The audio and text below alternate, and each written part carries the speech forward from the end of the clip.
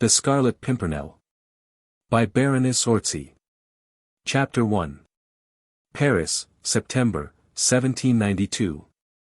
A surging, seething, murmuring crowd of beings that are human only in name, for to the eye and ear they seem naught but savage creatures. Animated by vile passions and by the lust of vengeance and of hate. The hour, some little time before sunset, and the place, the West Barricade, at the very spot where, a decade later, a proud tyrant raised an undying monument to the nation's glory in his own vanity. During the greater part of the day the guillotine had been kept busy at its ghastly work, all that France had boasted of in the past centuries, of ancient names, and blue blood, had paid toll to her desire for liberty and for fraternity. The carnage had only ceased at this late hour of the day because there were other more interesting sights for the people to witness, a little while before the final closing of the barricades for the night. And so the crowd rushed away from the Place de la Grève and made for the various barricades in order to watch this interesting and amusing sight. It was to be seen every day, for those aristos were such fools. They were traitors to the people, of course, all of them, men, women, and children, who happened to be descendants of the great men who since the Crusades had made the glory of France, her old noblesse. Their ancestors had oppressed the people, had crushed them under the scarlet heels of their dainty buckled shoes, and now the people had become the rulers of France and crushed their former masters, not beneath their heel. For they went shoeless mostly in these days, but a more effectual weight, the knife of the guillotine. And daily, hourly, the hideous instrument of torture claimed its many victims, old men, young women, tiny children, until the day when it would finally demand the head of a king and of a beautiful young queen. But this was as it should be, were not the people now the rulers of France? Every aristocrat was a traitor, as his ancestors had been before him. For 200 years now the people had sweated, and toiled, and starved, to keep a lustful court in lavish extravagance. Now the descendants of those who had helped to make those courts brilliant had to hide for their lives, to fly, if they wished to avoid the tardy vengeance of the people. And they did try to hide, and tried to fly, that was just the fun of the whole thing. Every afternoon before the gates closed and the market carts went out in procession by the various barricades, some fool of an aristo endeavored to evade the clutches of the Committee of Public Safety. In various disguises, under various pretexts, they tried to slip through the barriers, which were so well guarded by citizen soldiers of the Republic. Men in women's clothes, women in male attire, children disguised in beggars' rags, there were some of all sorts, ci-devant counts, marquises, even dukes, who wanted to fly from France, reach England or some other equally accursed country. And there try to rouse foreign feelings against the glorious revolution, or to raise an army in order to liberate the wretched prisoners in the Temple, who had once called themselves sovereigns of France. But they were nearly always caught at the barricades. Sergeant Bibbet especially at the West Gate had a wonderful nose for scenting an aristo in the most perfect disguise. Then, of course, the fun began. Bibbet would look at his prey as a cat looks upon the mouse, play with him, sometimes for quite a quarter of an hour, pretend to be hoodwinked by the disguise. By the wigs and other bits of theatrical make-up which hid the identity of a ci-devant noble marquise or count. Oh! Bibbet had a keen sense of humor, and it was well worth hanging round that West Barricade, in order to see him catch an aristo in the very act of trying to flee from the vengeance of the people. Sometimes Bibbet would let his prey actually out by the gates, allowing him to think for the space of 2 minutes at least that he really had escaped out of Paris, and might even manage to reach the coast of England in safety. But Bibbet would let the unfortunate wretch walk about 10 meters towards the open country, then he would send 2 men after him and bring him back, stripped of his disguise. Oh!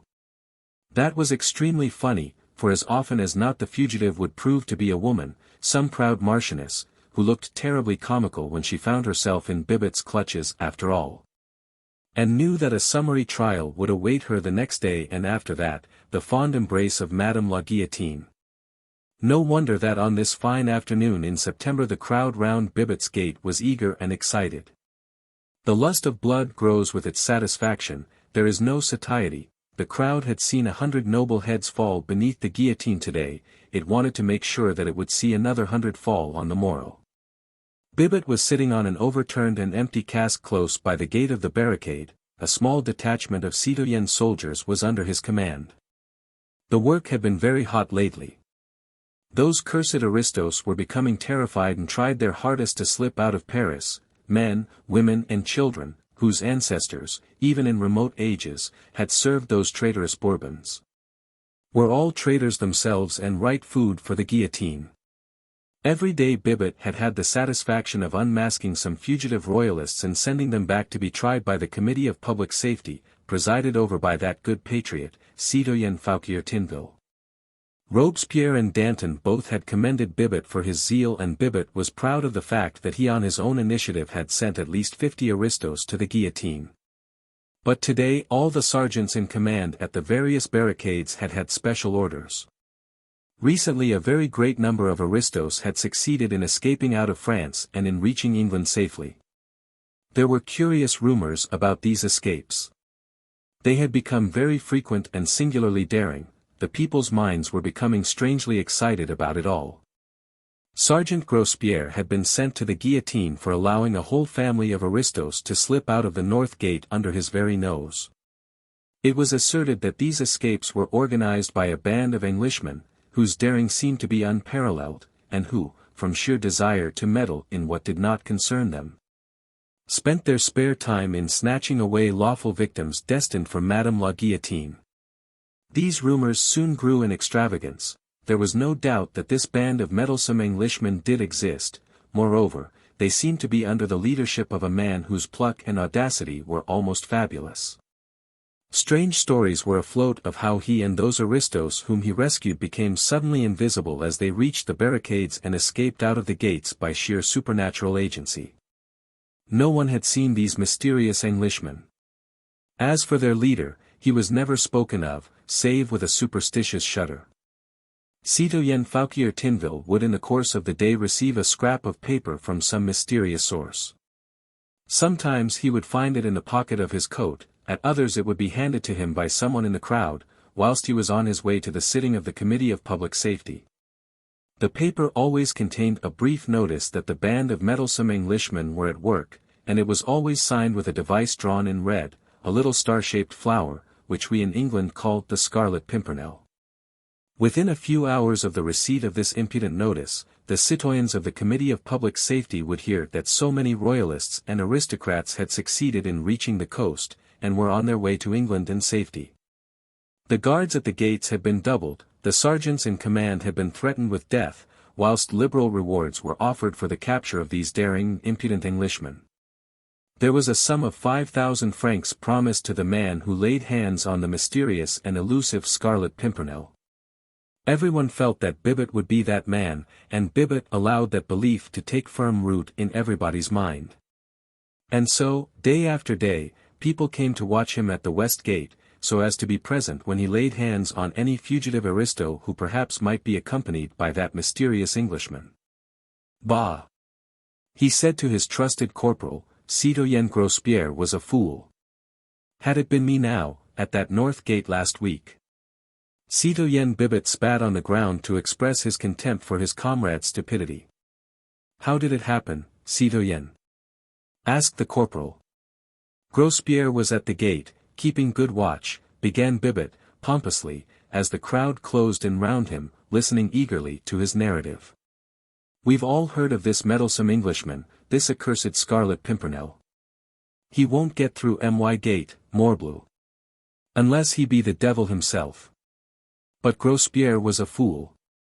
The market carts were going through the gates, there was one laden with casks, and driven by an old man, with a boy beside him. Grospierre was a bit drunk, but he thought himself very clever. He looked into the casks, most of them, at least, and saw they were empty, and let the cart go through. A murmur of wrath and contempt went round the group of ill-clad wretches, who crowded round Citoyen Bibbet. Half an hour later, continued the sergeant, up comes a captain of the guard with a squad of some dozen soldiers with him. Has a car gone through? He asks of Grospierre, breathlessly. Yes, says Grospierre, not half an hour ago.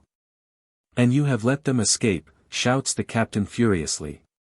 You'll go to the guillotine for this, Citoyen Sergeant.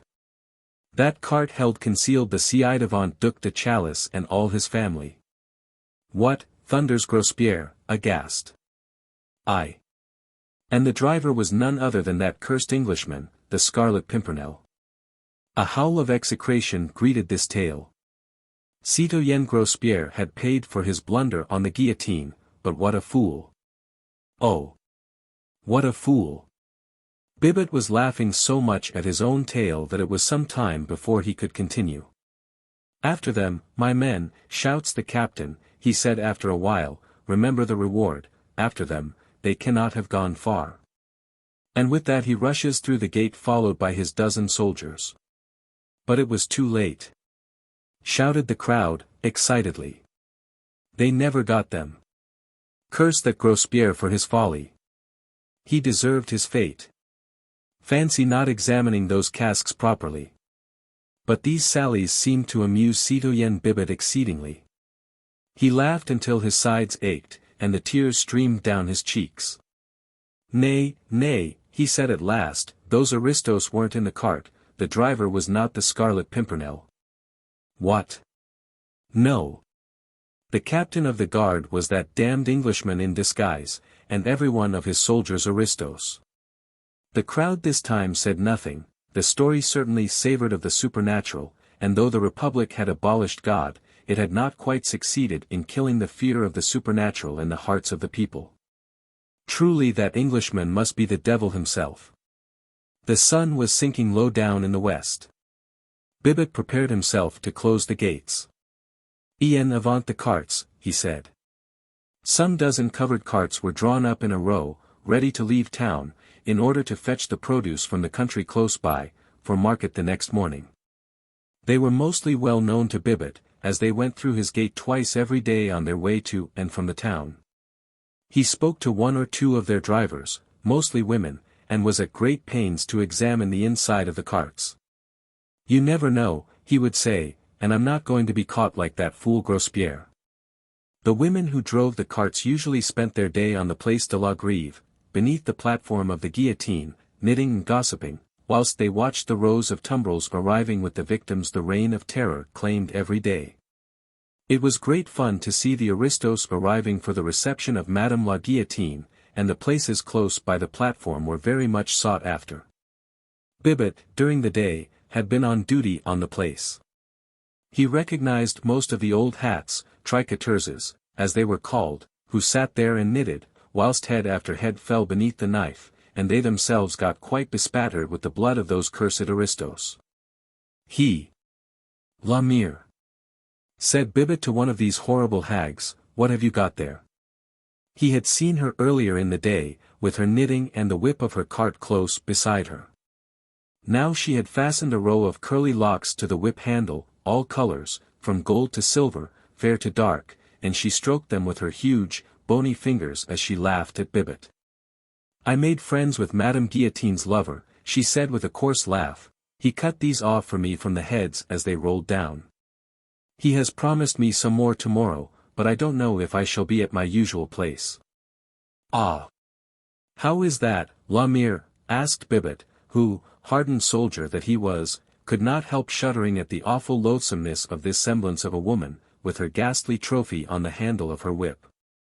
My grandson has got the smallpox, she said with a jerk of her thumb towards the inside of her cart, some say it's the plague. If it is, I shan't be allowed to come into Paris tomorrow. At the first mention of the word smallpox, Bibbet had stepped hastily backwards, and when the old hag spoke of the plague, he retreated from her as fast as he could. Curse you! He muttered, whilst the whole crowd hastily avoided the cart, leaving it standing all alone in the midst of the place. The old hag laughed. Curse you, citoyen, for being a coward, she said. Bah! What a man to be afraid of sickness! Morbleu! The plague!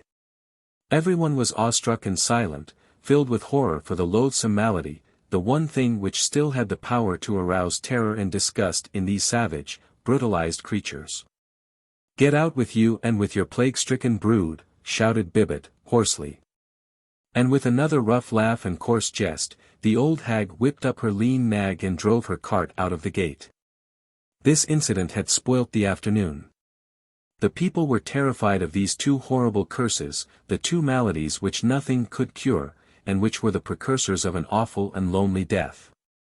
They hung about the barricades, silent and sullen for a while, eyeing one another suspiciously, avoiding each other as if by instinct, lest the plague lurked already in their midst. Presently, as in the case of Grospierre, a captain of the guard appeared suddenly. But he was known to Bibbet, and there was no fear of his turning out to be a sly Englishman in disguise. "A cart!" he shouted breathlessly, even before he had reached the gates.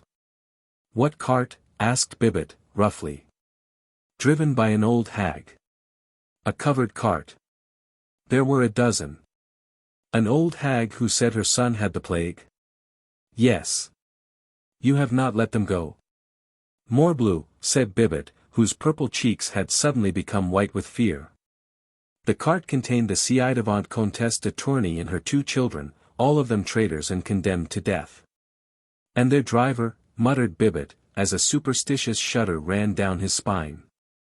"Sacre tonnerre," said the captain, but it is feared that it was that accursed Englishman himself, the Scarlet Pimpernel. Chapter 2. Dover, the Fisherman's Rest.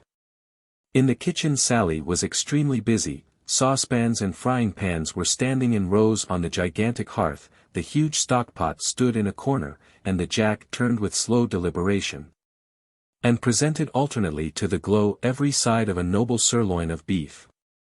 The two little kitchen maids bustled around, eager to help, hot and panting, with cotton sleeves well tucked up above the dimpled elbows, and giggling over some private jokes of their own, whenever Miss Sally's back was turned for a moment. And old Jemima, stolid in temper and solid in bulk, kept up a long and subdued grumble, while she stirred the stockpot methodically over the fire. "What ho!" Sally came in cheerful if none too melodious accents from the coffee-room close by. "Lud bless my soul," exclaimed Sally, with a good-humoured laugh, "what be they all wanting now, I wonder?" "Beer, of course," grumbled Jemima. "You don't 'spect Jimmy Pitkin to 'ave done with one tankard, do ye? Mr.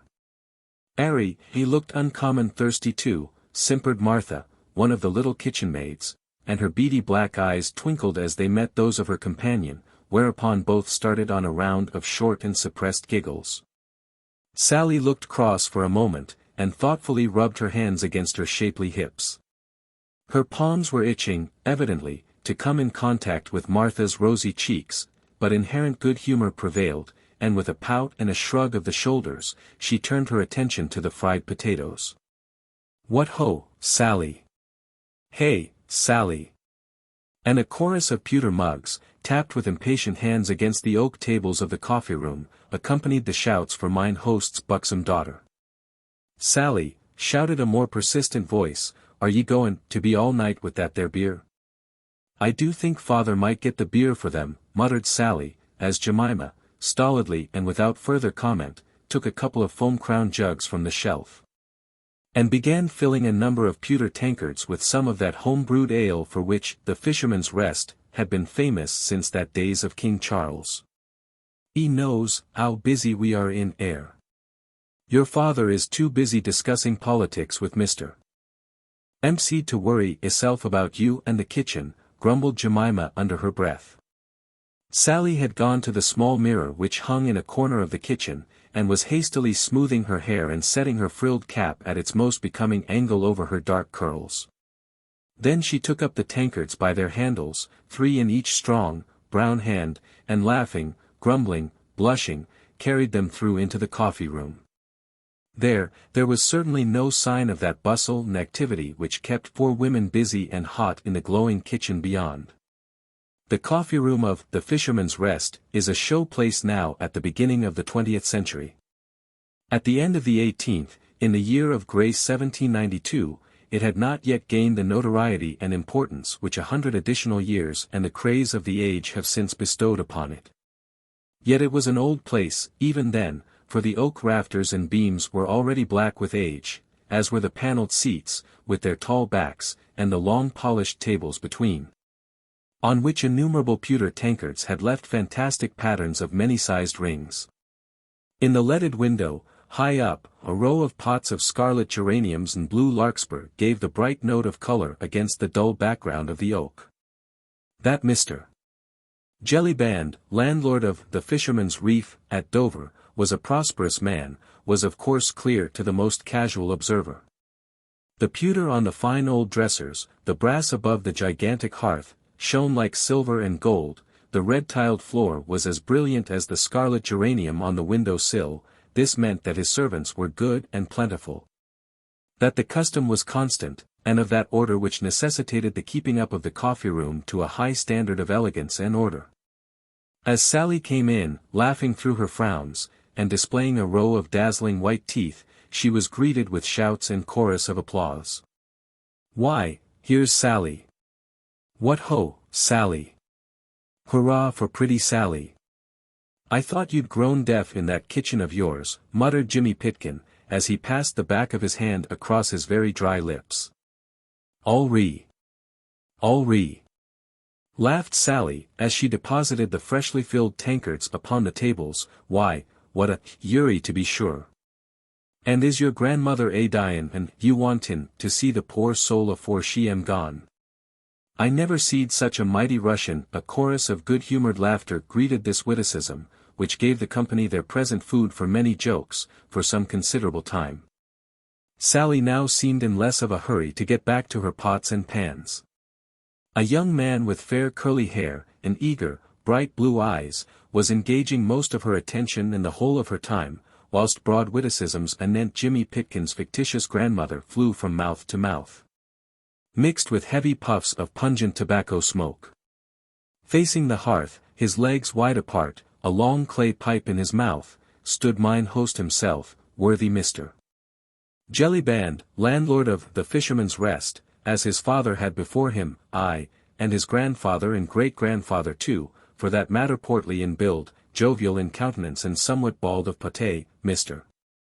Jellyband was indeed a typical rural John Bull of those days, the days when our prejudiced insularity was at its height, when to an Englishman, be he lord, yeoman, or peasant, the whole of the continent of Europe was a den of immorality and the rest of the world an unexploited land of savages and cannibals. There he stood, mine worthy host, firm and well set up on his limbs, smoking his long churchwarden and caring nothing for nobody at home, and despising everybody abroad. He wore the typical scarlet waistcoat, with shiny brass buttons, the corduroy breeches, and grey worsted stockings and smart buckled shoes, that characterized every self-respecting innkeeper in Great Britain in these days, and while pretty motherless Sally had need of 4 pairs of brown hands to do all the work that fell on her shapely shoulders, worthy Jellyband discussed the affairs of nations with his most privileged guests. The coffee-room indeed, lighted by 2 well-polished lamps, which hung from the raftered ceiling, looked cheerful and cozy in the extreme. Through the dense clouds of tobacco smoke that hung about in every corner, the faces of Mr. Jellyband's customers appeared red and pleasant to look at, and on good terms with themselves, their host and all the world. From every side of the room loud guffaws accompanied pleasant, if not highly intellectual, conversation, while Sally's repeated giggles testified to the good use Mr. Harry Waite was making of the short time she seemed inclined to spare him. They were mostly fisherfolk who patronized Mr. Jellyband's coffee-room, but fishermen are known to be very thirsty people. The salt which they breathe in, when they are on the sea, accounts for their parched throats when on shore. But the Fisherman's Rest was something more than a rendezvous for these humble folk. The London and Dover coach started from the hostel daily, and passengers who had come across the Channel, and those who started for the grand tour, all became acquainted with Mr. Jellyband, his French wines and his home-brewed Alesh. It was towards the close of September, 1792, and the weather which had been brilliant and hot throughout the month had suddenly broken up. For 2 days torrents of rain had deluged the south of England, doing its level best to ruin what chances the apples and pears and late plums had of becoming really fine, self-respecting fruit. Even now it was beating against the leaded windows, and tumbling down the chimney, making the cheerful wood fire sizzle in the hearth. "Lud! Did you ever see such a wet September, Mr. Jellyband?" asked Mr. Hempseed. He sat in one of the seats inside the hearth, did Mr. Hempseed, for he was an authority and important personage not only at the Fisherman's Rest, where Mr. Jellyband always made a special selection of him as a foil for political arguments, but throughout the neighborhood, where his learning and notably his knowledge of the Scriptures was held in the most profound awe and respect. With one hand buried in the capacious pockets of his corduroys underneath his elaborately worked, well-worn smock, the other holding his long clay pipe, Mr. Hempseed sat there looking dejectedly across the room at the rivulets of moisture which trickled down the window panes. "No," replied Mr. Jellyband, sententiously, "I dunno, Mr. Hempseed, as I ever did. And I've been in these parts nigh on 60 years. You wouldn't recollect the first 3 years of them 60, Mr. Jellyband," quietly interposed Mr. Hempseed. "I dunno as I ever seed an infant take much note of the weather, leastways not in these parts, and I've lived ere nigh on 75 years, Mr. Jellyband." The superiority of this wisdom was so incontestable that for the moment Mr. Jellyband was not ready with his usual flow of argument. "It do seem more like April than September, don't it?" continued Mr. Hempseed, dolefully, as a shower of raindrops fell with a sizzle upon the fire. "Aye. That it do," assented the worth host, "but then what can you expect, Mr. Hempseed, I says, with sich a government as we've got?" Mr. Hempseed shook his head with an infinity of wisdom, tempered by deeply rooted mistrust of the British climate and the British government. "I don't 'spect nothing, Mr. Jellyband," he said. "Poor folks like us is of no account up there in Lunnon, I knows that, and it's not often as I do complain. But when it comes to sich wet weather in September, and all me fruit a rotten and a dying like the guption mother's firstborn, and doin' no more good than they did, poor dears, save a lot more Jews, pedlars and sich, with their oranges and sich like foreign ungodly fruit, which nobody'd buy if English apples and pears was nicely swelled. As the Scriptures say." "That's quite right, Mr. Hempseed," retorted Jellyband, "and as I says, what can you expect? There's all them Frenchy devils over the channel yonder a murderin', their king and nobility, and Mr. Pitt and Mr. Fox and Mr. Burke a fightin' and a wranglin' between them, if we Englishmen should low them to go on in their ungodly way. 'Let 'em murder,' says Mr. Pitt. 'Stop 'em,' says Mr. Burke. And 'let 'em murder,' says I, and be demmed to 'em," said Mr.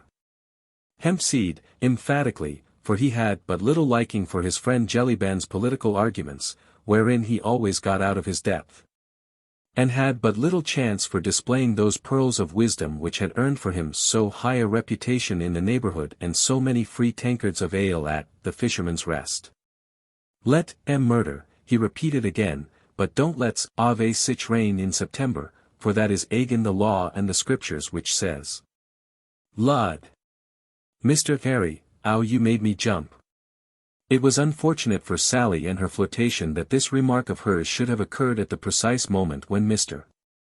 Hempseed was collecting his breath, in order to deliver himself one of those scriptural utterances which made him famous, for it brought down upon her pretty head the full flood of her father's wrath. "Now then, Sally, me girl, now then," he said, trying to force a frown upon his good-humored face, "stop that fooling with them young jackanapes and get on with the work. The work's gettin' on all father." But Mr. Jellyband was peremptory. He had other views for his buxom daughter, his only child, who would in God's good time become the owner of the Fisherman's Rest, than to see her married to one of these young fellows who earned but a precarious livelihood with their net. "Did ye hear me speak, me girl?" he said in that quiet tone, which no one inside the inn dared to disobey.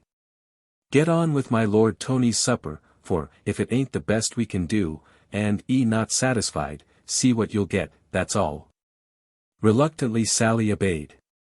"Is you expecting special guests then tonight, Mr. Jellyband?" asked Jimmy Pitkin, in a loyal attempt to divert his host's attention from the circumstances connected with Sally's exit from the room. "Aye. That I be," replied Jellyband, "friends of my Lord Tony hisself. Dukes and duchesses from over the water yonder, whom the young lord and his friend, Sir Andrew Ffoulkes, and other young noblemen have helped out of the clutches of them murdering devils. But this was too much for Mr. Hempseed's querulous philosophy. "Lud," he said, "what do they do that for, I wonder? I don't hold not with interferin' in other folks' ways. As the scriptures say." "Maybe, Mr. Hempseed," interrupted Jellyband, with biting sarcasm, "as you're a personal friend of Mr. Pitt, and as you says along with Mr. Fox, let 'em murder, says you." "Pardon me, Mr. Jellyband," feebly protested Mr. Hempseed, "I dunno as I ever did." But Mr. Jellyband had at last succeeded in getting upon his favorite hobby horse, and had no intention of dismounting in any hurry. "Or maybe you've made friends with some of them French chaps they do say have come over here purpose to make us Englishmen agree with their murderin' ways." "I dunno what you mean, Mr. Jellyband," suggested Mr. Hempseed, All I know is, loudly asserted mine host, that there was my friend Peppercorn, owns the blue-faced boar, and as true and loyal an Englishman as you'd see in the land. And now look at 'im. He made friends with some them frog-eaters, obnobbed with them just as if they was Englishmen, and not just a lot of immoral, God-forsaking furrin spies. Well. And what happened? Peppercorn now ups and talks of revolutions, and liberty, and down with the aristocrats, just like Mr. Hempseed over there." "Pardon me, Mr. Jellyband," again interposed Mr. Hempseed feebly, "I dunno as I ever did." Mr. Jellyband had appealed to the company in general, who were listening awestruck and open-mouthed at the recital of Mr. Peppercorn's defalcations. At one table 2 customers, gentlemen apparently by their clothes, had pushed aside their half-finished game of dominoes, and had been listening for some time, and evidently with much amusement at Mr. Jellyband's international opinions. One of them now, with a quiet, sarcastic smile still lurking round the corners of his mobile mouth, turned towards the center of the room where Mr. Jellyband was standing. "You seem to think, mine honest friend," he said quietly, "that these Frenchmen, spies I think you called them, are mighty clever fellows to have made mincemeat so to speak of your friend Mr. Peppercorn's opinions. How did they accomplish that now, think you?" "Lud! Sir, I suppose they talked, I'm over. Those Frenchies, I've 'eard it said, they got the gift of gab, and Mr. Hempseed will tell you 'ow it is that they just twist some people round their little finger like." "Indeed, and is that so, Mr. Hempseed?" inquired the stranger politely. "Nay, sir," replied Mr. Hempseed, much irritated, "I dunno as I can give you the information you require." "Faith, then," said the stranger, "let us hope, my worthy host, that these clever spies will not succeed in upsetting your extremely loyal opinions." But this was too much for Mr. Jellyband's pleasant equanimity. He burst into an uproarious fit of laughter, which was soon echoed by those who happened to be in his debt. "Ha ha ha! Ho ho ho! He he he!" He laughed in every key, did my worthy host, and laughed until his side ached, and his eyes streamed. "At me! Hark at that! Did ye hear 'im say that they'd be upset in my opinions? Lud love you, sir, but you do say some queer things." "Well, Mr. Jellyband," said Mr. Hempseed, sententiously, "you know what the scriptures say, let 'im stands take, lest e fall." "But then hark ye Mr. Hempseed," retorted Jellyband, still holding his sides with laughter, "the scriptures didn't know me. Why, I wouldn't so much as drink a glass of ale with one o' them murderin' Frenchmen, and nothin' make me change my opinions. Why? I've 'eard it said that them frog-eaters can't even speak the king's English, so, of course, if any of 'em tried to speak their God-forsaken lingo to me, why, I should spot them directly, see, and forewarned is forearmed, as the saying goes." "Aye. My honest friend," assented the stranger cheerfully, "I see that you are much too sharp, and a match for any 20 Frenchmen, and here's to your very good health, my worthy host, if you'll do me the honor to finish this bottle of mine with me." "I am sure you're very polite, sir," said Mr. Jellyband, wiping his eyes which were still streaming with the abundance of his laughter, and I don't mind if I do." The stranger poured out a couple of tankards full of wine, and having offered one to mine host, he took the other himself. "Loyal Englishmen as we all are," he said, whilst the same humorous smile played round the corners of his thin lips, "loyal as we are, we must admit that this at least is one good thing which comes to us from France." "Aye. Will none of us deny that, sir," assented mine host. "And here's to the best landlord in England, our worthy host, Mr. Jellyband," said the stranger in a loud tone of voice. "Hi, hip, hurrah," retorted the whole company present. Then there was a loud clapping of hands, and mugs and tankards made a rattling music upon the tables to the accompaniment of loud laughter at nothing in particular, and of Mr. Jellyband's muttered exclamations. "Just fancy me bein' talked over by any god-forsaken foreigner. What, Lud love you, sir, but you do say some queer things." To which obvious fact the stranger heartily assented. It was certainly a preposterous suggestion that anyone could ever upset Mr. Jellyband's firmly rooted opinions anent the utter worthlessness of the inhabitants of the whole continent of Europe. Chapter 3.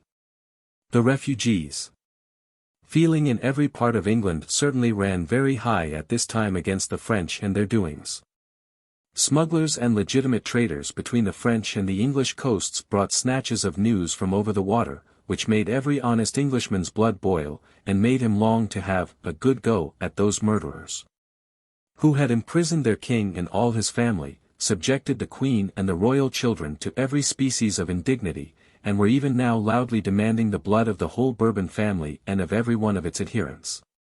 The execution of the Princess de Lamballe, Marie Antoinette's young and charming friend, had filled every one in England with unspeakable horror. The daily execution of scores of royalists of good family, whose only sin was their aristocratic name, seemed to cry for vengeance to the whole of civilized Europe. Yet, with all that, no one dared to interfere. Burke had exhausted all his eloquence in trying to induce the British government to fight the revolutionary government of France, but Mr.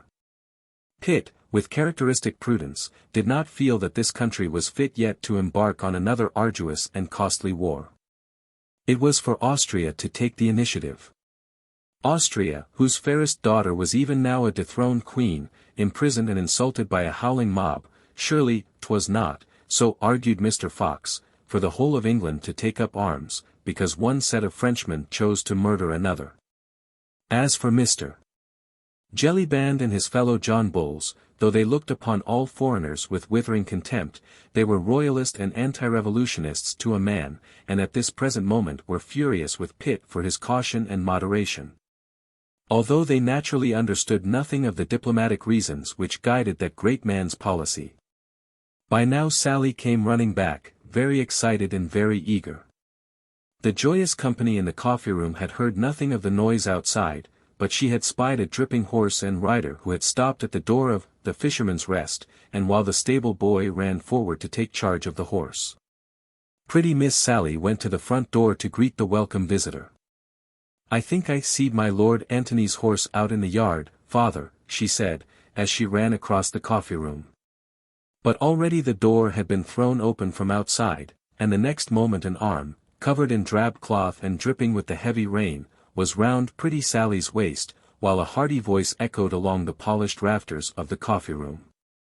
"Aye, and bless your brown eyes for being so sharp, my pretty Sally," said the man who had just entered, whilst worthy Mr. Jellyband came bustling forward, eager, alert and fussy, as became the advent of one of the most favoured guests of his hostel. "Lud, I protest, Sally," added Lord Antony, as he deposited a kiss on Miss Sally's blooming cheeks, "but you are growing prettier and prettier every time I see you, and my honest friend, Jellyband here. Have hard work to keep the fellows off that slim waist of yours. What say you, Mr. Waite?"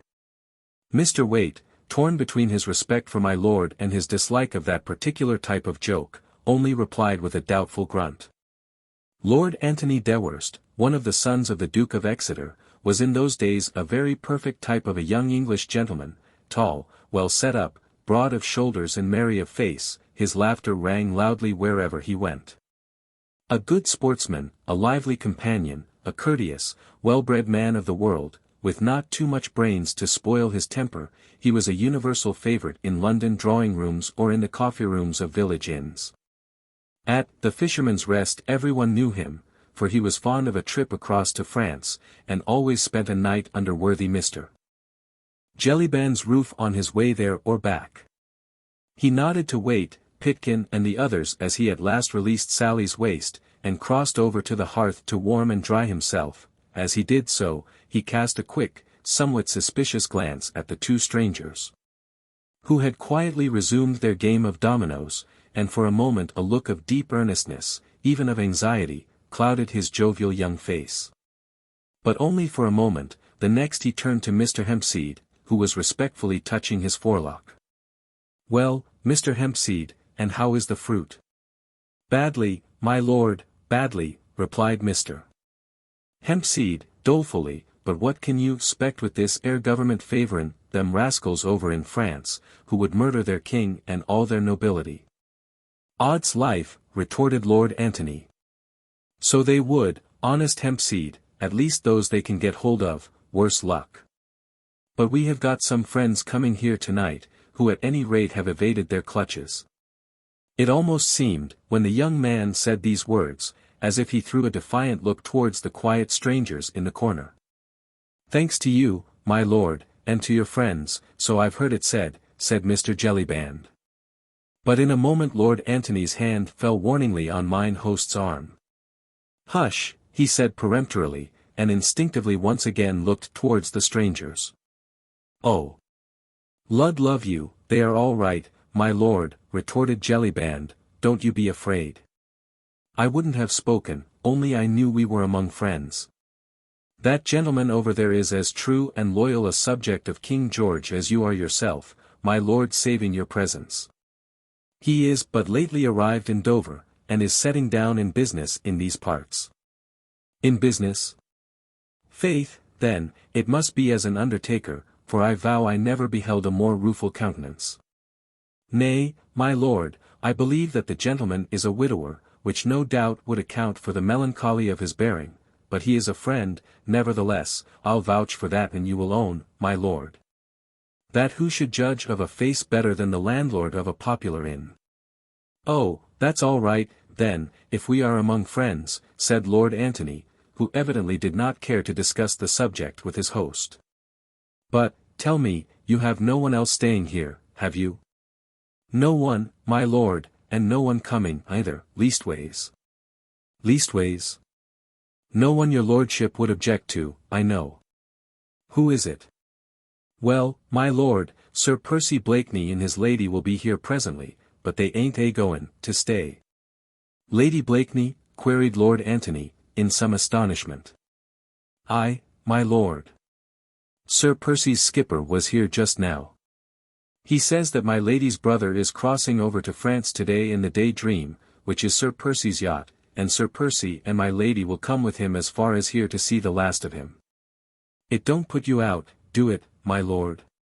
"No, no, it doesn't put me out, friend, nothing will put me out, unless that supper is not the very best which Miss Sally can cook, and which has ever been served in the Fisherman's Rest." "You need have no fear of that, my lord," said Sally, who all this while had been busy setting the table for supper.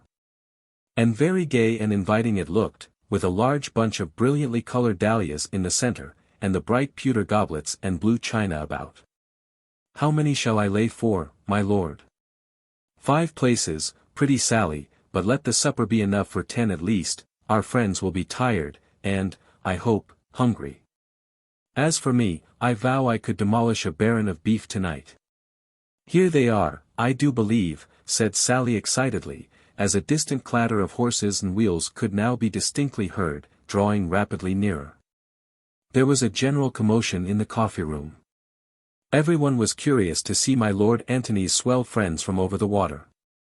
Miss Sally cast 1 or 2 quick glances at the little bit of mirror which hung on the wall, and worthy Mr. Jellyband bustled out in order to give the first welcome himself to his distinguished guests. Only the 2 strangers in the corner did not participate in the general excitement. They were calmly finishing their game of dominoes, and did not even look once towards the door. "Straight ahead, Countess, the door on your right," said a pleasant voice outside. "Aye. There they are, all right enough," said Lord Antony, joyfully. "Off with you, my pretty Sally, and see how quick you can dish up the soup." The door was thrown wide open, and, preceded by Mr. Jellyband, who was profuse in his bows and welcomes, a party of 4, 2 ladies and 2 gentlemen, entered the coffee-room.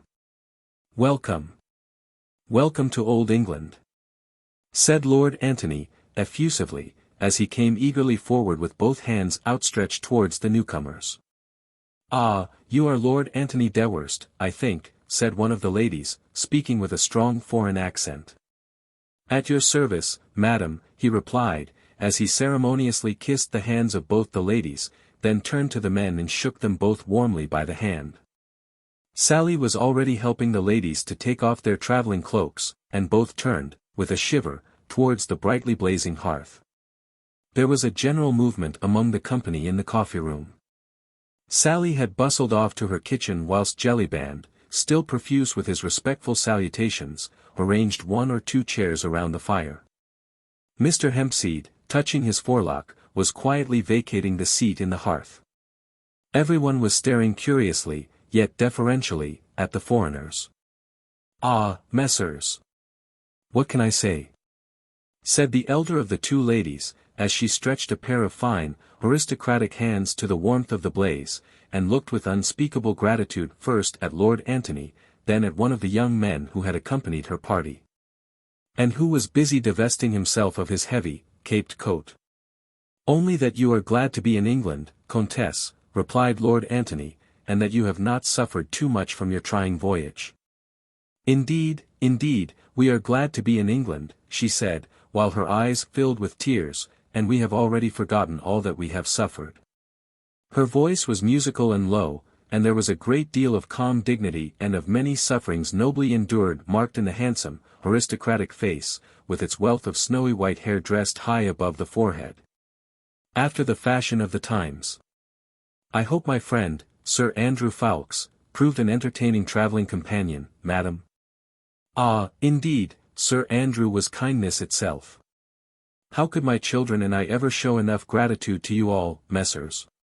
Her companion, a dainty, girlish figure, childlike and pathetic in its look of fatigue and of sorrow, had said nothing as yet, but her eyes, large, brown, and full of tears, looked up from the fire and sought those of Sir Andrew Ffoulkes, who had drawn near to the hearth and to her. Then, as they met his, which were fixed with unconcealed admiration upon the sweet face before him, a thought of warmer colour rushed up to her pale cheeks. "So this is England," she said, as she looked round with childlike curiosity at the great hearth, the oak rafters, and the yokels with their elaborate smocks and jovial, rubicund, British countenances. "A bit of it, mademoiselle," replied Sir Andrew, smiling, "but all of it, at your service." The young girl blushed again, but this time a bright smile, fleet and sweet, illumined her dainty face.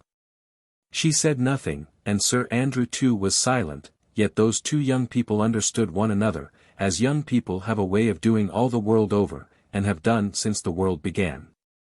"But, I say, supper." Here broke in Lord Antony's jovial voice, "Supper, honest Jellyband. Where is that pretty wench of yours and the dish of soup? Zooks, man, while you stand there gaping at the ladies, they will faint with hunger." "One moment. One moment, my lord," said Jellyband, as he threw open the door that led to the kitchen and shouted lustily, "Sally! Hey, Sally there, are you ready, my girl?" Sally was ready, and the next moment she appeared in the doorway carrying a gigantic tureen, from which rose a cloud of steam and an abundance of savoury odour. "Odds life, supper at last!" ejaculated Lord Antony, merrily, as he gallantly offered his arm to the Countess. "May I have the honour?" he added ceremoniously, as he led her towards the supper table. There was a general bustle in the coffee-room. Mr. Hempseed and most of the yokels and fisher-folk had gone to make way for the quality, and to finish smoking their pipes elsewhere. Only the 2 strangers stayed on, quietly and unconcernedly playing their game of dominoes and sipping their wine. Whilst at another table Harry Waite, who was fast losing his temper, watched pretty Sally bustling round the table. She looked a very dainty picture of English rural life, and no wonder that the susceptible young Frenchman could scarce take his eyes off her pretty face. The Vicomte de Tournay was scarce 19, a beardless boy, on whom terrible tragedies which were being enacted in his own country had made but little impression. He was elegantly and even foppishly dressed, and once safely landed in England he was evidently ready to forget the horrors of the Revolution in the delights of English life. "Pardy, if this is England," he said as he continued to ogle Sally with marked satisfaction, "I am of it satisfied." It would be impossible at this point to record the exact exclamation which escaped through Mr. Harry Waite's clenched teeth. Only respect for the quality, and notably for my Lord Antony, kept his marked disapproval of the young foreigner in check. "Nay, but this is England, you abandoned young reprobate," interposed Lord Antony with a laugh, "and do not, I pray, bring your loose foreign ways into this most moral country." Lord Antony had already sat down at the head of the table with the Countess on his right. Jellyband was bustling round, filling glasses and putting chairs straight. Sally waited, ready to hand round the soup. Mr. Harry Waite's friends had at last succeeded in taking him out of the room, for his temper was growing more and more violent under the Vicomte's obvious admiration for Sally. Suzanne came in stern, commanding accents from the rigid Countess. Suzanne blushed again. She had lost count of time and of place whilst she had stood beside the fire, allowing the handsome young Englishman's eyes to dwell upon her sweet face, and his hand, as if unconsciously, to rest upon hers. Her mother's voice brought her back to reality once more, and with a submissive, "Yes, mamma," she took her place at the supper table. Chapter 4. The League of the Scarlet Pimpernel. They all looked a merry, even a happy party, as they sat round the table. Sir Andrew Ffoulkes and Lord Antony Dewhurst, two typical good-looking, well-born and well-bred Englishmen of that year of grace 1792, and the aristocratic French Countess with her two children, who had just escaped from such dire perils, and found a safe retreat at last on the shores of protecting England. In the corner the two strangers had apparently finished their game. One of them arose, and standing with his back to the merry company at the table, he adjusted with much deliberation his large triple-caped coat. As he did so, he gave one quick glance all around him. Everyone was busy laughing and chatting, and he murmured the words, "All safe." His companion then, with the alertness born of long practice, slipped on to his knees in a moment, and the next had crept noiselessly under the oak bench. The stranger then, with a loud "good night," quietly walked out of the coffee-room. Not one of those at the supper table had noticed this curious and silent maneuver, but when the stranger finally closed the door of the coffee-room behind him, they all instinctively sighed a sigh of relief. "Alone, at last," said Lord Antony, jovially. Then the young Vicomte de Tournay rose, glass in hand, and with the graceful affection peculiar to the times, he raised it aloft, and said in broken English, "To His Majesty George III of England. God bless him for his hospitality to us all, poor exiles from France." "His Majesty the King," echoed Lord Antony and Sir Andrew as they drank loyally to the toast. "To His Majesty King Louis of France," added Sir Andrew, with solemnity. "May God protect him, and give him victory over his enemies." Everyone rose and drank this toast in silence. The fate of the unfortunate King of France, then a prisoner of his own people, seemed to cast a gloom even over Mr. Jellyband's pleasant countenance. "And to le Comte de Tournay de Basserive," said Lord Antony, merrily. "May we welcome him in England before many days are over." "Ah, monsieur," said the Countess, as with a slightly trembling hand she conveyed her glass to her lips, "I scarcely dare to hope." But already Lord Antony had served out the soup, and for the next few moments all conversation ceased, while Jellyband and Sally handed round the plates and everyone began to eat. "Faith, madam," said Lord Antony, after a while, "mine was no idle toast, seeing yourself, Mademoiselle Suzanne and my friend the Vicomte safely in England now, surely you must feel reassured as to the fate of Monsieur le Comte. Ah, monsieur, replied the Comtesse, with a heavy sigh, I trust in God, I can but pray, and hope. I, madam. Here interposed Sir Andrew Ffoulkes, trust in God by all means, but believe also a little in your English friends, who have sworn to bring the Count safely across the Channel, even as they have brought you today. Indeed, monsieur, she replied, I have the fullest confidence in you and your friends. Your fame, I assure you, has spread throughout the whole of France. The way some of my own friends have escaped from the clutches of that awful revolutionary tribunal was nothing short of a miracle, and all done by you and your friends. We were but the hands, Madame la Comtesse. But my husband, monsieur, said the Comtesse, whilst unshed tears seemed to veil her voice, he is in such deadly peril, I would never have left him, only, there were my children, I was torn between my duty to him, and to them. They refused to go without me, and you and your friends assured me so solemnly that my husband would be safe. But, oh! Now that I am here, amongst you all, in this beautiful, free England, I think of him, flying for his life, hunted like a poor beast, in such peril, ah! I should not have left him, I should not have left him. The poor woman had completely broken down. Fatigue, sorrow and emotion had overmastered her rigid, aristocratic bearing. She was crying gently to herself, whilst Suzanne ran up to her and tried to kiss away her tears. Lord Antony and Sir Andrew had said nothing to interrupt the Comtesse whilst she was speaking. There was no doubt that they felt deeply for her. Their very silence testified to that, but in every century, and ever since England has been what it is, an Englishman has always felt somewhat ashamed of his own emotion and of his own sympathy. And so the two young men said nothing, and busied themselves in trying to hide their feelings, only succeeding in looking immeasurably sheepish. As for me, monsieur, said Suzanne, suddenly, as she looked through a wealth of brown curls across at Sir Andrew, I trust you absolutely, and I know that you will bring my dear father safely to England, just as you brought us today. This was said with so much confidence, such unuttered hope and belief, that it seemed as if by magic to dry the mother's eyes, and to bring a smile upon everybody's lips. Nay. You shame me, mademoiselle, replied Sir Andrew.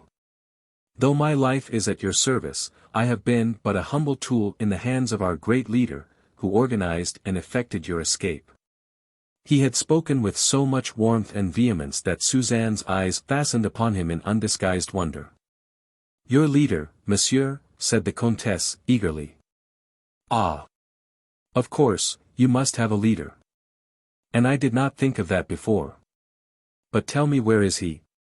I must go to him at once, and I and my children must throw ourselves at his feet, and thank him for all that he has done for us. Alas, madam, said Lord Antony, that is impossible. Impossible, why? Because the Scarlet Pimpernel works in the dark, and his identity is only known under the solemn oath of secrecy to his immediate followers.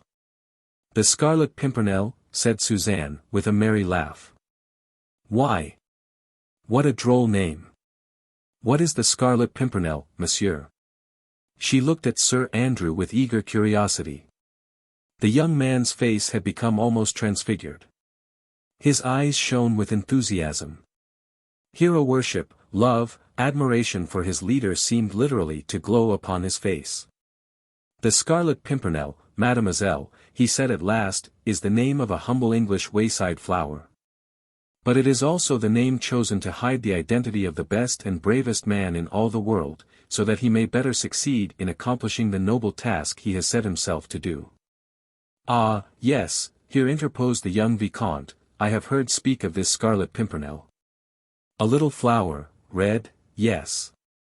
They say in Paris that every time a royalist escapes to England that devil, Fouquier Tinville, the public prosecutor, receives a paper with that little flower designated in red upon it. Yes. Yes, that is so, assented Lord Antony. Then he will have received one such paper today. Undoubtedly. Oh. I wonder what he will say, said Suzanne, merrily. I have heard that the picture of that little red flower is the only thing that frightens him. Faith, then, said Sir Andrew, he will have many more opportunities of studying the shape of that small scarlet flower. Ah, monsieur, sighed the Comtesse, it all sounds like a romance, and I cannot understand it all. Why should you try, madam? But, tell me, why should your leader, why should you all, spend your money and risk your lives, for it is your lives you risk, messrs, when you set foot in France, and all for us French men and women, who are nothing to you. Sport, Madame la Comtesse, sport, asserted Lord Antony, with his jovial, loud and pleasant voice, we are a nation of sportsmen, you know, and just now it is the fashion to pull the hair from between the teeth of the hound. Ah, no, no, not sport only, monsieur, you have a more noble motive, I am sure for the good work you do. Faith, madam, I would like you to find it then, as for me, I vow, I love the game, for this is the finest sport I have yet encountered. Hairbreadth escapes, the devil's own risks, tally-ho, and away we go. But the Comtesse shook her head, still incredulously. To her it seemed preposterous that these young men, their great leader, all of them rich, probably well-born, and young, should for no other motive than sport, run the terrible risks, which she knew they were constantly doing. Their nationality, once they had set foot in France, would be no safeguard to them. Anyone found harboring or assisting suspected royalists would be ruthlessly condemned and summarily executed, whatever his nationality might be. And this band of young Englishmen had, to her own knowledge, bearded the implacable and bloodthirsty tribunal of the Revolution, within the very walls of Paris itself, and had snatched away condemned victims. Almost from the very foot of the guillotine. With a shudder, she recalled the events of the last few days, her escape from Paris with her 2 children, all 3 of them hidden beneath the hood of a rickety cart, and lying amidst a heap of turnips and cabbages, not daring to breathe. Whilst the mob howled, a la lanterne les aristos. At the awful West Barricade. It had all occurred in such a miraculous way. She and her husband had understood that they had been placed on the list of suspected persons, which meant that their trial and death were but a matter of days, of hours, perhaps. Then came the hope of salvation. The mysterious epistle, signed with the enigmatical scarlet device, the clear, peremptory directions, the parting from the Comte de Tournay, which had torn the poor wife's heart in two, the hope of reunion, the flight with her 2 children. The covered cart, that awful hag driving it, who looked like some horrible evil demon, with the ghastly trophy on her whip handle. The Comtesse looked round at the quaint, old-fashioned English inn, the peace of this land of civil and religious liberty, and she closed her eyes to shut out the haunting vision of that West Barricade. And of the mob retreating panic-stricken when the old hag spoke of the plague.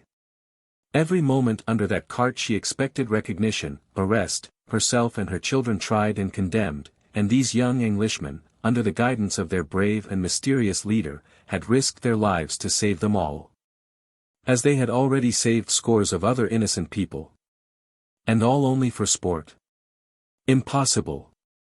Suzanne's eyes as she sought those of Sir Andrew plainly told him that she thought that he at any rate rescued his fellow-men from terrible and unmerited death, through a higher and nobler motive than his friend would have her believe. "How many are there in your brave league, monsieur?" she asked timidly. 20 all told, mademoiselle," he replied, 1 to command, and 19 to obey. All of us Englishmen, and all pledged to the same cause, to obey our leader and to rescue the innocent. "May God protect you all, messrs," said the Comtesse, fervently. "He had done that so far, madam. It is wonderful to me, wonderful. That you should all be so brave, so devoted to your fellow-men, yet you are English, and in France treachery is rife, all in the name of liberty and fraternity. The women even, in France, have been more bitter against us aristocrats than the men," said the Vicomte, with a sigh. "Ah, yes," added the Comtesse, while a look of haughty disdain and intense bitterness shot through her melancholy eyes, "there was that woman, Marguerite St. just for instance. She denounced the Marquis de St. Cyr and all his family to the awful tribunal of the Terror." "Marguerite St.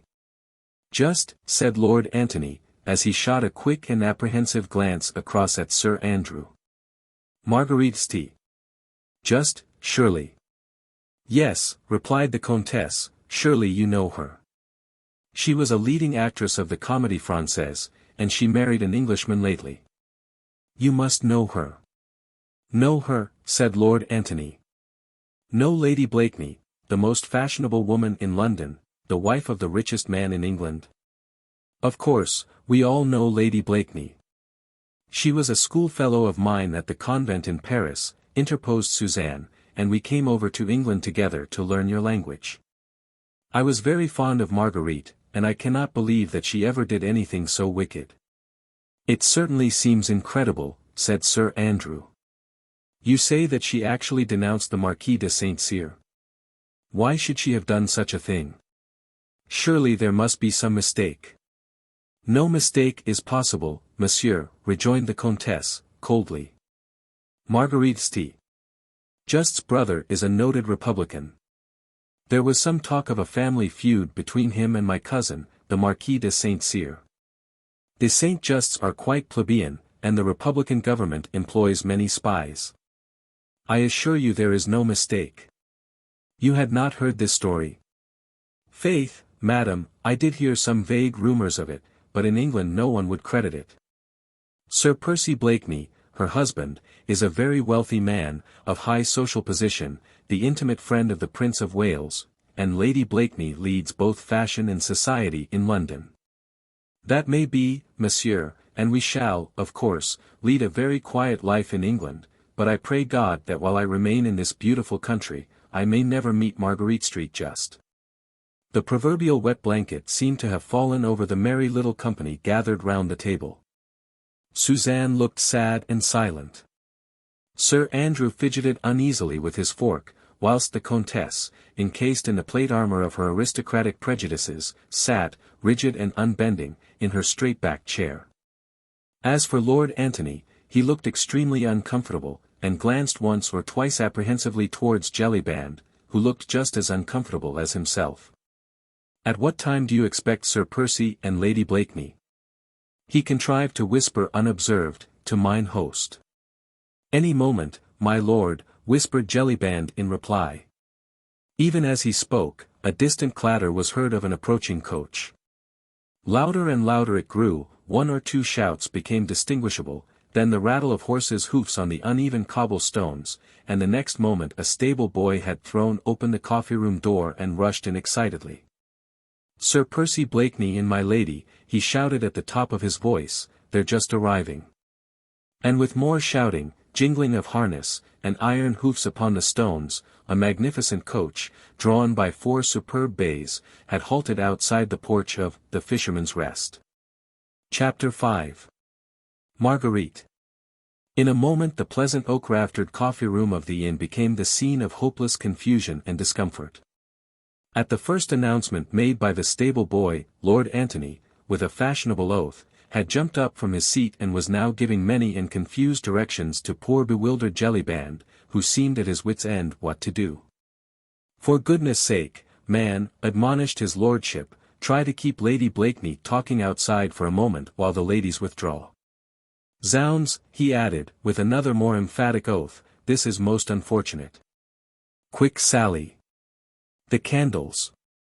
Shouted Jellyband, as hopping about from one leg to another, he ran hither and thither, adding to the general discomfort of everybody. The Comtesse, too, had risen to her feet, rigid and erect, trying to hide her excitement beneath more becoming sang-froid, she repeated mechanically. I will not see her, I will not see her. Outside, the excitement attendant upon the arrival of very important guests grew apace. Good day, Sir Percy, good day to your ladyship. Your servant, Sir Percy. Was heard in one long, continued chorus, with alternate more feeble tones of, remember the poor blind man. Of your charity, lady and gentlemen. Then suddenly a singularly sweet voice was heard through all the din. Let the poor man be, and give him some supper at my expense. The voice was low and musical, with a slight sing-song in it, and a faint soupçon of foreign intonation in the pronunciation of the consonants. Everyone in the coffee room heard it and paused instinctively, listening to it for a moment. Sally was holding the candles by the opposite door, which led to the bedrooms upstairs, and the Countess was in the act of beating a hasty retreat before that enemy who owned such a sweet musical voice. Suzanne reluctantly was preparing to follow her mother, while casting regretful glances towards the door, where she hoped still to see her dearly beloved, erstwhile schoolfellow. Then Jellyband threw open the door, still stupidly and blindly hoping to avert the catastrophe, which he felt was in the air, and the same low, musical voice said, with a merry laugh and mock consternation. "Brr! I am as wet as a herring. Dieu! Has anyone ever seen such a contemptible climate? Suzanne, come with me at once, I wish it," said the Countess, peremptorily. "Oh! Mamma," pleaded Suzanne. "My lady, my lady," came in feeble accents from Jellyband, who stood clumsily trying to bar the way. "Pardieu, my good man," said Lady Blakeney, with some impatience, "what are you standing in my way for, dancing about like a turkey with a sore foot? Let me get to the fire, I am perished with the cold." And the next moment Lady Blakeney, gently pushing mine host on one side, had swept into the coffee room. There are many portraits and miniatures extant of Marguerite St. Just, Lady Blakeney as she was then, but it is doubtful if any of these really do her singular beauty justice. Tall, above the average, with magnificent presence and regal figure, it is small wonder that even the Countess paused for a moment in involuntary admiration before turning her back on so fascinating an apparition. Marguerite Blakeney was then scarcely 25, and her beauty was at its most dazzling stage. The large hat, with its undulating and waving plumes, threw a soft shadow across the classic brow with the aureole of auburn hair, free at the moment from any powder. The sweet, almost childlike mouth, the straight chiseled nose, round chin, and delicate throat, all seemed set off by the picturesque costume of the period. The rich blue velvet robe molded in its every line the graceful contour of the figure, whilst one tiny hand held, with a dignity all its own, the tall stick adorned with a large bunch of ribbons which fashionable ladies of the period had taken to carrying recently. With a quick glance all around the room, Marguerite Blakeney had taken stock of every one there. She nodded pleasantly to Sir Andrew Ffoulkes, whilst extending a hand to Lord Antony. "Hello! My Lord Tony, why, what are you doing here in Dover?" she said merrily. Then, without waiting for a reply, she turned and faced the Countess and Suzanne. Her whole face lighted up with additional brightness, as she stretched out both arms towards the young girl. "Why? If that isn't my little Suzanne over there. Pardieu, little citizeness, how came you to be in England? And madam too?" She went up effusive to them both, with not a single touch of embarrassment in her manner or in her smile. Lord Tony and Sir Andrew watched the little scene with eager apprehension. English though they were, they had often been in France, and had mixed sufficiently with the French to realize the unbending hauteur. The bitter hatred with which the old noblesse of France viewed all those who had helped to contribute to their downfall. Armand St. Just, the brother of beautiful Lady Blakeney, though known to hold moderate and conciliatory views, was an ardent Republican. His feud with the ancient family of St. Cyr, the rights and wrongs of which no outsider ever knew, had culminated in the downfall, the almost total extinction of the latter. In France, St. Just and his party had triumphed, and here in England, face to face with these three refugees driven from their country, flying for their lives, bereft of all which centuries of luxury had given them. There stood a fair scion of those same republican families which had hurled down a throne, and uprooted an aristocracy whose origin was lost in the dim and distant vista of bygone centuries. She stood there before them, in all the unconscious insolence of beauty, and stretched out her dainty hand to them, as if she would, by that one act, bridge over the conflict and bloodshed of the past decade. "Suzanne, I forbid you to speak to that woman," said the Countess, sternly, as she placed a restraining hand upon her daughter's arm. She had spoken in English, so that all might hear and understand. The two young English gentlemen was as well as the common innkeeper and his daughter. The latter literally gasped with horror at this foreign insolence, this impudence before her ladyship, who was English, now that she was Sir Percy's wife, and a friend of the Princess of Wales to boot. As for Lord Antony and Sir Andrew Ffoulkes, their very hearts seemed to stand still with horror at this gratuitous insult. One of them uttered an exclamation of appeal, the other one of warning, and instinctively both glanced hurriedly towards the door, whence a slow, drawly, not unpleasant voice had already been heard. Alone among those present Marguerite Blakeney and these Comtesse de Tournay had remained seemingly unmoved. The latter, rigid, erect and defiant, with one hand still upon her daughter's arm, seemed the very personification of unbending pride. For the moment Marguerite's sweet face had become as white as the soft tissue which swathed her throat, and a very keen observer might have noted that the hand which held the tall, beribboned stick was clenched, and trembled somewhat. But this was only momentary. The next instant the delicate eyebrows were raised slightly, the lips curved sarcastically upwards, the clear blue eyes looked straight at the rigid Comtesse, and with a slight shrug of the shoulders. "Hoity-toity, citizeness," she said gaily. "What fly stings you, pray?" "We are in England now, madam," rejoined the Comtesse, coldly, "and I am at liberty to forbid my daughter to touch your hand in friendship. Come, Suzanne." She beckoned to her daughter, and without another look at Marguerite Blakeney, but with a deep, old-fashioned curtsy to the two young men, she sailed majestically out of the room. There was silence in the olden parlour for a moment, as the rustle of the Comtesse's skirts died away down the passage. Marguerite, rigid as a statue, followed with hard, set eyes the upright figure, as it disappeared through the doorway, but as little Suzanne, humble and obedient, was about to follow her mother, the hard, set expression suddenly vanished. And a wistful, almost pathetic and childlike look stole into Lady Blakeney's eyes. Little Suzanne caught that look, the child's sweet nature went out to the beautiful woman, scarcely older than herself, filial obedience vanished before girlish sympathy. At the door she turned, ran back to Marguerite, and putting her arms round her, kissed her effusively, then only did she follow her mother, Sally bringing up the rear, with a final curtsy to my lady. Suzanne's sweet and dainty impulse had relieved the unpleasant tension. Sir Andrew's eyes followed the pretty little figure, until it had quite disappeared, then they met Lady Blakeney's with unassumed merriment. Marguerite, with dainty affection, had kissed her hand to the ladies, as they disappeared through the door, then a humorous smile began hovering round the corners of her mouth.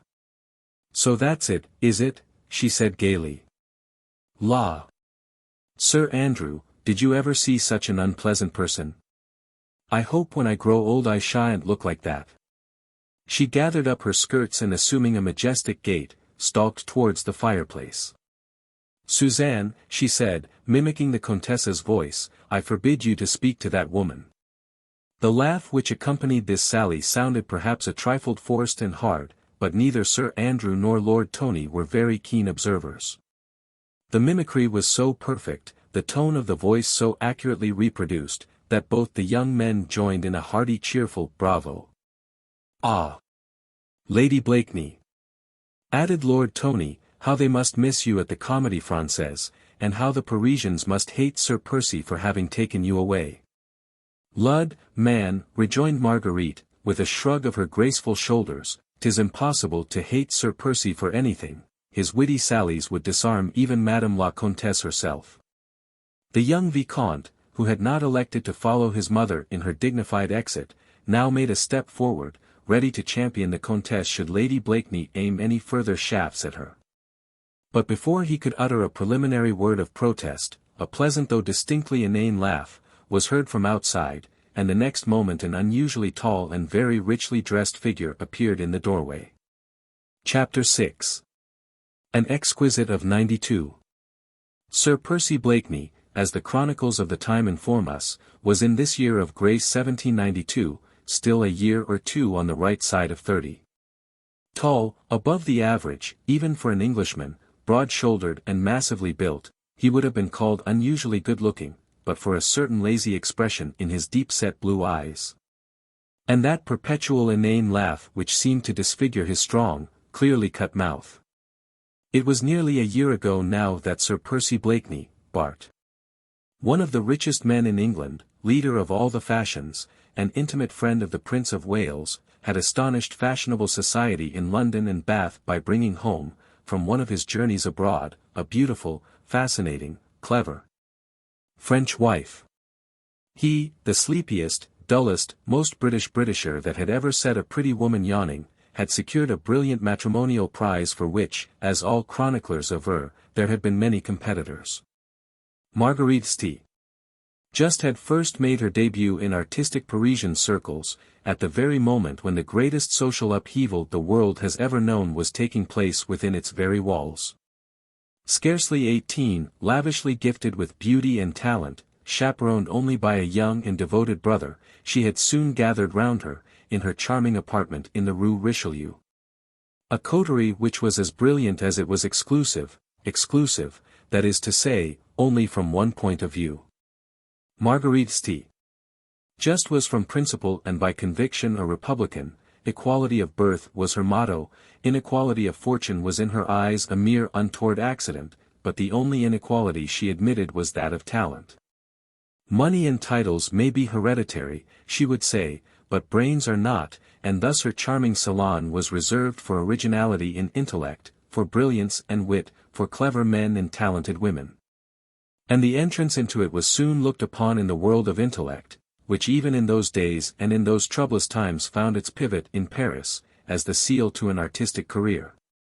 Clever men, distinguished men, and even men of exalted station formed a perpetual and brilliant court round the fascinating young actress of the Comédie Française, and she glided through republican, revolutionary, bloodthirsty Paris like a shining comet with a trail behind her of all that was most distinguished, most interesting, in intellectual Europe. Then the climax came. Some smiled indulgently and called it an artistic eccentricity, others looked upon it as a wise provision, in view of the many events which were crowding thick and fast in Paris just then, but to all, the real motive of that climax remained a puzzle and a mystery. Anyway, Marguerite St. just married Sir Percy Blakeney one fine day, just like that, without any warning to her friends, without a soirée des contrats or dîner des fiancales or other appurtenances of a fashionable French wedding. How that stupid, dull Englishman ever came to be admitted within the intellectual circle which revolved round the cleverest woman in Europe, as her friends unanimously called her, no one ventured to guess. Golden key is said to open every door, asserted the more malignantly inclined. Enough, she married him, and the cleverest woman in Europe had linked her fate to that demmed idiot, Blakeney, and not even her most intimate friends could assign to this strange step any other motive than that of supreme eccentricity. Those friends who knew, laughed to scorn the idea that Marguerite St. just had married a fool for the sake of the worldly advantages with which he might endow her. They knew, as a matter of fact, that Marguerite St. just cared nothing about money, and still less about a title. Moreover, there were at least half a dozen other men in the cosmopolitan world equally well-born, if not so wealthy as Blakeney, who would have been only too happy to give Marguerite St. just any position she might choose to covet. As for Sir Percy himself, he was universally voted to be totally unqualified for the onerous post he had taken upon himself. His chief qualifications for it seemed to consist in his blind adoration for her, his great wealth and the high favour in which he stood at the English court. But London society thought that, taking into consideration his own intellectual limitations, it would have been wiser on his part had he bestowed those worldly advantages upon a less brilliant and witty wife. Although lately he had been so prominent a figure in fashionable English society, he had spent most of his early life abroad. His father, the late Sir Algernon Blakeney, had had the terrible misfortune of seeing an idolized young wife become hopelessly insane after 2 years of happy married life.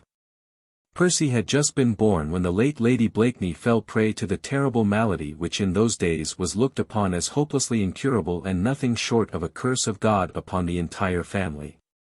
Sir Algernon took his afflicted young wife abroad, and there presumably Percy was educated, and grew up between an imbecile mother and a distracted father, until he attained his majority.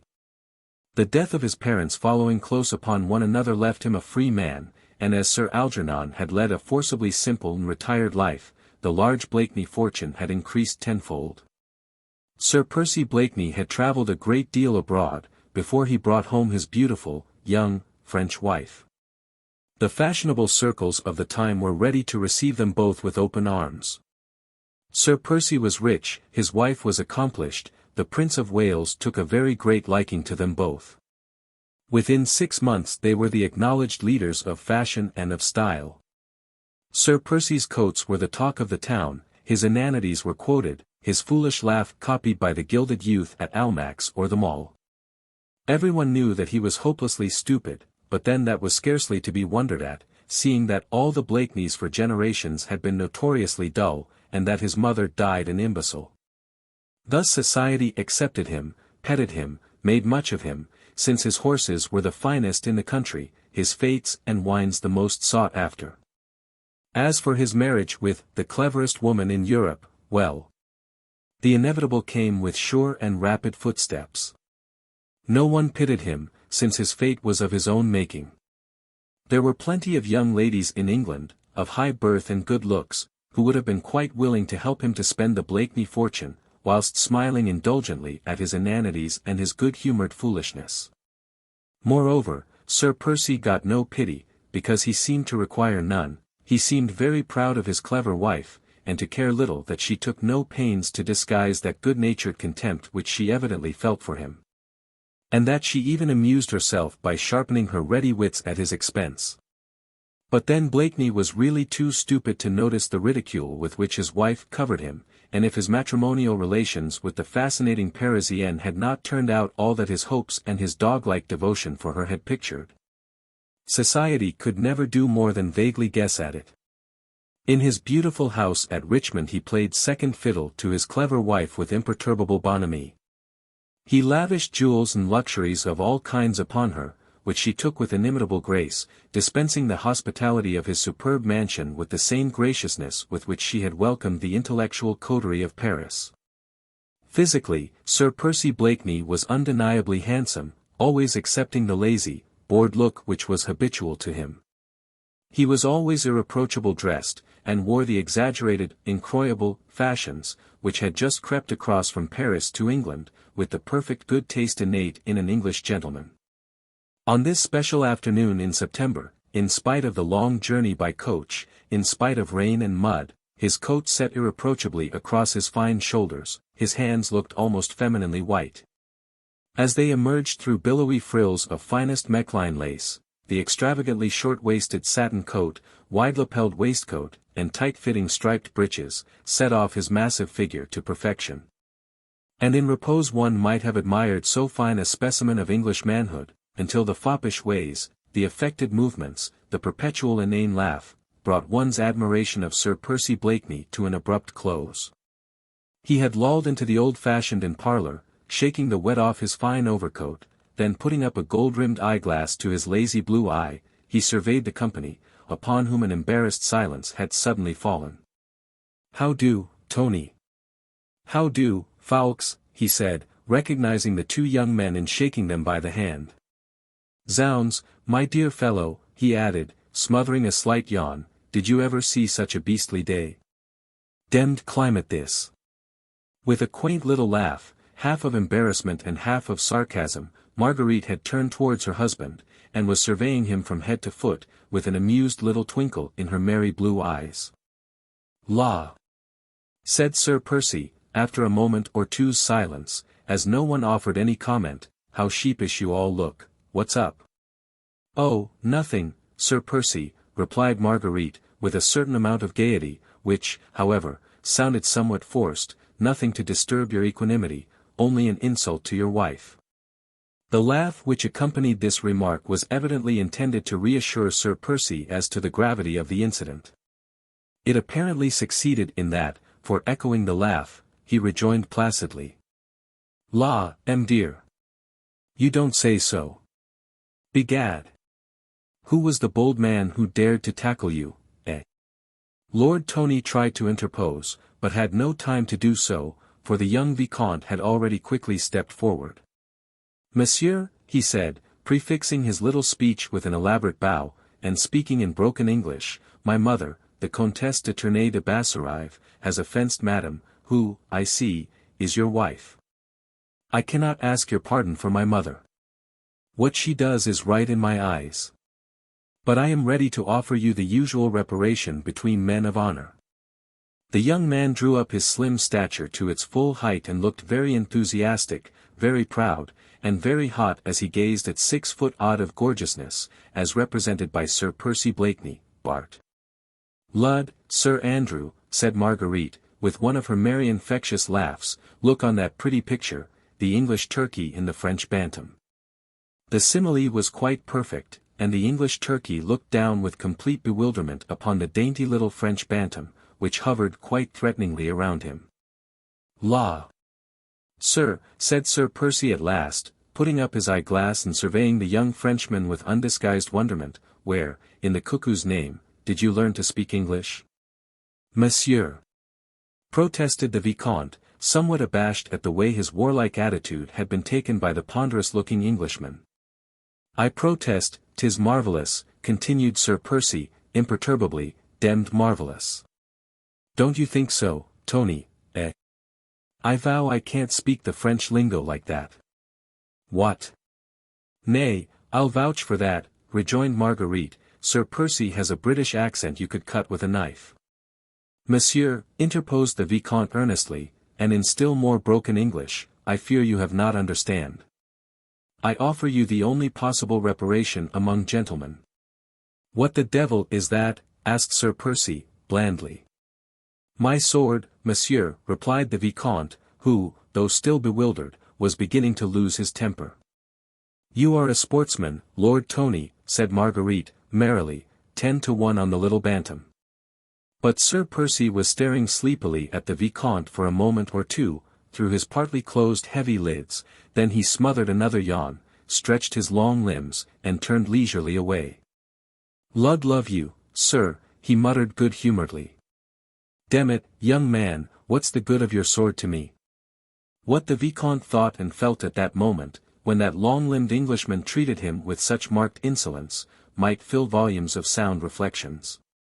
What he said resolved itself into a single articulate word, for all the others were choked in his throat by his surging wrath. A duel, monsieur, he stammered. Once more Blakeney turned, and from his high altitude looked down on the choleric little man before him, but not even for a second did he seem to lose his own imperturbable good humor.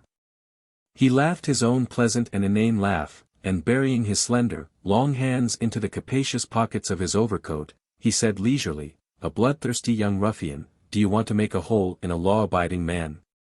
As for me, sir, I never fight duels, he added, as he placidly sat down and stretched his long, lazy legs out before him. Demmed uncomfortable things, duels, ain't they, Tony? Now the Vicomte had no doubt vaguely heard that in England the fashion of duelling amongst gentlemen had been suppressed by the law with a very stern hand. Still to him, a Frenchman, whose notions of bravery and honor were based upon a code that had centuries of tradition to back it, the spectacle of a gentleman actually refusing to fight a duel was a little short of an enormity. In his mind he vaguely pondered whether he should strike that long-legged Englishman in the face and call him a coward, or whether such conduct in a lady's presence might be deemed ungentlemanly, when Marguerite happily interposed. I pray you, Lord Tony, she said in that gentle, sweet, musical voice of hers, I pray you play the peacemaker. The child is bursting with rage, and, she added with a soupçon of dry sarcasm, might do Sir Percy an injury. She laughed a mocking little laugh, which, however, did not in the least disturb her husband's placid equanimity. The British turkey has had the day, she said. Sir Percy would provoke all the saints in the calendar and keep his temper the while. But already Blakeney, good-humoured as ever, had joined in the laugh against himself. Demmed smart that now, wasn't it, he said, turning pleasantly to the Vicomte. Clever woman my wife, sir. You will find that out if you live long enough in England.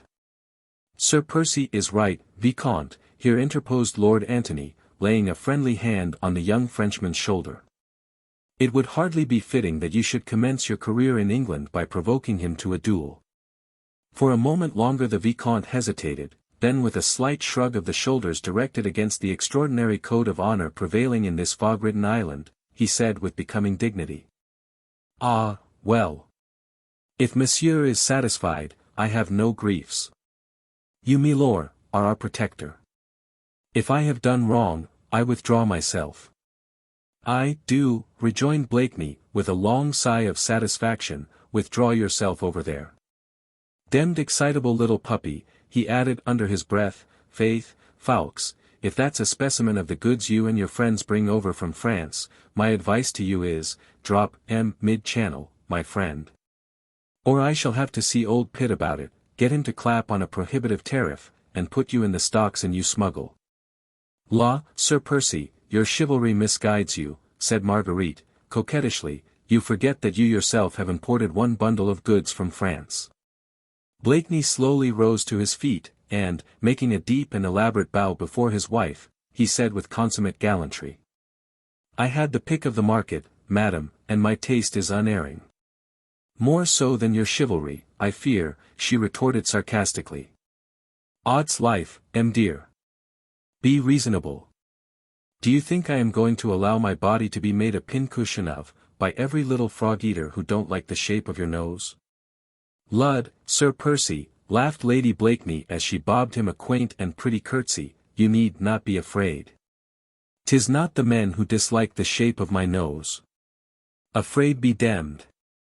Do you impugn my bravery, madam? I don't patronize the ring for nothing, do I, Tony?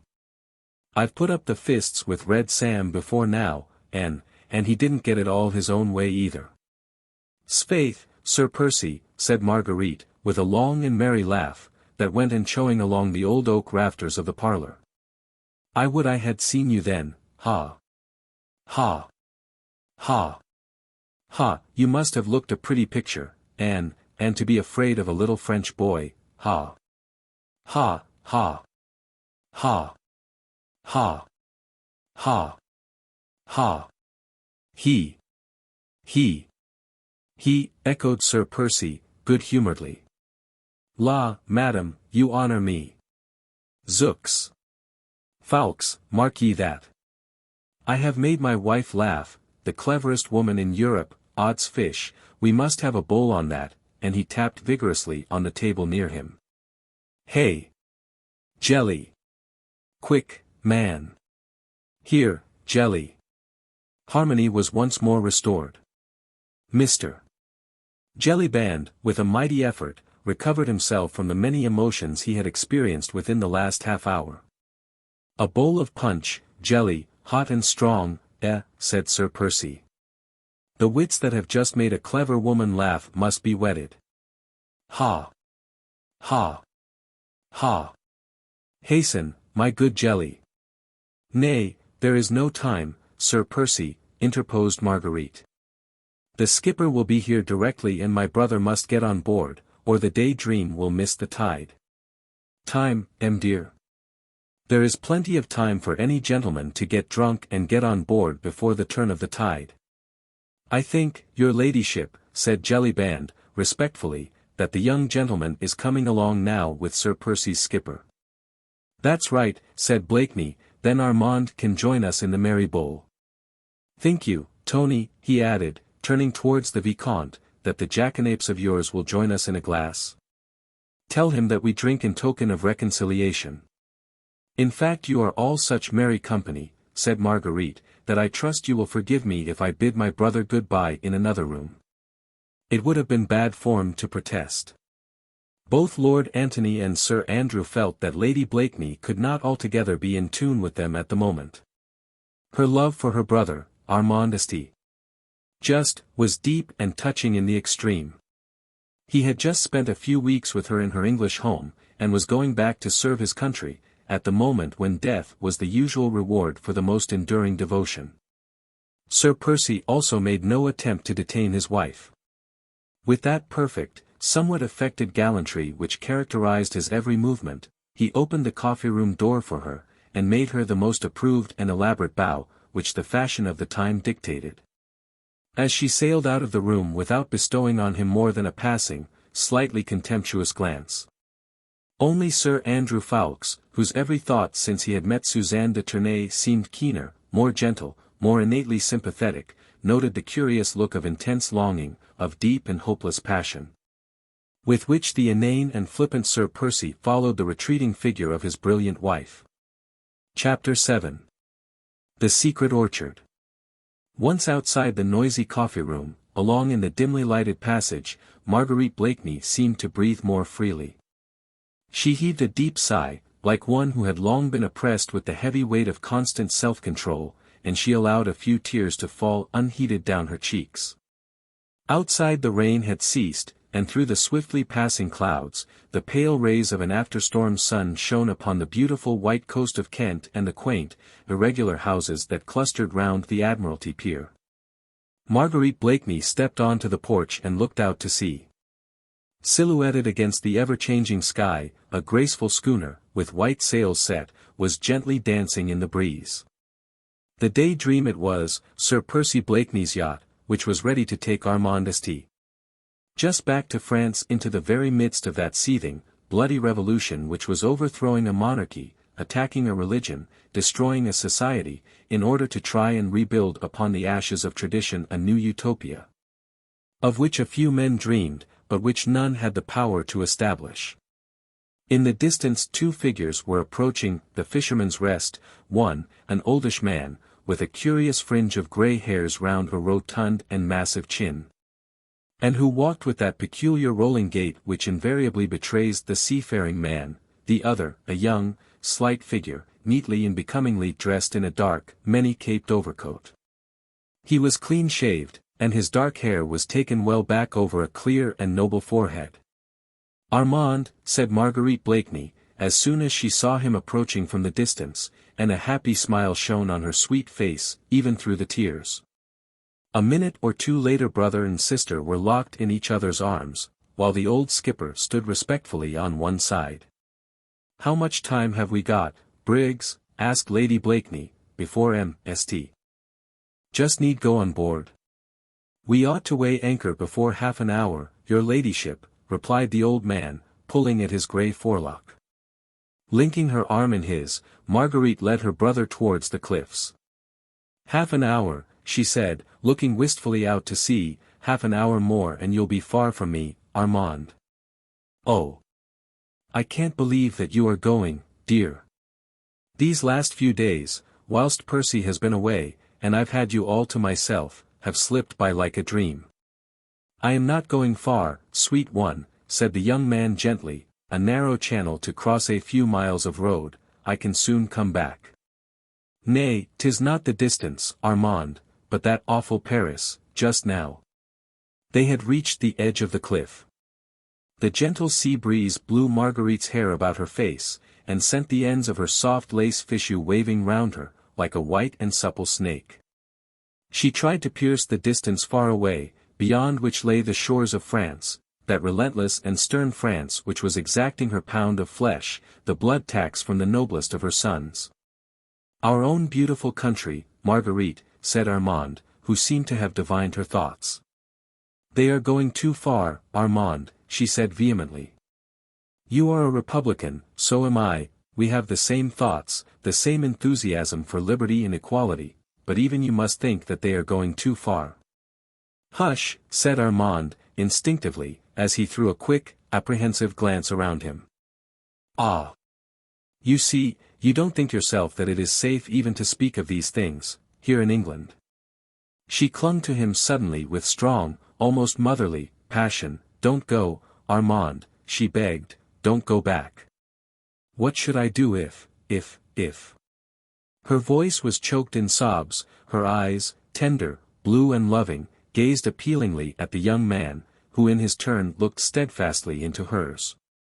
"You would in any case be my own brave sister," he said gently, "who would remember that, when France is in peril, it is not for her sons to turn their backs on her."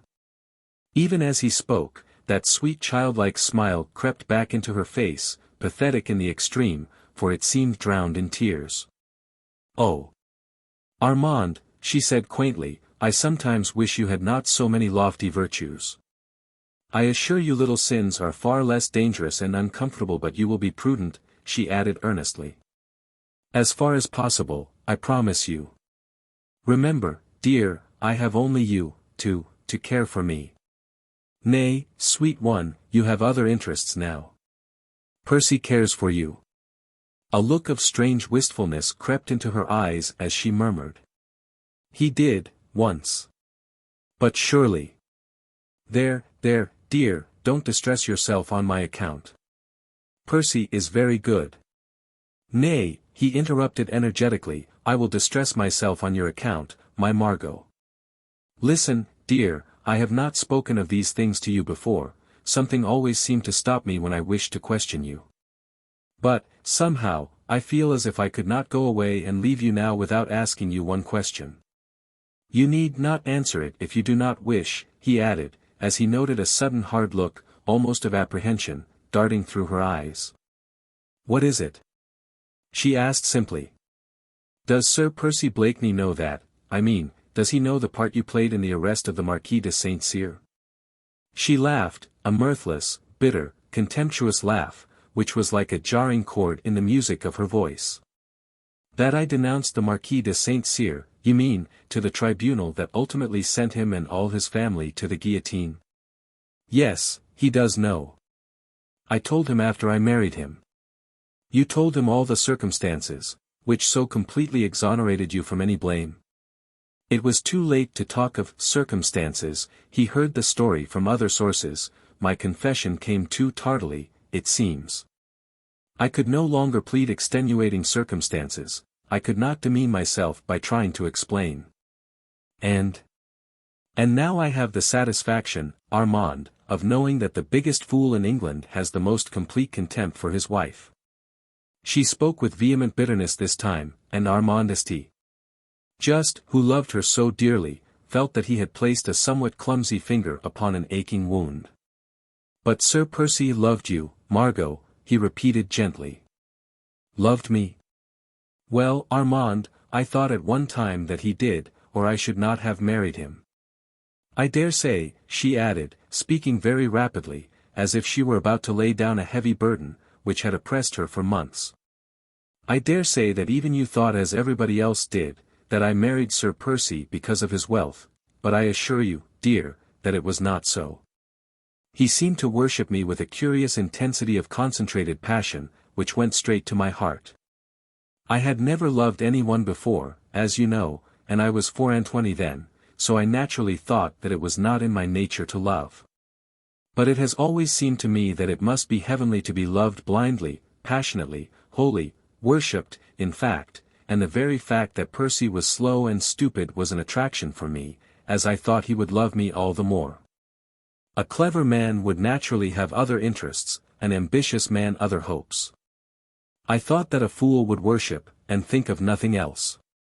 And I was ready to respond, Armand. I would have allowed myself to be worshipped, and given infinite tenderness in return. She sighed, and there was a world of disillusionment in that sigh. Armand St. just had allowed her to speak on without interruption, he listened to her, whilst allowing his own thoughts to run riot. It was terrible to see a young and beautiful woman, a girl in all but name, still standing almost at the threshold of her life, yet bereft of hope, bereft of illusions, bereft of all those golden and fantastic dreams, which should have made her youth one long, perpetual holiday. Yet perhaps, though he loved his sister dearly, perhaps he understood, he had studied men in many countries, men of all ages, men of every grade of social and intellectual status, and inwardly he understood what Marguerite had left unsaid. Granted that Percy Blakeney was dull-witted, but in his slow-going mind, there would still be room for that ineradicable pride of a descendant of a long line of English gentlemen. A Blakeney had died on Bosworth Field. Another had sacrificed life and fortune for the sake of a treacherous Stuart, and that same pride, foolish and prejudiced as the Republican Armand would call it, must have been stung to the quick on hearing of the sin which lay at Lady Blakeney's door. She had been young, misguided, ill-advised perhaps. Armand knew that, her impulses and imprudence, knew it still better. But Blakeney was slow-witted, he would not listen to circumstances, he only clung to facts, and these had shown him Lady Blakeney denouncing a fellow man to a tribunal that knew no pardon, and the contempt he would feel for the deed she had done, however unwittingly, would kill that same love in him, in which sympathy and intellectuality could never had a part. Yet even now, his own sister puzzled him. Life and love have such strange vagaries. Could it be that with the waning of her husband's love, Marguerite's heart had awakened with love for him? Strange extremes meet in love's pathway. This woman, who had had half intellectual Europe at her feet, might perhaps have set her affections on a fool. Marguerite was gazing out towards the sunset. Armand could not see her face, but presently it seemed to him that something which glittered for a moment in the golden evening light, fell from her eyes onto her dainty fichu of lace. But he could not broach that subject with her. He knew her strange, passionate nature so well, and knew that reserve which lurked behind her frank, open ways.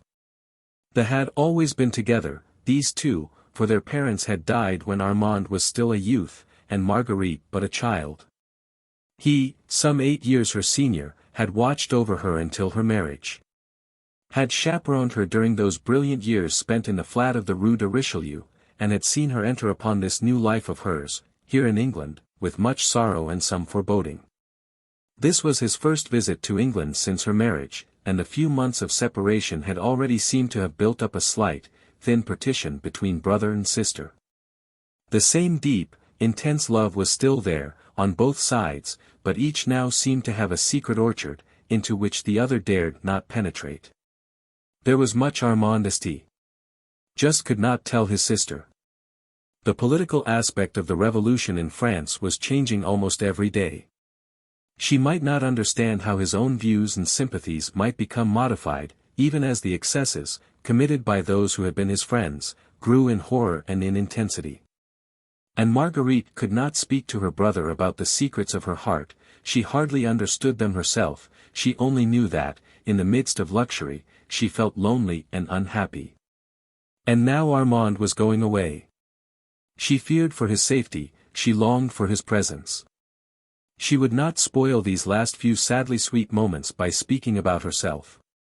She led him gently along the cliffs, then down to the beach. Their arms linked in one another's, they had still so much to say that lay just outside that secret orchard of theirs. Chapter 8. The Accredited Agent. The afternoon was rapidly drawing to a close. And a long, chilly English summer's evening was throwing a misty pall over the green Kentish landscape.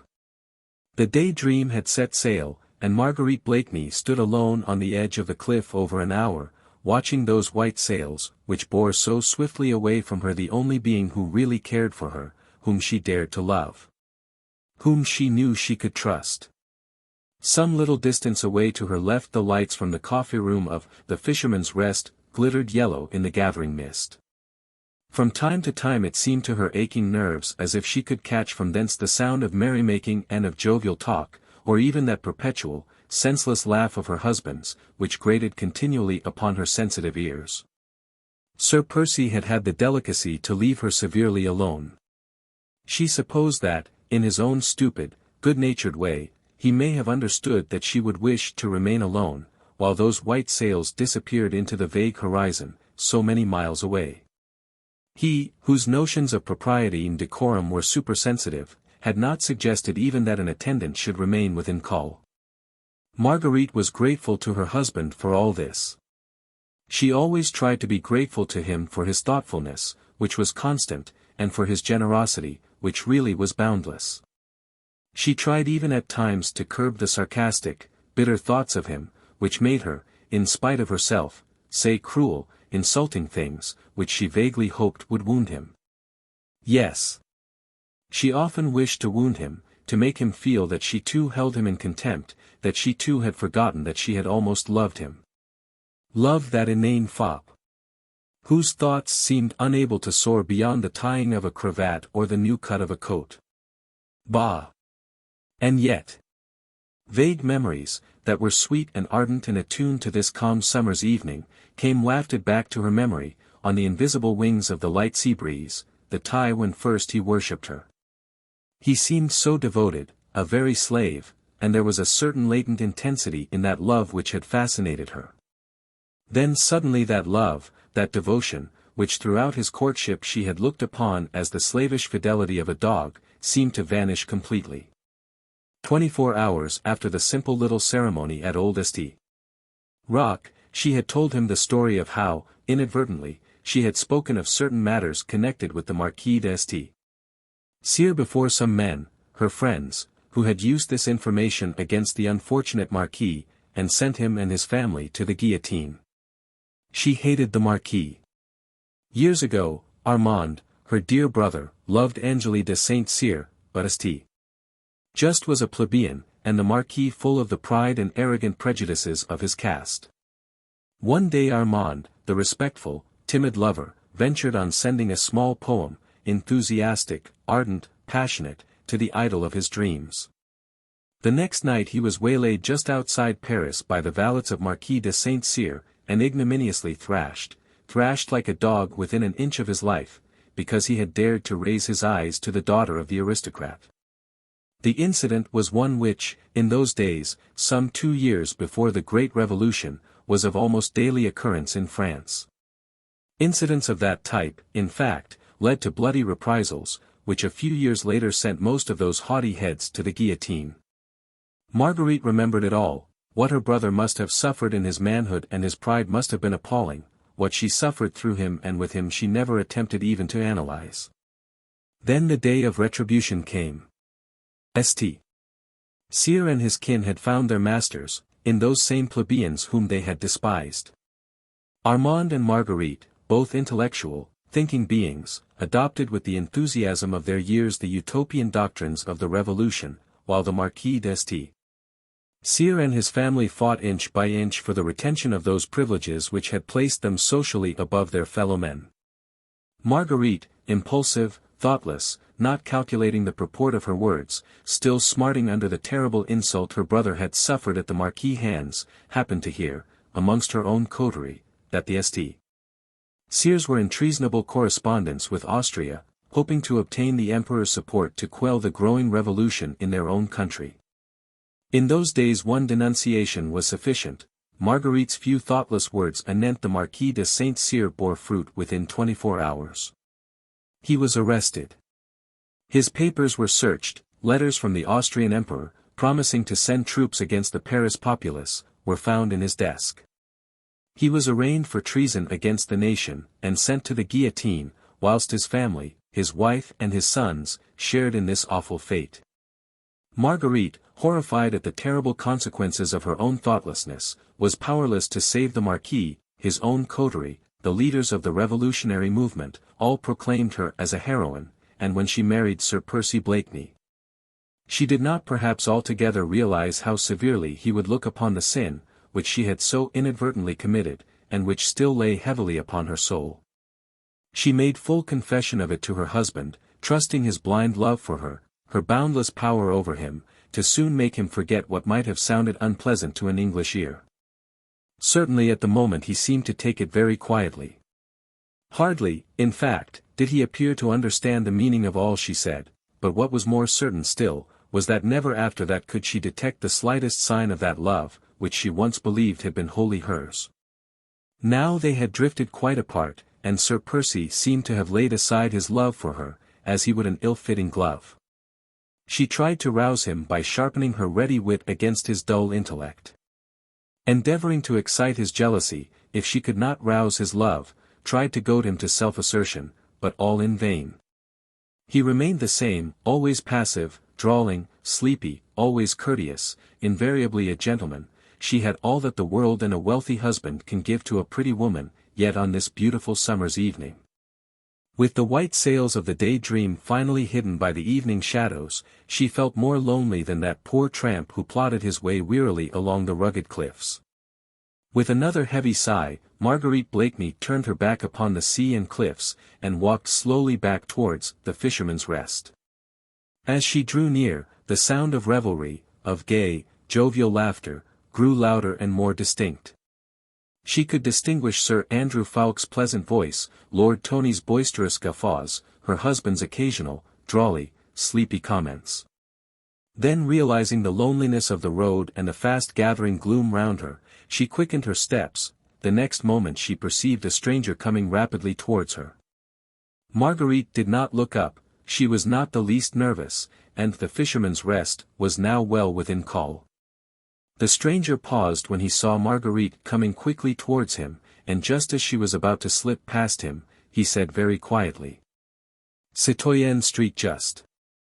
Marguerite uttered a little cry of astonishment, at thus hearing her own familiar maiden name uttered so close to her.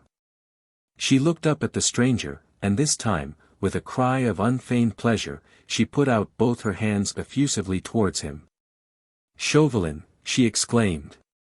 "Himself, citoyenne, at your service," said the stranger, gallantly kissing the tips of her fingers. Marguerite said nothing for a moment or two, as she surveyed with obvious delight the not very prepossessing little figure before her. Chauvelin was then nearer 40 than 30, a clever, shrewd-looking personality, with a curious fox-like expression in the deep, sunken eyes. He was the same stranger who an hour or two previously had joined Mr. Jellyband in a friendly glass of wine. "Chauvelin, my friend," said Marguerite, with a pretty little sigh of satisfaction. "I am mightily pleased to see you." No doubt poor Marguerite, just lonely in the midst of her grandeur, and of her starchy friends, was happy to see a face that brought back memories of that happy time in Paris, when she reigned, a queen, over the intellectual coterie of the Rue de Richelieu. She did not notice the sarcastic little smile, however, that hovered round the thin lips of Chauvelin. "But tell me," she added merrily, "what in the world, or whom in the world, are you doing here in England?" "I might return the subtle compliment, fair lady," he said. "What of yourself?" "Oh, I," she said, with a shrug of the shoulders. "J'aime ennui, mon ami, that is all."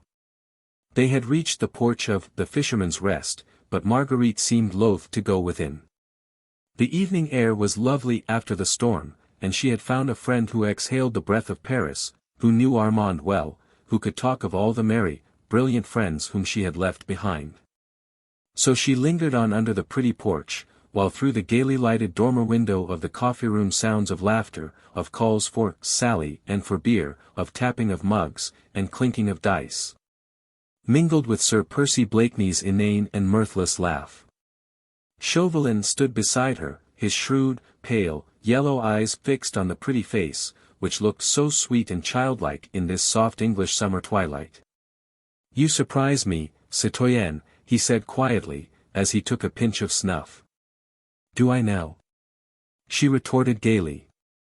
"Faith, my little Chauvelin, I should have thought that, with your penetration, you would have guessed that an atmosphere composed of fogs and virtues would never suit Marguerite. Just. Dear me. Is it as bad as that?" he asked, in mock consternation. "Quite," she retorted, "and worse." "Strange. Now, I thought that a pretty woman would have found English country life peculiarly attractive." "Yes. So did I," she said with a sigh. "Pretty women," she added meditatively, "ought to have a good time in England, since all the pleasant things are forbidden them, the very things they do every day." "Quite so. You'll hardly believe it, my little Chauvelin," she said earnestly, "but I often pass a whole day, without encountering a single temptation." "No wonder," retorted Chauvelin, gallantly, "that the cleverest woman in Europe is troubled with ennui." She laughed one of her melodious, rippling, childlike laughs. "It must be pretty bad, mustn't it?" she asked archly, "or I should not have been so pleased to see you. And this within a year of a romantic love match, that's just the difficulty." "Ah! That idyllic folly," said Chauvelin, with quiet sarcasm, "did not then survive the lapse of weeks?" "Idyllic follies never last, my little Chauvelin, they come upon us like the measles, and are as easily cured." Chauvelin took another pinch of snuff. He seemed very much addicted to that pernicious habit, so prevalent in those days. Perhaps, too, he found the taking of snuff a convenient veil for disguising the quick, shrewd glances with which he strove to read the very souls of those with whom he came in contact. No wonder, he repeated, with the same gallantry, that the most active brain in Europe is troubled with ennui. I was in hopes that you had a prescription against the malady, my little Chauvelin. How can I hope to succeed in that which Sir Percy Blakeney has failed to accomplish? Shall we leave Sir Percy out of the question for the present, my dear friend? She said drily. Ah! My dear lady, pardon me, but that is just what we cannot very well do, said Chauvelin, whilst once again his eyes, keen as those of a fox on the alert, darted a quick glance at Marguerite. I have a most perfect prescription against the worst form of ennui, which I would have been happy to submit to you, but... But what? There is Sir Percy. What has he to do with it? Quite a good deal, I am afraid.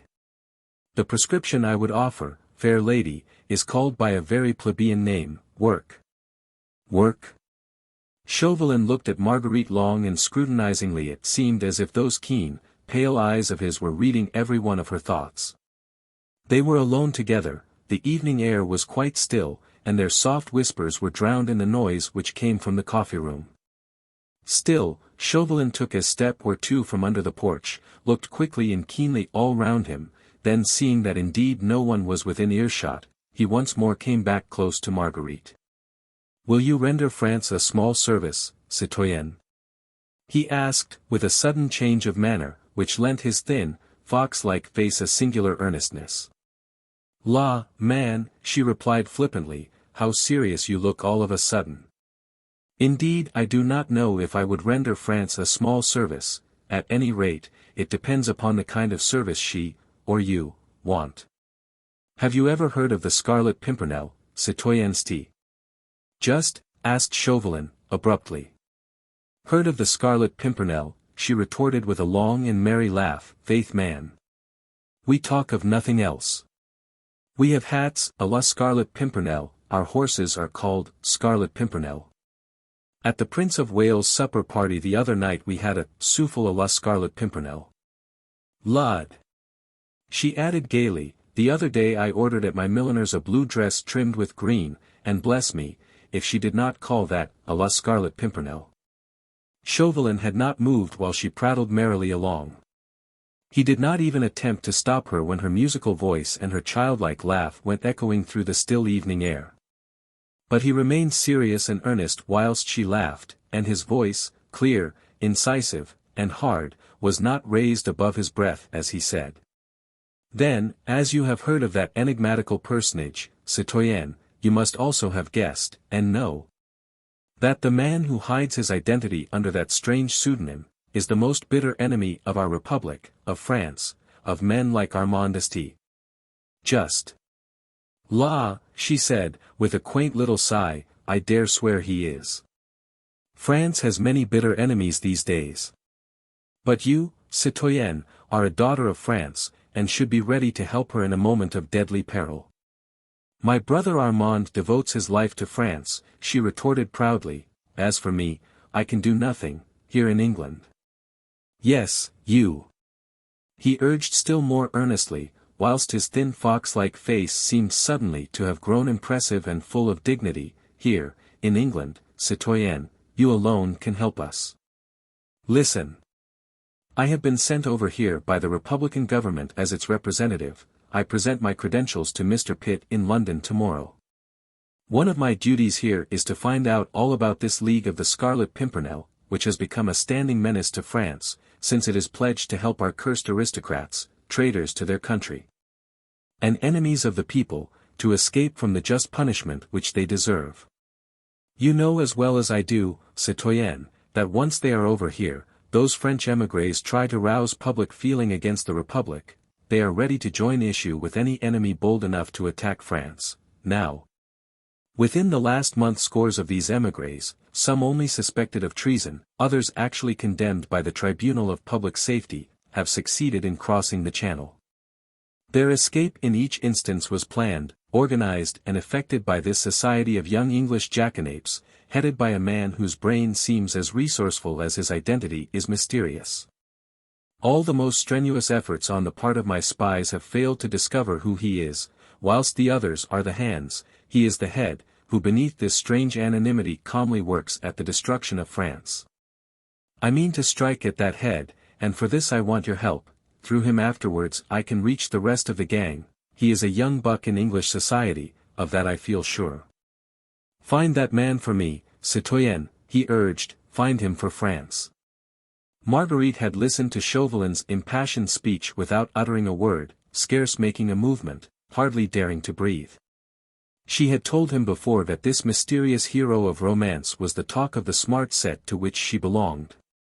Already, before this, her heart and her imagination had stirred by the thought of the brave man, who, unknown to fame, had rescued hundreds of lives from a terrible, often an unmerciful fate. She had but little real sympathy with those haughty French aristocrats, insolent in their pride of caste, of whom the Comtesse de Tournay de Basserive was so typical an example. But republican and liberal-minded though she was from principle, she hated and loathed the methods which the young republic had chosen for establishing itself. She had not been in Paris for some months. The horrors and bloodshed of the Reign of Terror, culminating in the September massacres, had only come across the Channel to her as a faint echo. Robespierre, Danton, Marat, she had not known in their new guise of bloody judiciaries, merciless wielders of the guillotine. Her very soul recoiled in horror from these excesses, to which she feared her brother Armand, moderate republican as he was, might become one day the Holocaust. Then, when first she heard of this band of young English enthusiasts, who, for sheer love of their fellow men, dragged women and children, old and young men, from a horrible death, her heart had glowed with pride for them, and now. As Chauvelin spoke, her very soul went out to the gallant and mysterious leader of the reckless little band, who risked his life daily, who gave it freely and without ostentation, for the sake of humanity. Her eyes were moist when Chauvelin had finished speaking, the lace at her bosom rose and fell with her quick, excited breathing. She no longer heard the noise of drinking from the inn, she did not heed her husband's voice or his inane laugh, her thoughts had gone wandering in search of the mysterious hero. Ah! There was a man she might have loved, had he come her way, everything in him appealed to her romantic imagination. His personality, his strength, his bravery, the loyalty of those who served under him in that same noble cause, and, above all, that anonymity which crowned him, as if with a halo of romantic glory. Find him for France, citoyenne. Chauvelin's voice close to her ear roused her from her dreams. The mysterious hero had vanished, and, not 20 yards away from her, a man was drinking and laughing, to whom she had sworn faith and loyalty. La! Man, she said with a return of her assumed flippancy, you are astonishing. Where in the world am I to look for him? You go everywhere, citoyenne, whispered Chauvelin, insinuatingly, Lady Blakeney is the pivot of social London, so I am told, you see everything, you hear everything. Easy, my friend, retorted Marguerite, drawing herself up to her full height and looking down, with a slight thought of contempt on the small, thin figure before her. Easy. You seem to forget that there are 6 feet of Sir Percy Blakeney, and a long line of ancestors to stand between Lady Blakeney and such a thing as you propose. For the sake of France, citoyenne, reiterated Chauvelin, earnestly. Tush, man, you talk nonsense anyway, for even if you did know who this Scarlet Pimpernel is, you could do nothing to him, an Englishman. I'd take my chance of that, said Chauvelin, with a dry, rasping little laugh. At any rate we could send him to the guillotine first to cool his ardor, then, when there is a diplomatic fuss about it, we can apologize, humbly, to the British government, and, if necessary, pay compensation to the bereaved family. What you propose is horrible, Chauvelin, she said, drawing away from him as from some noisome insect. Whoever the man may be, he is brave and noble, and never, do you hear me, never would I lend a hand to such villainy.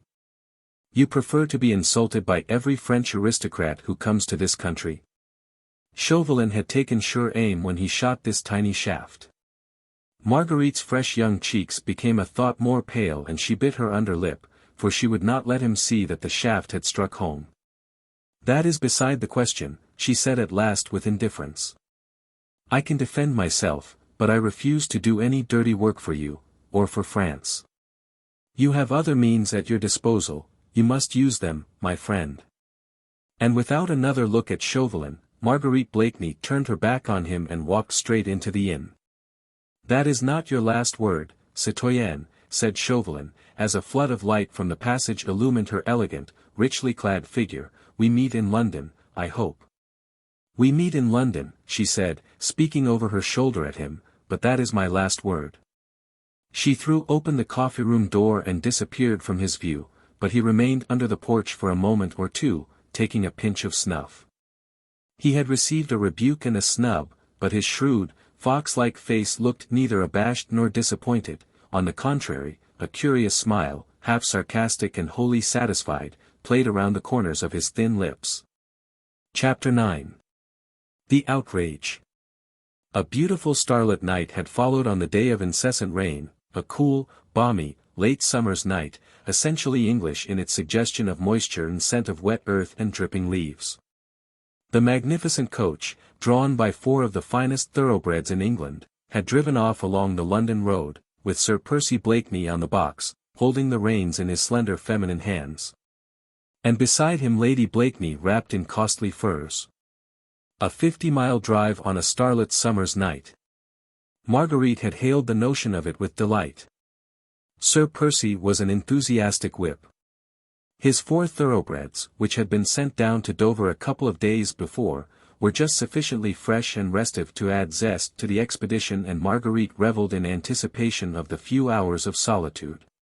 With the soft night breeze fanning her cheeks, her thoughts wandering, whither away? She knew from old experience that Sir Percy would speak little, if at all. He had often driven her on his beautiful coach for hours at night, from point to point, without making more than 1 or 2 casual remarks upon the weather or the state of the roads. He was very fond of driving by night, and she had very quickly adopted his fancy, as she sat next to him hour after hour, admiring the dexterous, certain way in which he handled the reins. She often wondered what went on in that slow-going head of his. He never told her, and she had never cared to ask. At the Fisherman's Rest, Mr. Jellyband was going the round, putting out the lights. His bar customers had all gone, but upstairs in the snug little bedrooms, Mr. Jellyband had quite a few important guests, the Comtesse de Tournay, with Suzanne, and the Vicomte, and there were 2 more bedrooms ready for Sir Andrew Ffoulkes and Lord Antony Dewhurst. If the 2 young men should elect to honor the ancient hostelry and stay the night. For the moment these 2 young gallants were comfortably installed in the coffee-room, before the huge log fire, which, in spite of the mildness of the evening, had been allowed to burn merrily. "I say, Jelly, has everyone gone?" asked Lord Tony, as the worthy landlord still busied himself clearing away glasses and mugs. "Everyone, as you see, my lord." "And all your servants gone to bed?" "All except the boy on duty in the bar, and," added Mr. Jellyband with a laugh, "I expect he'll be asleep afore long, the rascal. Then we can talk here undisturbed for half an hour." "At your service, my lord." "I'll leave your candles on the dresser, and your rooms are quite ready. I sleep at the top of the house myself, but if your lordship will only call loudly enough, I dare say I shall hear." "All right, Jelly, and, I say, put the lamp out, the fire'll give us all the light we need, and we don't want to attract the passer-by." "I'll my lord." Mr.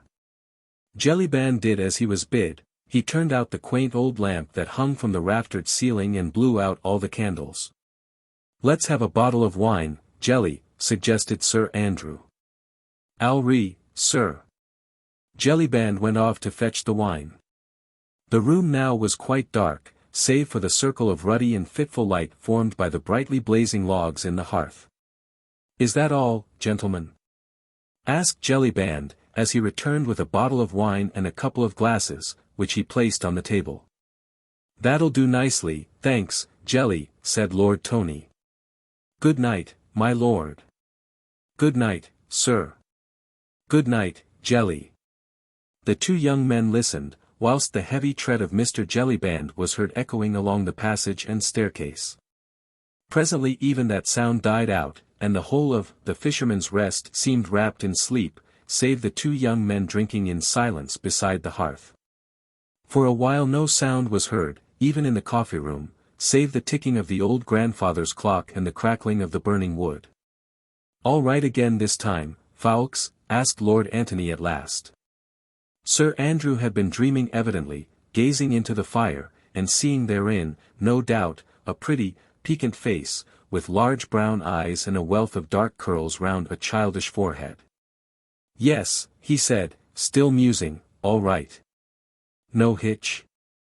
"None." Lord Antony laughed pleasantly as he poured himself out another glass of wine.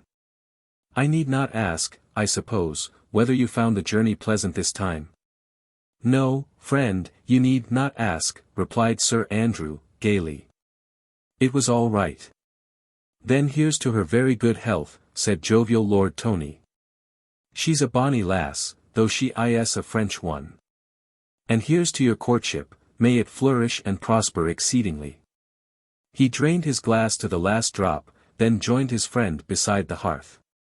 "Well, you'll be doing the journey next, Tony, I expect," said Sir Andrew, rousing himself from his meditations. "You and Hastings, certainly.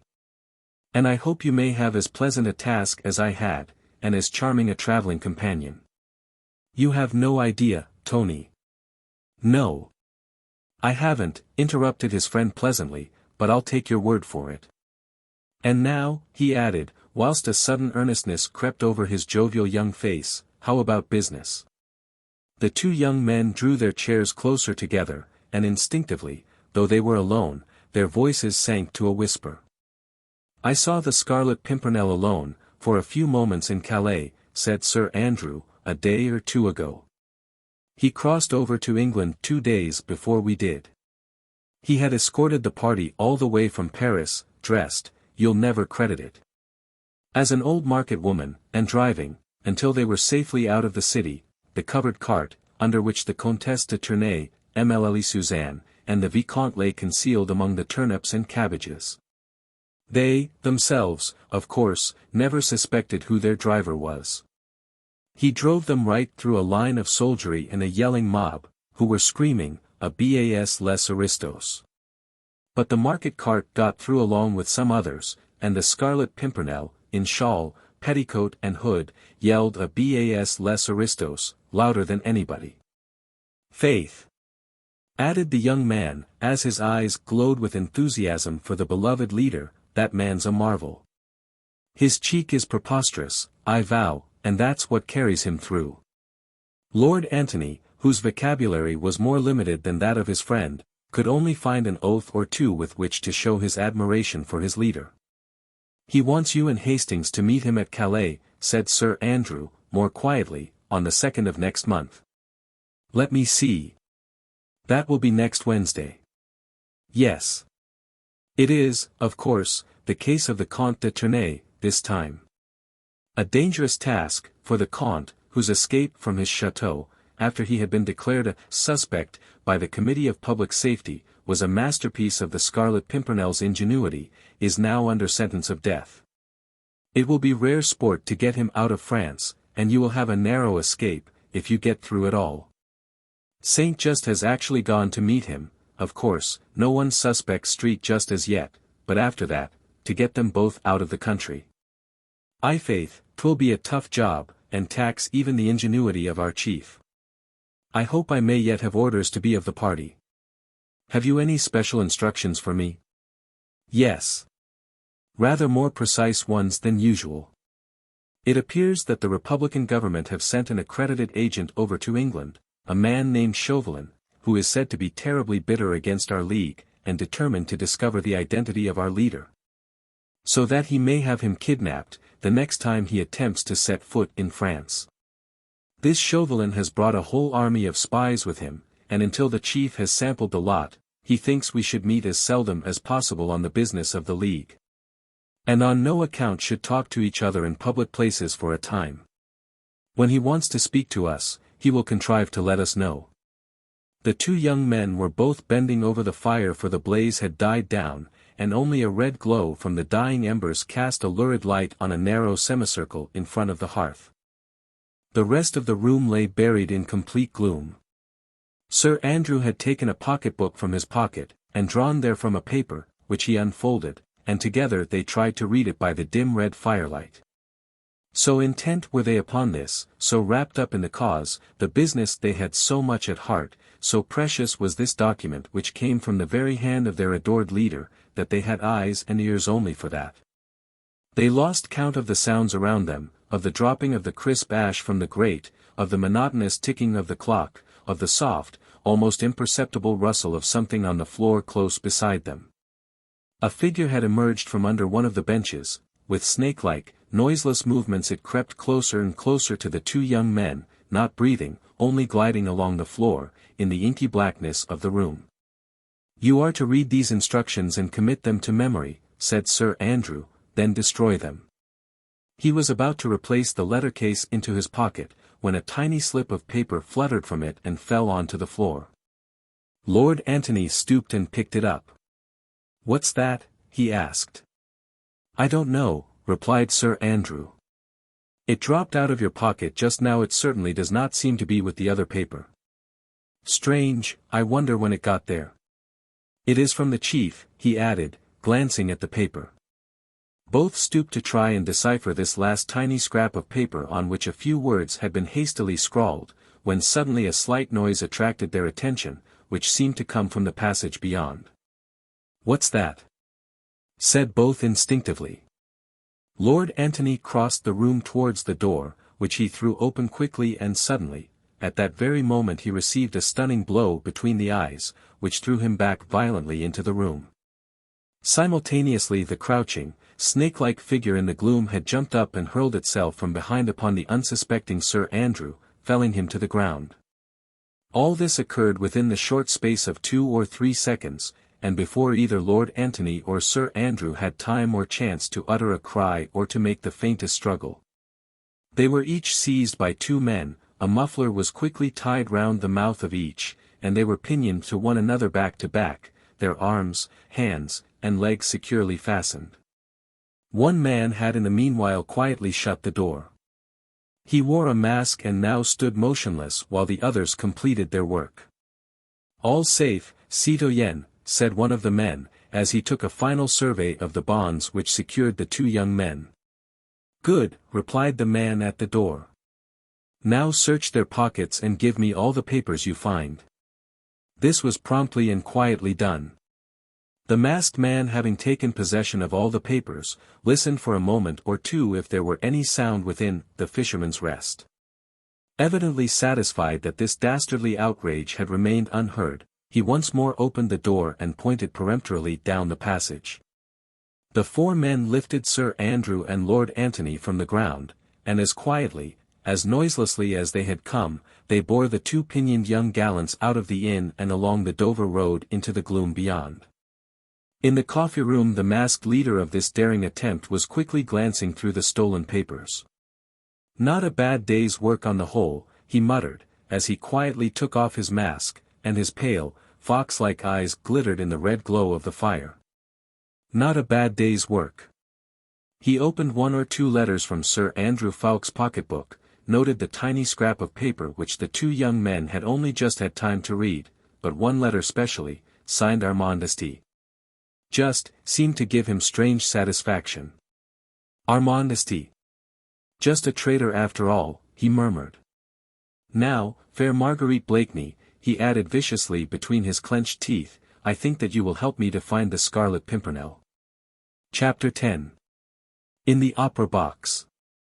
It was one of the gala nights at Covent Garden Theatre, the first of the autumn season in this memorable year of grace 1792.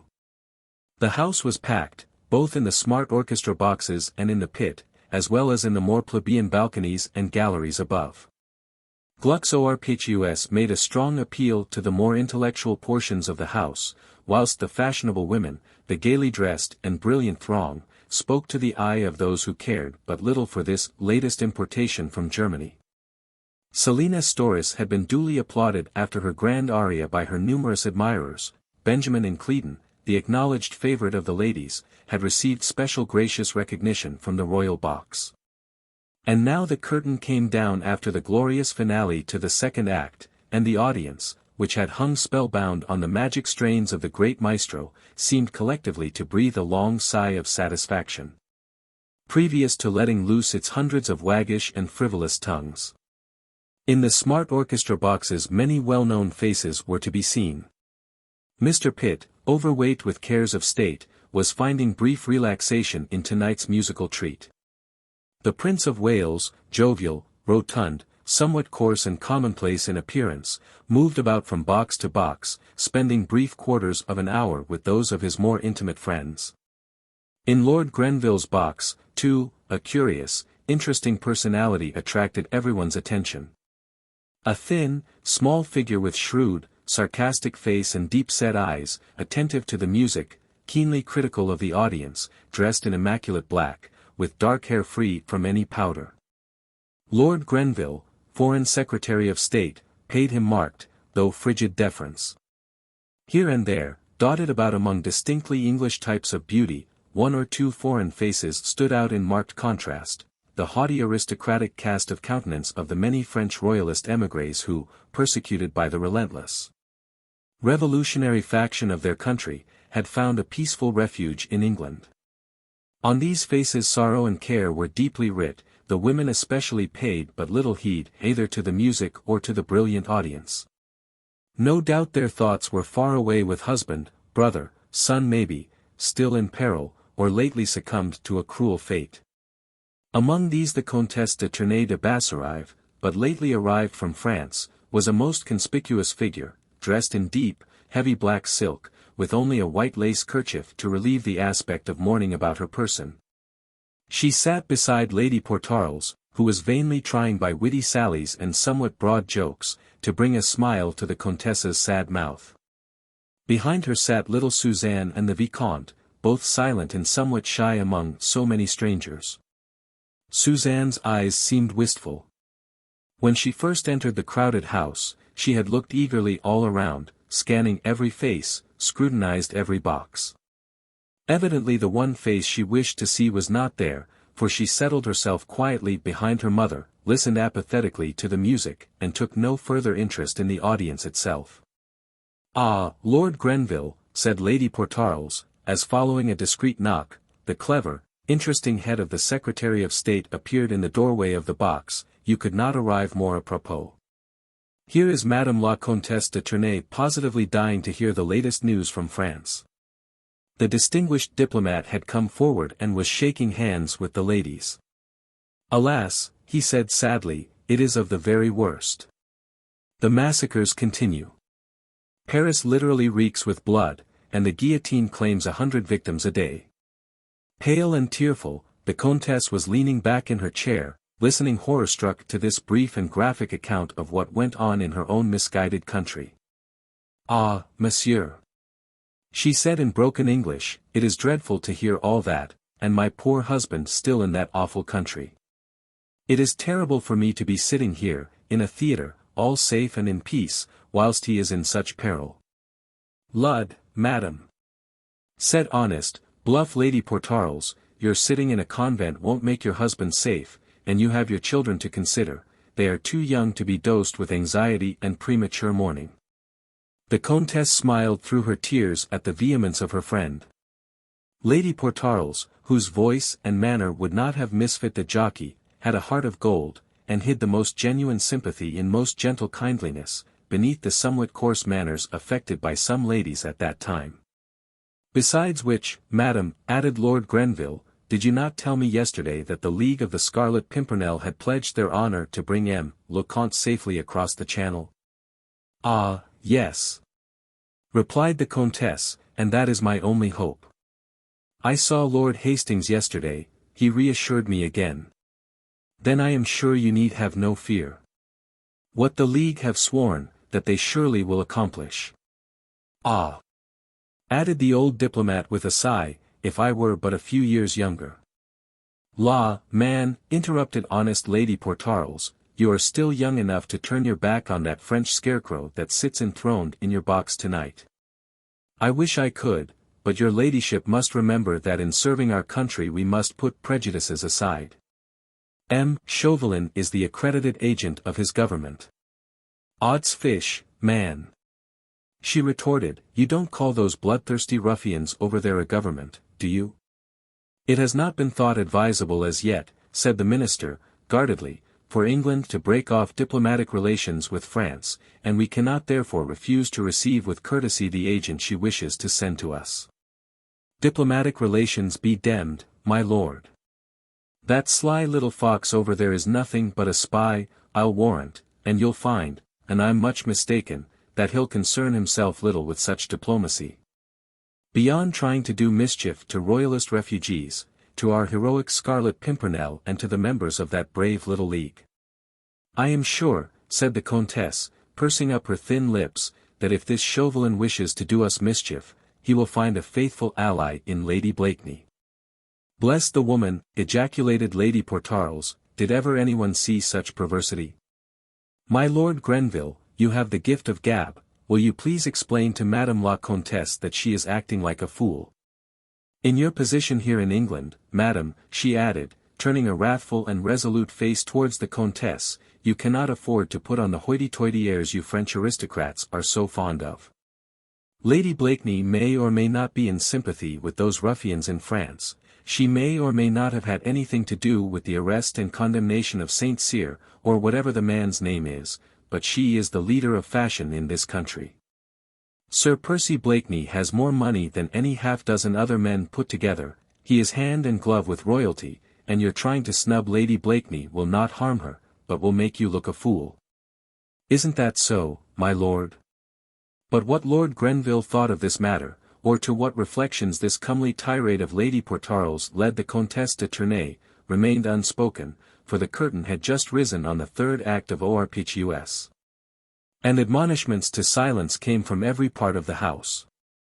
Lord Grenville took a hasty farewell of the ladies and slipped back into his box, where Chauvelin had sat through this entr'acte, with his eternal snuff-box in his hand, and with his keen pale eyes intently fixed upon a box opposite him, where, with much frou-frou of silken skirts, much laughter and general stir of curiosity amongst the audience, Marguerite Blakeney had just entered, accompanied by her husband, and looking divinely pretty beneath the wealth of her golden, reddish curls, slightly besprinkled with powder, and tied back at the nape of her graceful neck with a gigantic black bow. Always dressed in the very latest vagary of fashion, Marguerite alone among the ladies that night had discarded the crossover fichu broad-lapelled overdress, which had been in fashion for the last 2 or 3 years. She wore the short-waisted classical-shaped gown, which so soon was to become the approved mode in every country in Europe. It suited her graceful, regal figure to perfection, composed as it was of shimmering stuff which seemed a mass of rich gold embroidery. As she entered, she leant for a moment out of the box, taking stock of all those present whom she knew. Many bowed to her as she did so, and from the royal box there came also a quick and gracious salute. Chauvelin watched her intently all through the commencement of the third act, as she sat enthralled with the music, her exquisite little hand toying with a small jeweled fan, her regal head, her throat, arms and neck covered with magnificent diamonds and rare gems, the gift of the adoring husband who sprawled leisurely by her side. Marguerite was passionately fond of music. Orpheus charmed her tonight. The very joy of living was writ plainly upon the sweet young face, it sparkled out of the merry blue eyes and lit up the smile that lurked around the lips.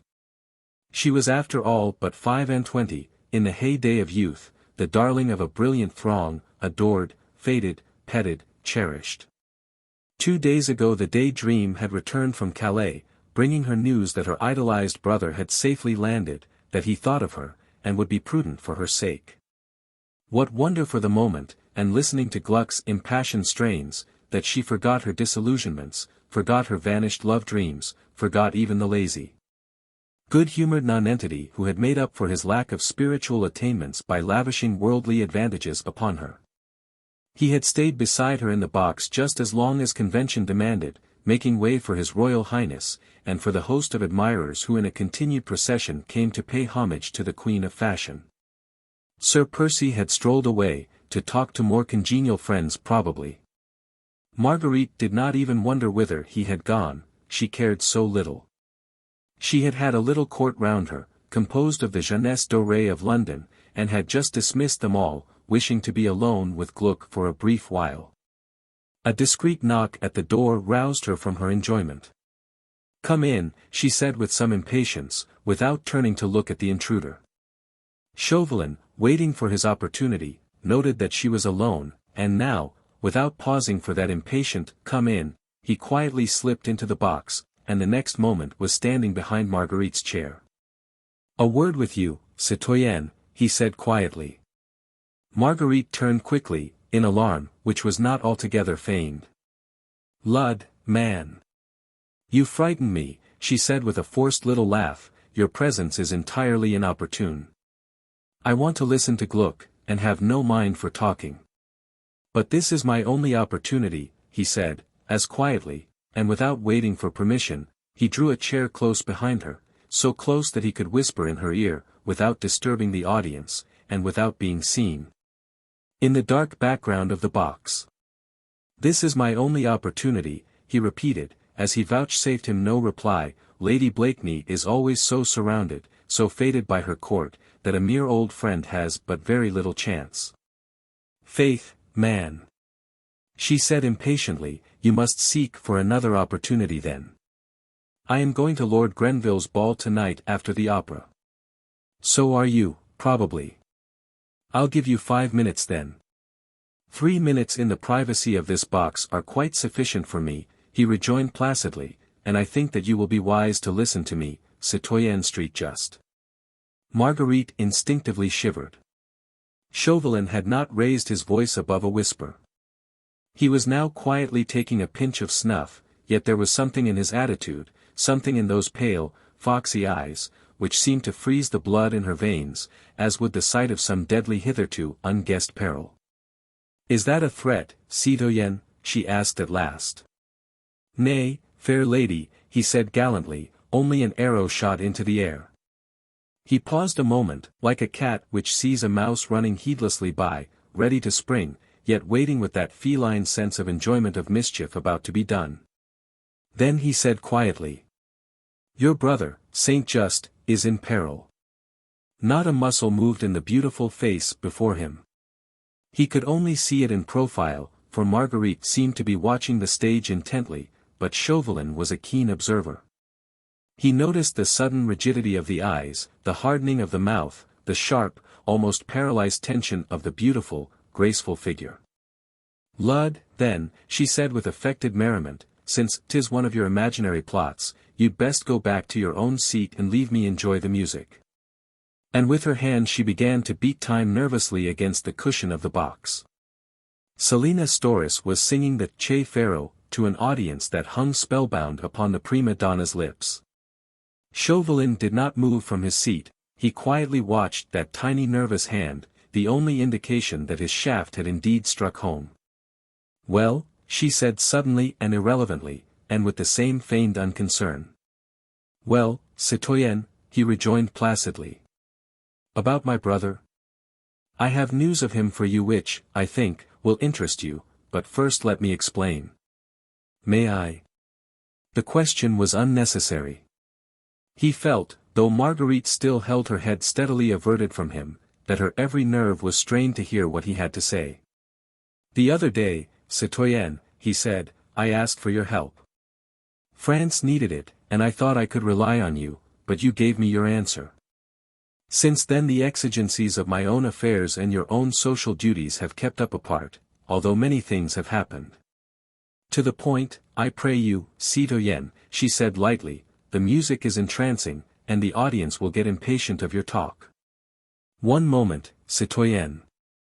The day on which I had the honor of meeting you at Dover, and less than an hour after I had your final answer, I obtained possession of some papers, which revealed another of those subtle schemes for the escape of a batch of French aristocrats, that traitor de Tournay amongst others, all organized by that arch-meddler, the Scarlet Pimpernel. Some of the threads, too, of this mysterious organization have come into my hands, but not all, and I want you, nay, you must help me to gather them together." Marguerite seemed to have listened to him with marked impatience. She now shrugged her shoulders and said gaily. Bah! Man! Have I not already told you that I care not about your schemes or about the Scarlet Pimpernel? And had you not spoken about my brother? A little patience, I entreat, citoyenne, he continued imperturbably. Two gentlemen, Lord Antony Dewhurst and Sir Andrew Ffoulkes, were at the Fisherman's Rest at Dover that same night. I know. I saw them there. They were already known to my spies as members of that accursed league. It was Sir Andrew Ffoulkes who escorted the Comtesse de Tournay and her children across the channel. When the two young men were alone, my spies forced their way into the coffee-room of the inn, gagged and pinioned the two gallants, seized their papers, and brought them to me. In a moment she had guessed the danger. Papers? Had Armand been imprudent, the very thought struck her with nameless terror. Still she would not let this man see that she feared. She laughed gaily and lightly. Faith! And your impudence passes belief, she said merrily. Robbery and violence. In England, in a crowded inn. Your men might have been caught in the act. What if they had? They are children of France, and have been trained by your humble servant. Had they been caught they would have gone to jail, or even to the gallows, without a word of protest or indiscretion. At any rate it was well worth the risk. A crowded inn is safer for these little operations than you think, and my men have experience. Well? And those papers? She asked carelessly. Unfortunately, though they have given me cognizance of certain names, certain movements, enough, I think, to thwart their projected coup for the moment, it would only be for the moment. And still leaves me in ignorance of the identity of the Scarlet Pimpernel. La! My friend, she said, with the same assumed flippancy of manner, then you are where you were before, aren't you? And you can let me enjoy the last strophe of the Ara faith. She added, ostentatiously smothering an imaginary yawn, had you not spoken about my brother?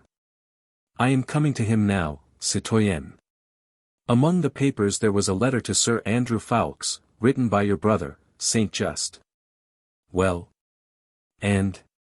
That letter shows him to be not only in sympathy with the enemies of France, but actually a helper, if not a member, of the League of the Scarlet Pimpernel. The blow had been struck at last. All along, Marguerite had been expecting it. She would not show fear, she was determined to seem unconcerned, flippant even. She wished, when the shock came, to be prepared for it, to have all her wits about her, those wits which had been nicknamed the keenest in Europe. Even now she did not flinch. She knew that Chauvelin had spoken the truth. The man was too earnest, too blindly devoted to the misguided cause he had at heart, too proud of his countrymen, of those makers of revolutions, to stoop to low, purposeless falsehoods. That letter of Armand's, foolish, imprudent Armand, was in Chauvelin's hands. Marguerite knew that as if she had seen the letter with her own eyes. And Chauvelin would hold that letter for purposes of his own, until it suited him to destroy it or to make use of it against Armand. All that she knew, and yet she continued to laugh more gaily, more loudly than she had done before. La, man! She said, speaking over her shoulder and looking him full and squarely in the face, did I not say it was some imaginary plot? Armand in league with that enigmatic Scarlet Pimpernel, Armand busy helping those French aristocrats whom he despises. Faith, the tale does infinite credit to your imagination. Let me make my point clear, citoyenne, said Chauvelin, with the same unruffled calm, I must assure you that Street Just is compromised beyond the slightest hope of pardon. Inside the orchestra box all was silent for a moment or two. Marguerite sat, straight upright, rigid and inert, trying to think, trying to face the situation, to realize what had best be done. In the house Storace had finished the aria, and was even now bowing in her classic garb, but in approved 18th century fashion, to the enthusiastic audience, who cheered her to the echo. Chauvelin, said Marguerite Blakeney at last, quietly, and without that touch of bravado which had characterized her attitude all along, Chauvelin, my friend, shall we try to understand one another? It seems that my wits have become rusty by contact with this damp climate. Now, Tell me, you are very anxious to discover the identity of the Scarlet Pimpernel, isn't that so? France's most bitter enemy, citoyen, all the more dangerous, as he works in the dark. All the more noble, you mean? Well, and you would now force me to do some spying work for you in exchange for my brother Armand's safety, is that it? Fie! Two very ugly words, fair lady, protested Chauvelin, urbanely. There can be no question of force, and the service which I would ask of you, in the name of France, could never be called by the shocking name of spying. At any rate, that is what it is called over here, she said drily. That is your intention, is it not? My intention is, that you yourself win the free pardon for Armand St. Just by doing me a small service. What is it? Only watch for me tonight, citoyen St. Just, he said eagerly. Listen, among the papers which were found about the person of Sir Andrew Ffoulkes there was a tiny note. See, he added, taking a tiny scrap of paper from his pocketbook and handing it to her. It was the same scrap of paper which, 4 days ago, the two young men had been in the act of reading, at the very moment when they were attacked by Chauvelin's minions. Marguerite took it mechanically and stooped to read it. There were only 2 lines, written in a distorted, evidently disguised, handwriting. She read them half aloud. Remember, we must not meet more often than is strictly necessary. You have all instructions for the second. If you wish to speak to me again, I shall be at G.S. ball. What does it mean? She asked. Look again, citoyen, and you will understand. There is a device here in the corner, a small red flower. Yes. The Scarlet Pimpernel, she said eagerly, and G.S. ball means Grenville's ball. He will be at my Lord Grenville's ball tonight.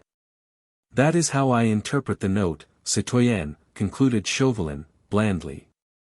Lord Antony Dewhurst and Sir Andrew Ffoulkes, after they were pinioned and searched by my spies, were carried by my orders to a lonely house in the Dover Road, which I had rented for the purpose. There they remained close prisoners until this morning.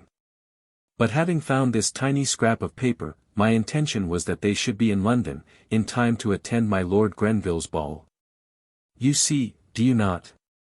That they must have a great deal to say to their chief, and thus they will have an opportunity of speaking to him tonight, just as he directed them to do. Therefore, this morning, those 2 young gallants found every bar and bolt open in that lonely house on the Dover Road, their jailers disappeared, and 2 good horses standing ready saddled and tethered in the yard. I have not seen them yet, but I think we may safely conclude that they did not draw rein until they reached London. Now you see how simple it all is, citoyen. It does seem simple, doesn't it? She said, with a final bitter attempt at flippancy. When you want to kill a chicken, you take hold of it, then you wring its neck. It's only the chicken who does not find it quite so simple. Now you hold a knife at my throat, and a hostage for my obedience. You find it simple. I don't. Nay, citoyen, I offer you a chance of saving the brother you love from the consequences of his own folly. Marguerite's face softened, her eyes at last grew moist, as she murmured, half to herself. The only being in the world who has loved me truly and constantly. But what do you want me to do, Chauvelin? She said, with a world of despair in her tear-choked voice. In my present position, it is well nigh impossible.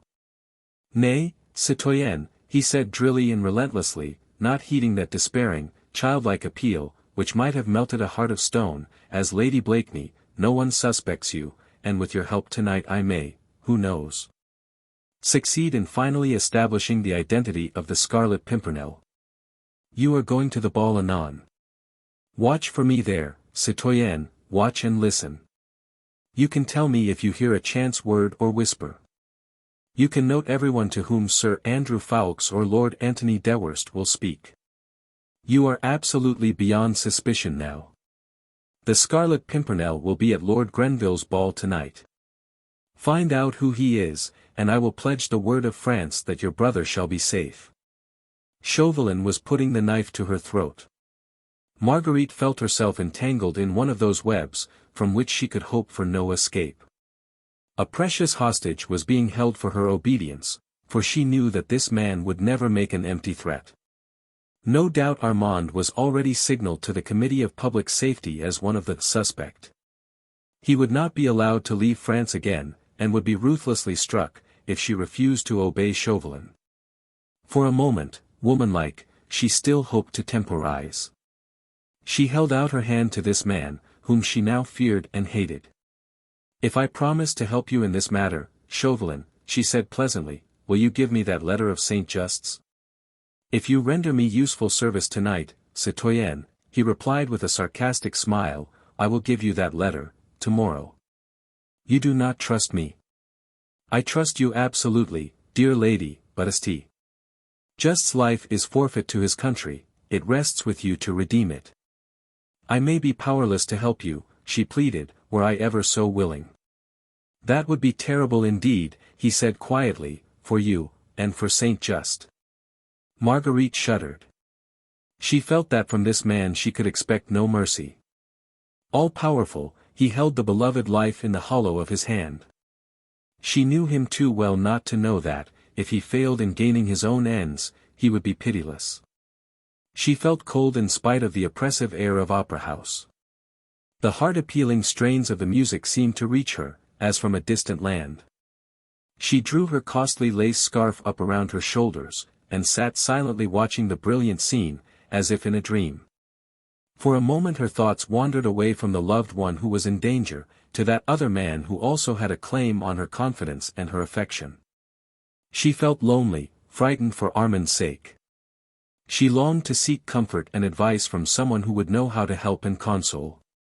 Sir Percy Blakeney had loved her once, he was her husband, why should she stand alone through this terrible ordeal?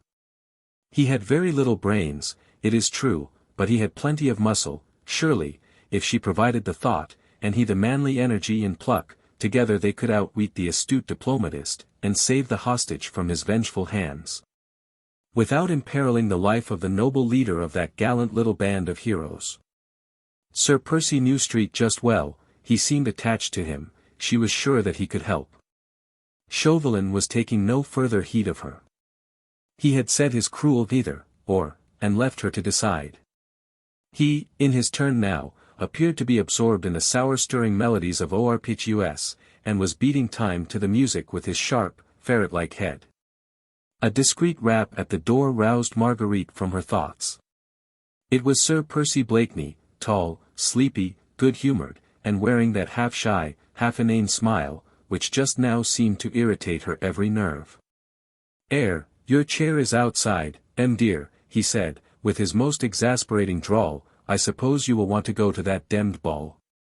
"Excuse me, Monsieur Chauvelin, I had not observed you." He extended two slender, white fingers toward Chauvelin, who had risen when Sir Percy entered the box. "Are you coming, dear?" "Hush. Sh. Came in angry remonstrance from different parts of the house. "Demmed impudence," commented Sir Percy with a good-natured smile. Marguerite sighed impatiently. Her last hope seemed suddenly to have vanished away. She wrapped her cloak round her and without looking at her husband. "I am ready to go," she said, taking his arm. At the door of the box she turned and looked straight at Chauvelin, who, with his chapeau bras under his arm, and a curious smile round his thin lips, was preparing to follow the strangely ill-assorted couple. "It is only au revoir, Chauvelin," she said pleasantly, "we shall meet at my Lord Grenville's ball, anon." And in her eyes the astute Frenchman read, no doubt, something which caused him profound satisfaction, for, with a sarcastic smile, he took a delicate pinch of snuff, then, having dusted his dainty lace jabot, he rubbed his thin, bony hands contentedly together. Chapter 11. Lord Grenville's Ball. The historic ball given by the then Secretary of State for Foreign Affairs, Lord Grenville, was the most brilliant function of the year. Though the autumn season had only just begun, everybody who was anybody had contrived to be in London in time to be present there, and to shine at this ball, to the best of his or her respective ability. His Royal Highness the Prince of Wales had promised to be present. He was coming on presently from the opera. Lord Grenville himself had listened to the two first acts of Orpheus, before preparing to receive his guests. At 10 o'clock, an unusually late hour in those days, the grand rooms of the Foreign Office, exquisitely decorated with exotic palms and flowers, were filled to overflowing. One room had been set apart for dancing, and the dainty strains of the minuet made a soft accompaniment to the gay chatter, the merry laughter of the numerous and brilliant company. In a smaller chamber, facing the top of the fine stairway, the distinguished host stood ready to receive his guests. Distinguished men, beautiful women, notabilities from every European country had already filed past him, had exchanged the elaborate bows and curtsies with him, which the extravagant fashion of the time demanded, and then, laughing and talking, had dispersed in the ball, reception, and card rooms beyond. Not far from Lord Grenville's elbow, leaning against one of the console tables, Chauvelin, in his irreproachable black costume, was taking a quiet survey of the brilliant throng. He noted that Sir Percy and Lady Blakeney had not yet arrived, and his keen, pale eyes glanced quickly towards the door every time a newcomer appeared. He stood somewhat isolated. The envoy of the revolutionary government of France was not likely to be very popular in England, at a time when the news of the awful September massacres, and of the reign of terror and anarchy, had just begun to filtrate across the Channel. In his official capacity he had been received courteously by his English colleagues. Mr. Pitt had shaken him by the hand, Lord Grenville had entertained him more than once, but the more intimate circles of London society ignored him altogether. The women openly turned their backs upon him, the men who held no official position refused to shake his hand. But Chauvelin was not the man to trouble himself about these social amenities, which he called mere incidents in his diplomatic career.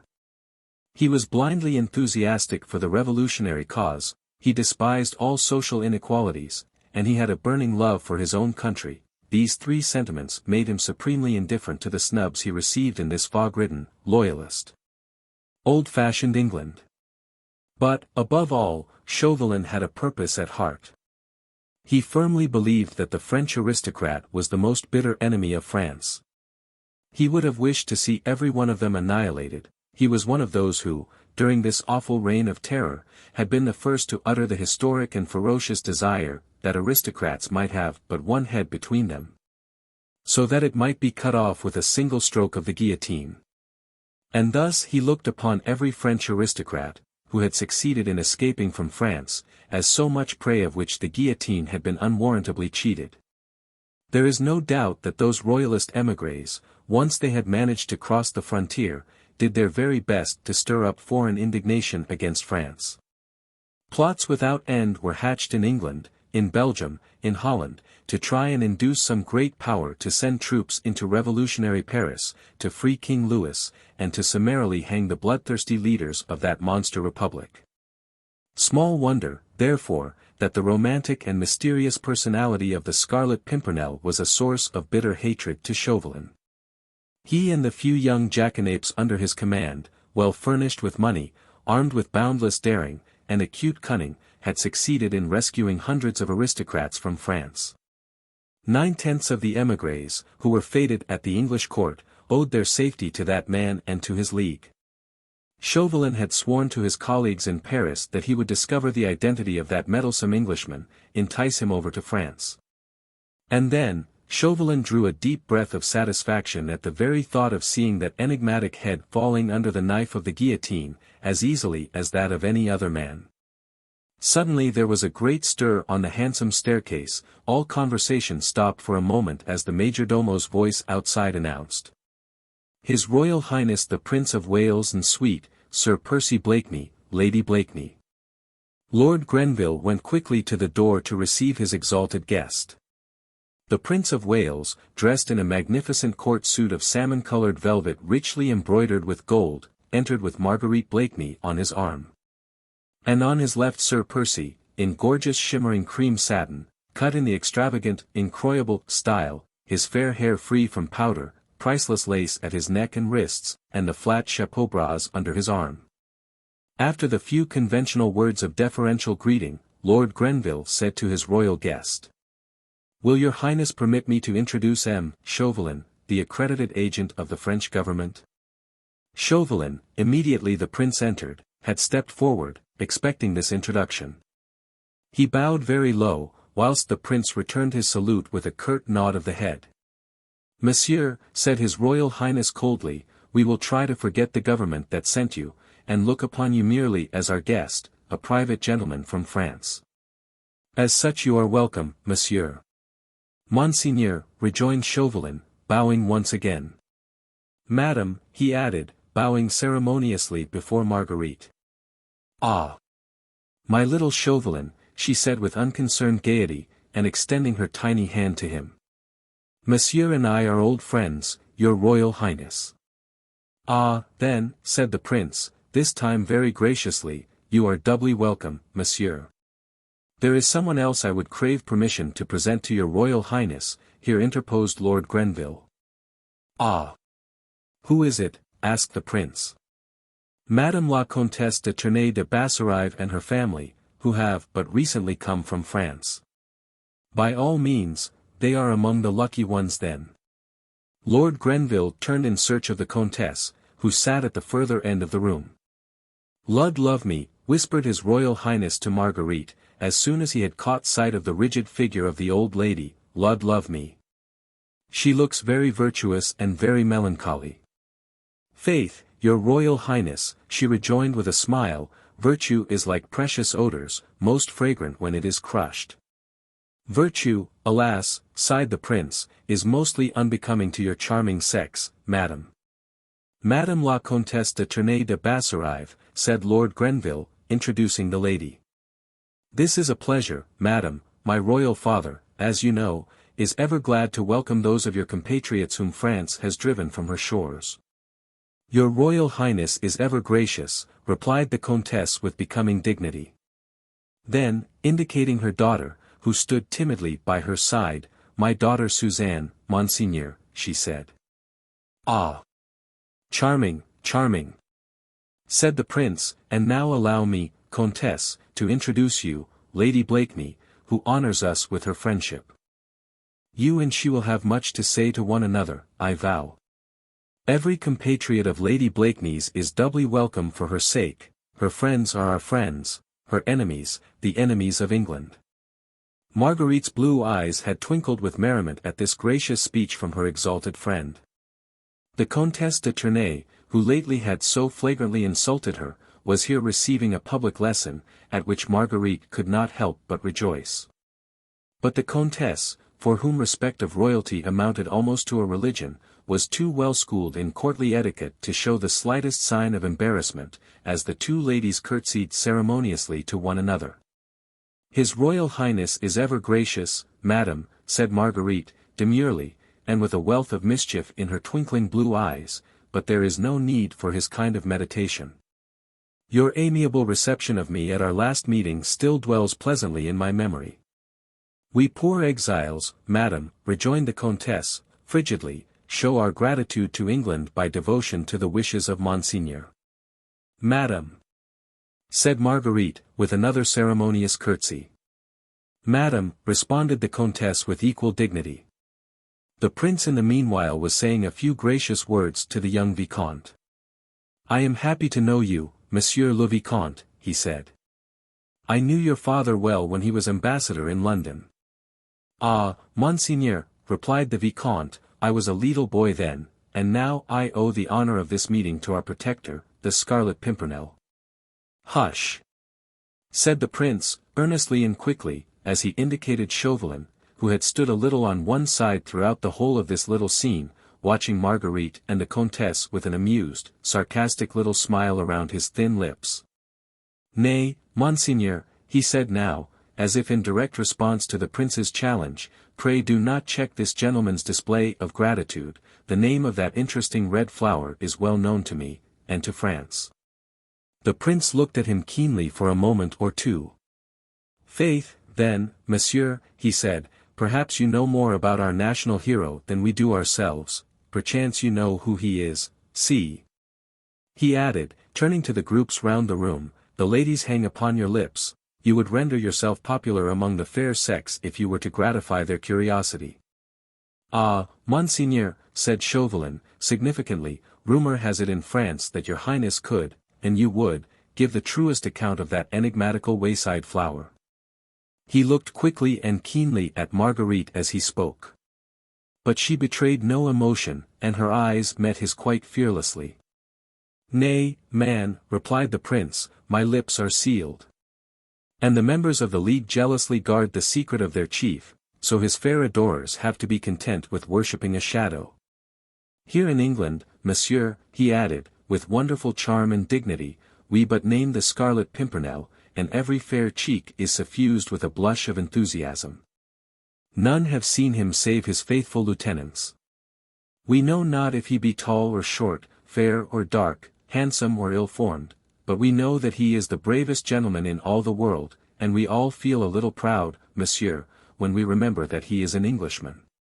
Ah, Monsieur Chauvelin, added Marguerite, looking almost with defiance across at the placid, sphinx-like face of the Frenchman. His Royal Highness should add that we ladies think of him as of a hero of old, we worship him, we wear his badge, we tremble for him when he is in danger, and exult with him in the hour of his victory. Chauvelin did no more than bow placidly both to the prince and to Marguerite. He felt that both speeches were intended, each in their way, to convey contempt or defiance. The pleasure-loving, idle prince he despised, the beautiful woman, who in her golden hair wore a spray of small red flowers composed of rubies and diamonds, her he held in the hollow of hand, he could afford to remain silent and to wait events. A long, jovial, inane laugh broke the sudden silence which had fallen over everyone. And we poor husbands, came in slow, affected accents from gorgeous Sir Percy, we have to stand by, while they worship a demmed shadow. Everyone laughed, the prince more loudly than anyone. The tension of subdued excitement was relieved, and the next moment everyone was laughing and chatting merrily as the gay crowd broke up and dispersed in the adjoining rooms. Chapter 12. The Scrap of Paper. Marguerite suffered intensely. Though she laughed and chatted, though she was more admired, more surrounded, more fated than any woman there, she felt like one condemned to death, living her last day upon this earth.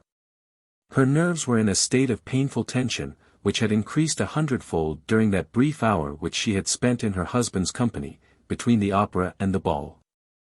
The short ray of hope, that she might find in this good-natured, lazy individual a valuable friend and adviser, had vanished as quickly as it had come, the moment she found herself alone with him. The same feeling of good-humored contempt which one feels for an animal or a faithful servant made her turn away with a smile from the man who should have been her moral support in this heart-rending crisis through which she was passing, who should have been her cool-headed adviser. When feminine sympathy and sentiment tossed her hither and thither, between her love for her brother, who was far away and in mortal peril, and horror of the awful service which Chauvelin had exacted from her, in exchange for Armand's safety. There he stood, the moral support, the cool-headed adviser, surrounded by a crowd of brainless, empty-headed young fops, who were even now repeating from mouth to mouth, and with every sign of the keenest enjoyment, a doggerel quatrain which he had just given forth. Everywhere the absurd, silly words met her, people seemed to have little else to speak about, even the prince had asked her, with a little laugh, whether she appreciated her husband's latest poetic efforts. All done in the tying of a cravat, Sir Percy had declared to his clique of admirers. We seek him here, we seek him there. Those Frenchies seek him everywhere. Is he in heaven, is he in hell? That demmed, elusive Pimpernel. Sir Percy's bon mot had gone the round of the brilliant reception rooms. The prince was enchanted. He vowed that life without Blakeney would be but a dreary desert. Then, taking him by the arm, had led him to the card-room, and engaged him in a long game of hazard. Sir Percy, whose chief interest in most social gatherings seemed to center round the card-table, usually allowed his wife to flirt, dance, to amuse or bore herself as much as she liked. And tonight, having delivered himself of his bon mot, he had left Marguerite surrounded by a crowd of admirers of all ages, all anxious and willing to help her to forget that somewhere in the spacious reception rooms, there was a long, Lazy being who had been fool enough to suppose that the cleverest woman in Europe would settle down to the prosaic bonds of English matrimony. Her still overwrought nerves, her excitement and agitation, lent beautiful Marguerite Blakeney much additional charm, escorted by a veritable bevy of men of all ages and of most nationalities. She called forth many exclamations of admiration from everyone as she passed. She would not allow herself any more time to think. Her early, somewhat bohemian training had made her something of a fatalist. She felt that events would shape themselves, that the directing of them was not in her hands. From Chauvelin she knew that she could expect no mercy. He had set a price on Armand's head, and left it to her to pay or not, as she chose. Later on in the evening she caught sight of Sir Andrew Ffoulkes and Lord Antony Dewhurst, who seemingly had just arrived.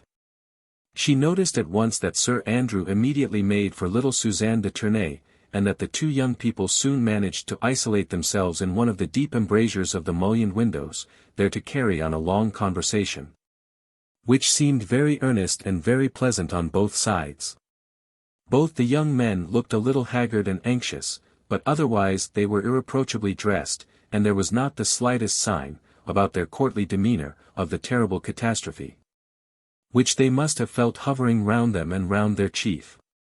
That the League of the Scarlet Pimpernel had no intention of abandoning its cause, she had gathered through little Suzanne herself, who spoke openly of the assurance she and her mother had had that the Comte de Tournay would be rescued from France by the League, within the next few days. Vaguely she began to wonder, as she looked at the brilliant and fashionable in the gaily lighted ballroom, which of these worldly men round her was the mysterious Scarlet Pimpernel, who held the threads of such daring plots, and the fate of valuable lives in his hands.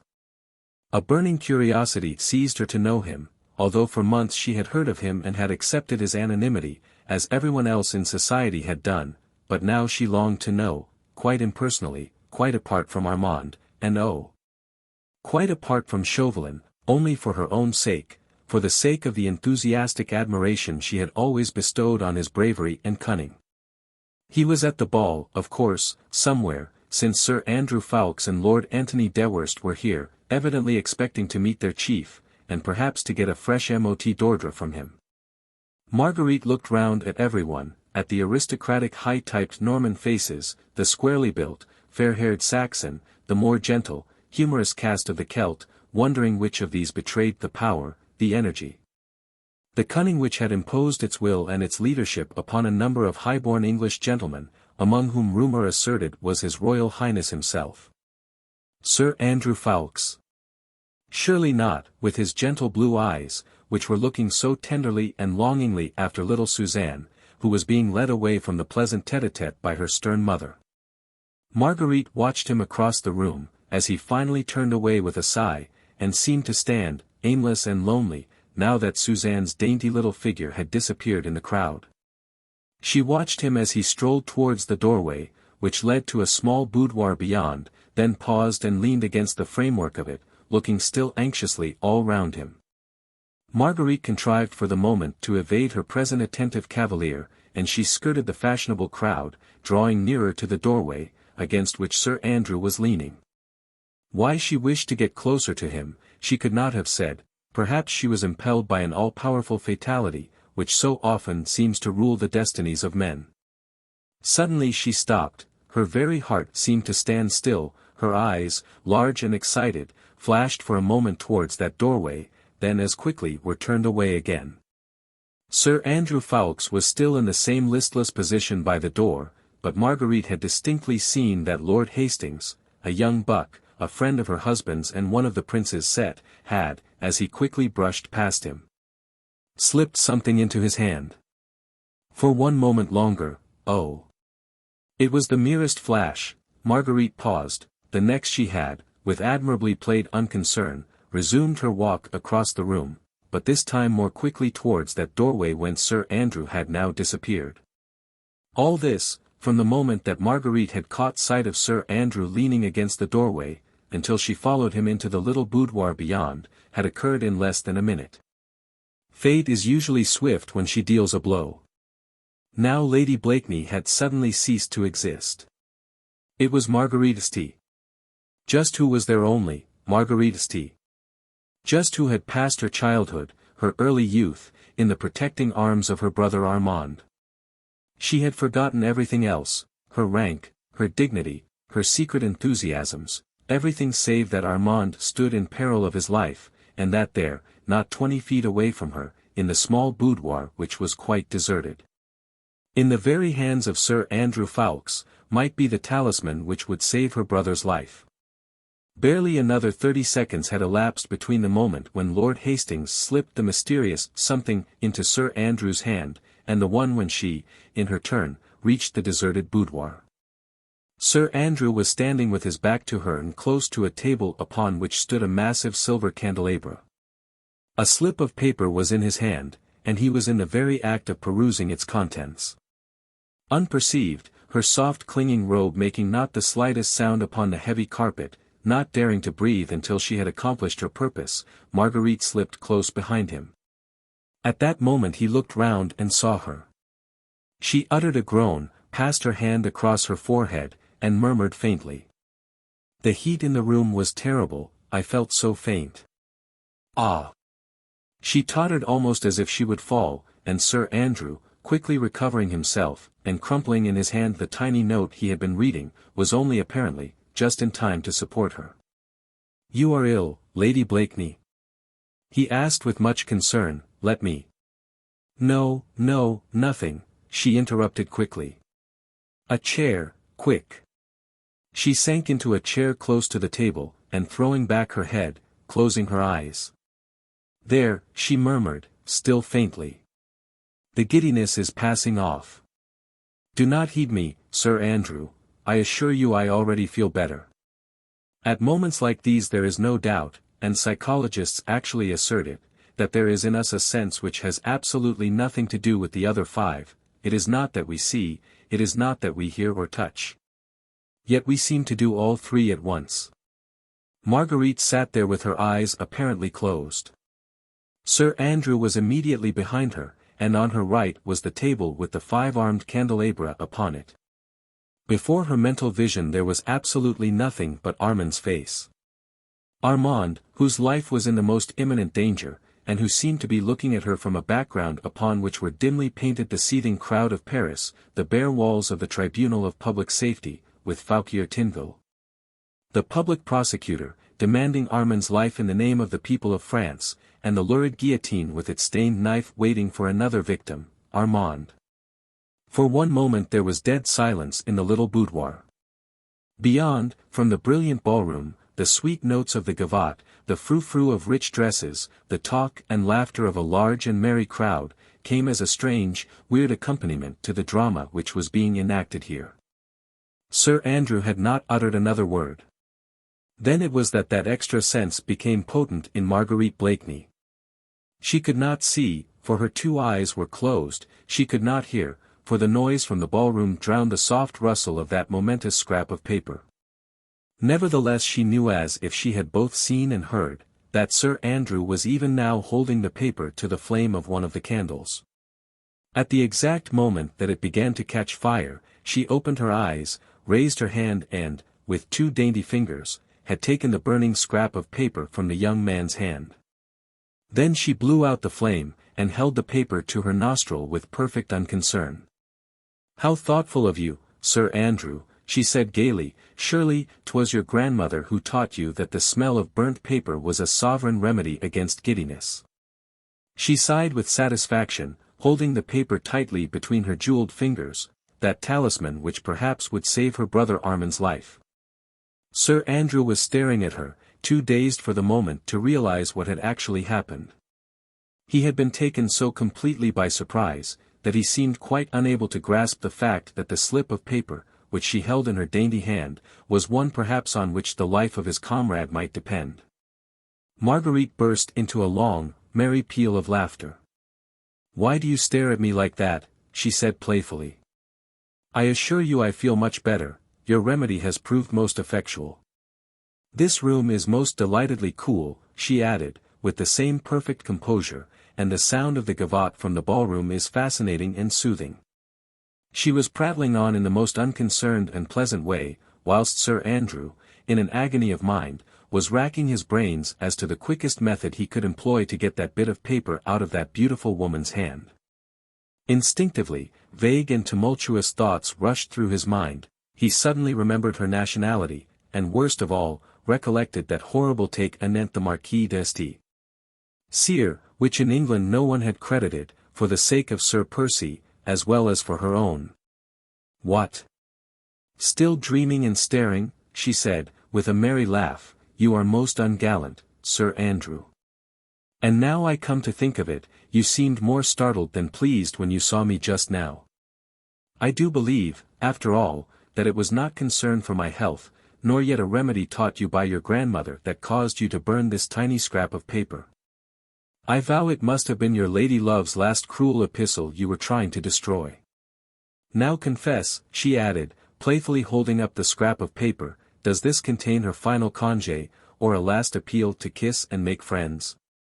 Whichever it is, Lady Blakeney, said Sir Andrew, who was gradually recovering his self-possession, this little note is undoubtedly mine, and not caring whether his action was one that would be styled ill-bred towards a lady. The young man had made a bold dash for the note. But Marguerite's thoughts flew quicker than his own, her actions under pressure of this intense excitement, were swifter and more sure. She was tall and strong.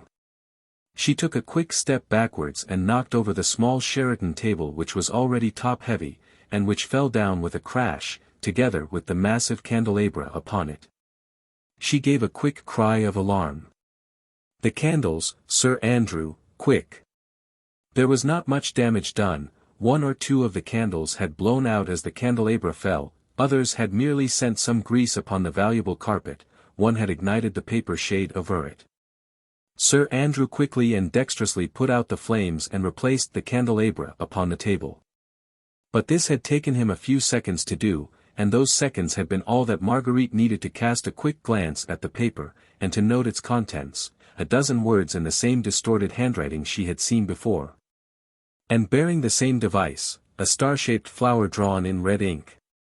When Sir Andrew once more looked at her, he only saw upon her face alarm at the untoward accident and relief at its happy issue, whilst the tiny and momentous note had apparently fluttered to the ground. Eagerly the young man picked it up, and his face looked much relieved, as his fingers closed tightly over it. For shame, Sir Andrew, she said, shaking her head with a playful sigh, making havoc in the heart of some impressionable duchess, whilst conquering the affections of my sweet little Suzanne. Well, well. I do believe it was Cupid himself who stood by you, and threatened the entire Foreign Office with destruction by fire, just on purpose to make me drop love's message, before it had been polluted by my indiscreet eyes. To think that, a moment longer, and I might have known the secrets of an erring duchess. You will forgive me, Lady Blakeney, said Sir Andrew, now as calm as she was herself, if I resume the interesting occupation which you have interrupted? By all means, Sir Andrew. How should I venture to thwart the love god again? Perhaps he would mete out some terrible chastisement against my presumption. Burn your love token, by all means.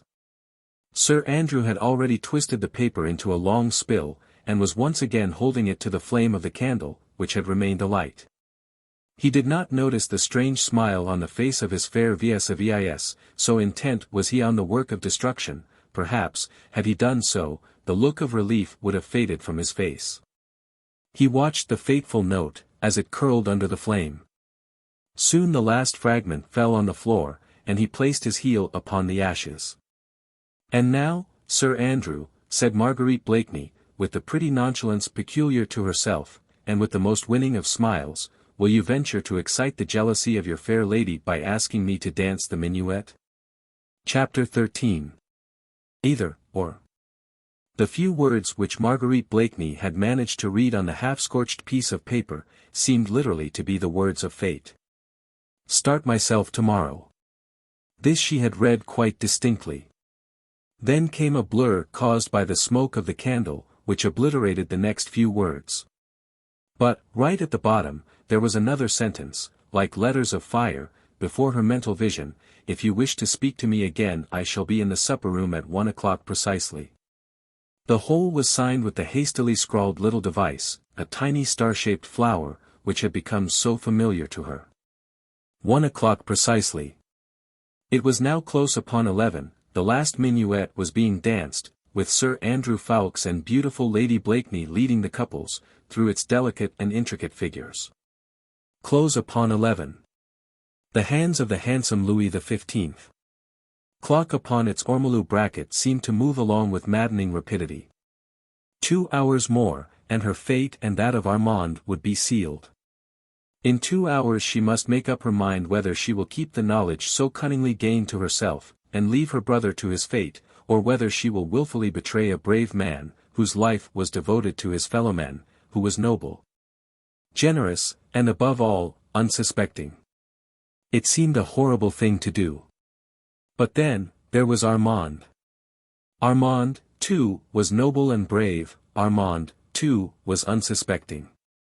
And Armand loved her, would have willingly trusted his life in her hands, and now, when she could save him from death, she hesitated.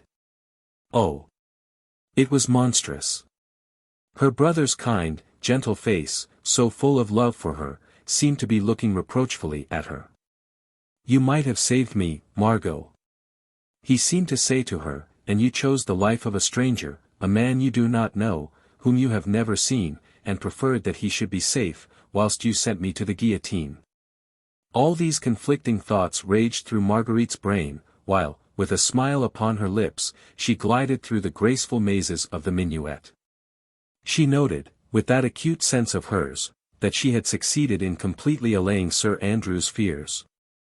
Her self-control had been absolutely perfect, she was a finer actress at this moment, and throughout the whole of this minuet, than she had ever been upon the boards of the Comédie Française. But then, a beloved brother's life had not depended upon her histrionic powers. She was too clever to overdo her part, and made no further allusions to the supposed billet deux, which had caused Sir Andrew Ffoulkes such an agonizing 5 minutes. She watched his anxiety melting away under her sunny smile, and soon perceived that, whatever doubt may have crossed his mind at the moment, she had, by the time the last bars of the minuet had been played, succeeded in completely dispelling it. He never realized in what a fever of excitement she was, what effort it cost her to keep up a constant ripple of banal conversation. When the minuet was over, she asked Sir Andrew to take her into the next room. I have promised to go down to supper with His Royal Highness, she said, but before we part, tell me, am I forgiven? Forgiven? Yes. Confess, I gave you a fright just now. But remember, I am not an English woman, and I do not look upon the exchanging of billet deux as a crime, and I vow I'll not tell my little Suzanne. But now, tell me, shall I welcome you at my water party on Wednesday? I am not sure, Lady Blakeney, he replied evasively. I may have to leave London tomorrow. I would not do that, if I were you, she said earnestly, then seeing the anxious look reappearing in his eyes, she added gaily. No one can throw a ball better than you can, Sir Andrew, we should so miss you on the bowling green. He had led her across the room, to one beyond, where already His Royal Highness was waiting for the beautiful Lady Blakeney. Madam, supper awaits us, said the prince, offering his arm to Marguerite, and I am full of hope. The goddess Fortune has frowned so persistently on me at hazard, that I look with confidence for the smiles of the goddess of beauty. Your Highness has been unfortunate at the card tables, asked Marguerite, as she took the prince's arm. I. Most unfortunate. Blakeney, not content with being the richest among my father's subjects, has also the most outrageous luck. By the way, where is that inimitable wit? I vow, madam, that this life would be but a dreary desert without your smiles and his sallies. Chapter 14. 1 o'clock precisely. Supper had been extremely gay. All those present declared that never had Lady Blakeney been more adorable, nor that demmed idiot, Sir Percy more amusing. His Royal Highness had laughed until the tears streamed down his cheeks at Blakeney's foolish yet funny repartees. His doggerel verse, we seek him here, we seek him there, etc., was sung to the tune of Ho! Merry Britons, and to the accompaniment of glasses knocked loudly against the table. Lord Grenville, moreover, had a most perfect cook. Some wags asserted that he was a scion of the old French noblesse, who having lost his fortune, had come to seek it in the cuisine of the Foreign Office. Marguerite Blakeney was in her most brilliant mood, and surely not a soul in that crowded supper-room had even an inkling of the terrible struggle which was raging within her heart. The clock was ticking so mercilessly on. It was long past midnight, and even the Prince of Wales was thinking of leaving the supper-table.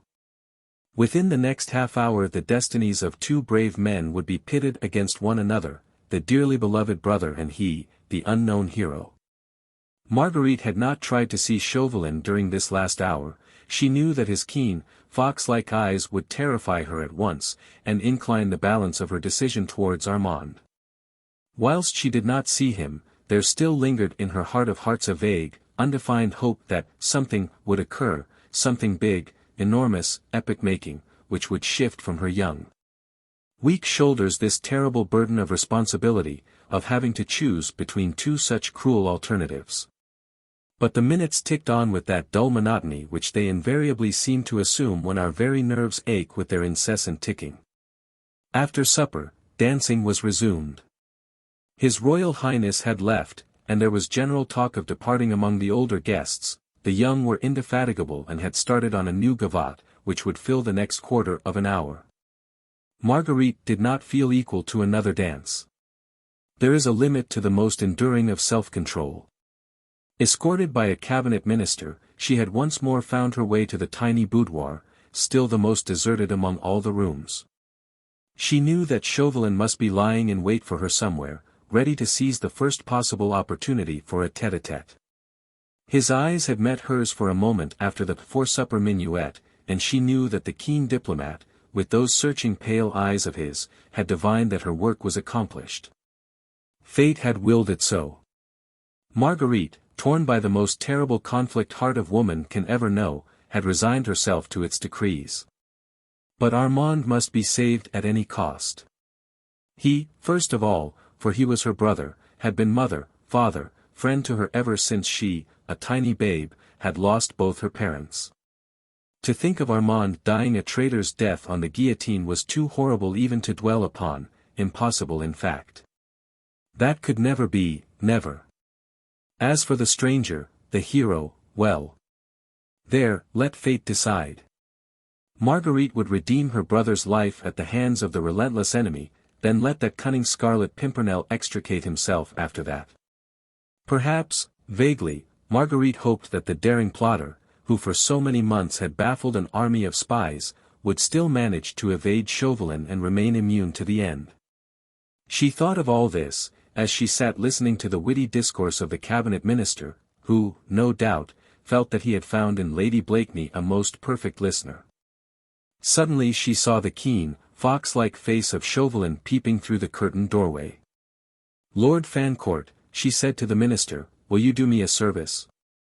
"I am entirely at your ladyship's service," he replied gallantly. "Will you see if my husband is still in the card-room?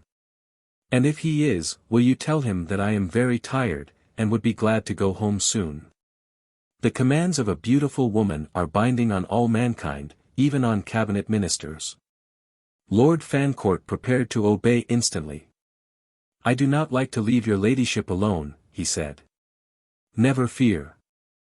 I shall be quite safe here, and, I think, undisturbed, but I am really tired. You know Sir Percy will drive back to Richmond. It is a long way, and we shall not, and we do not hurry, get home before daybreak." Lord Fancourt had perforce to go. The moment he had disappeared, Chauvelin slipped into the room, and the next instant stood calm and impassive by her side. "You have news for me?" he said. An icy mantle seemed to have suddenly settled round Marguerite's shoulders, though her cheeks glowed with fire, she felt chilled and numbed. "Oh, Armand! Will you ever know the terrible sacrifice of pride, of dignity, of womanliness a devoted sister is making for your sake?" "Nothing of importance," she said, staring mechanically before her, "but it might prove a clue. I contrived, no matter how, to detect Sir Andrew Ffoulkes in the very act of burning a paper at one of these candles, in this very room. That paper I succeeded in holding between my fingers for the space of 2 minutes, and to cast my eyes on it for that of 10 seconds. Time enough to learn its contents? Asked Chauvelin, quietly. She nodded. Then continued in the same even, mechanical tone of voice. In the corner of the paper there was the usual rough device of a small star-shaped flower.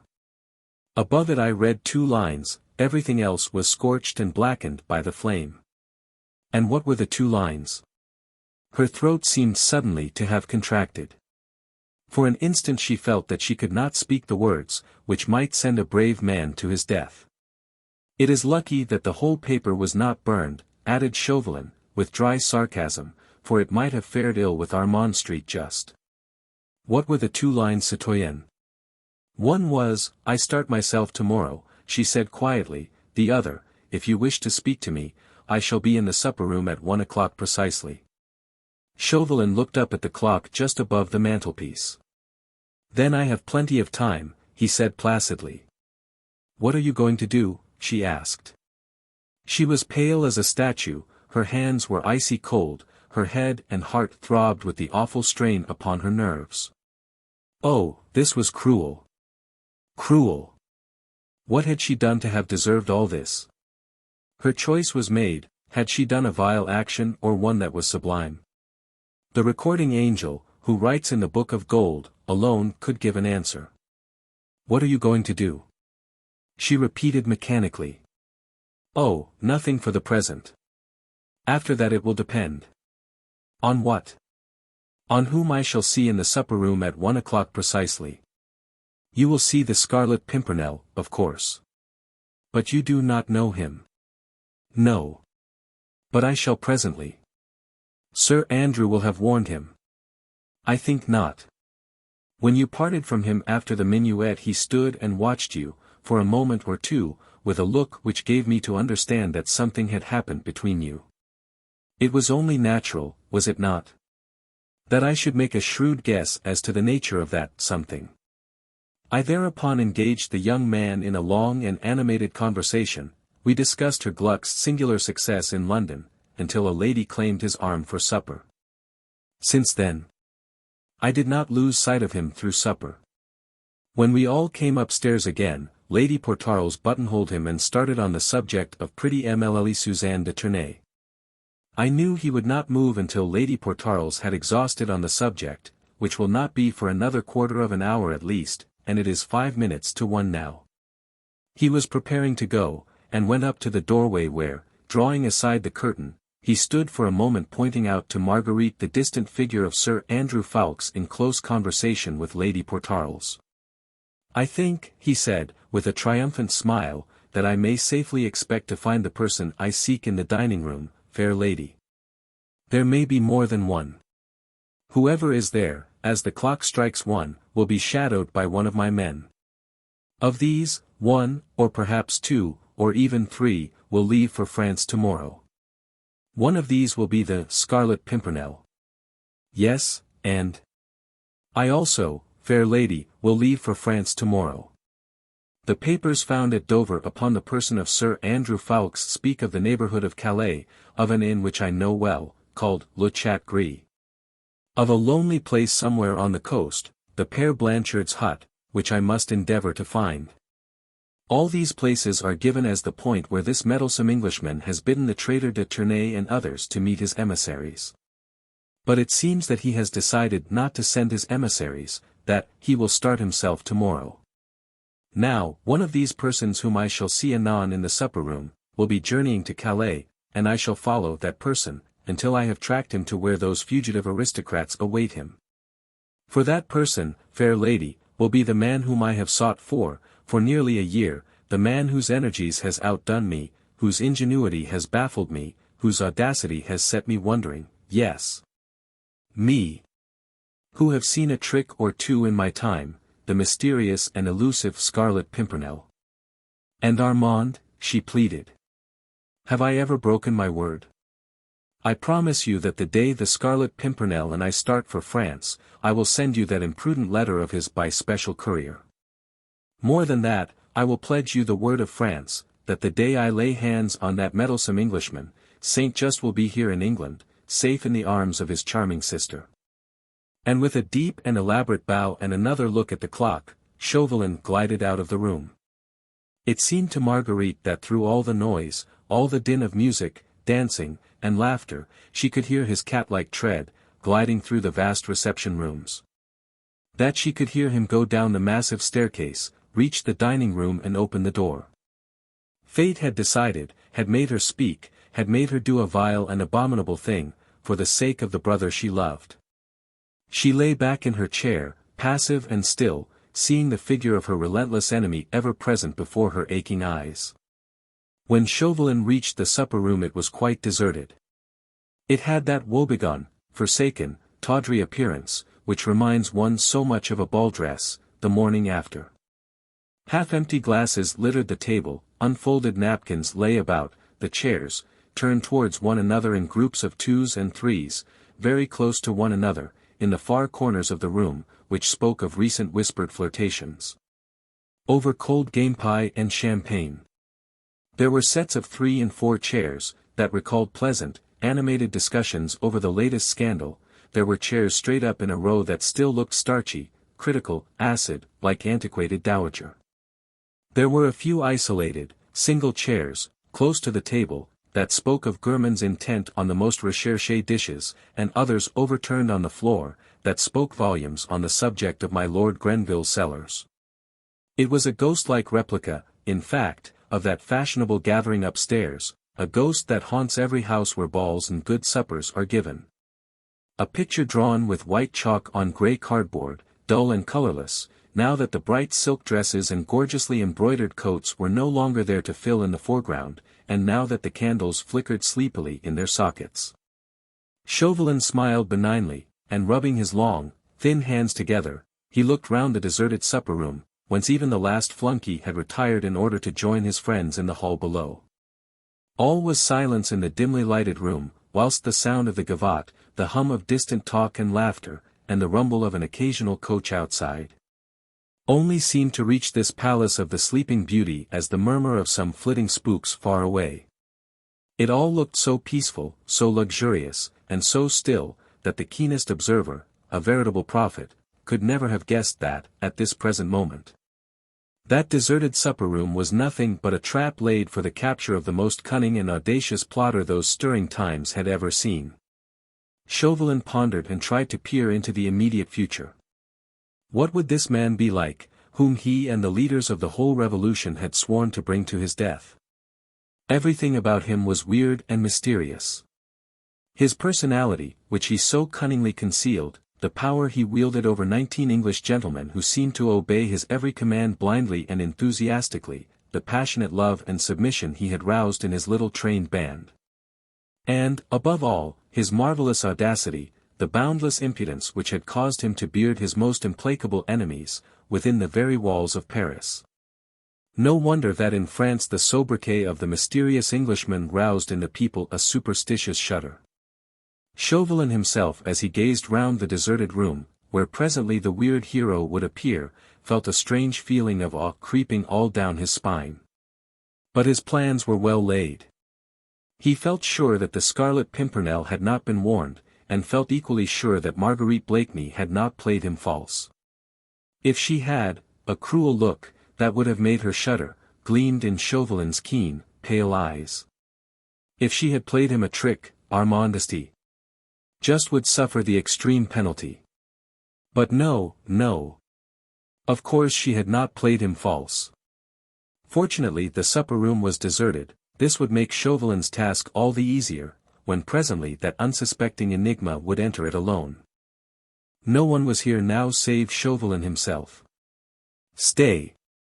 As he surveyed with a satisfied smile the solitude of the room, the cunning agent of the French government became aware of the peaceful, monotonous breathing of some one of my Lord Grenville's guests, who, no doubt, had supped both wisely and well, and was enjoying a quiet sleep, away from the din of the dancing above. Chauvelin looked round once more, and there in the corner of a sofa, in the dark angle of the room, his mouth open, his eyes shut, the sweet sounds of peaceful slumbers proceeding from his nostrils, reclined the gorgeously apparelled long-limbed husband of the cleverest woman in Europe. Chauvelin looked at him as he lay there, placid, unconscious, at peace with all the world and himself, after the best of suppers, and a smile, that was almost one of pity, softened for a moment the hard lines of the Frenchman's face and the sarcastic twinkle of his pale eyes. Evidently the slumberer, deep in dreamless sleep, would not interfere with Chauvelin's trap for catching that cunning Scarlet Pimpernel. Again he rubbed his hands together, and, following the example of Sir Percy Blakeney, he too, stretched himself out in the corner of another sofa, shut his eyes, opened his mouth, gave forth sounds of peaceful breathing, and waited. Chapter 15. Doubt. Marguerite Blakeney had watched the slight sable-clad figure of Chauvelin, as he worked his way through the ballroom. Then perforce she had had to wait, while her nerves tingled with excitement. Listlessly she sat in the small, still deserted boudoir, looking out through the curtained doorway on the dancing couples beyond, looking at them, yet seeing nothing, hearing the music, yet conscious of naught save a feeling of expectancy. Of anxious, weary waiting. Her mind conjured up before her the vision of what was, perhaps at this very moment, passing downstairs. The half-deserted dining room, the fateful hour, Chauvelin on the watch. Then, precise to the moment, the entrance of a man, he, the Scarlet Pimpernel, the mysterious leader, who to Marguerite had become almost unreal, so strange, so weird was this hidden identity. She wished she were in the supper-room, too, at this moment, watching him as he entered. She knew that her woman's penetration would at once recognize in the stranger's face, whoever he might be, that strong individuality which belongs to a leader of men, to a hero, to the mighty, high-soaring eagle, whose daring wings were becoming entangled in the ferret's trap. Womanlike, she thought of him with unmixed sadness. The irony of that fate seemed so cruel which allowed the fearless lion to succumb to the gnawing of a rat. Ah! Had Armand's life not been at stake? Faith! Your ladyship must have thought me very remiss, said a voice suddenly, close to her elbow. I had a deal of difficulty in delivering your message, for I could not find Blakeney anywhere at first. Marguerite had forgotten all about her husband and her message to him. His very name, as spoken by Lord Fancourt, sounded strange and unfamiliar to her, so completely had she in the last 5 minutes lived her old life in the Rue de Richelieu again, with Armand always near her to love and protect her, to guard her from the many subtle intrigues which were forever raging in Paris in those days. I did find him at last, continued Lord Fancourt, and gave him your message. He said that he would give orders at once for the horses to be put to. Ah, she said, still very absently, you found my husband, and gave him my message? Yes. He was in the dining room fast asleep. I could not manage to wake him up at first. Thank you very much, she said mechanically, trying to collect her thoughts. Will your ladyship honor me with the contredanse until your coach is ready? Asked Lord Fancourt. No, I thank you, my lord, but, and you will forgive me, I really am too tired, and the heat in the ballroom has become oppressive. The conservatory is deliciously cool, let me take you there, and then get you something. You seem ailing, Lady Blakeney. I am only very tired, she repeated wearily, as she allowed Lord Fancourt to lead her, where subdued lights and green plants lent coolness to the air. He got her a chair, into which she sank. This long interval of waiting was intolerable. Why did not Chauvelin come and tell her the result of his watch? Lord Fancourt was very attentive. She scarcely heard what he said, and suddenly startled him by asking abruptly. Lord Fancourt, did you perceive who was in the dining room just now beside Sir Percy Blakeney? Only the agent of the French government, M. Chauvelin, equally fast asleep in another corner, he said. Why does your ladyship ask? I know not. Did you notice the time when you were there? It must have been about 5 or 10 minutes past 1. I wonder what your ladyship is thinking about, he added, for evidently the fair lady's thoughts were very far away, and she had not been listening to his intellectual conversation. But indeed her thoughts were not very far away, only 1 story below, in this same house, in the dining room where sat Chauvelin still on the watch. Had he failed? For one instant that possibility rose before as a hope, the hope that the Scarlet Pimpernel had been warned by Sir Andrew, and that Chauvelin's trap had failed to catch his bird, but that hope soon gave way to fear. Had he failed? But then, Armand. Lord Fancourt had given up talking since he found that he had no listener. He wanted an opportunity for slipping away. For sitting opposite to a lady, however fair, who is evidently not heeding the most vigorous efforts made for her entertainment, is not exhilarating, even to a cabinet minister. "Shall I find out if your ladyship's coach is ready?" he said at last, tentatively. "Oh, thank you, if you would be so kind. I fear I am but sorry company, but I am really tired, and, perhaps, would be best alone." But Lord Fancourt went, and still Chauvelin did not come. Oh! What had happened? She felt Armand's fate trembling in the balance. She feared, now with a deadly fear, that Chauvelin had failed, and that the mysterious Scarlet Pimpernel had proved elusive once more. Then she knew that she need hope for no pity, no mercy, from him. He had pronounced his either, or, and nothing less would content him. He was very spiteful, and would affect the belief that she had willfully misled him, and having failed to trap the eagle once again. His revengeful mind would be content with the humble prey, Armand. Yet she had done her best, had strained every nerve for Armand's sake. She could not bear to think that all had failed. She could not sit still, she wanted to go and hear the worst at once. She wondered even that Chauvelin had not come yet, to vent his wrath and satire upon her. Lord Grenville himself came presently to tell her that her coach was ready, and that Sir Percy was already waiting for her, ribbons in hand. Marguerite said farewell to her distinguished host. Many of her friends stopped her, as she crossed the rooms, to talk to her, and exchange pleasant au revoirs. The minister only took final leave of beautiful Lady Blakeney on the top of the stairs. Below, on the landing, a veritable army of gallant gentlemen were waiting to bid good-bye to the Queen of Beauty and Fashion, whilst outside, under the massive portico, Sir Percy's magnificent bays were impatient pawing the ground.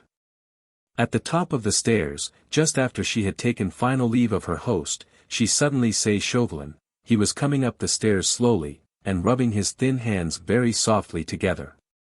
There was a curious look on his mobile face, partly amused and wholly puzzled. As his keen eyes met Marguerite's, they became strangely sarcastic.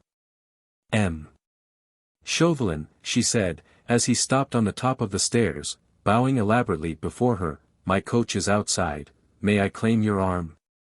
As gallant as ever, he offered her his arm and led her downstairs. The crowd was very great. Some of the minister's guests were departing, others were leaning against the banisters watching the throng as it filed up and down the wide staircase. "Chauvelin," she said at last desperately, "I must know what has happened." "What has happened, dear lady?" he said, with affected surprise. "Where? When? You are torturing me, Chauvelin. I have helped you tonight, surely I have the right to know. What happened in the dining room at 1 o'clock just now?" She spoke in a whisper, trusting that in the general hubbub of the crowd her words would remain unheeded by all, save the man at her side. "Quiet and peace reigned supreme, fair lady. At that hour I was asleep in one corner of one sofa and Sir Percy Blakeney in another. Nobody came into the room at all. Nobody. Then we have failed, you and I. Yes. We have failed, perhaps. But Armand," she pleaded. "Ah! Armandesty. Just chances hang on a thread, pray heaven, dear lady, that that thread may not snap. Chauvelin, I worked for you, sincerely, earnestly, remember." "I remember my promise," he said quietly. "The day that the Scarlet Pimpernel and I meet on French soil, Saint Just will be in the arms of his charming sister." "Which means that a brave man's blood will be on my hands," she said, with a shudder. "His blood, or that of your brother? Surely at the present moment you must hope, as I do, that the enigmatical Scarlet Pimpernel will start for Calais today."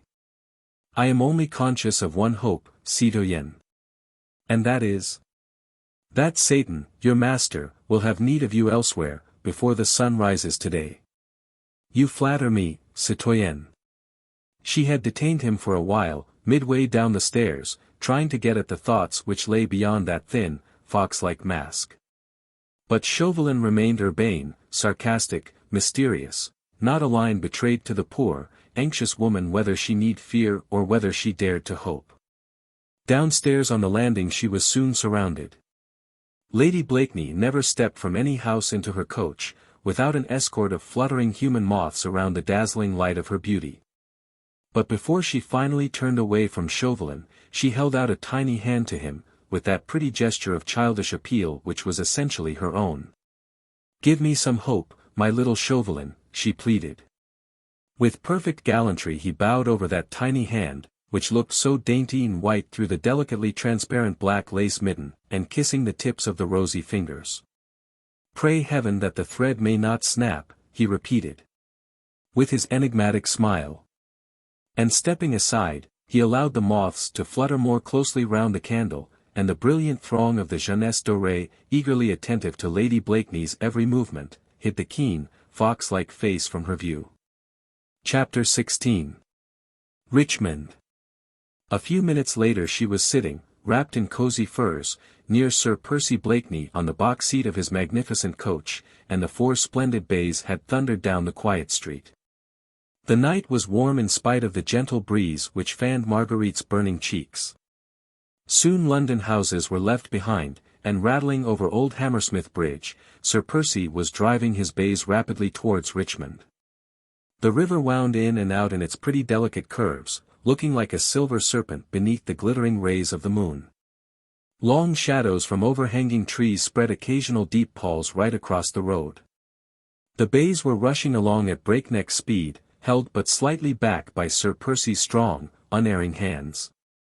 These nightly drives after balls and suppers in London were a source of perpetual delight to Marguerite, and she appreciated her husband's eccentricity keenly, which caused him to adopt this mode of taking her home every night. To their beautiful home by the river, instead of living in a stuffy London house. He loved driving his spirited horses along the lonely, moonlit roads, and she loved to sit on the box seat, with the soft air of an English late summer's night fanning her face after the hot atmosphere of a ball or supper party. The drive was not a long one, less than an hour, sometimes, when the bays were very fresh, and Sir Percy gave them full rein. Tonight he seemed to have a very devil in his fingers, and the coach seemed to fly along the road, beside the river.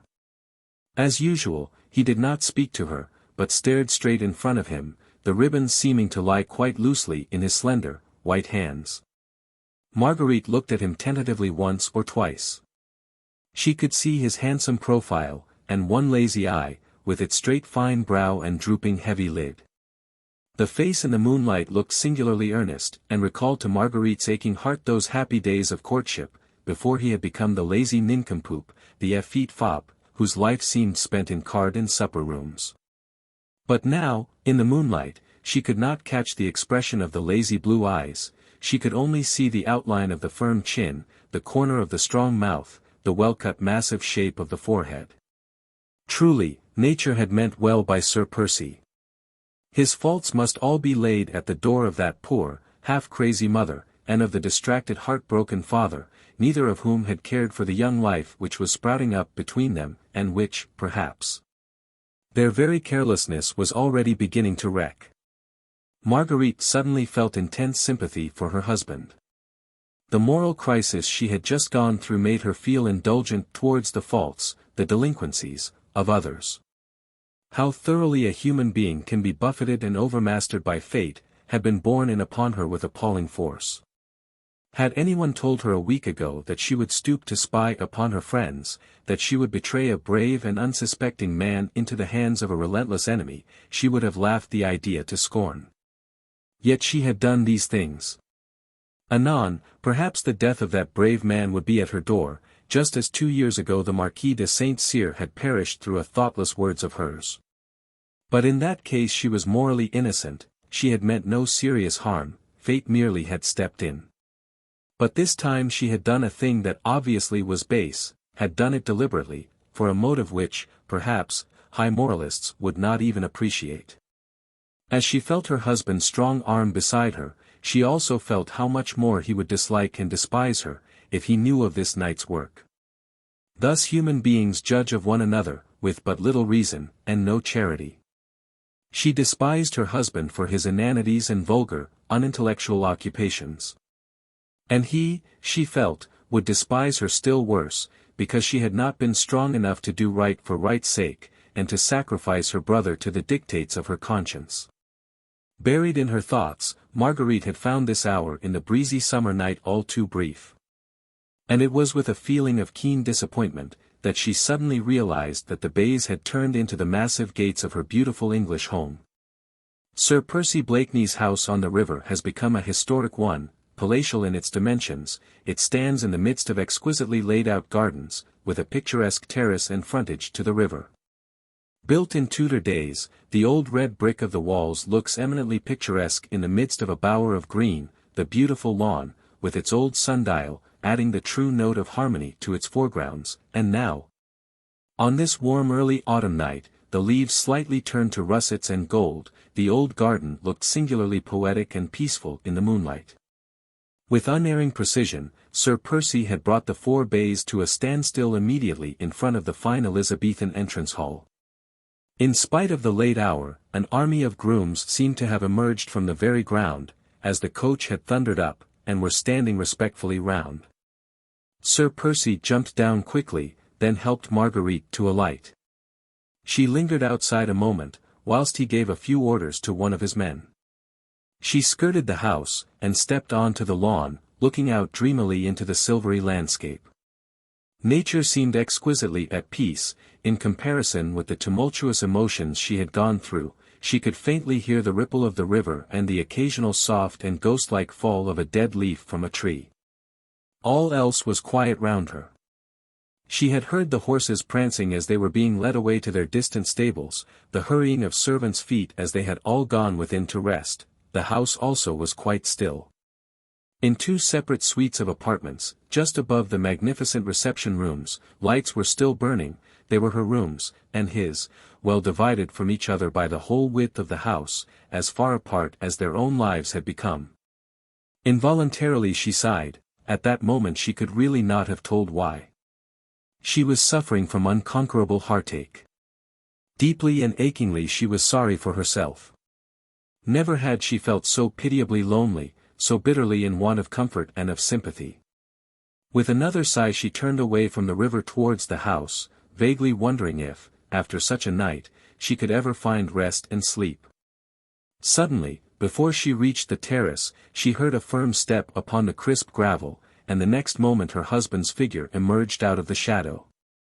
He too, had skirted the house, and was wandering along the lawn, towards the river.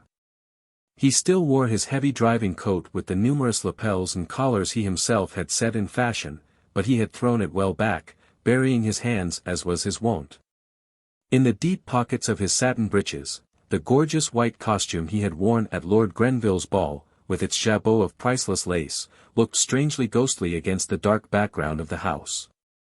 He apparently did not notice her, for, after a few moments' pause, he presently turned back towards the house, and walked straight up to the terrace. Sir Percy. He already had one foot on the lowest of the terrace steps, but at her voice he started, and paused, then looked searchingly into the shadows whence she had called to him.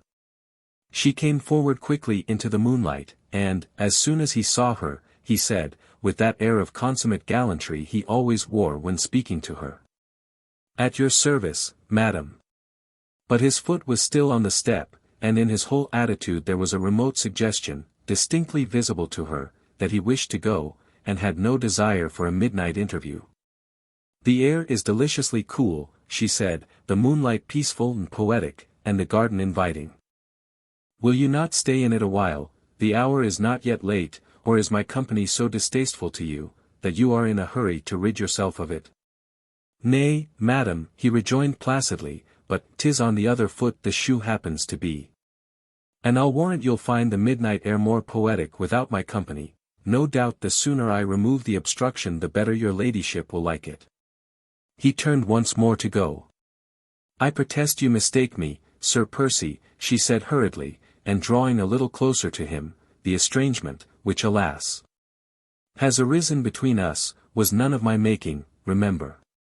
Begad! You must pardon me there, madam," he protested coldly, "my memory was always of the shortest." He looked her straight in the eyes, with that lazy nonchalance which had become second nature to him. She returned his gaze for a moment, then her eyes softened, as she came up quite close to him, to the foot of the terrace steps. "Of the shortest, Sir Percy. Faith! How it must have altered. Was it 3 years ago or 4 that you saw me for 1 hour in Paris, on your way to the East? When you came back 2 years later you had not forgotten me." She looked divinely pretty as she stood there in the moonlight, with the fur cloak sliding off her beautiful shoulders, the gold embroidery on her dress shimmering around her, her childlike blue eyes turned up fully at him. He stood for a moment, rigid and still, but for the clenching of his hand against the stone balustrade of the terrace. "You desired my presence, madam," he said frigidly. "I take it that it was not with the view to indulging in tender reminiscences." His voice certainly was cold and uncompromising, his attitude before her, stiff and unbending.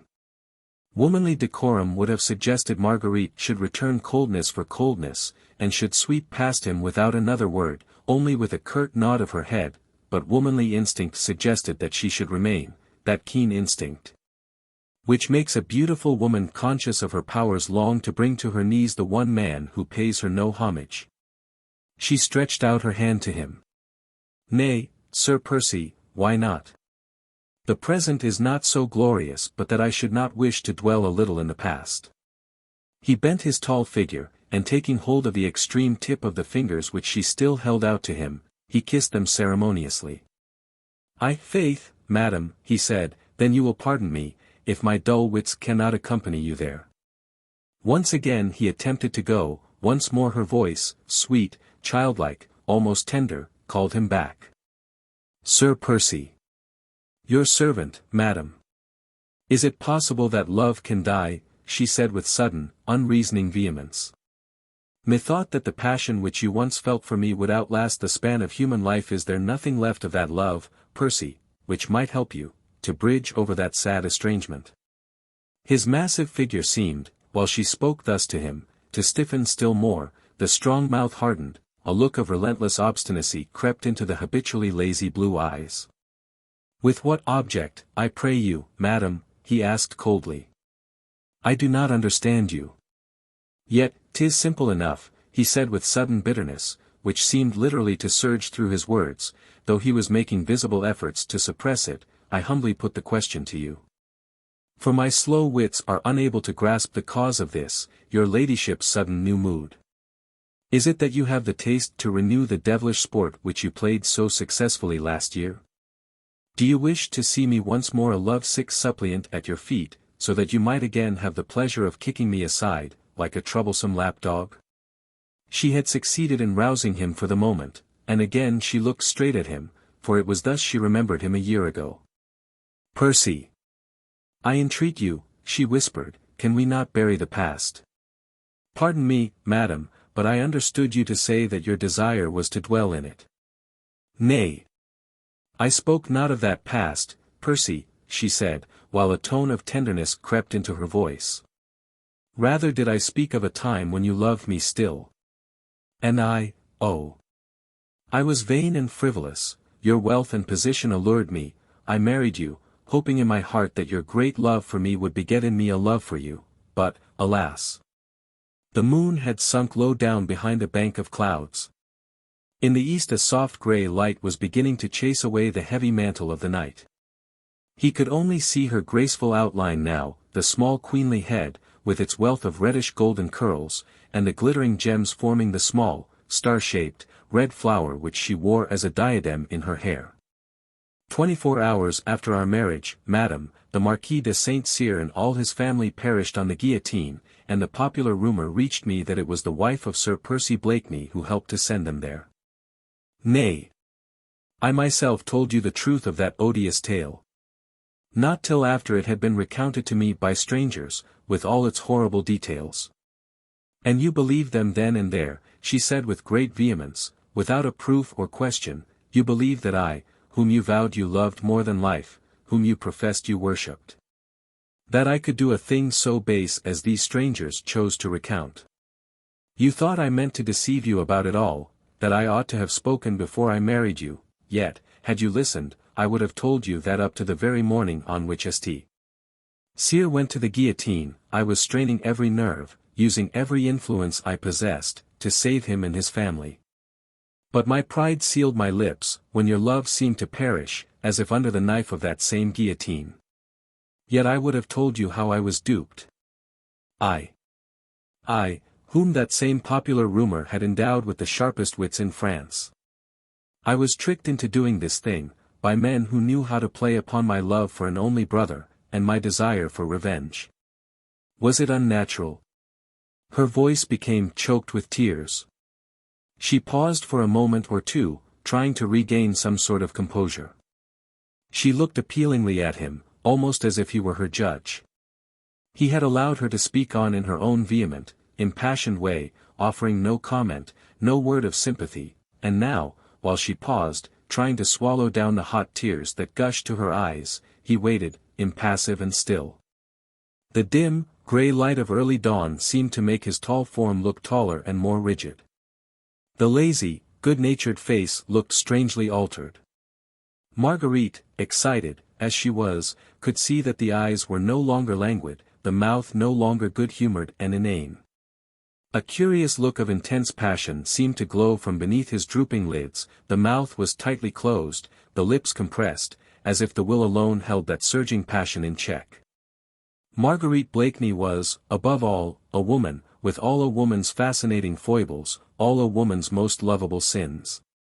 She knew in a moment that for the past few months she had been mistaken, that this man who stood here before her, cold as a statue, when her musical voice struck upon his ear, loved her. As he had loved her a year ago, that his passion might have been dormant, but that it was there, as strong, as intense, as overwhelming, as when first her lips met his in one long, maddening kiss. Pride had kept him from her, and, womanlike, she meant to win back that conquest which had been hers before. Suddenly it seemed to her that the only happiness life could ever hold for her again would be in feeling that man's kiss once more upon her lips. "Listen to the tale, Sir Percy," she said, and her voice was low, sweet, infinitely tender. "Armand was all in all to me. We had no parents, and brought one another up. He was my little father, and I, his tiny mother, we loved one another so.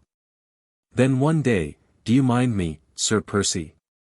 The Marquis d'Este. Sire had my brother Armand thrashed by his lackeys, that brother whom I loved better than all the world. And his offence? That he, a plebeian, had dared to love the daughter of the aristocrat. For that he was waylaid and thrashed like a dog within an inch of his life. Oh, how I suffered! His humiliation had eaten into my very soul. When the opportunity occurred, and I was able to take my revenge, I took it. But I only thought to bring that proud marquis to trouble and humiliation. He plotted with Austria against his own country. Chance gave me knowledge of this, I spoke of it, but I did not know, how could I guess, they trapped and duped me. When I realized what I had done, it was too late. It is perhaps a little difficult, madam, said Sir Percy, after a moment of silence between them, to go back over the past. I have confessed to you that my memory is short, but the thought certainly lingered in my mind that, at the time of the Marquis' death, I entreated you for an explanation of those same noisome popular rumors. If that same memory does not, even now, play me a trick, I fancy that you refused me all explanation then, and demanded of my love a humiliating allegiance it was not prepared to give. I wished to test your love for me, and it did not bear the test. You used to tell me that you drew the very breath of life but for me, and for love of me. And to probe that love, you demanded that I should forfeit mine honor, he said, whilst gradually his impassiveness seemed to leave him, his rigidity to relax. That I should accept without murmur or question, as a dumb and submissive slave, every action of my mistress. My heart overflowing with love and passion, I asked for no explanation, I waited for one, not doubting, only hoping. Had you spoken but one word, from you I would have accepted any explanation and believed it. But you left me without a word, beyond a bald confession of the actual horrible facts. Proudly you returned to your brother's house, and left me alone, for weeks, not knowing, now, in whom to believe, since the shrine, which contained my one illusion, lay shattered to earth at my feet. She need not complain now that he was cold and impassive, his very voice shook with an intensity of passion, which he was making superhuman efforts to keep in check. The madness of my pride, she said sadly. Hardly had I gone, already I had repented. But when I returned, I found you, oh, so altered. Wearing already that mask of somnolent indifference which you have never laid aside until now. She was so close to him that her soft, loose hair was wafted against his cheek, her eyes, glowing with tears, maddened him, the music in her voice sent fire through his veins. But he would not yield to the magic charm of this woman whom he had so deeply loved, and at whose hands his pride had suffered so bitterly. He closed his eyes to shut out the dainty vision of that sweet face, of that snow-white neck and graceful figure, round which the faint rosy light of dawn was just beginning to hover playfully. "Nay, madam, it is no mask," he said icily. "I swore to you, once, that my life was yours. For months now it has been your plaything, it has served its purpose." But now she knew that the very coldness was a mask.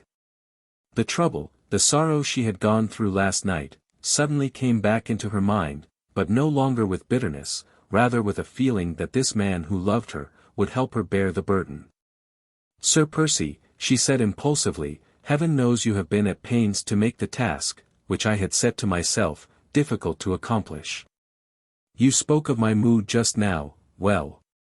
We will call it that, if you will.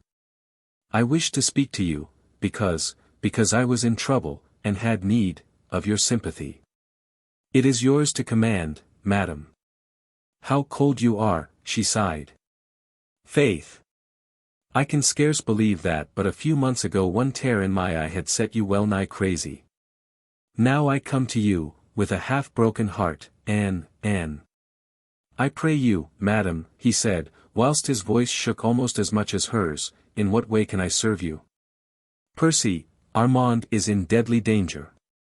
A letter of his, rash, impetuous, as were all his actions, and written to Sir Andrew Ffoulkes, has fallen into the hands of a fanatic. Armand is hopelessly compromised, tomorrow, perhaps he will be arrested, after that the guillotine, unless, oh! It is horrible," she said, with a sudden wail of anguish, as all the events of the past night came rushing back to her mind, "horrible. And you do not understand, you cannot, and I have no one to whom I can turn, for help, or even for sympathy." Tears now refused to be held back. All her trouble, her struggles, the awful uncertainty of Armand's fate overwhelmed her. She tottered, ready to fall, and leaning against the stone balustrade, she buried her face in her hands and sobbed bitterly. At first mention of Just's name and of the peril in which he stood, Sir Percy's face had become a shade more pale. And the look of determination and obstinacy appeared more marked than ever between his eyes. However, he said nothing for the moment, but watched her, as her delicate frame was shaken with sobs, watched her until unconsciously his face softened, and what looked almost like tears seemed to glisten in his eyes. "And so," he said with bitter sarcasm, "the murderous dog of the Revolution is turning upon the very hands that fed it? Begad, madam," he added very gently, as Marguerite continued to sob hysterically, "will you dry your tears? I never could bear to see a pretty woman cry, and I." Instinctively, with sudden overmastering passion at the sight of her helplessness and of her grief, he stretched out his arms, and the next, would have seized her and held her to him. Protected from every evil with his very life, his very heart's blood. But pride had the better of it in this struggle once again. He restrained himself with a tremendous effort of will, and said coldly, though still very gently, Will you not turn to me, madam, and tell me in what way I may have the honor to serve you?" She made a violent effort to control herself, and turning her tear-stained face to him, she once more held out her hand, which he kissed with the same punctilious gallantry. But Marguerite's fingers, this time, lingered in his hand for a second or two longer than was absolutely necessary, and this was because she had felt that his hand trembled perceptibly and was burning hot, whilst his lips felt as cold as marble. "Can you do aught for Armand?" she said sweetly and simply. "You have so much influence at court, so many friends." "Nay, madam, should you not seek the influence of your French friend, M. Chauvelin? His extends, if I mistake not, even as far as the Republican government of France." "I cannot ask him, Percy." "Oh. I wish I dared to tell you, but, he has put a price on my brother's head." "Which?" She would have given worlds if she had felt the courage then to tell him everything, all she had done that night, how she had suffered and how her hand had been forced. But she dared not give way to that impulse, not now, when she was just beginning to feel that he still loved her, when she hoped that she could win him back. She dared not make another confession to him. After all, he might not understand. He might not sympathize with her struggles and temptation. His love still dormant might sleep the sleep of death. Perhaps he divined what was passing in her mind. His whole attitude was one of intense longing, a veritable prayer for that confidence, which her foolish pride withheld from him. When she remained silent he sighed, and said with marked coldness, "Faith, madam, since it distresses you, we will not speak of it. As for Armand, I pray you have no fear. I pledge you my word that he shall be safe. Now, have I your permission to go? The hour is getting late, Anne. You will at least accept my gratitude," she said, as she drew quite close to him, and speaking with real tenderness. With a quick, almost involuntary effort he would have taken her then in his arms, for her eyes were swimming in tears, which he longed to kiss away, but she had lured him once, just like this, then cast him aside like an ill-fitting glove.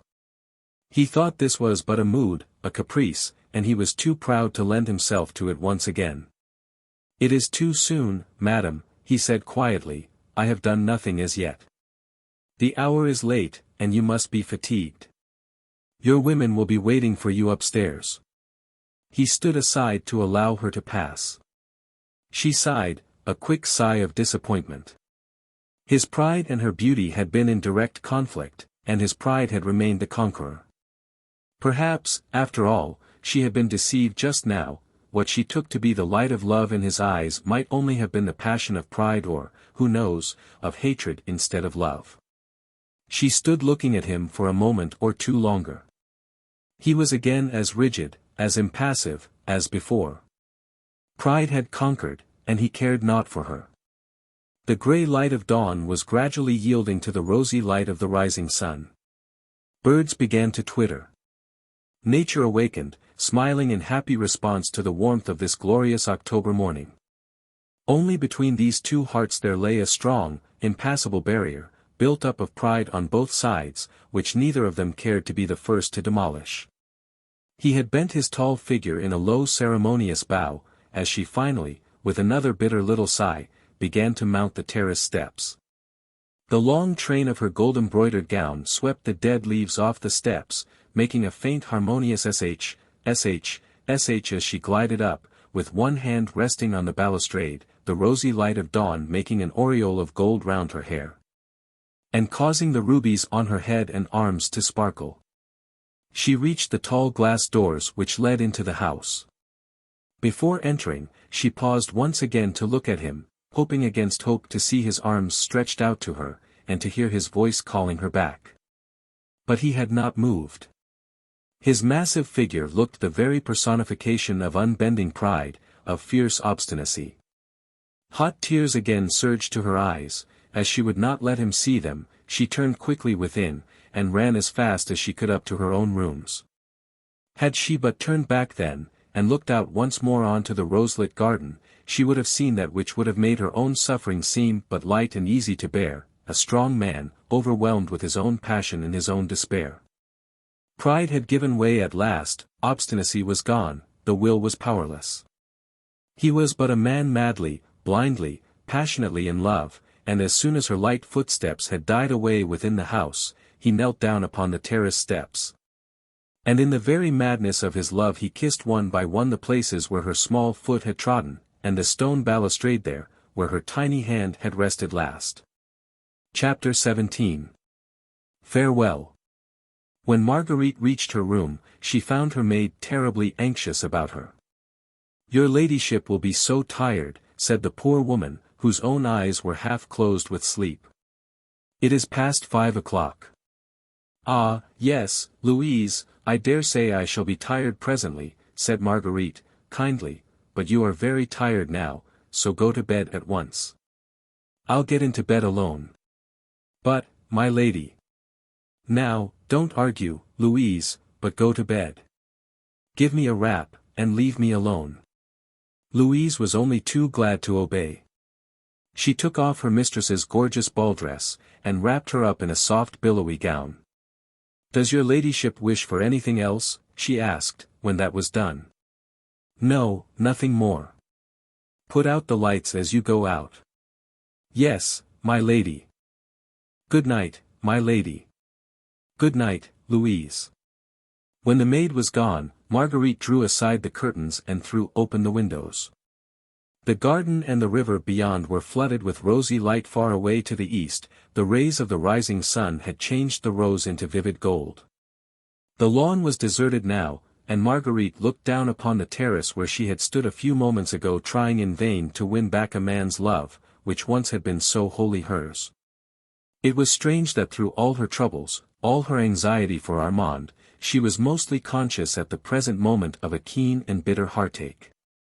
Her very limbs seemed to ache with longing for the love of a man who had spurned her, who had resisted her tenderness, remained cold to her appeals, and had not responded to the glow of passion, which had caused her to feel and hope that those happy olden days in Paris were not all dead and forgotten. How strange it all was! She loved him still. And now that she looked back upon the last few months of misunderstandings and of loneliness, she realized that she had never ceased to love him. That deep down in her heart she had always vaguely felt that his foolish inanities, his empty laugh, his lazy nonchalance were nothing but a mask. That the real man, strong, passionate, willful, was there still, the man she had loved, whose intensity had fascinated her, whose personality attracted her, since she always felt that behind his apparently slow wits there was a certain something which he kept hidden from all the world, and most especially from her. A woman's heart is such a complex problem, the owner thereof is often most incompetent to find the solution of this puzzle. Did Marguerite Blakeney, the cleverest woman in Europe, really love a fool? Was it love that she had felt for him a year ago when she married him? Was it love she felt for him now that she realized that he still loved her, but that he would not become her slave, her passionate, ardent lover once again? Nay. Marguerite herself could not have told that. Not at this moment at any rate, perhaps her pride had sealed her mind against a better understanding of her own heart. But this she did know, that she meant to capture that obstinate heart back again. That she would conquer once more, and then, that she would never lose him. She would keep him, keep his love, deserve it, and cherish it, for this much was certain, that there was no longer any happiness possible for her without that one man's love. Thus the most contradictory thoughts and emotions rushed madly through her mind. Absorbed in them, she had allowed time to slip by. Perhaps, tired out with long excitement, she had actually closed her eyes and sunk into a troubled sleep, wherein quickly fleeting dreams seemed but the continuation of her anxious thoughts, when suddenly she was roused, from dream or meditation, by the noise of footsteps outside her door. Nervously she jumped up and listened. The house itself was as still as ever, the footsteps had retreated. Through her wide-open window the brilliant rays of the morning sun were flooding her room with light. She looked up at the clock. It was 6:30, too early for any of the household to be already astir. She certainly must have dropped asleep, quite unconsciously. The noise of the footsteps, also of hushed subdued voices had awakened her. What could they be? Gently, on tiptoe, she crossed the room and opened the door to listen. Not a sound, that peculiar stillness of the early morning when sleep with all mankind is at its heaviest. But the noise had made her nervous, and when, suddenly, at her feet, on the very doorstep, she saw something white lying there, a letter evidently, she hardly dared touch it. It seemed so ghost-like. It certainly was not there when she came upstairs. Had Louise dropped it? Or was some tantalizing spook at play, showing her fairy letters where none existed? At last she stooped to pick it up, and, amazed, puzzled beyond measure, she saw that the letter was addressed to herself in her husband's large, business-like-looking hand. What could he have to say to her, in the middle of the night, which could not be put off until the morning? She tore open the envelope and read.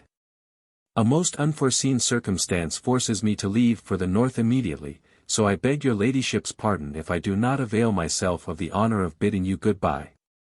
My business may keep me employed for about a week, so I shall not have the privilege of being present at your ladyship's water party on Wednesday. I remain your ladyship's most humble and most obedient servant, Percy Blakeney. Marguerite must suddenly have been imbued with her husband's slowness of intellect, for she had perforce to read the few simple lines over and over again, before she could fully grasp their meaning. She stood on the landing, turning over and over in her hand this curt and mysterious epistle, her mind a blank, her nerves strained with agitation and a presentiment she could not very well have explained. Sir Percy owned considerable property in the north, certainly, and he had often before gone there alone and stayed away a week at a time. But it seemed so very strange that circumstances should have arisen between 5 and 6 o'clock in the morning that compelled him to start in this extreme hurry.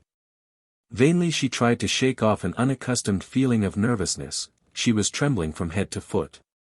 A wild, unconquerable desire seized her to see her husband again, at once, if only he had not already started.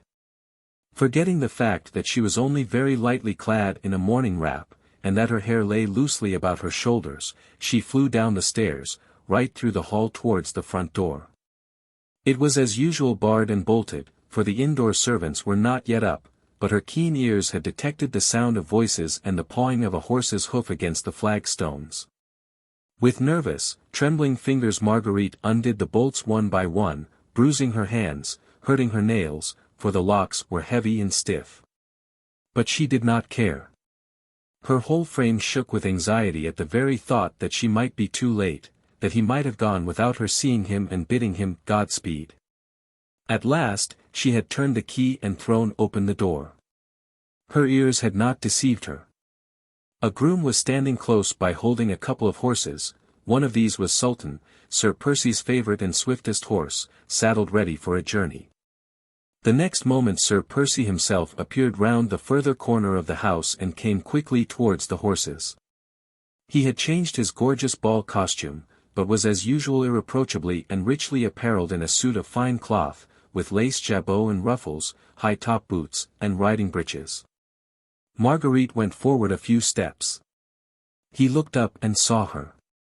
A slight frown appeared between his eyes. "You are going," she said quickly and feverishly. "Whither?" "As I have had the honour of informing your ladyship, urgent, most unexpected business calls me to the north this morning," he said, in his usual cold, drawly manner. "But, your guests tomorrow. I have prayed your ladyship to offer my humble excuses to his royal highness. You are such a perfect hostess, I do not think I shall be missed. But surely you might have waited for your journey, until after our water party," she said, still speaking quickly and nervously. "Surely this business is not so urgent, and you said nothing about it, just now." "My business, as I had the honor to tell you, madam, is as unexpected as it is urgent. May I therefore crave your permission to go? Can I do aught for you in town, on my way back?" "No, no, thanks, nothing, but you will be back soon." "Very soon.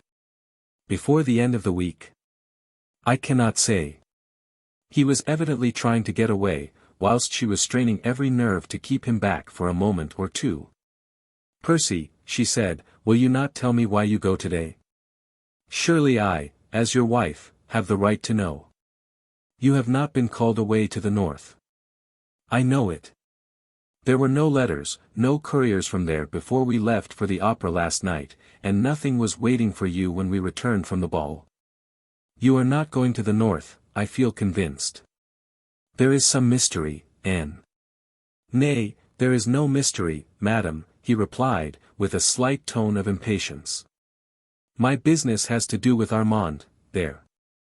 Now, have I your leave to depart? With Armand, but you will run no danger. Danger? Nay, madam, your solicitude does me honor. As you say, I have some influence, my intention is to exert it before it be too late. Will you allow me to thank you at least? Nay, madam, he said coldly, there is no need for that. My life is at your service, and I am already more than repaid. And mine will be at yours, Sir Percy, if you will but accept it, in exchange for what you do for Armand, she said, as, impulsively, she stretched out both her hands to him. There. I will not detain you, my thoughts go with you, farewell. How lovely she looked in this morning sunlight, with her ardent hair streaming around her shoulders. He bowed very low and kissed her hand. She felt the burning kiss and her heart thrilled with joy and hope. You will come back, she said tenderly. Very soon, he replied, looking longingly into her blue eyes. Annie, you will remember? She asked as her eyes, in response to his look, gave him an infinity of promise. I will always remember, madam, that you have honored me by commanding my services. The words were cold and formal, but they did not chill her this time. Her woman's heart had read his, beneath the impassive mask his pride still forced him to wear. He bowed to her again, then begged her leave to depart. She stood on one side whilst he jumped on to Sultan's back, then, as he galloped out of the gates, she waved him a final adieu. A bend in the road soon hid him from view. His confidential groom had some difficulty in keeping pace with him, for Sultan flew along in response to his master's excited mood. Marguerite, with a sigh that was almost a happy one, turned and went within. She went back to her room, for suddenly, like a tired child, she felt quite sleepy. Her heart seemed all at once to be in complete peace, and, though it still ached with undefined longing, a vague and delicious hope soothed it as with a balm. She felt no longer anxious about Armand. The man who had just ridden away, bent on helping her brother, inspired her with complete confidence in his strength and in his power. She marveled at herself for having ever looked upon him as an inane fool. Of course, that was a mask worn to hide the bitter wound she had dealt to his faith and to his love. His passion would have overmastered him, and he would not let her see how much he still cared and how deeply he suffered. But now all would be well, she would crush her own pride, humble it before him, tell him everything, trust him in everything. And those happy days would come back, when they used to wander off together in the forests of Fontainebleau. When they spoke little, for he was always a silent man, but when she felt that against that strong heart she would always find rest and happiness. The more she thought of the events of the past night, the less fear had she of Chauvelin and his schemes. He had failed to discover the identity of the Scarlet Pimpernel, of that she felt sure. Both Lord Fancourt and Chauvelin himself had assured her that no one had been in the dining room at 1 o'clock except the Frenchman himself and Percy. Yes, Percy. She might have asked him, had she thought of it. Anyway, she had no fears that the unknown and brave hero would fall in Chauvelin's trap, his death at any rate would not be at her door. Armand certainly was still in danger, but Percy had pledged his word that Armand would be safe, and somehow, as Marguerite had seen him riding away, the possibility that he could fail in whatever he undertook never even remotely crossed her mind. When Armand was safely over in England she would not allow him to go back to France. She felt almost happy now, and, drawing the curtains closely together again to shut out the piercing sun, she went to bed at last, laid her head upon the pillow, and, like a weary child, soon fell into a peaceful and dreamless sleep. Chapter 18. The Mysterious Device. The day was well advanced when Marguerite woke, refreshed by her long sleep. Louise had brought her some fresh milk and a dish of fruit, and she partook of this frugal breakfast with hearty appetite. Thoughts crowded thick and fast in her mind as she munched her grapes. Most of them went galloping away after the tall, erect figure of her husband, whom she had watched riding out of sight more than 5 hours ago. In answer to her eager inquiries, Louise brought back the news that the groom had come home with Sultan, having left Sir Percy in London. The groom thought that his master was about to get on board his schooner, which was lying off just below London Bridge. Sir Percy had ridden thus far, had then met Briggs, the skipper of the Day Dream, and had sent the groom back to Richmond with Sultan and the empty saddle. This news puzzled Marguerite more than ever. Where could Sir Percy be going just now in the Day Dream? On Armand's behalf, he had said. Well, Sir Percy had influential friends everywhere. Perhaps he was going to Greenwich, but Marguerite ceased to conjecture. All would be explained anon. He said that he would come back, and that he would remember. A long, idle day lay before Marguerite. She was expecting a visit of her old schoolfellow, little Suzanne de Tournay. With all the merry mischief at her command, she had tendered her request for Suzanne's company to the Countess in the presence of the Prince of Wales last night. His Royal Highness had loudly applauded the notion, and declared that he would give himself the pleasure of calling on the two ladies in the course of the afternoon. The Countess had not dared to refuse, and there was entrapped into a promise to send little Suzanne to spend a long and happy day at Richmond with her friend. Marguerite expected her eagerly. She longed for a chat about old schooldays with the child. She felt that she would prefer Suzanne's company to that of anyone else, and together they would roam through the fine old garden and rich deer park, or stroll along the river.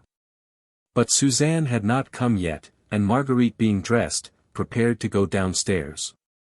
She looked quite a girl this morning in her simple muslin frock, with a broad blue sash round her slim waist, and the dainty crossover fichu into which, at her bosom, she had fastened a few late crimson roses. She crossed the landing outside her own suite of apartments, and stood still for a moment at the head of the fine oak staircase, which led to the lower floor. On her left were her husband's apartments, a suite of rooms which she practically never entered. They consisted of bedroom, dressing and reception room, and at the extreme end of the landing, of a small study, which, when Sir Percy did not use it, was always kept locked. His own special and confidential valet, Frank, had charge of this room. No one was ever allowed to go inside. My lady had never cared to do so, and the other servants, had, of course, not dared to break this hard and fast rule. Marguerite had often, with that good-natured contempt which she had recently adopted towards her husband, chaffed him about this secrecy which surrounded his private study. Laughingly she had always declared that he strictly excluded all prying eyes from his sanctum for fear they should detect how very little study went on within its four walls. A comfortable armchair for Sir Percy's sweet slumbers was, no doubt, its most conspicuous piece of furniture. Marguerite thought of all this on this bright October morning as she glanced along the corridor. Frank was evidently busy with his master's rooms, for most of the doors stood open, that of the study amongst the others. A sudden burning, childish curiosity seized her to have a peep at Sir Percy's sanctum. This restriction, of course, did not apply to her, and Frank would, of course, not dare to oppose her. Still, she hoped that the valet would be busy in one of the other rooms, that she might have that one quick peep in secret, and unmolested. Gently, on tiptoe, she crossed the landing and, like Bluebeard's wife, trembling half with excitement and wonder, she paused a moment on the threshold, strangely perturbed and irresolute. The door was ajar, and she could not see anything within. She pushed it open tentatively. There was no sound, Frank was evidently not there, and she walked boldly in. At once she was struck by the severe simplicity of everything around her, the dark and heavy hangings, the massive oak furniture, the one or two maps on the wall, in no way recalled to her mind the lazy man about town, the lover of racecourses. The dandified leader of fashion, that was the outward representation of Sir Percy Blakeney. There was no sign here, at any rate, of hurried departure. Everything was in its place, not a scrap of paper littered the floor, not a cupboard or drawer was left open. The curtains were drawn aside, and through the open window the fresh morning air was streaming in. Facing the window, and well into the center of the room, stood a ponderous business-like desk, which looked as if it had seen much service. On the wall to the left of the desk, reaching almost from floor to ceiling, was a large full-length portrait of a woman, magnificently framed, exquisitely painted, and signed with the name of Boucher. It was Percy's mother. Marguerite knew very little about her, except that she had died abroad, ailing in body as well as in mind, which Percy was still a lad. She must have been a very beautiful woman once, when Boucher painted her, and as Marguerite looked at the portrait, she could not but be struck by the extraordinary resemblance which must have existed between mother and son. There was the same low, square forehead, crowned with thick, fair hair, smooth and heavy, the same deep-set, somewhat lazy blue eyes beneath firmly marked, straight brows. And in those eyes there was the same intensity behind that apparent laziness, the same latent passion which used to light up Percy's face in the olden days before his marriage, and which Marguerite had again noted, last night at dawn. When she had come quite close to him, and had allowed a note of tenderness to creep into her voice. Marguerite studied the portrait, for it interested her. After that she turned and looked again at the ponderous desk. It was covered with a mass of papers, all neatly tied and docketed, which looked like accounts and receipts arrayed with perfect method. It had never before struck Marguerite, nor had she, alas, found it worth while to inquire, as to how Sir Percy, whom all the world had credited with a total lack of brains, administered the vast fortune which his father had left him. Since she had entered this neat, orderly room, she had been taken so much by surprise, that this obvious proof of her husband's strong business capacities did not cause her more than a passing thought of wonder. But it also strengthened her in the now certain knowledge that, with his worldly inanities, his foppish ways, and foolish talk, he was not only wearing a mask, but was playing a deliberate and studied part. Marguerite wondered again. Why should he take all this trouble? Why should he, who was obviously a serious, earnest man, wish to appear before his fellow men as an empty-headed nincompoop? He may have wished to hide his love for a wife who held him in contempt, but surely such an object could have been gained at less sacrifice, and with far less trouble than constant incessant acting of an unnatural part. She looked round her quite aimlessly now. She was horribly puzzled, and a nameless dread, before all this strange, unaccountable mystery, had begun to seize upon her. She felt cold and uncomfortable suddenly in this severe and dark room. There were no pictures on the wall, save the fine Boucher portrait, only a couple of maps, both of parts of France, one of the north coast and the other of the environs of Paris. What did Sir Percy want with those, she wondered. Her head began to ache. She turned away from this strange Bluebeard's chamber, which she had entered, and which she did not understand. She did not wish Frank to find her here, and with a fast look round, she once more turned to the door. As she did so, her foot knocked against a small object, which had apparently been lying close to the desk, on the carpet, and which now went rolling, right across the room. She stooped to pick it up. It was a solid gold ring, with a flat shield, on which was engraved a small device. Marguerite turned it over in her fingers, and then studied the engraving on the shield. It represented a small star-shaped flower, of a shape she had seen so distinctly twice before, once at the opera, and once at Lord Grenville's ball. Chapter 19. The Scarlet Pimpernel. At what particular moment the strange doubt first crept into Marguerite's mind, she could not herself have said.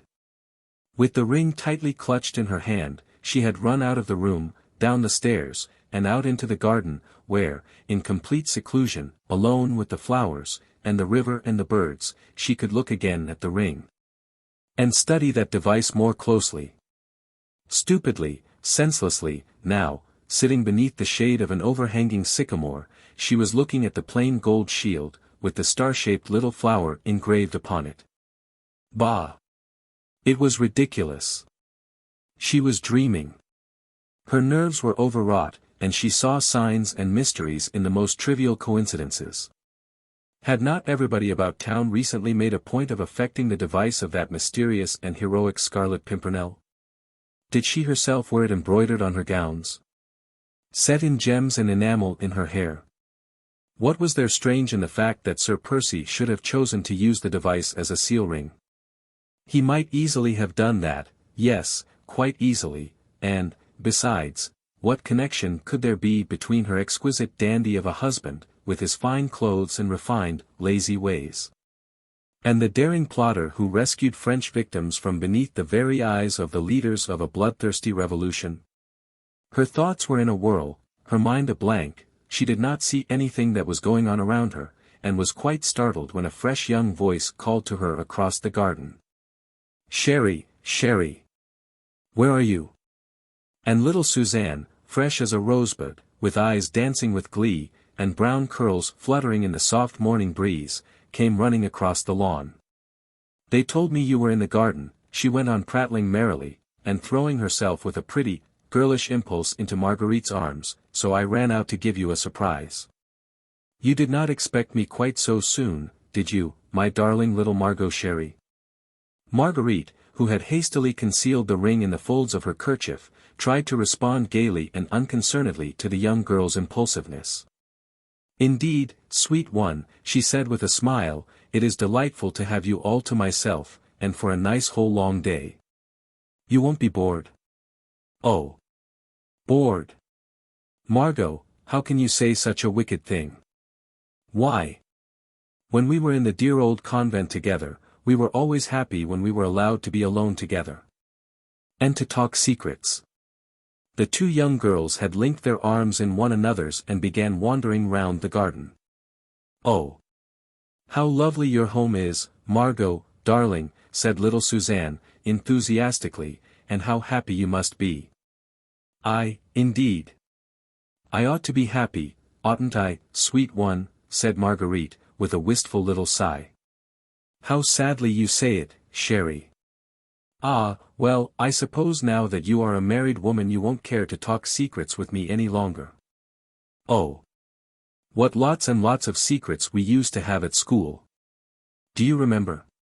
Some we did not even confide to Sister Teresa of the Holy Angels, though she was such a dear." "And now you have one all-important secret, little one," said Marguerite, merrily, "which you are forthwith going to confide in me. Nay, you need not blush, chérie," she added, as she saw Suzanne's pretty little face crimson with blushes. "Faith, there's naught to be ashamed of. He is a noble and true man, and one to be proud of as a lover, and, as a husband." "Indeed, chérie, I am not ashamed," rejoined Suzanne, softly, "and it makes me very, very proud to hear you speak so well of him.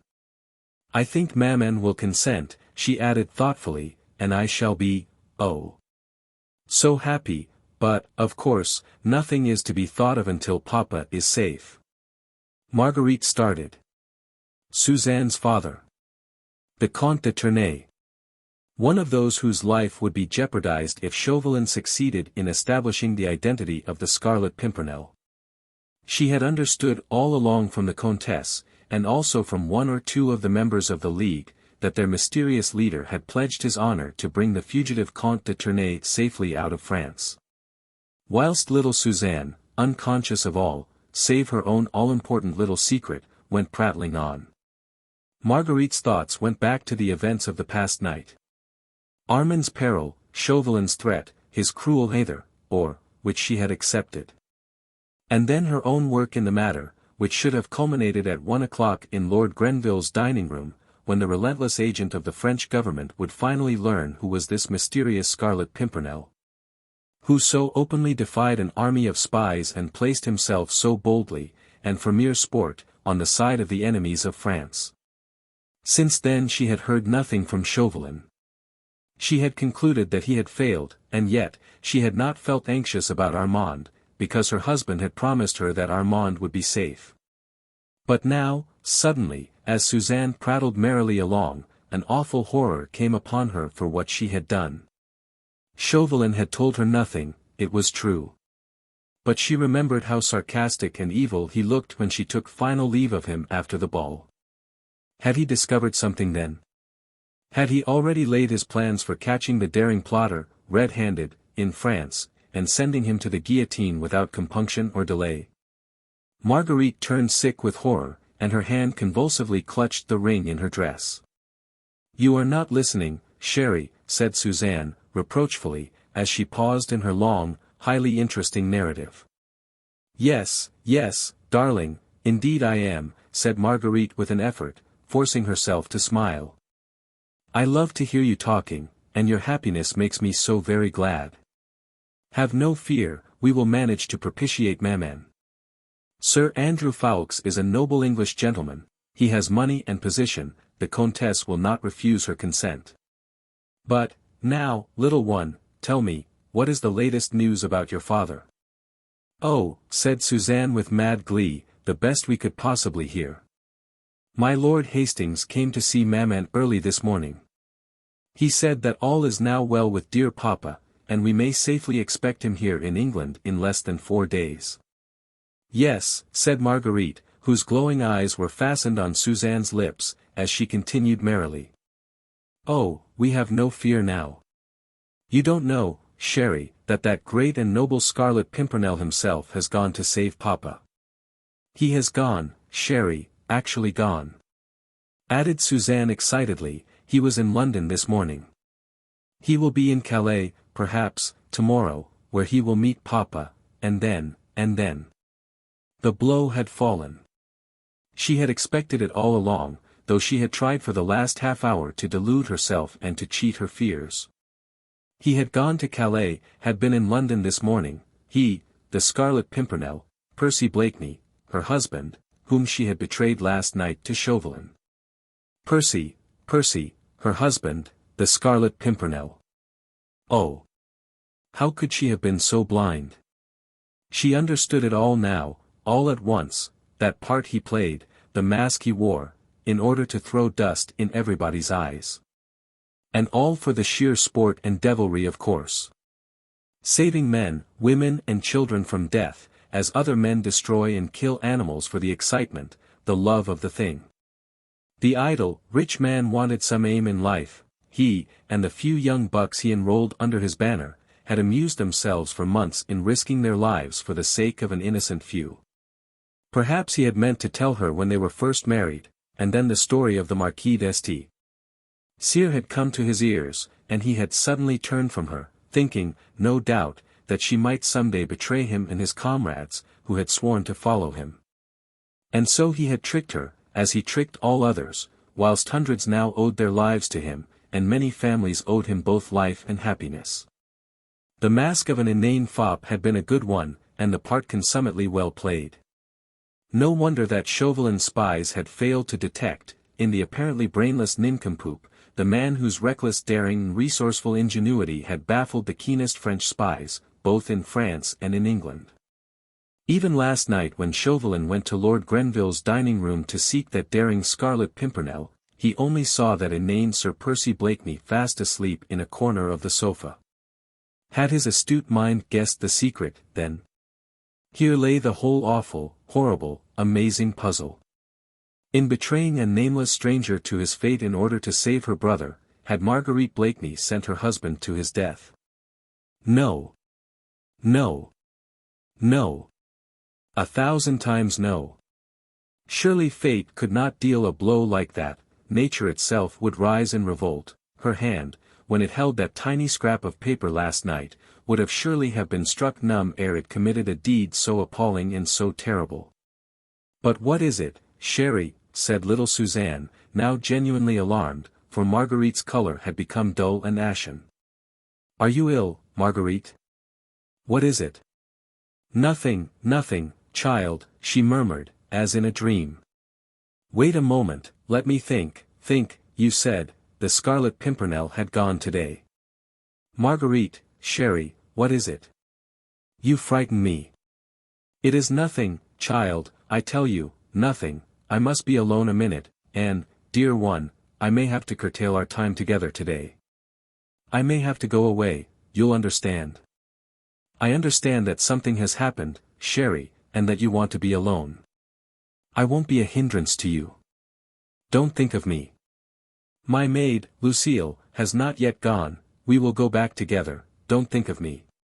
She threw her arms impulsively round Marguerite. Child as she was, she felt the poignancy of her friend's grief, and with the infinite tact of her girlish tenderness, she did not try to pry into it, but was ready to efface herself. She kissed Marguerite again and again, then walked sadly back across the lawn. Marguerite did not move, she remained there, thinking, wondering what was to be done. Just as little Suzanne was about to mount the terrace steps, a groom came running round the house towards his mistress. He carried a sealed letter in his hand.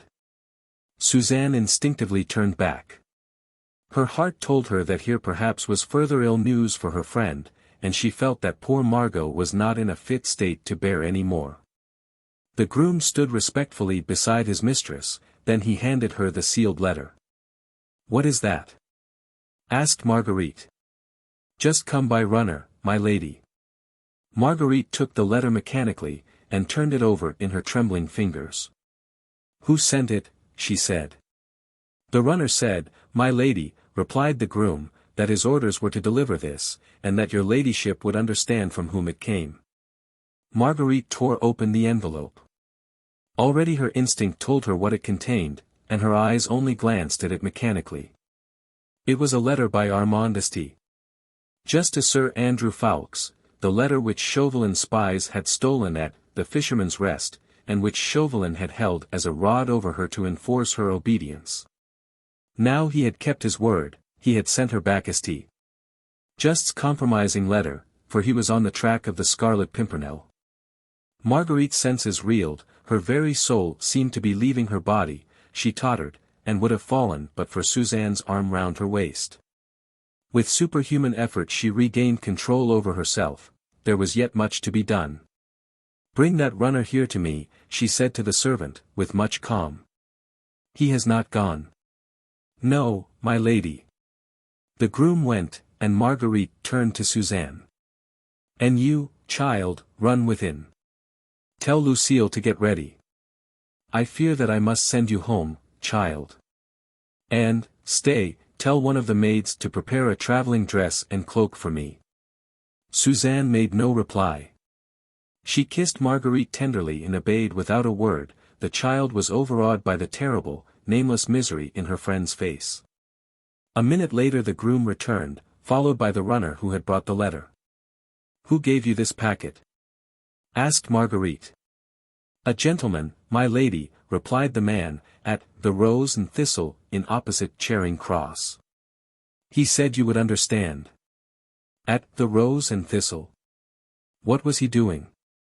"He was waiting for the coach, your ladyship, which he had ordered." "The coach?" "Yes, my lady. A special coach he had ordered. I understood from his man that he was posting straight to Dover." "That's enough. You may go." Then she turned to the groom, "My coach and the 4 swiftest horses in the stables, to be ready at once." The groom and runner both went quickly off to obey. Marguerite remained standing for a moment on the lawn quite alone. Her graceful figure was as rigid as a statue, her eyes were fixed, her hands were tightly clasped across her breast, her lips moved as they murmured with pathetic heartbreaking persistence. "What's to be done? What's to be done? Where to find him? Oh, God! Grant me light." But this was not the moment for remorse and despair. She had done, unwittingly, an awful and terrible thing, the very worst crime, in her eyes, that woman ever committed. She saw it in all its horror. Her very blindness in not having guessed her husband's secret seemed now to her another deadly sin. She ought to have known. She ought to have known. How could she imagine that a man who could love with so much intensity as Percy Blakeney had loved her from the first, how could such a man be the brainless idiot he chose to appear? She, at least, ought to have known that he was wearing a mask, and having found that out, she should have torn it from his face, whenever they were alone together. Her love for him had been paltry and weak, easily crushed by her own pride. And she, too, had worn a mask in assuming a contempt for him, whilst, as a matter of fact, she completely misunderstood him. But there was no time now to go over the past. By her own blindness she had sinned. Now she must repay, not by empty remorse, but by prompt and useful action. Percy had started for Calais, utterly unconscious of the fact that his most relentless enemy was on his heels. He had set sail early that morning from London Bridge. Provided he had a favourable wind, he would no doubt be in France within 24 hours, no doubt he had reckoned on the wind and chosen this route.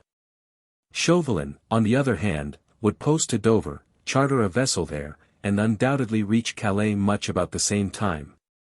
Once in Calais, Percy would meet all those who were eagerly waiting for the noble and brave Scarlet Pimpernel, who had come to rescue them from horrible and unmerited death. With Chauvelin's eyes now fixed upon his every movement, Percy would thus not only be endangering his own life, but that of Suzanne's father, the old Comte de Tournay, and of those other fugitives who were waiting for him and trusting in him. There was also Armand, who had gone to meet de Tournay, secure in the knowledge that the Scarlet Pimpernel was watching over his safety. All these lives and that of her husband, lay in Marguerite's hands. These she must save, if human pluck and ingenuity were equal to the task. Unfortunately, she could not do all this quite alone. Once in Calais she would not know where to find her husband, whilst Chauvelin, in stealing the papers at Dover, had obtained the whole itinerary. Above everything, she wished to warn Percy. She knew enough about him by now to understand that he would never abandon those who trusted in him, that he would not turn his back from danger, and leave the Comte de Tournay to fall into the bloodthirsty hands that knew of no mercy. But if he were warned, he might form new plans, be more wary, more prudent. Unconsciously, he might fall into a cunning trap, but, once warned, he might yet succeed. And if he failed, if indeed fate, and Chauvelin, with all the resources at his command, proved too strong for the daring plotter after all, then at least she would be there by his side, to comfort, love and cherish. To cheat death perhaps at the last by making it seem sweet, if they died both together, locked in each other's arms, with the supreme happiness of knowing that passion had responded to passion, and that all misunderstandings were at an end. Her whole body stiffened as with a great and firm resolution. This she meant to do, if God gave her wits and strength. Her eyes lost their fixed look. They glowed with inward fire at the thought of meeting him again so soon, in the very midst of most deadly perils. They sparkled with the joy of sharing these dangers with him, of helping him perhaps, of being with him at the last, if she failed. The childlike sweet face had become hard and set, the curved mouth was closed tightly over her clenched teeth.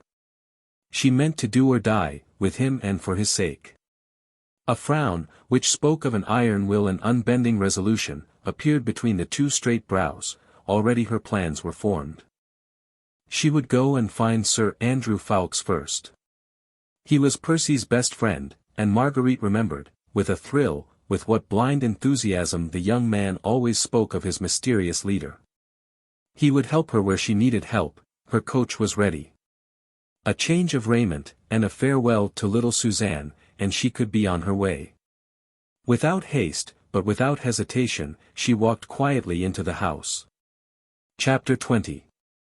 The Friend. Less than half an hour later, Marguerite, buried in thoughts, sat inside her coach, which was bearing her swiftly to London. She had taken an affectionate farewell of little Suzanne, and seen the child safely started with her maid, and in her own coach, back to town. She had sent one courier with a respectful letter of excuse to His Royal Highness, begging for a postponement of the August visit on account of pressing and urgent business, and another on ahead to bespeak a fresh relay of horses at Faversham. Then she had changed her muslin frock for a dark travelling costume and mantle, had provided herself with money, which her husband's lavishness always placed fully at her disposal, and had started on her way. She did not attempt to delude herself with any vain and futile hopes. The safety of her brother Armand was to have been conditional on the imminent capture of the Scarlet Pimpernel. As Chauvelin had sent her back Armand's compromising letter, there was no doubt that he was quite satisfied in his own mind that Percy Blakeney was the man whose death he had sworn to bring about. No. There was no room for any fond delusions. Percy, the husband whom she loved with all the ardor which her admiration for his bravery had kindled, was in immediate, deadly peril, through her hand. She had betrayed him to his enemy, unwittingly, 'tis true, but she had betrayed him, and if Chauvelin succeeded in trapping him, who so far was unaware of his danger, then his death would be at her door, his death. When with her very heart's blood, she would have defended him and given willingly her life for his. She had ordered her coach to drive her to the Crown Inn. Once there, she told her coachman to give the horses food and rest.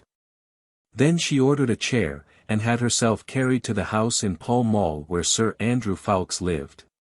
Among all Percy's friends who were enrolled under his daring banner, she felt that she would prefer to confide in Sir Andrew Ffoulkes. He had always been her friend, and now his love for little Suzanne had brought him closer to her still. Had he been away from home, gone on the mad errand with Percy, perhaps, then she would have called on Lord Hastings or Lord Tony, for she wanted the help of one of these young men, or she would indeed be powerless to save her husband. Sir Andrew Ffoulkes, however, was at home, and his servant introduced her ladyship immediately. She went upstairs to the young man's comfortable bachelor's chambers, and was shown into a small, though luxuriously furnished, dining room. A moment or two later Sir Andrew himself appeared. He had evidently been much startled when he heard who his lady visitor was, for he looked anxiously, even suspiciously, at Marguerite, whilst performing the elaborate bows before her, which the rigid etiquette of the time demanded. Marguerite had laid aside every vestige of nervousness, she was perfectly calm, and having returned the young man's elaborate salute, she began very calmly. "Sir Andrew, I have no desire to waste valuable time in much talk. You must take certain things I am going to tell you for granted. These will be of no importance. What is important is that your leader and comrade, the Scarlet Pimpernel, my husband, Percy Blakeney, is in deadly peril." Had she the remotest doubt of the correctness of her deductions, she would have had them confirmed now, for Sir Andrew, completely taken by surprise, had grown very pale, and was quite incapable of making the slightest attempt at clever parrying. "No matter how I know this, Sir Andrew," she continued quietly, "thank God that I do, and that perhaps it is not too late to save him. Unfortunately, I cannot do this quite alone, and therefore have come to you for help." "Lady Blakeney," said the young man, trying to recover himself, "Will you hear me first?" she interrupted. "This is how the matter stands. When the agent of the French government stole your papers that night in Dover, he found amongst them certain plans, which you or your leader meant to carry out for the rescue of the Comte de Tournay and others. The Scarlet Pimpernel, Percy, my husband, has gone on this errand himself today. Chauvelin knows that the Scarlet Pimpernel and Percy Blakeney are one and the same person. He will follow him to Calais, and there will lay hands on him. You know as well as I do the fate that awaits him at the hands of the revolutionary government of France. No interference from England, from King George himself, would save him. Robespierre and his gang would see to it that the interference came too late. But not only that, the much-trusted leader will also have been unconsciously the means of revealing the hiding place of the Comte de Tournay and of all those who, even now, are placing their hopes in him." She had spoken quietly, dispassionately, and with firm, unbending resolution. Her purpose was to make that young man trust and help her, for she could do nothing without him. "I do not understand," he repeated, trying to gain time, to think what was best to be done. "But I think you do, Sir Andrew. You must know that I am speaking the truth. Look these facts straight in the face. Percy has sailed for Calais, I presume for some lonely part of the coast, and Chauvelin is on his track. He has posted for Dover, and will cross the Channel probably tonight. What do you think will happen?" The young man was silent. "Percy will arrive at his destination, unconscious of being followed. He will seek out de Tournay and the others, among these is Armand d'Este. Just my brother, he will seek them out, one after another, probably, not knowing that the sharpest eyes in the world are watching his every movement. When he has thus unconsciously betrayed those who blindly trust in him, when nothing can be gained from him, and he is ready to come back to England, with those whom he has gone so bravely to save, the doors of the trap will close upon him. And he will be sent to end his noble life upon the guillotine." Still Sir Andrew was silent. "You do not trust me," she said passionately. "Oh God! Cannot you see that I am in deadly earnest? Man, she added, while, with her tiny hands she seized the young man suddenly by the shoulders, forcing him to look straight at her, tell me, do I look like that vilest thing on earth, a woman who would betray her own husband? God forbid, Lady Blakeney, said the young man at last, that I should attribute such evil motives to you, but what? Tell me, quick, man, the very seconds are precious. Will you tell me, he asked resolutely, and looking searchingly into her blue eyes, whose hand helped to guide M. Chauvelin to the knowledge which you say he possesses? Mine, she said quietly, I own it, I will not lie to you, for I wish you to trust me absolutely. But I had no idea, how could I have, of the identity of the Scarlet Pimpernel, and my brother's safety was to be my prize if I succeeded in helping Chauvelin to track the Scarlet Pimpernel. She nodded. It is no use telling you how he forced my hand. Armand is more than a brother to me, and, how could I guess? But we waste time, Sir Andrew, every second is precious, in the name of God, my husband is in peril, your friend, your comrade, help me to save him. Sir Andrew felt his position to be a very awkward one. The oath he had taken before his leader and comrade was one of obedience and secrecy, and yet the beautiful woman, who was asking him to trust her, was undoubtedly in earnest. His friend and leader was equally undoubtedly in imminent danger and Lady Blakeney, he said at last, God knows you have perplexed me, so that I do not know which way my duty lies. Tell me what you wish me to do. There are 19 of us ready to lay down our lives for the Scarlet Pimpernel if he is in danger. There is no need for lives just now, my friend, she said drily, my wits and 4 swift horses will serve the necessary purpose. But I must know where to find him. See, she added, while her eyes filled with tears, I have humbled myself before you, I have owned my fault to you, shall I also confess my weakness? My husband and I have been estranged, because he did not trust me, and because I was too blind to understand. You must confess that the bandage which he put over my eyes was a very thick one. Is it small wonder that I did not see through it? But last night, after I led him unwittingly into such deadly peril, it suddenly fell from my eyes. If you will not help me, Sir Andrew, I would still strive to save my husband. I would still exert every faculty I possess for his sake. But I might be powerless, for I might arrive too late, and nothing would be left for you but lifelong remorse, and, for me, a broken heart. But, Lady Blakeney, said the young man, touched by the gentle earnestness of this exquisitely beautiful woman, do you know that what you propose doing is man's work? You cannot possibly journey to Calais alone. You would be running the greatest possible risks to yourself, and your chances of finding your husband now, were I to direct you ever so carefully, are infinitely remote. Oh, I hope there are risks. She murmured softly, I hope there are dangers, too, I have so much to atone for. But I fear you are mistaken. Chauvelin's eyes are fixed upon you all, he will scarce notice me. Quick, Sir Andrew. The coach is ready, and there is not a moment to be lost. I must get to him. I must, she repeated with almost savage energy, to warn him that that man is on his track. Can't you see, that I must get to him, even if it be too late to save him, at least, to be by his side, at the least. Faith, madam, you must command me.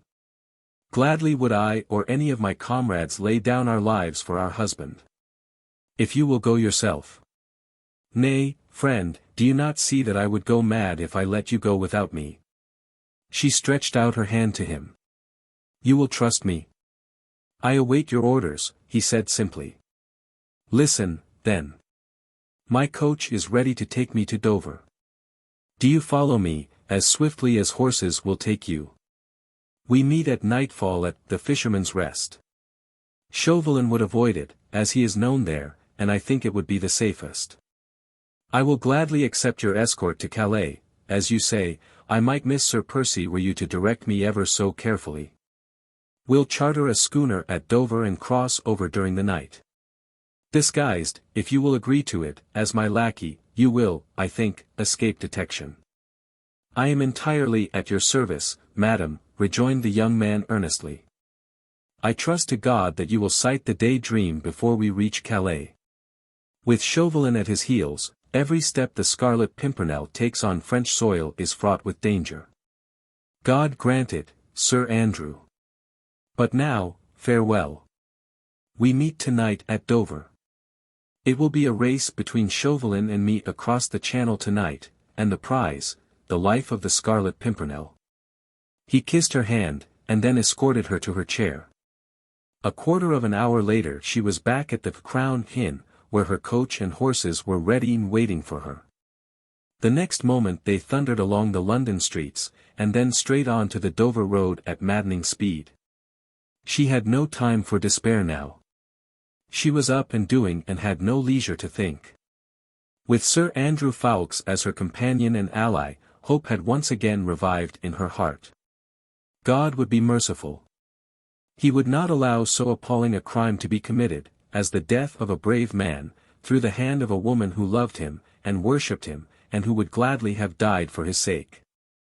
Marguerite's thoughts flew back to him, the mysterious hero, whom she had always unconsciously loved, when his identity was still unknown to her. Laughingly, in the olden days, she used to call him the shadowy king of her heart, and now she had suddenly found that this enigmatic personality whom she had worshipped, and the man who loved her so passionately, were one and the same. What wonder that one or two happier visions began to force their way before her mind. She vaguely wondered what she would say to him when first they would stand face to face. She had had so many anxieties, so much excitement during the past few hours, that she allowed herself the luxury of nursing these few more hopeful, brighter thoughts. Gradually the rumble of the coach wheels, with its incessant monotony, acted soothingly on her nerves. Her eyes, aching with fatigue and many shed and unshed tears, closed involuntarily, and she fell into a troubled sleep. Chapter 21. Suspense. It was late into the night when she at last reached the Fisherman's Rest. She had done the whole journey in less than 8 hours, thanks to innumerable changes of horses at the various coaching stations, for which she always paid lavishly, thus obtaining the very best and swiftest that could be had. Her coachman, too, had been indefatigable. The promise of special and rich reward had no doubt helped to keep him up, and he had literally burned the ground beneath his mistress' coach wheels. The arrival of Lady Blakeney in the middle of the night caused a considerable flutter at the Fisherman's Rest. Sally jumped hastily out of bed, and Mr. Jellyband was at great pains how to make his important guest comfortable. Both of these good folk were far too well drilled in the manners appertaining to innkeepers, to exhibit the slightest surprise at Lady Blakeney's arrival, alone, at this extraordinary hour. No doubt they thought all the more, but Marguerite was far too absorbed in the importance, the deadly earnestness, of her journey, to stop and ponder over trifles of that sort. The coffee-room, the scene lately of the dastardly outrage on 2 English gentlemen, was quite deserted. Mr. Jellyband hastily relit the lamp, rekindled a cheerful bit of fire in the great hearth, and then wheeled a comfortable chair by it, into which Marguerite gratefully sank. "Will your ladyship stay the night?" asked pretty Miss Sally, who was already busy laying a snow-white cloth on the table, preparatory to providing a simple supper for her ladyship. "No.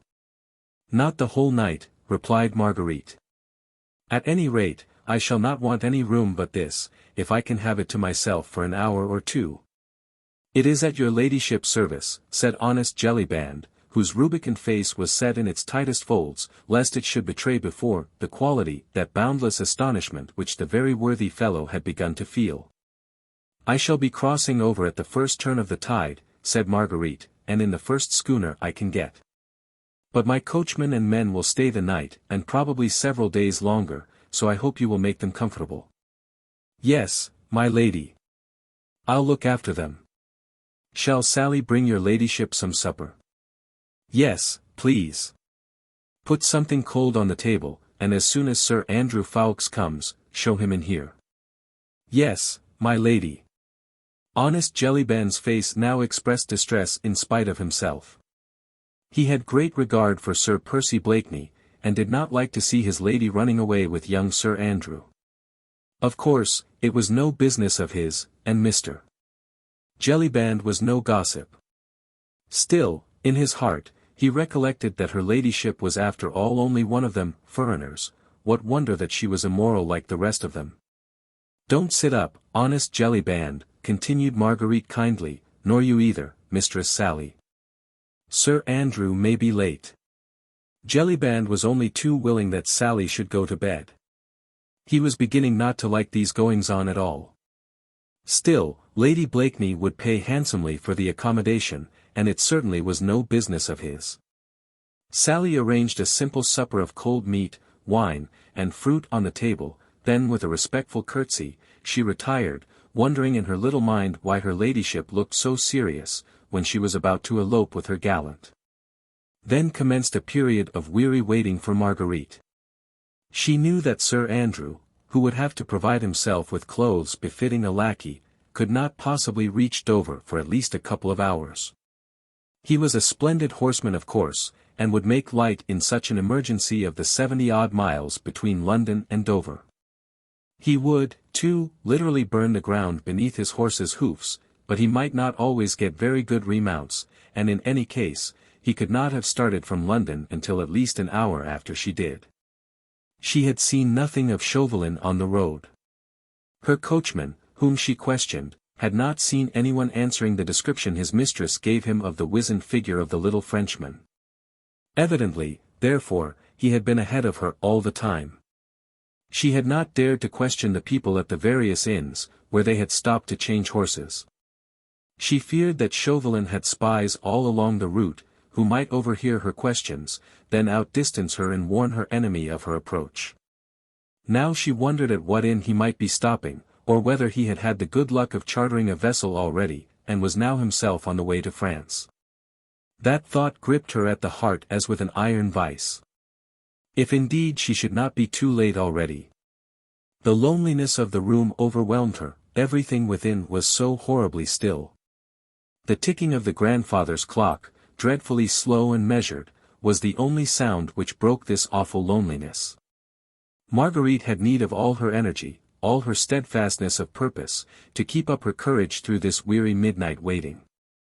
Everyone else in the house but herself must have been asleep. She had heard Sally go upstairs. Mr. Jellyband had gone to see to her coachman and men, and then had returned and taken up a position under the porch outside, just where Marguerite had first met Chauvelin about a week ago. He evidently meant to wait up for Sir Andrew Ffoulkes, but was soon overcome by sweet slumbers, for presently, in addition to the slow ticking of the clock, Marguerite could hear the monotonous and dulcet tones of the worthy fellow's breathing. For some time now, she had realized that the beautiful warm October's day, so happily begun, had turned into a rough and cold night. She had felt very chilly, and was glad of the cheerful blaze in the hearth, but gradually, as time wore on, the weather became more rough, and the sound of the great breakers against the Admiralty Pier, though some distance from the inn, came to her as the noise of muffled thunder. The wind was becoming boisterous, rattling the leaded windows and the massive doors of the old-fashioned house. It shook the trees outside and roared down the vast chimney. Marguerite wondered if the wind would be favorable for her journey. She had no fear of the storm, and would have braved worse risks sooner than delay the crossing by an hour. A sudden commotion outside roused her from her meditations. Evidently it was Sir Andrew Ffoulkes, just arrived in mad haste, for she heard his horse's hoofs thundering on the flagstones outside, then Mr. Jellyband's sleepy, yet cheerful tones bidding him welcome. For a moment, then, the awkwardness of her position struck Marguerite, alone at this hour, in a place where she was well known, and having made an assignation with a young cavalier equally well known, and who arrived in disguise. What food for gossip to those mischievously inclined! The idea struck Marguerite chiefly from its humorous side. There was such quaint contrast between the seriousness of her errand, and the construction which would naturally be put on her actions by honest Mr. Jellyband, that, for the first time since many hours, a little smile began playing round the corners of her childlike mouth, and when, presently, Sir Andrew, almost unrecognizable in his lackey-like garb, entered the coffee-room, she was able to greet him with quite a merry laugh. Faith. Monsieur, my lackey, she said, I am satisfied with your appearance. Mr. Jellyband had followed Sir Andrew, looking strangely perplexed. The young gallant's disguise had confirmed his worst suspicions. Without a smile upon his jovial face, he drew the cork from the bottle of wine, set the chairs ready, and prepared to wait. Thanks, honest friend, said Marguerite, who was still smiling at the thought of what the worthy fellow must be thinking at that very moment. We shall require nothing more, and here's for all the trouble you have been put to on our account. She handed 2 or 3 gold pieces to Jellyband, who took them respectfully, and with becoming gratitude. Stay, Lady Blakeney, interposed Sir Andrew, as Jellyband was about to retire, I am afraid we shall require something more of my friend Jelly's hospitality. I am sorry to say we cannot cross over tonight. Not cross over tonight? She repeated in amazement. But we must, Sir Andrew, we must. There can be no question of cannot, and whatever it may cost, we must get a vessel tonight. But the young man shook his head sadly. I am afraid it is not a question of cost, Lady Blakeney. There is a nasty storm blowing from France, the wind is dead against us, we cannot possibly sail until it has changed. Marguerite became deadly pale. She had not foreseen this. Nature herself was playing her a horrible, cruel trick. Percy was in danger, and she could not go to him, because the wind happened to blow from the coast of France. But we must go, we must. She repeated with strange, persistent energy, you know, we must go, can't you find a way? I have been down to the shore already, he said, and had a talk to 1 or 2 skippers. It is quite impossible to set sail tonight, so every sailor assured me. No one, he added, looking significantly at Marguerite, and no one could possibly put out of Dover tonight. Marguerite at once understood what he meant. No one included Chauvelin as well as herself. She nodded pleasantly to Jellyband. Well, then, I must resign myself, she said to him. Have you a room for me? Oh, yes, your ladyship. A nice, bright, airy room. I'll see to it at once. And there is another one for Sir Andrew, both quite ready. That's brave now, mine honest Jelly, said Sir Andrew, gaily, and clapping his worth host vigorously on the back. You unlock both those rooms, and leave our candles here on the dresser.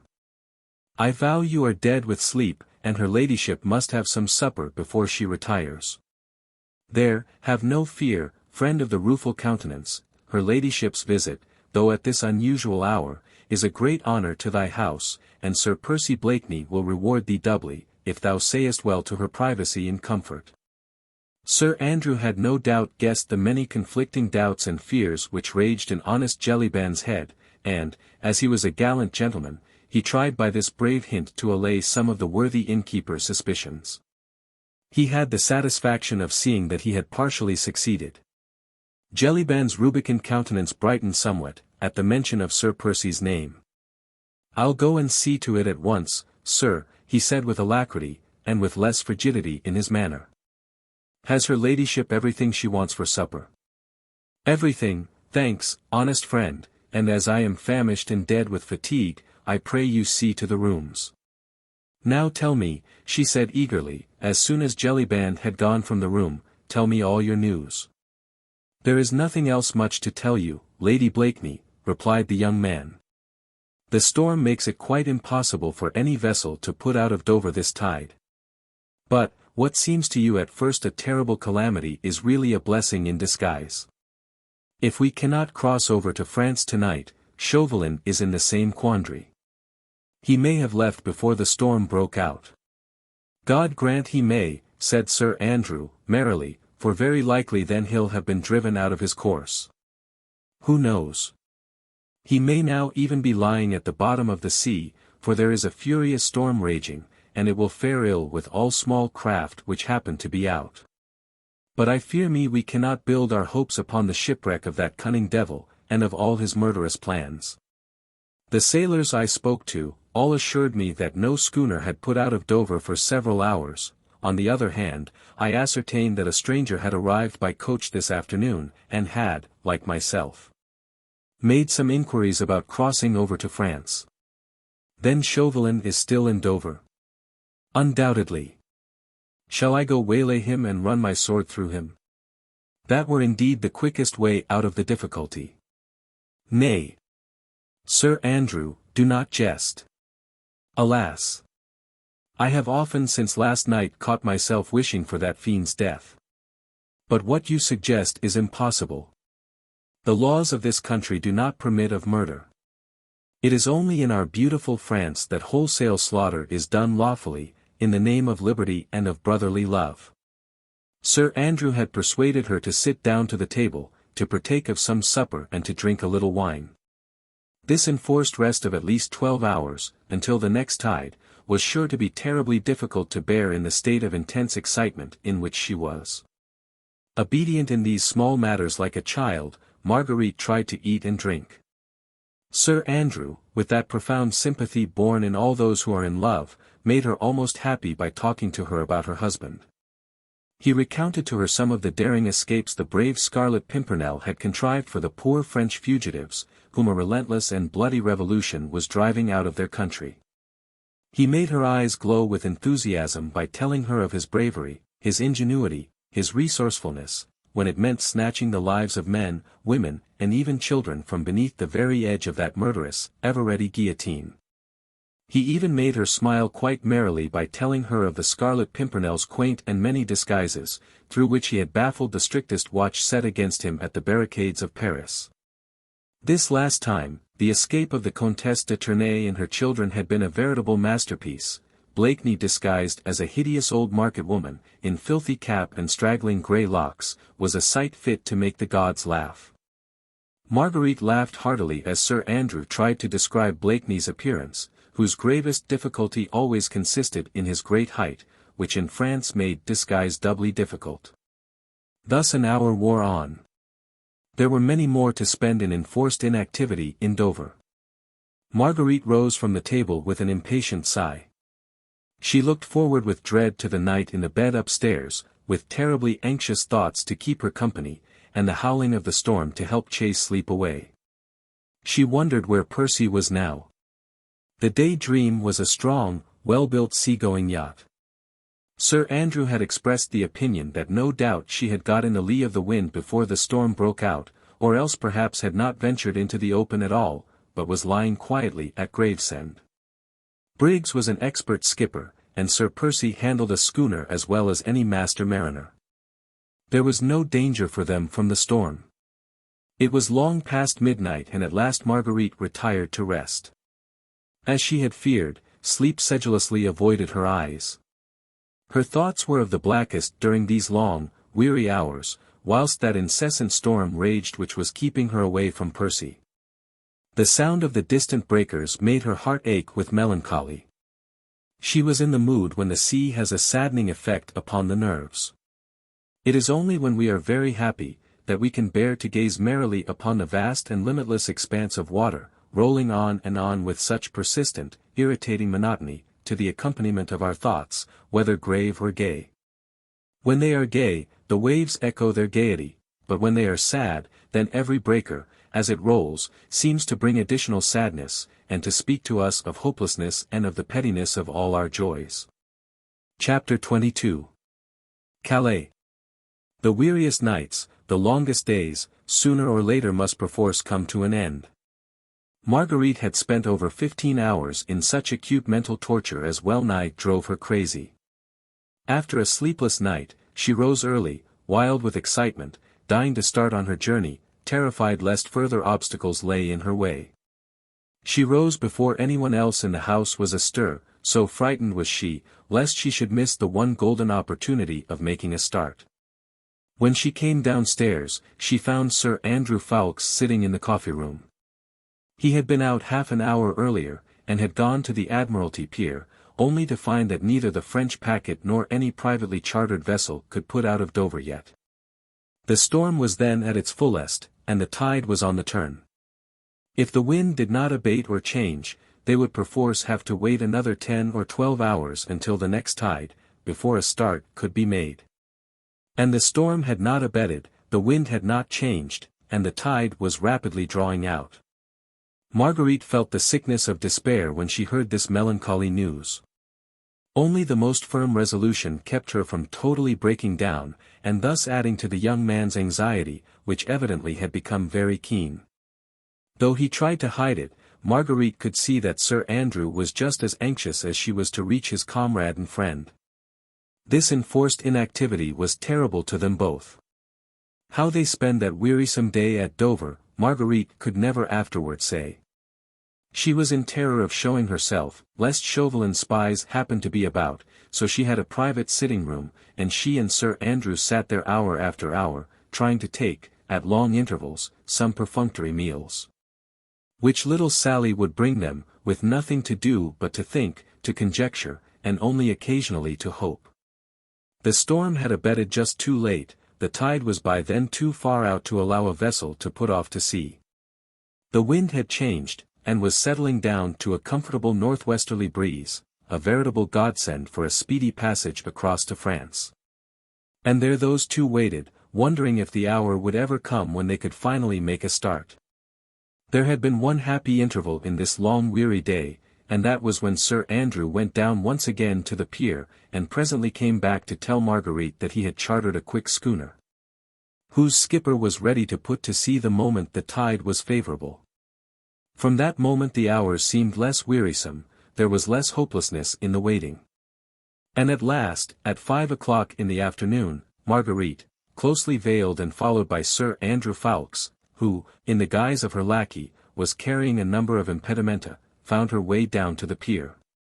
Once on board, the keen, fresh sea air revived her, the breeze was just strong enough to nicely swell the sails of the foam crest, as she cut her way merrily towards the open. The sunset was glorious after the storm, and Marguerite, as she watched the white cliffs of Dover gradually disappearing from view, felt more at peace and once more almost hopeful. Sir Andrew was full of kind attentions, and she felt how lucky she had been to have him by her side in this, her great trouble. Gradually the grey coast of France began to emerge from the fast-gathering evening mists.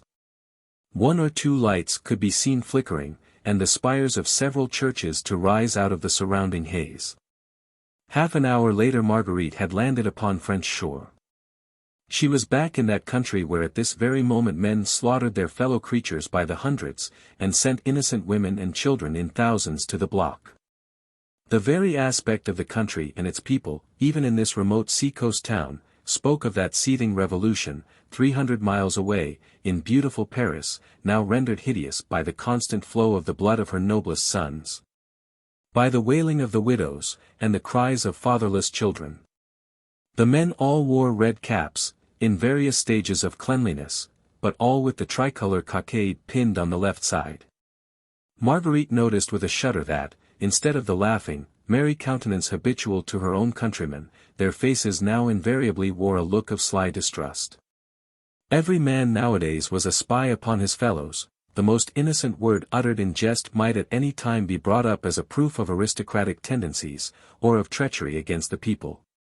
Even the women went about with a curious look of fear and of hate lurking in their brown eyes, and all watched Marguerite as she stepped on shore, followed by Sir Andrew, and murmured as she passed along, "Sacres Aristos," or else "Sacres Anglais." Otherwise their presence excited no further comment. Calais, even in those days, was in constant business communication with England, and English merchants were often seen on this coast. It was well known that in view of the heavy duties in England, a vast deal of French wines and brandies were smuggled across. This pleased the French bourgeois immensely. He liked to see the English government and the English king, both of whom he hated, cheated out of their revenues, and an English smuggler was always a welcome guest at the tumble-down taverns of Calais and Boulogne. So, perhaps, as Sir Andrew gradually directed Marguerite through the tortuous streets of Calais, many of the population, who turned with an oath to look at the strangers clad in English fashion, thought that they were bent on purchasing dutiable articles for their own fog-ridden country, and gave them no more than a passing thought. Marguerite, however, wondered how her husband's tall, massive figure could have passed through Calais unobserved, she marveled what disguise he assumed to do his noble work, without exciting too much attention. Without exchanging more than a few words, Sir Andrew was leading her right across the town, to the other side from that where they had landed, and away towards Cap Gris-Nez. The streets were narrow, tortuous, and mostly evil-smelling, with a mixture of stale fish and damp cellar odors. There had been heavy rain here during the storm last night, and sometimes Marguerite sank ankle-deep in the mud, for the roads were not lighted save by the occasional glimmer from a lamp inside a house. But she did not heed any of these petty discomforts. "We may meet Blakeney at the Chat Gris," Sir Andrew had said, when they landed, and she was walking as if on a carpet of rose leaves, for she was going to meet him almost at once. At last they reached their destination. Sir Andrew evidently knew the road, for he had walked unerringly in the dark, and had not asked his way from anyone. It was too dark then for Marguerite to notice the outside aspect of this house. The Chat Gris, as Sir Andrew had called it, was evidently a small wayside inn on the outskirts of Calais, and on the way to Gris-Nez. It lay some little distance from the coast, for the sound of the sea seemed to come from afar. Sir Andrew knocked at the door with the knob of his cane, and from within Marguerite heard a sort of grunt and the muttering of a number of oaths. Sir Andrew knocked again, this time more peremptorily, more oaths were heard, and then shuffling steps seemed to draw near the door. Presently this was thrown open, and Marguerite found herself on the threshold of the most dilapidated, most squalid room she had ever seen in all her life. The paper, such as it was hanging from the walls in strips. There did not seem to be a single piece of furniture in the room that could, by the wildest stretch of imagination, be called whole. Most of the chairs had broken backs, others had no seats to them, one corner of the table was propped up with a bundle of faggots, there where the fourth leg had been broken. In one corner of the room there was a huge hearth, over which hung a stockpot, with a not altogether unpalatable odor of hot soup emanating therefrom. On one side of the room, high up in the wall, there was a species of loft, before which hung a tattered blue and white checked curtain. A rickety set of steps led up to this loft.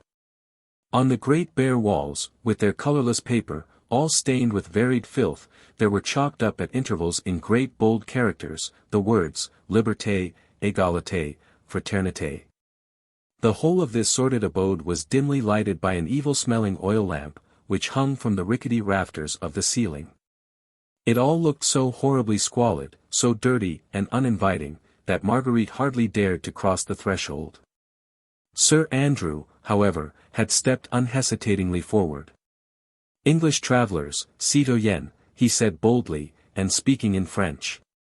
The individual who had come to the door in response to Sir Andrew's knock, and who, presumably, was the owner of this squalid abode, was an elderly, heavily built peasant, dressed in a dirty blue blouse, heavy sabots, from which wisps of straw protruded all round, shabby blue trousers, and the inevitable red cap with the tricolour cockade, that proclaimed his momentary political views. He carried a short wooden pipe, from which the odour of rank tobacco emanated. He looked with some suspicion and a great deal of contempt at the two travellers, muttering "Sacres Angelis," and spat upon the ground to further show his independence of spirit, but, nevertheless, he stood aside to let them enter, no doubt well aware that these same Sacres Angelis always had well-filled purses. "Oh, Lud!" said Marguerite, as she advanced into the room, holding her handkerchief to her dainty nose, "what a dreadful hole! Are you sure this is the place?" "Aye. This the place, sure enough," replied the young man as, with his lace-edged, fashionable handkerchief, he dusted a chair for Marguerite to sit on, "but I vow I never saw a more villainous hole." "Faith!" she said, looking round with some curiosity and a great deal of horror at the dilapidated walls, the broken chairs, the rickety table, "it certainly does not look inviting." The landlord of the Chat Gris, by name, Brogard, had taken no further notice of his guests. He concluded that presently they would order supper, and in the meanwhile it was not for a free citizen to show deference, or even courtesy, to anyone, however smartly they might be dressed.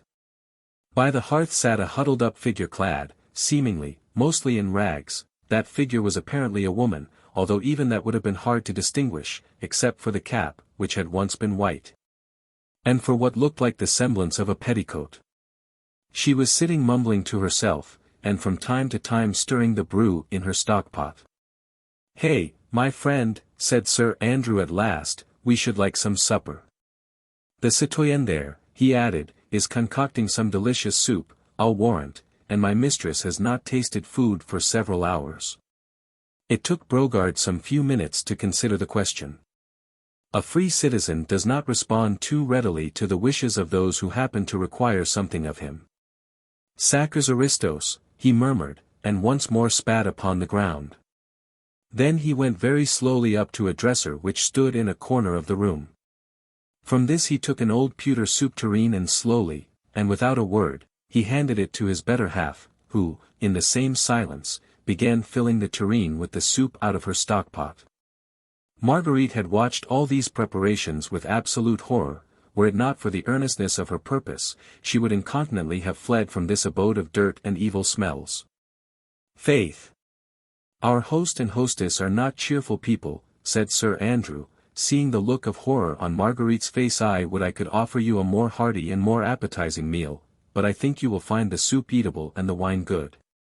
These people wallow in dirt, but live well as a rule." "Nay.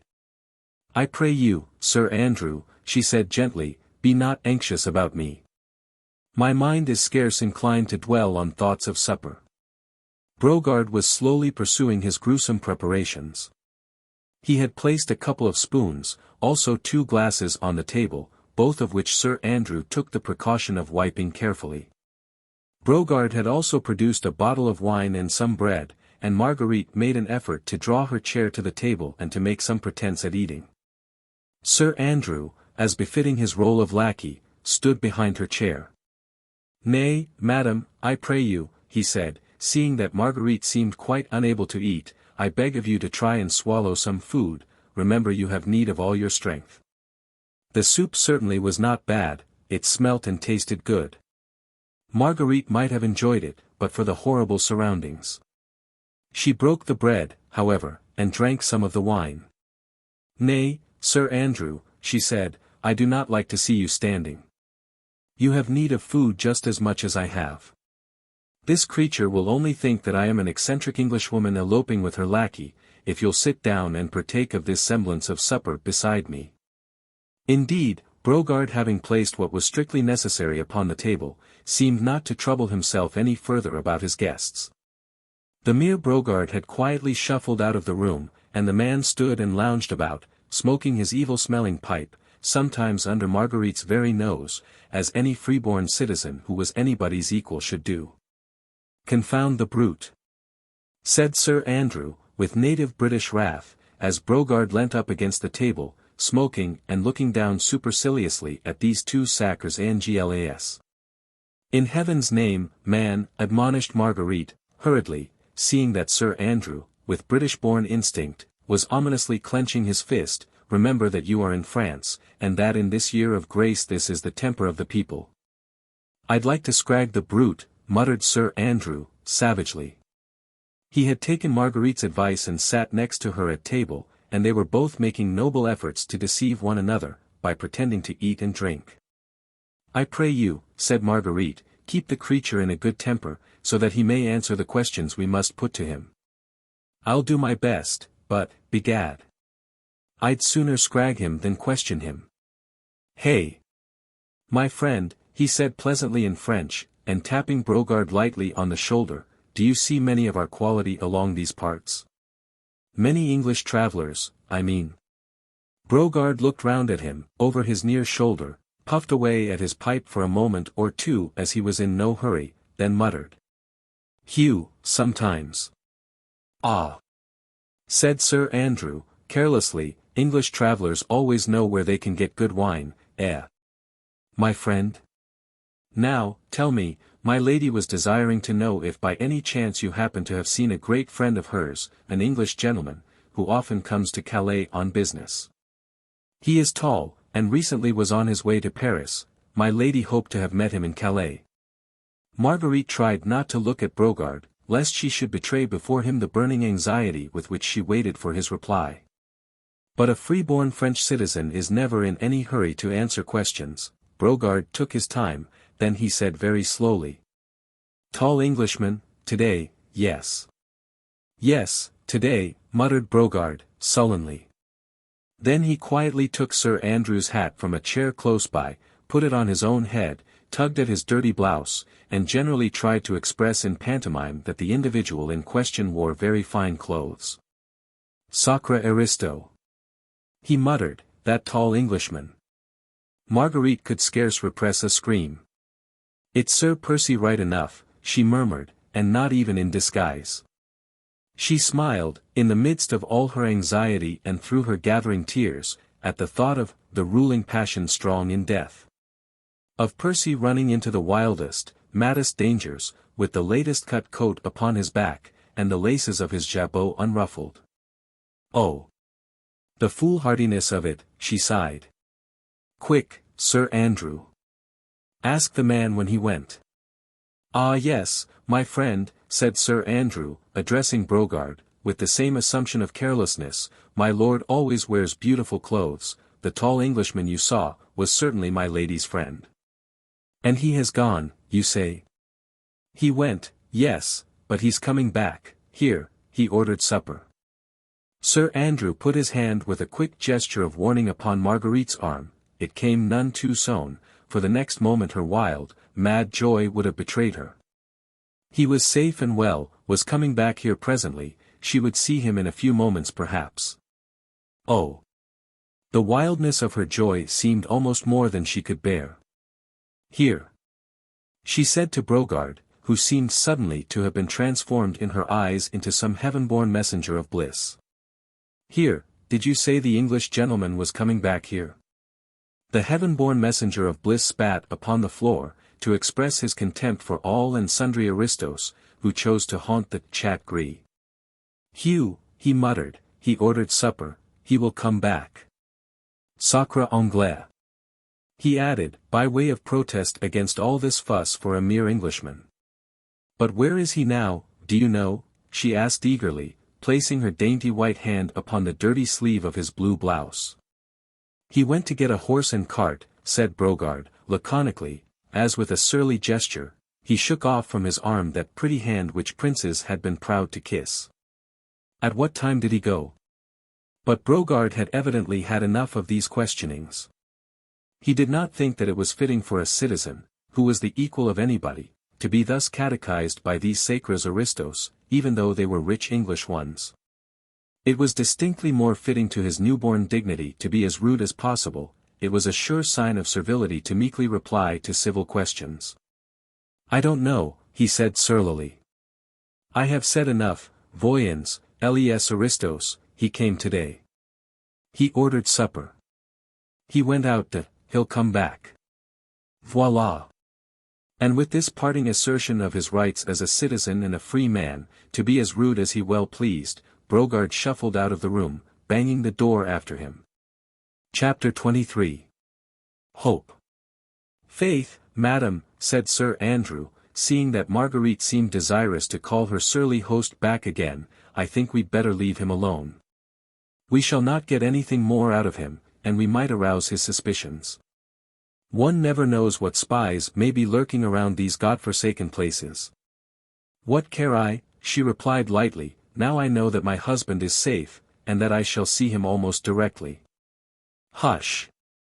He said in genuine alarm, for she had talked quite loudly, in the fullness of her glee, the very walls have ears in France, these days. He rose quickly from the table, and walked round the bare, squalid room, listening attentively at the door, through which Brogard has just disappeared, and whence only muttered oaths and shuffling footsteps could be heard. He also ran up the rickety steps that led to the attic, to assure himself that there were no spies of Chauvelin's about the place. Are we alone, monsieur, my lackey? Said Marguerite, gaily, as the young man once more sat down beside her. May we talk? As cautiously as possible, he entreated. Faith, man. But you wear a glum face. As for me, I could dance with joy. Surely there is no longer any cause for fear. Our boat is on the beach, the foam crest not 2 miles out at sea, and my husband will be here, under this very roof, within the next half-hour perhaps. Sure. There is naught to hinder us. Chauvelin and his gang have not yet arrived. Nay, madam. That I fear we do not know. What do you mean? He was at Dover at the same time that we were. Held up by the same storm, which kept us from starting. Exactly. But, I did not speak of it before, for I feared to alarm you. I saw him on the beach not 5 minutes before we embarked. At least, I swore to myself at the time that it was himself. He was disguised as a cure, so that Satan, his own guardian, would scarce have known him. But I heard him then, bargaining for a vessel to take him swiftly to Calais, and he must have set sail less than an hour after we did. Marguerite's face had quickly lost its look of joy. The terrible danger in which Percy stood, now that he was actually on French soil, became suddenly and horribly clear to her. Chauvelin was close upon his heels. Here in Calais, the astute diplomatist was all-powerful, a word from him and Percy could be tracked and arrested Anne. Every drop of blood seemed to freeze in her veins. Not even during the moments of her wildest anguish in England had she so completely realized the imminence of the peril in which her husband stood. Chauvelin had sworn to bring the Scarlet Pimpernel to the guillotine, and now the daring plotter, whose anonymity hitherto had been his safeguard, stood revealed through her own hand, to his most bitter, most relentless enemy. Chauvelin, when he waylaid Lord Tony and Sir Andrew Ffoulkes in the coffee-room of the Fisherman's Rest, had obtained possession of all the plans of this latest expedition. Armand St. Just, the Comte de Tournay and other fugitive royalists were to have met the Scarlet Pimpernel, or rather, as it had been originally arranged, 2 of his emissaries, on this day, the 2nd of October, at a place evidently known to the League, and vaguely alluded to as the Père Blanchard's hut. Armand, whose connection with the Scarlet Pimpernel and disavowal of the brutal policy of the Reign of Terror was still unknown to his countrymen, had left England a little more than a week ago, carrying with him the necessary instructions, which would enable him to meet the other fugitives and to convey them to this place of safety. This much Marguerite had fully understood from the first, and Sir Andrew Ffoulkes had confirmed her surmises. She knew, too, that when Sir Percy realized that his own plans and his directions to his lieutenants had been stolen by Chauvelin, it was too late to communicate with Armand, or to send fresh instructions to the fugitives. They would, of necessity, be at the appointed time and place, not knowing how grave was the danger which now awaited their brave rescuer. Blakeney, who as usual had planned and organized the whole expedition, would not allow any of his younger comrades to run the risk of almost certain capture. Hence his hurried note to them at Lord Grenville's ball, "Start myself tomorrow, alone." And now with his identity known to his most bitter enemy, his every step would be dogged, the moment he set foot in France. He would be tracked by Chauvelin's emissaries, followed until he reached that mysterious hut where the fugitives were waiting for him, and there the trap would be closed on him and on them. There was but 1 hour, the hour's start which Marguerite and Sir Andrew had of their enemy, in which to warn Percy of the imminence of his danger, and to persuade him to give up the foolhardy expedition, which could only end in his own death. But there was that 1 hour. Chauvelin knows of this from the papers he stole, said Sir Andrew, earnestly, and on landing will make straight for it. He has not landed yet, she said, we have an hour's start on him, and Percy will be here directly. We shall be mid-channel ere Chauvelin has realized that we have slipped through his fingers. She spoke excitedly and eagerly, wishing to infuse into her young friend some of that buoyant hope which still clung to her heart. But he shook his head sadly. Silent again, Sir Andrew, she said with some impatience. Why do you shake your head and look so glum? Faith, madam, he replied, 'tis only because in making your rose-colored plans, you are forgetting the most important factor. What in the world do you mean? I am forgetting nothing. What factor do you mean? She added with more impatience. It stands 6 foot odd high, replied Sir Andrew, quietly, and hath named Percy Blakeney. I don't understand, she murmured. Do you think that Blakeney would leave Calais without having accomplished what he set out to do? You mean? There's the old Comte de Tournay. The Comte, she murmured.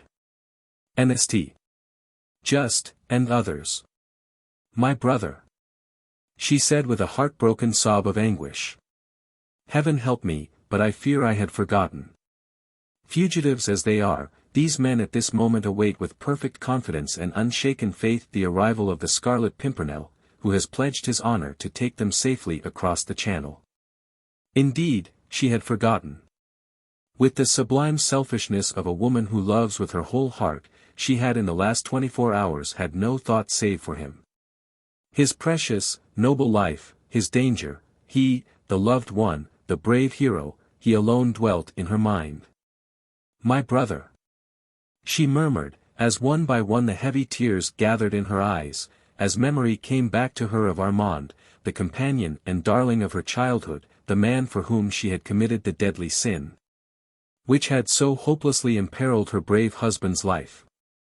Sir Percy Blakeney would not be the trusted, honoured leader of a score of English gentlemen, said Sir Andrew, proudly, if he abandoned those who placed their trust in him. As for breaking his word, the very thought is preposterous. There was silence for a moment or two. Marguerite had buried her face in her hands, and was letting the tears slowly trickle through her trembling fingers. The young man said nothing, his heart ached for this beautiful woman in her awful grief. All along he had felt the terrible impasse in which her own rash act had plunged them all. He knew his friend and leader so well, with his reckless daring, his mad bravery, his worship of his own word of honor. Sir Andrew knew that Blakeney would brave any danger, run the wildest risks sooner than break it, and with Chauvelin at his very heels, would make a final attempt, however desperate, to rescue those who trusted in him.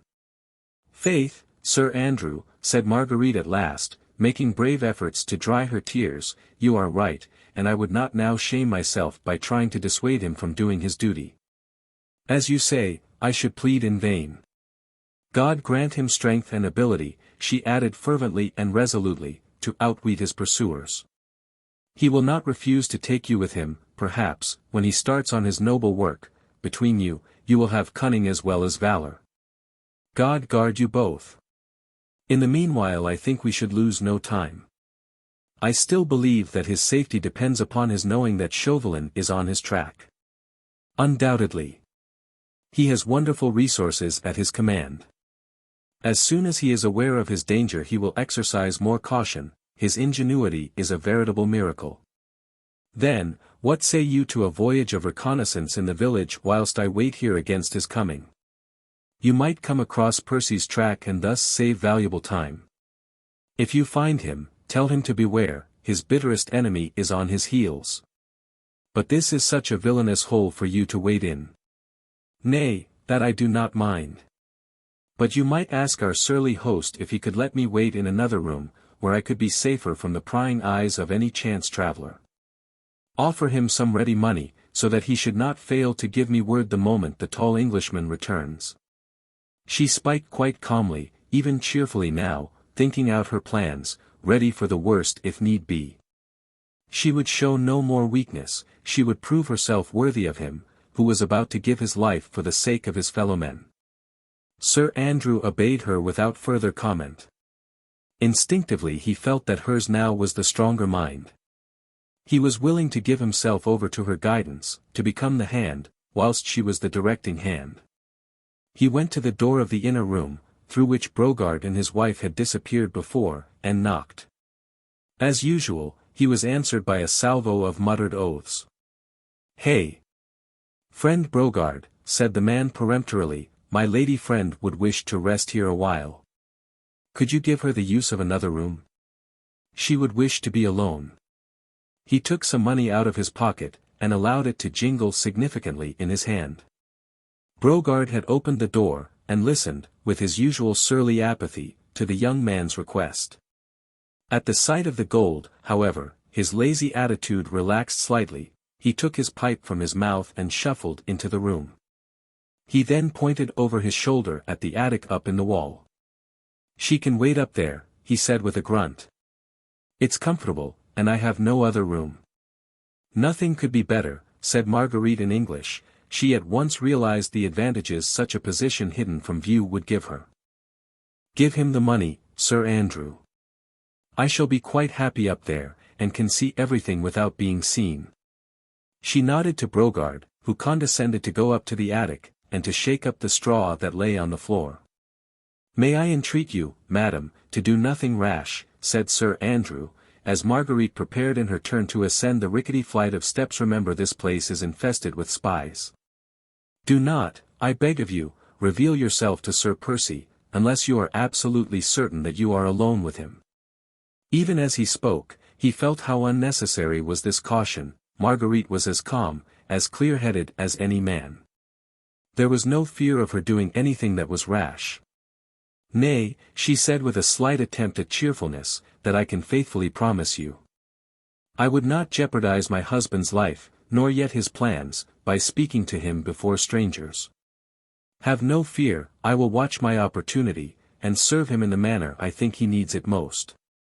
Brogard had come down the steps again, and Marguerite was ready to go up to her safe retreat. "I dare not kiss your hand, madam," said Sir Andrew, as she began to mount the steps, "since I am your lackey, but I pray you be of good cheer. If I do not come across Blakeney in half an hour, I shall return, expecting to find him here." "Yes, that will be best. We can afford to wait for half an hour. Chauvelin cannot possibly be here before that. God grant that either you or I may have seen Percy by then. Good luck to you, friend. Have no fear for me." Lightly she mounted the rickety wooden steps that led to the attic. Brogard was taking no further heed of her. She could make herself comfortable there or not as she chose. Sir Andrew watched her until she had reached the curtains across, and the young man noted that she was singularly well placed there, for seeing and hearing, whilst remaining unobserved. He had paid Brogard well. The surly old innkeeper would have no object in betraying her. Then Sir Andrew prepared to go. At the door he turned once again and looked up at the loft. Through the ragged curtains Marguerite's sweet face was peeping down at him, and the young man rejoiced to see that it looked serene, and even gently smiling. With a final nod of farewell to her, he walked out into the night. Chapter 24. The Death Trap. The next quarter of an hour went by swiftly and noiselessly. In the room downstairs, Brogard had for a while busied himself with clearing the table, and rearranging it for another guest. It was because she watched these preparations that Marguerite found the time slipping by more pleasantly. It was for Percy that this semblance of supper was being got ready. Evidently Brogard had a certain amount of respect for the tall Englishman, as he seemed to take some trouble in making the place look a trifle less uninviting than it had done before.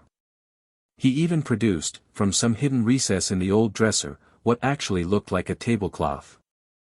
And when he spread it out, and saw it was full of holes, he shook his head dubiously for a while, then was at much pains so to spread it over the table as to hide most of its blemishes. Then he got out a serviette, also old and ragged, but possessing some measure of cleanliness, and with this he carefully wiped the glasses, spoons and plates, which he put on the table. Marguerite could not help smiling to herself as she watched all these preparations, which Brogard accomplished to an accompaniment of muttered oaths. Clearly the great height and bulk of the Englishman, or perhaps the weight of his fist, had overawed this freeborn citizen of France, or he would never have been at such trouble for any sacre aristo. When the table was set, such as it was, Brogard surveyed it with evident satisfaction. He then dusted one of the chairs with the corner of his blouse, gave a stir to the stockpot, threw a fresh bundle of faggots onto the fire, and slouched out of the room. Marguerite was left alone with her reflections. She had spread her travelling cloak over the straw, and was sitting fairly comfortably, as the straw was fresh, and the evil odours from below came up to her only in a modified form. But, momentarily, she was almost happy. Happy because, when she peeped through the tattered curtains, she could see a rickety chair, a torn tablecloth, a glass, a plate and a spoon, that was all. But those mute and ugly things seemed to say to her that they were waiting for Percy. That soon, very soon, he would be here, that the squalid room being still empty, they would be alone together. That thought was so heavenly, that Marguerite closed her eyes in order to shut out everything but that. In a few minutes she would be alone with him, she would run down the ladder, and let him see her. Then he would take her in his arms, and she would let him see that, after that, she would gladly die for him, and with him, for earth could hold no greater happiness than that. And then what would happen? She could not even remotely conjecture. She knew, of course, that Sir Andrew was right, that Percy would do everything he had set out to accomplish, that she, now she was here, could do nothing, beyond warning him to be cautious, since Chauvelin himself was on his track. After having cautioned him, she would perforce have to see him go off upon the terrible and daring mission, she could not even with a word or look, attempt to keep him back. She would have to obey, whatever he told her to do, even perhaps have to efface herself, and wait, in indescribable agony, whilst he, perhaps, went to his death. But even that seemed less terrible to bear than the thought that he should never know how much she loved him, that at any rate would be spared her. The squalid room itself, which seemed to be waiting for him, told her that he would be here soon. Suddenly her oversensitive ears caught the sound of distant footsteps drawing near, her heart gave a wild leap of joy. Was it Percy at last? No. The step did not seem quite as long, nor quite as firm as his. She also thought that she could hear two distinct sets of footsteps. Yes. That was it. Two men were coming this way. Two strangers perhaps, to get a drink, or... But she had not time to conjecture, for presently there was a peremptory call at the door, and the next moment it was violently opened from the outside, whilst a rough, commanding voice shouted. Hey!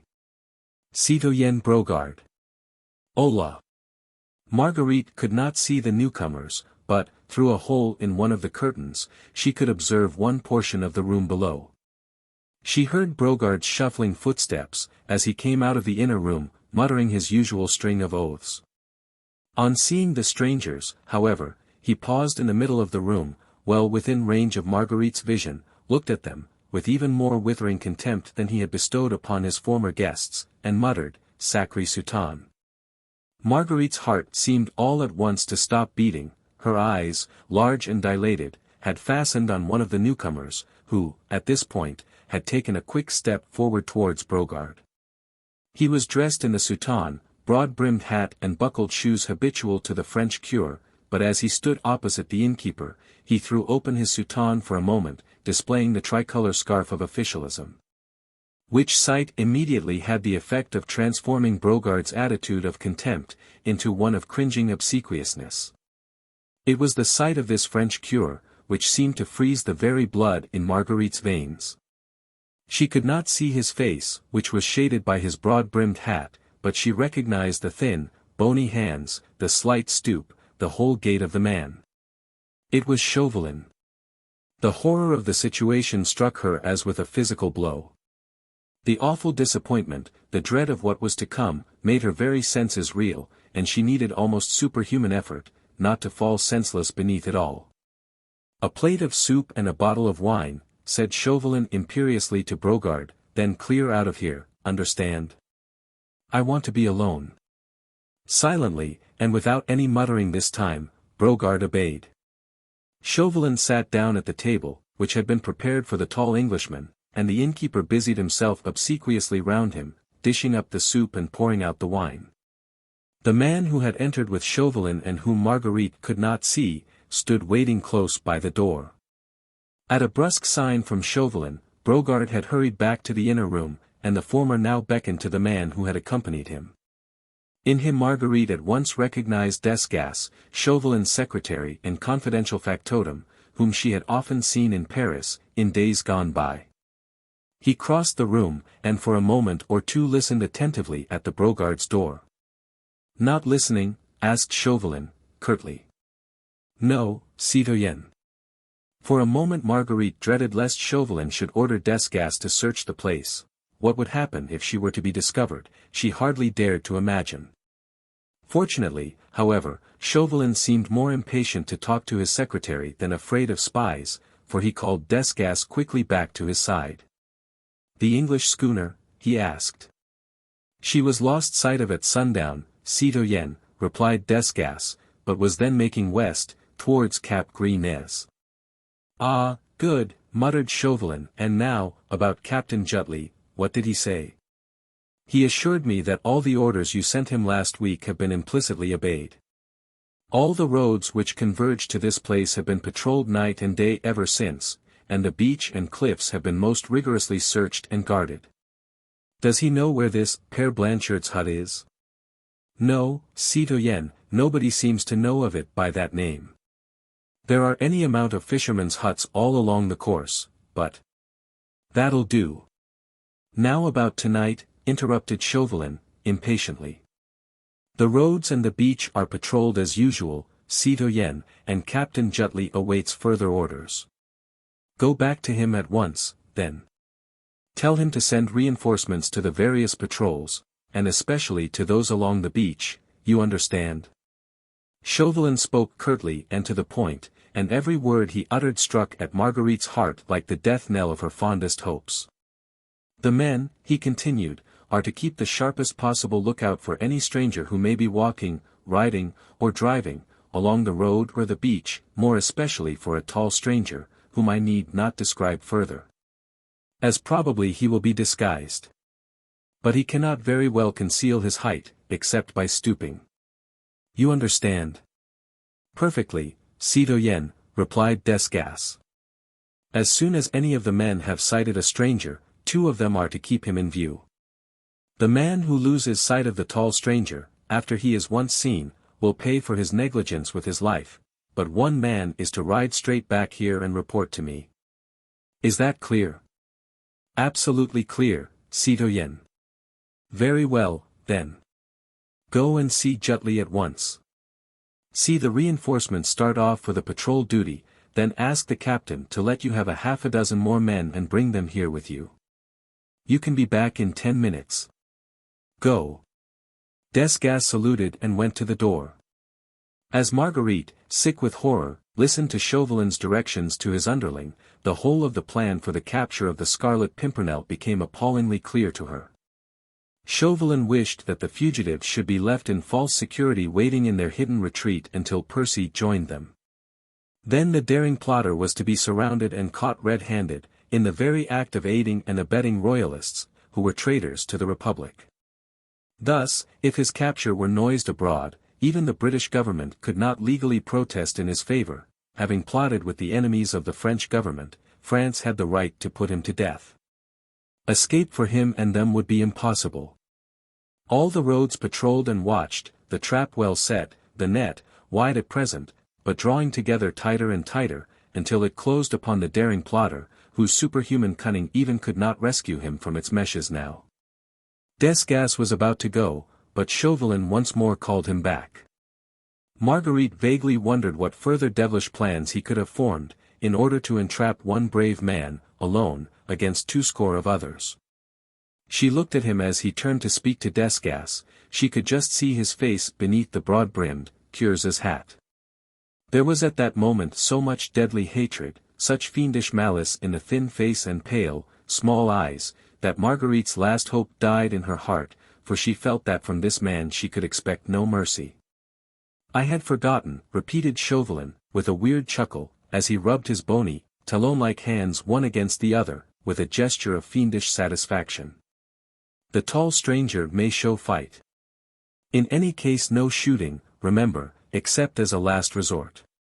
I want that tall stranger alive, if possible."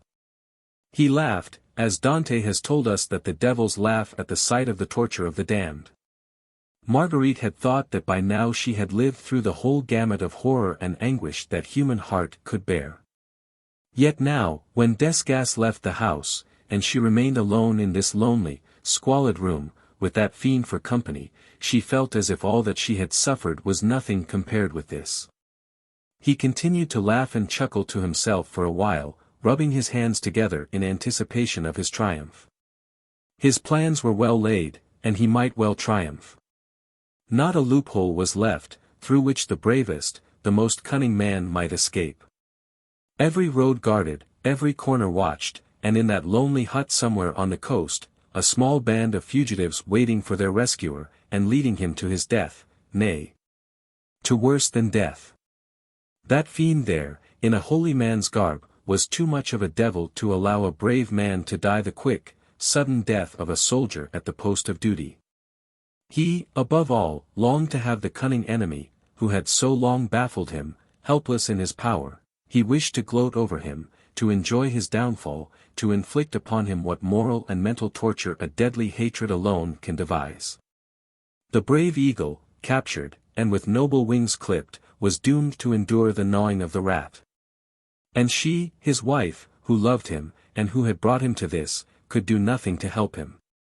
Nothing, save to hope for death by his side, and for one brief moment in which to tell him that her love, whole, true and passionate, was entirely his. Chauvelin was now sitting close to the table. He had taken off his hat, and Marguerite could just see the outline of his thin profile and pointed chin, as he bent over his meager supper. He was evidently quite contented, and awaited events with perfect calm. He even seemed to enjoy Brogard's unsavory fare. Marguerite wondered how so much hatred could lurk in one human being against another. Suddenly, as she watched Chauvelin, a sound caught her ear, which turned her very heart to stone. And yet that sound was not calculated to inspire anyone with horror, for it was merely the cheerful sound of a gay, fresh voice singing lustily, "God Save the King." Chapter 25. The Eagle and the Fox. Marguerite's breath stopped short. She seemed to feel her very life standing still momentarily whilst she listened to that voice and to that song. In the singer she had recognized her husband. Chauvelin, too, had heard it, for he darted a quick glance towards the door, then hurriedly took up his broad-brimmed hat and clapped it over his head. The voice drew nearer. For one brief second the wild desire seized Marguerite to rush down the steps and fly across the room, to stop that song at any cost, to beg the cheerful singer to fly for his life, before it be too late. She checked the impulse just in time. Chauvelin would stop her before she reached the door, and, moreover, she had no idea if he had any soldiers posted within his call. Her impetuous act might prove the death signal of the man she would have died to save. "Long reign over us, God save the King," sang the voice more lustily than ever. The next moment the door was thrown open and there was dead silence for a second or so. Marguerite could not see the door. She held her breath, trying to imagine what was happening. Percy Blakeney on entering had, of course, at once caught sight of the cure at the table. His hesitation lasted less than 5 seconds. The next moment, Marguerite saw his tall figure crossing the room, whilst he called in a loud, cheerful voice. "Hello, there. No one about? Where's that fool Brogard?" He wore the magnificent coat and riding suit which he had on when Marguerite last saw him at Richmond, so many hours ago. As usual, his get-up was absolutely irreproachable. The fine Mechlin lace at his neck and wrists were immaculate and white, his fair hair was carefully brushed, and he carried his eyeglass with his usual affected gesture. In fact, at this moment, Sir Percy Blakeney, Bart., might have been on his way to a garden party at the Prince of Wales, instead of deliberately, cold-bloodedly running his head in a trap, set for him by his deadliest enemy. He stood for a moment in the middle of the room, whilst Marguerite, absolutely paralyzed with horror, seemed unable even to breathe. Every moment she expected that Chauvelin would give a signal, that the place would fill with soldiers, that she would rush down and help Percy to sell his life dearly. As he stood there, suavely unconscious, she very nearly screamed out to him. "Fly, Percy, 'tis your deadly enemy, fly before it be too late." But she had not time even to do that, for the next moment Blakeney quietly walked to the table, and, jovially clapped the cure on the back, said in his own drawly, affected way. "Odds as fish, Chauvelin. I vow I never thought of meeting you here." Chauvelin, who had been in the very act of conveying soup to his mouth, fairly choked. His thin face became absolutely purple, and a violent fit of coughing saved this cunning representative of France from betraying the most boundless surprise he had ever experienced. There was no doubt that this bold move on the part of the enemy had been wholly unexpected, as far as he was concerned, and the daring impudence of it completely nonplussed him for the moment. Obviously he had not taken the precaution of having the inn surrounded with soldiers. Blakeney had evidently guessed that much, and no doubt his resourceful brain had already formed some plan by which he could turn this unexpected interview to account. Marguerite up in the loft had not moved. She had made a solemn promise to Sir Andrew not to speak to her husband before strangers, and she had sufficient self-control not to throw herself unreasoningly and impulsively across his plans. To sit still and watch these two men together was a terrible trial of fortitude. Marguerite had heard Chauvelin give the orders for the patrolling of all the roads. She knew that if Percy now left the XXIII, in whatever direction he happened to go, he could not go far without being sighted by some of Captain Jutley's men on patrol. On the other hand, if he stayed, then Desgas would have time to come back with the dozen men Chauvelin had specially ordered. The trap was closing in, and Marguerite could do nothing but watch and wonder. The two men looked such a strange contrast, and of the two it was Chauvelin who exhibited a slight touch of fear. Marguerite knew him well enough to guess what was passing in his mind. He had no fear for his own person, although he certainly was alone in a lonely inn with a man who was powerfully built, and who was daring and reckless beyond the bounds of probability. She knew that Chauvelin would willingly have braved perilous encounters for the sake of the cause he had at heart, but what he did fear was that this impudent Englishman would, by knocking him down, double his own chances of escape. His underlings might not succeed so well in capturing the Scarlet Pimpernel, when not directed by the cunning hand and the shrewd brain, which had deadly hate for an incentive. Evidently, however, the representative of the French government had nothing to fear for the moment, at the hands of his powerful adversary Blakeney, with his most inane laugh and pleasant good nature, was solemnly patting him on the back. "I am so demmed sorry," he was saying cheerfully, "so very sorry, I seem to have upset you, eating soup, too, nasty, awkward thing, soup, begad, a friend of mine died once, choked, just like you, with a spoonful of soup." And he smiled shyly, good-humoredly, down at Chauvelin. "Odd's life," he continued, as soon as the latter had somewhat recovered himself, "beastly hole this, ain't it now? La! You don't mind?"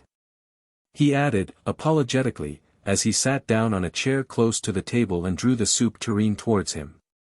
"That fool Brogard seems to be asleep or something." There was a second plate on the table, and he calmly helped himself to soup, then poured himself out a glass of wine. For a moment Marguerite wondered what Chauvelin would do. His disguise was so good that perhaps he meant, on recovering himself, to deny his identity, but Chauvelin was too astute to make such an obviously false and childish move, and already he too had stretched out his hand and said pleasantly, "I am indeed charmed to see you, Sir Percy. You must excuse me, I thought you the other side of the channel." Sudden surprise almost took my breath away. "La," said Sir Percy, with a good-humoured grin, "it did that quite, didn't it, M. Chauberton? Pardon me, Chauvelin. I beg pardon, 1,000 times. Yes, Chauvelin of course. I never could cotton to foreign names." He was calmly eating his soup, laughing with pleasant good humour, as if he had come all the way to Calais for the express purpose of enjoying supper at this filthy inn, in the company of his archenemy. For the moment Marguerite wondered why Percy did not knock the little Frenchman down then and there, and no doubt something of the sort must have darted through his mind, for every now and then his lazy eyes seemed to flash ominously. As they rested on the slight figure of Chauvelin, who had now quite recovered himself and was also calmly eating his soup. But the keen brain, which had planned and carried through so many daring plots, was too far-seeing to take unnecessary risks. This place, after all, might be infested with spies, the innkeeper might be in Chauvelin's pay. One call on Chauvelin's part might bring 20 men about Blakeney's ears for aught he knew, and he might be caught and trapped before he could help, or, at least, warn the fugitives. This he would not risk. He meant to help the others, to get them safely away, for he had pledged his word to them, and his word he would keep. And whilst he ate and chatted, he thought and planned, whilst, up in the loft, the poor, anxious woman racked her brain as to what she should do, and endured agonies of longing to rush down to him. Yet not daring to move for fear of upsetting his plans. "I didn't know," Blakeney was saying jovially, "that you, were in holy orders." Hem," stammered Chauvelin. The calm impudence of his antagonist had evidently thrown him off his usual balance.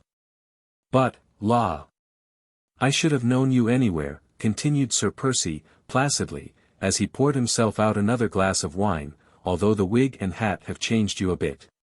"Do you think so?" "Lud!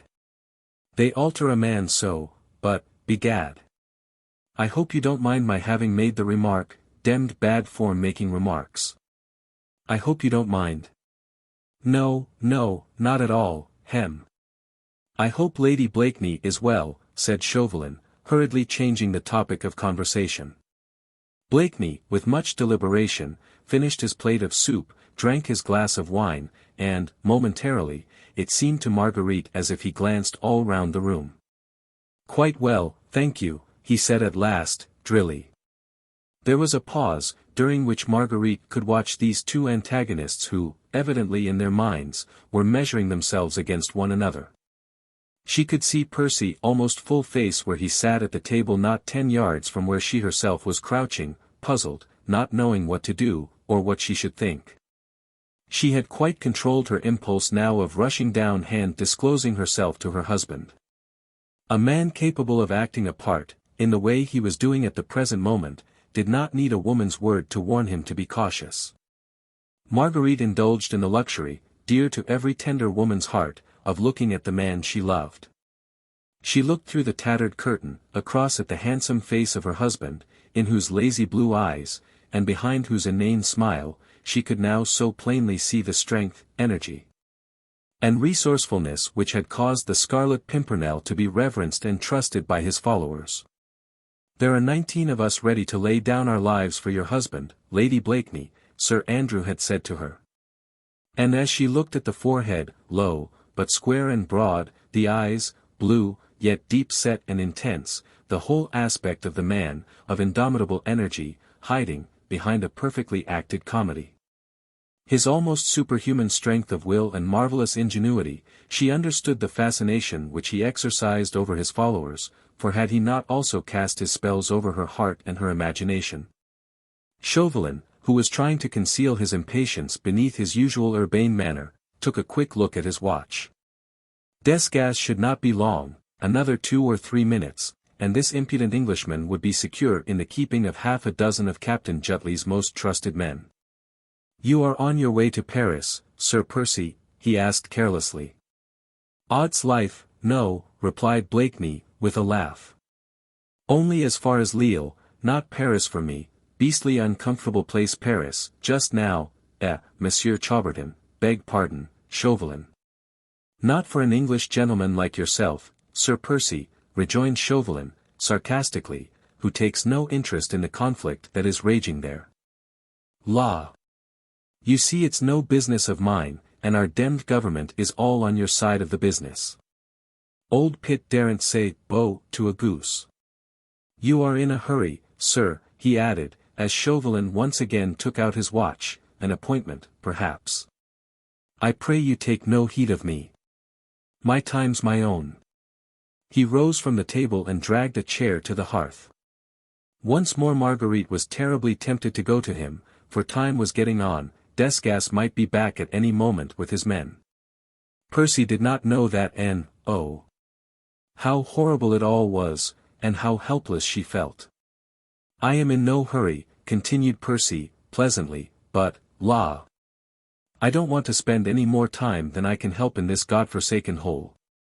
But, begad, sir," he added, as Chauvelin had surreptitiously looked at his watch for the 3rd time, "that watch of yours won't go any faster for all the looking you give it.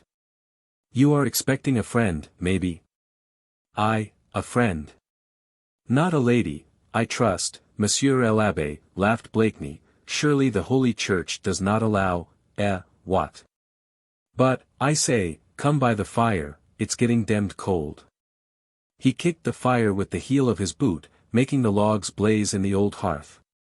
He seemed in no hurry to go, and apparently was quite unconscious of his immediate danger.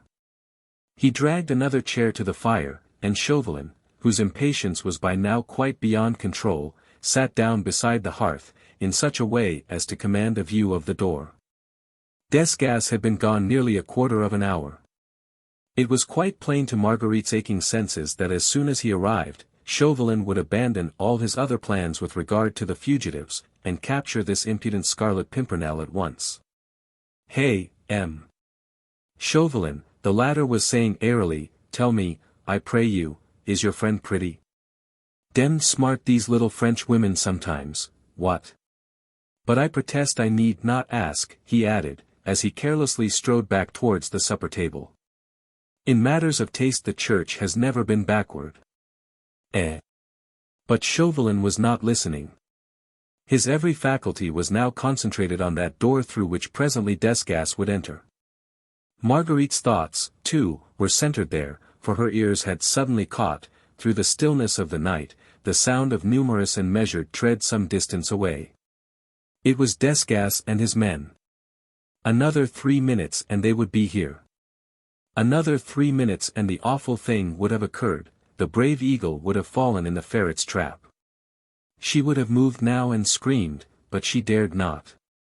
For whilst she heard the soldiers approaching, she was looking at Percy and watching his every movement. He was standing by the table whereon the remnants of the supper, plates, glasses, spoons, salt and pepper pots were scattered pell-mell. His back was turned to Chauvelin and he was still prattling along in his own affected and inane way, but from his pocket he had taken his snuff-box, and quickly and suddenly he emptied the contents of the pepper-pot into it. Then he again turned with an inane laugh to Chauvelin. Did you speak, sir?"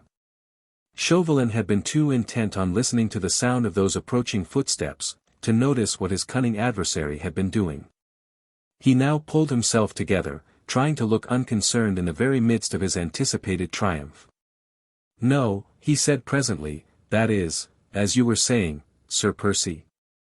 "I was saying," said Blakeney, going up to Chauvelin, by the fire, "that the Jew in Piccadilly has sold me better snuff this time than I have ever tasted.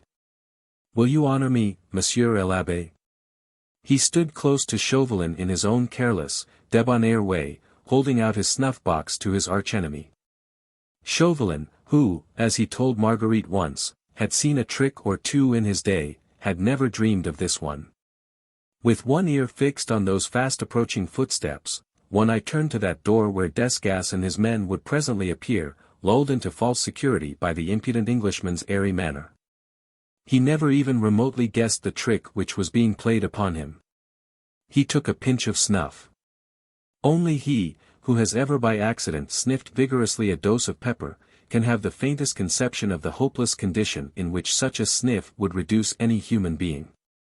Chauvelin felt as if his head would burst, sneeze after sneeze seemed nearly to choke him. He was blind, deaf, and dumb for the moment, and during that moment Blakeney quietly, without the slightest haste, took up his hat, took some money out of his pocket, which he left on the table, then calmly stalked out of the room. Chapter 26. The Jew. It took Marguerite some time to collect her scattered senses. The whole of this last short episode had taken place in less than a minute, and Desgas and the soldiers were still about 200 yards away from the chat gris. When she realized what had happened, a curious mixture of joy and wonder filled her heart. It all was so neat, so ingenious.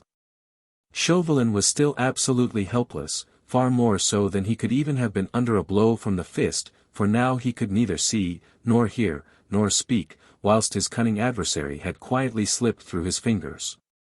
Blakeney was gone, obviously to try and join the fugitives at the Père Blanchard's hut. For the moment, true, Chauvelin was helpless. For the moment the daring Scarlet Pimpernel had not been caught by Desgas and his men. But all the roads and the beach were patrolled. Every place was watched, and every stranger kept in sight. How far could Percy go, thus arrayed in his gorgeous clothes, without being sighted and followed? Now she blamed herself terribly for not having gone down to him sooner, and given him that word of warning and of love which, perhaps, after all, he needed. He could not know of the orders which Chauvelin had given for his capture, and even now, perhaps. But before all these horrible thoughts had taken concrete form in her brain, she heard the grounding of arms outside, close to the door. And Desca's voice shouting halt to his men. Chauvelin had partially recovered, his sneezing had become less violent, and he had struggled to his feet. He managed to reach the door just as Desca's knock was heard on the outside. Chauvelin threw open the door, and before his secretary could say a word, he had managed to stammer between two sneezes. The tall stranger, quick, did any of you see him? Where, citoyen? Asked Desgas, in surprise. Here, man. Through that door. Not 5 minutes ago. We saw nothing, citoyen. The moon is not yet up, And you are just 5 minutes too late, my friend, said Chauvelin, with concentrated fury. Citoyen, You did what I ordered you to do, said Chauvelin, with impatience. I know that, but you were a precious long time about it. Fortunately, there's not much harm done, or it had fared ill with you, citoyen Desgas. Desgas turned a little pale. There was so much rage and hatred in his superior's whole attitude. The tall stranger, citoyen, he stammered, was here, in this room, 5 minutes ago, having supper at that table. Damn his impudence. For obvious reasons, I dared not tackle him alone. Brogard is too big a fool, and that cursed Englishman appears to have the strength of a bullock, and so he slipped away under your very nose. He cannot go far without being sighted, citoyen. Captain Jutley sent 40 men as reinforcements for the patrol duty, 20 went down to the beach. He again assured me that the watch had been constant all day, and that no stranger could possibly get to the beach, or reach a boat, without being sighted. That's good. Do the men know their work? They have had very clear orders, citoyen, and I myself spoke to those who were about to start. They are to shadow, as secretly as possible, any stranger they may see, especially if he be tall, or stoop as if her would disguise his height. In no case to detain such a person, of course, said Chauvelin, eagerly. That impudent Scarlet Pimpernel would slip through clumsy fingers. We must let him get to the Père Blanchard's hut now, there surround and capture him. The men understand that, citoyen, and also that, as soon as a tall stranger has been sighted, he must be shadowed, whilst one man is to turn straight back and report to you. That is right, said Chauvelin, rubbing his hands, well pleased. I have further news for you, citoyen. What is it? A tall Englishman had a long conversation about 3/4 of an hour ago with a Jew, Reuben by name, who lives not 10 paces from here. Yes, and, queried Chauvelin, impatiently. The conversation was all about a horse and cart, which the tall Englishman wished to hire, and which was to have been ready for him by 11 o'clock. It is past that now. Where does that Reuben live? A few minutes' walk from this door. Send one of the men to find out if the stranger has driven off in Reuben's cart. Yes, citoyen. Desgas went to give the necessary orders to one of the men. Not a word of this conversation between him and Chauvelin had escaped Marguerite, and every word they had spoken seemed to strike at her heart, with terrible hopelessness and dark foreboding. She had come all this way, and with such high hopes and firm determination to help her husband, and so far she had been able to do nothing, but to watch, with a heart breaking with anguish. The meshes of the deadly net closing round the daring Scarlet Pimpernel. He could not now advance many steps, without spying eyes to track and denounce him. Her own helplessness struck her with the terrible sense of utter disappointment. The possibility of being the slightest use to her husband had become almost nil, and her only hope rested in being allowed to share his fate, whatever it might ultimately be. For the moment, even her chance of ever seeing the man she loved again, had become a remote one. Still, she was determined to keep a close watch over his enemy, and a vague hope filled her heart, that whilst she kept Chauvelin in sight, Percy's fate might still be hanging in the balance. Desgas left Chauvelin moodily pacing up and down the room, whilst he himself waited outside for the return of the man whom he had sent in search of Reuben. Thus several minutes went by. Chauvelin was evidently devoured with impatience. Apparently he trusted no one. This last trick played upon him by the daring Scarlet Pimpernel had made him suddenly doubtful of success, unless he himself was there to watch, direct and superintend the capture of this impudent Englishman. About 5 minutes later, Desgas returned, followed by an elderly Jew, in a dirty, threadbare gabardine, worn greasy across the shoulders. His red hair, which he wore after the fashion of the Polish Jews, with the corkscrew curls each side of his face, was plentifully sprinkled with grey, a general coating of grime, about his cheeks and his chin, gave him a peculiarly dirty and loathsome appearance. He had the habitual stoop, those of his race affected in mock humility in past centuries, before the dawn of equality and freedom in matters of faith. And he walked behind Desgas with the peculiar shuffling gait which has remained the characteristic of the Jew trader in continental Europe to this day.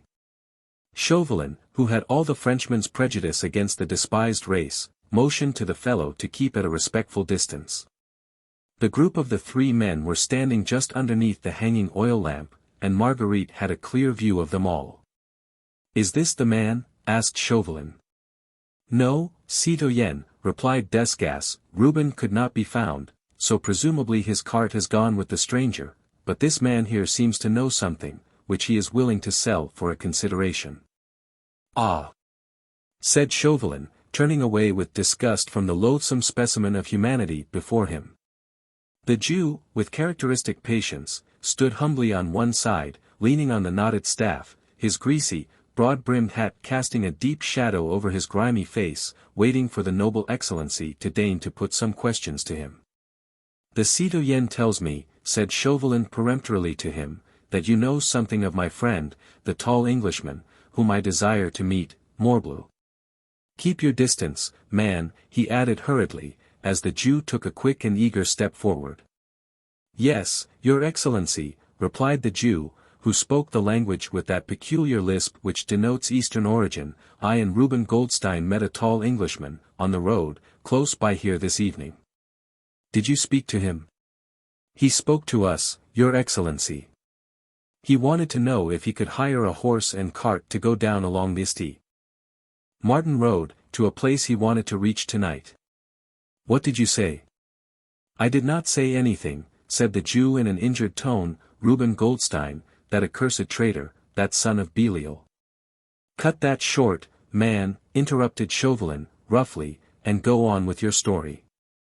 "He took the words out of my mouth, your excellency, when I was about to offer the wealthy Englishman my horse and cart, to take him wheresoever he chose. Reuben had already spoken, and offered his half-starved nag, and his broken-down cart." "And what did the Englishman do?" "He listened to Reuben Goldstein, your excellency, and put his hand in his pocket then and there, and took out a handful of gold, which he showed to that descendant of Beelzebub, telling him that all that would be his, if the horse and cart were ready for him by 11 o'clock. And, of course, the horse and cart were ready. Well, they were ready for him in a manner, so to speak. Your excellency, Reuben's nag was lame as usual. She refused to budge at first. It was only after a time and with plenty of kicks, that she at last could be made to move," said the Jew with a malicious chuckle. "Then they started?" "Yes, they started about 5 minutes ago. I was disgusted with that stranger's folly. An Englishman too, he ought to have known Reuben's nag was not fit to drive. But if he had no choice—" "No choice, your excellency," protested the Jew, in a rasping voice. "Did I not repeat to him a dozen times, that my horse and cart would take him quicker, and more comfortably than Reuben's bag of bones? He would not listen. Reuben is such a liar, and has such insinuating ways. The stranger was deceived. If he was in a hurry, he would have had better value for his money by taking my cart." "You have a horse and cart too, then?" asked Chauvelin, peremptorily. "Aye. That I have, your excellency, and if your excellency wants to drive. Do you happen to know which way my friend went in Reuben Goldstein's cart?" Thoughtfully the Jew rubbed his dirty chin. Marguerite's heart was beating well nigh to bursting. She had heard the peremptory question, she looked anxiously at the Jew, but could not read his face beneath the shadow of his broad-brimmed hat. Vaguely she felt somehow as if he held Percy's fate in his long dirty hands. There was a long pause, whilst Chauvelin frowned impatiently at the stooping figure before him. At last the Jew slowly put his hand in his breast pocket, and drew out from its capacious depths a number of silver coins. He gazed at them thoughtfully, then remarked, in a quiet tone of voice. "This is what the tall stranger gave me, when he drove away with Reuben, for holding my tongue about him, and his doings." Chauvelin shrugged his shoulders impatiently. "How much is there?" he asked. 20 francs, your excellency," replied the Jew, "and I have been an honest man all my life." Chauvelin without further comment took a few pieces of gold out of his own pocket, and leaving them in the palm of his hand, he allowed them to jingle as he held them out towards the Jew. "How many gold pieces are there in the palm of my hand?" he asked quietly. Evidently he had no desire to terrorize the man, but to conciliate him, for his own purposes, for his manner was pleasant and suave. No doubt he feared that threats of the guillotine, and various other persuasive methods of that type, might addle the old man's brains, and that he would be more likely to be useful through greed of gain, than through terror of death. The eyes of the Jew shot a quick, keen glance at the gold in his interlocutor's hand. "At least 5, I should say, your excellency," he replied obsequiously. "Enough, do you think, to loosen that honest tongue of yours? What does your excellency wish to know? Whether your horse and cart can take me to where I can find my friend the tall stranger, who has driven off in Reuben Goldstein's cart?" "My horse and cart can take your honor there, where you please." "To a place called the Père Blanchard's hut." "Your honor has guessed," said the Jew in astonishment. "You know the place? Which road leads to it?" "The St. Martin Road, your honor, then a footpath from there to the cliffs." "You know the road?" repeated Chauvelin, roughly. "Every stone, every blade of grass, your honor," replied the Jew quietly. Chauvelin without another word threw the 5 pieces of gold one by one before the Jew, who knelt down, and on his hands and knees struggled to collect them. One rolled away, and he had some trouble to get it, for it had lodged underneath the dresser. Chauvelin quietly waited while the old man scrambled on the floor, to find the piece of gold. When the Jew was again on his feet, Chauvelin said, "How soon can your horse and cart be ready?" "They are ready now, your honor." "Where?" "Not 10 meters from this door." "Will your excellency deign to look?" "I don't want to see it." "How far can you drive me in it?" "As far as the Père Blanchard's hut, your honor, and further than Reuben's nag took your friend. I am sure that, not 2 leagues from here, we shall come across that wily Reuben, his nag, his cart and the tall stranger all in a heap in the middle of the road." "How far is the nearest village from here?" "On the road which the Englishman took, Miquelon is the nearest village, not 2 leagues from here. There he could get fresh conveyance, if he wanted to go further." "He could, if he ever got so far." "Can you? Will your excellency try?" said the Jew simply. "That is my intention," said Chauvelin very quietly, "but remember, if you have deceived me, I shall tell off 2 of my most stalwart soldiers to give you such a beating, that your breath will perhaps leave your ugly body for ever. But if we find my friend the tall Englishman either on the road or at the Père Blanchard's hut, there will be 10 more gold pieces for you. Do you accept the bargain?" The Jew again thoughtfully rubbed his chin. He looked at the money in his hand, then at this stern interlocutor, and at Desgas, who had stood silently behind him all this while. After a moment's pause, he said deliberately, "I accept." "Go and wait outside then," said Chauvelin, "and remember to stick to your bargain, or by heaven, I will keep to mine." With a final, most abject and cringing bow, the old Jew shuffled out of the room. Chauvelin seemed pleased with his interview, for he rubbed his hands together, with that usual gesture of his, of malignant satisfaction. "My coat and boots," he said to Desgas at last. Desgas went to the door, and apparently gave the necessary orders, for presently a soldier entered, carrying Chauvelin's coat, boots, and hat. He took off his soutane, beneath which he was wearing close-fitting breeches and a cloth waistcoat, and began changing his attire.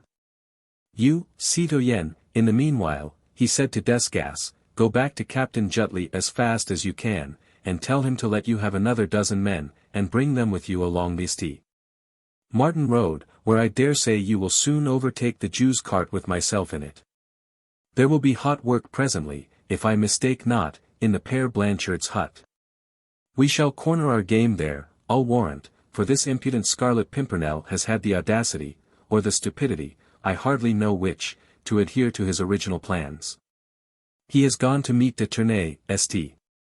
Just and the other traitors, which for the moment, I thought, perhaps, he did not intend to do. When we find them, there will be a band of desperate men at bay. Some of our men will, I presume, be put hors de combat. These royalists are good swordsmen, and the Englishman is devilish cunning, and looks very powerful. Still, we shall be 5 against 1 at least. You can follow the cart closely with your men, all along the St. Martin Road, through Miquelon. The Englishman is ahead of us, and not likely to look behind him."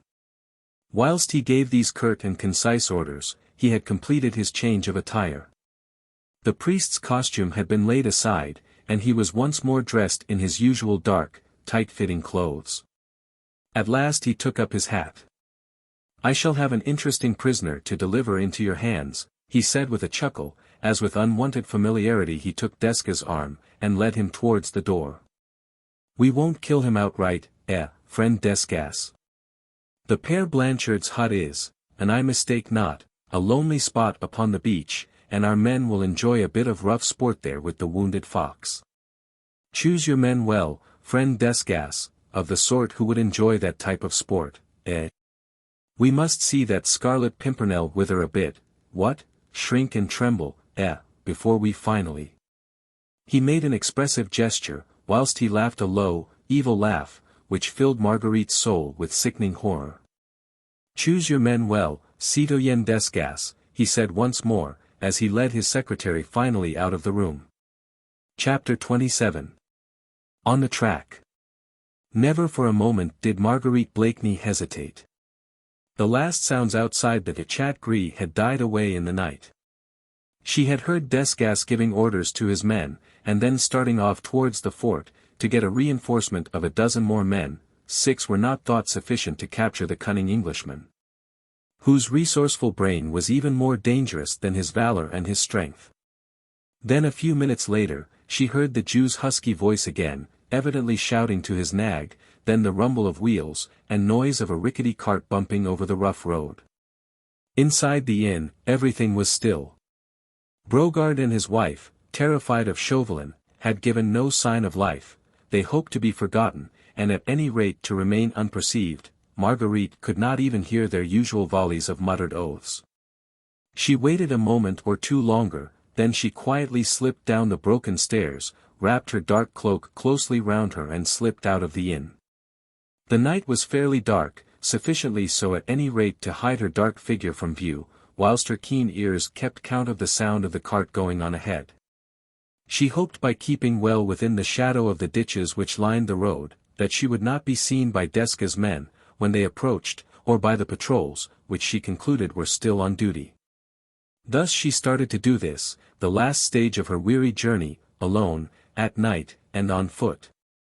Nearly 3 leagues to Miquelon, and then on to the Père Blanchard's hut, wherever that fatal spot might be, probably over rough roads, she cared not.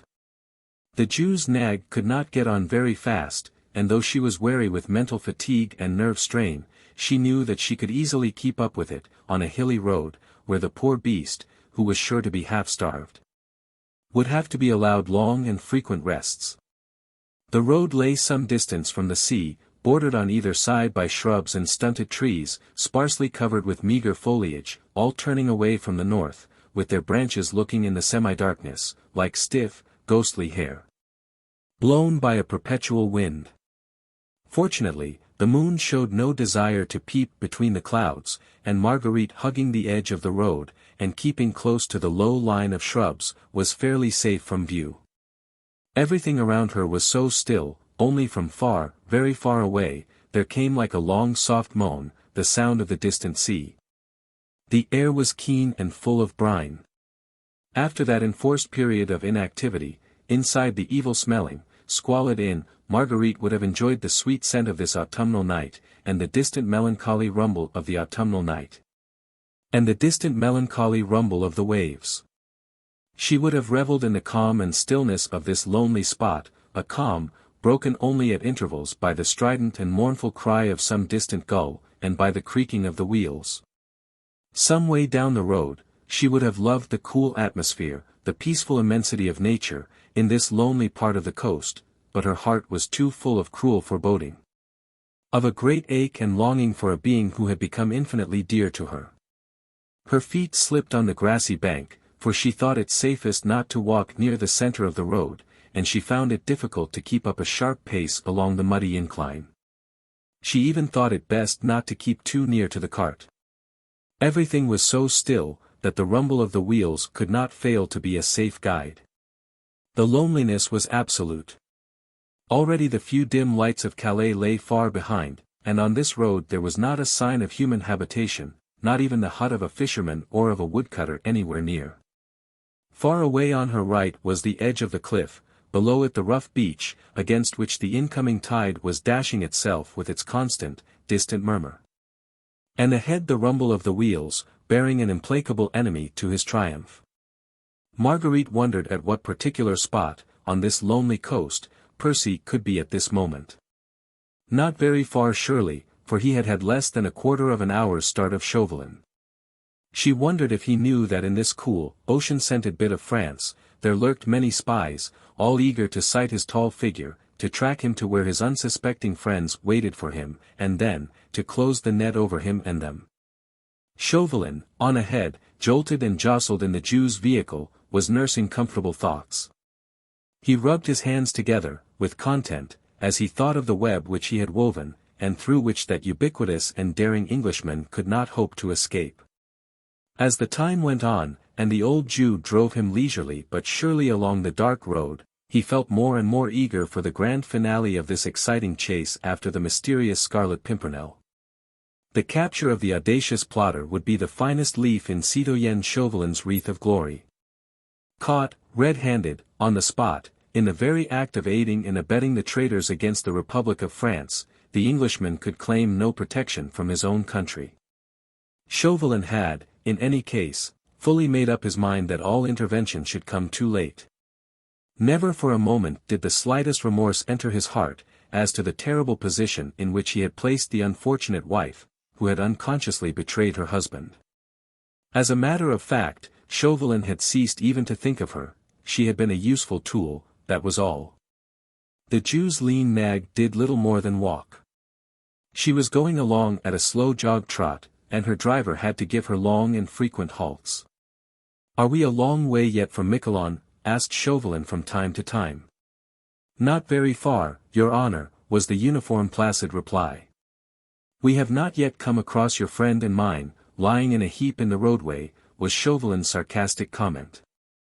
"Patience, noble excellency," rejoined the son of Moses, "they are ahead of us. I can see the imprint of the cart wheels, driven by that traitor, that son of the Amalekite." "You are sure of the road?" "As sure as I am of the presence of those 10 gold pieces in the noble excellency's pockets, which I trust will presently be mine. As soon as I have shaken hands with my friend the tall stranger, they will certainly be yours." "Hark, what was that?" said the Jew suddenly. Through the stillness, which had been absolute, there could now be heard distinctly the sound of horses' hoofs on the muddy road. "They are soldiers," he added in an awed whisper. "Stop a moment, I want to hear," said Chauvelin. Marguerite had also heard the sound of galloping hoofs, coming towards the cart and towards herself. For some time she had been on the alert thinking that Desgas and his squad would soon overtake them, but these came from the opposite direction, presumably from Miquelon. The darkness lent her sufficient cover. She had perceived that the cart had stopped, and with utmost caution, treading noiselessly on the soft road, she crept a little nearer. Her heart was beating fast, she was trembling in every limb. Already she had guessed what news these mounted men would bring. Every stranger on these roads or on the beach must be shadowed, especially if he be tall or stoops as if he would disguise his height. When sighted, a mounted messenger must at once ride back and report. Those had been Chauvelin's orders. Had then the tall stranger been sighted, and was this the mounted messenger, come to bring the great news, that the hunted hare had run its head into the noose at last? Marguerite, realizing that the cart had come to a standstill, managed to slip nearer to it in the darkness. She crept close up, hoping to get within earshot, to hear what the messenger had to say. She heard the quick words of challenge. Liberté, fraternité, égalité, then Chauvelin's quick query. What news? Two men on horseback had halted beside the vehicle. Marguerite could see them silhouetted against the midnight sky. She could hear their voices, and the snorting of their horses, and now, behind her, some little distance off, the regular and measured tread of a body of advancing men, Desgas and his soldiers. There had been a long pause, during which, no doubt, Chauvelin satisfied the men as to his identity, for presently, questions and answers followed each other in quick succession. "You have seen the stranger?" asked Chauvelin, eagerly. "No, citoyen, we have seen no tall stranger, we came by the edge of the cliff." "Then?" "Less than a quarter of a league beyond Miquelon, we came across a rough construction of wood, which looked like the hut of a fisherman, where he might keep his tools and nets. When we first sighted it, it seemed to be empty, and, at first we thought that there was nothing suspicious about, until we saw some smoke issuing through an aperture at the side. I dismounted and crept close to it. It was then empty, but in one corner of the hut, there was a charcoal fire, and a couple of stools were also in the hut. I consulted with my comrades, and we decided that they should take cover with the horses, well out of sight, and that I should remain on the watch, which I did." "Well. And did you see anything?" "About half an hour later, I heard voices, citoyen, and presently, two men came along towards the edge of the cliff. They seemed to me to have come from the Lille road. One was young, the other quite old. They were talking in a whisper, to one another, and I could not hear what they said. One was young, and the other quite old." Marguerite's aching heart almost stopped beating as she listened. Was the young one Armand, her brother? And the old one de Tournay, were they the two fugitives who, unconsciously, were used as a decoy, to entrap their fearless and noble rescuer? "The two men presently went into the hut," continued the soldier, whilst Marguerite's aching nerves seemed to catch the sound of Chauvelin's triumphant chuckle, and I crept nearer to it then. "The hut is very roughly built, and I caught snatches of their conversation." "Yes, quick, what did you hear?" The old man asked the young one if he were sure that was right place. "Oh, yes," he replied, "'tis the place sure enough," and by the light of the charcoal fire he showed to his companion a paper, which he carried. "Here is the plan," he said, "which he gave me before I left London. We were to adhere strictly to that plan, unless I had contrary orders, and I have had none. Here is the road we followed, see, here the fork, here we cut across this St. Martin road, and here is the footpath which brought us to the edge of the cliff." I must have made a slight noise then, for the young man came to the door of the hut, and peered anxiously all round him. When he again joined his companion, they whispered so low, that I could no longer hear them. "Well, and?" asked Chauvelin, impatiently. "There were 6 of us altogether, patrolling that part of the beach, so we consulted together, and thought it best that 4 should remain behind and keep the hut in sight, and I and my comrade rode back at once to make report of what we had seen." "You saw nothing of the tall stranger?" "Nothing, citoyen." "If your comrades see him, what would they do?" "Not lose sight of him for a moment, and if he showed signs of escape, or any boat came in sight, they would close in on him, and, if necessary, they would shoot. The firing would bring the rest of the patrol to the spot. In any case they would not let the stranger go." "But I did not want the stranger hurt, not just yet," murmured Chauvelin, savagely, "but there, you've done your best. The fates grant that I may not be too late. We met half a dozen men just now, who have been patrolling this road for several hours. Well, they have seen no stranger either. Yet he is on ahead somewhere, in a cart or else, here. There is not a moment to lose. How far is that hut from here?" "About a couple of leagues, citoyen." "You can find it again, at once, without hesitation?" "I have absolutely no doubt, citoyen." "The footpath, to the edge of the cliff, even in the dark?" "It is not a dark night, citoyen, and I know I can find my way," repeated the soldier firmly. "Fall in behind then. Let your comrade take both your horses back to Calais. You won't want them. Keep beside the cart, and direct the Jew to drive straight ahead, then stop him, within a quarter of a league of the footpath, see that he takes the most direct road." Whilst Chauvelin spoke, Desgas and his men were fast approaching, and Marguerite could hear their footsteps within 100 yards behind her now. She thought it unsafe to stay where she was, and unnecessary too, as she had heard enough. She seemed suddenly to have lost all faculty even for suffering. Her heart, her nerves, her brain seemed to have become numb after all these hours of ceaseless anguish, culminating in this awful despair. For now there was absolutely not the faintest hope. Within 2 short leagues of this spot, the fugitives were waiting for their brave deliverer. He was on his way, somewhere on this lonely road, and presently he would join them. Then the well-laid trap would close. 24 men, led by one whose hatred was as deadly as his cunning was malicious, would close round the small band of fugitives, and their daring leader. They would all be captured. Armand, according to Chauvelin's pledged word, would be restored to her, but her husband, Percy, whom with every breath she drew she seemed to love and worship more and more, he would fall into the hands of a remorseless enemy, who had no pity for a brave heart, no admiration for the courage of a noble soul, who would show nothing but hatred for the cunning antagonist, who had baffled him so long. She heard the soldier giving a few brief directions to the Jew, then she retired quickly to the edge of the road, and cowered behind some low shrubs, whilst Desgas and his men came up. All fell in noiselessly behind the cart, and slowly they all started down the dark road. Marguerite waited until she reckoned that they were well outside the range of earshot, then, she too in the darkness, which suddenly seemed to have become more intense, crept noiselessly along. Chapter 28. The Père Blanchard's hut. As in a dream, Marguerite followed on. The web was drawing more and more tightly every moment round the beloved life, which had become dearer than all. To see her husband once again, to tell him how she had suffered, how much she had wronged, and how little understood him, had become now her only aim.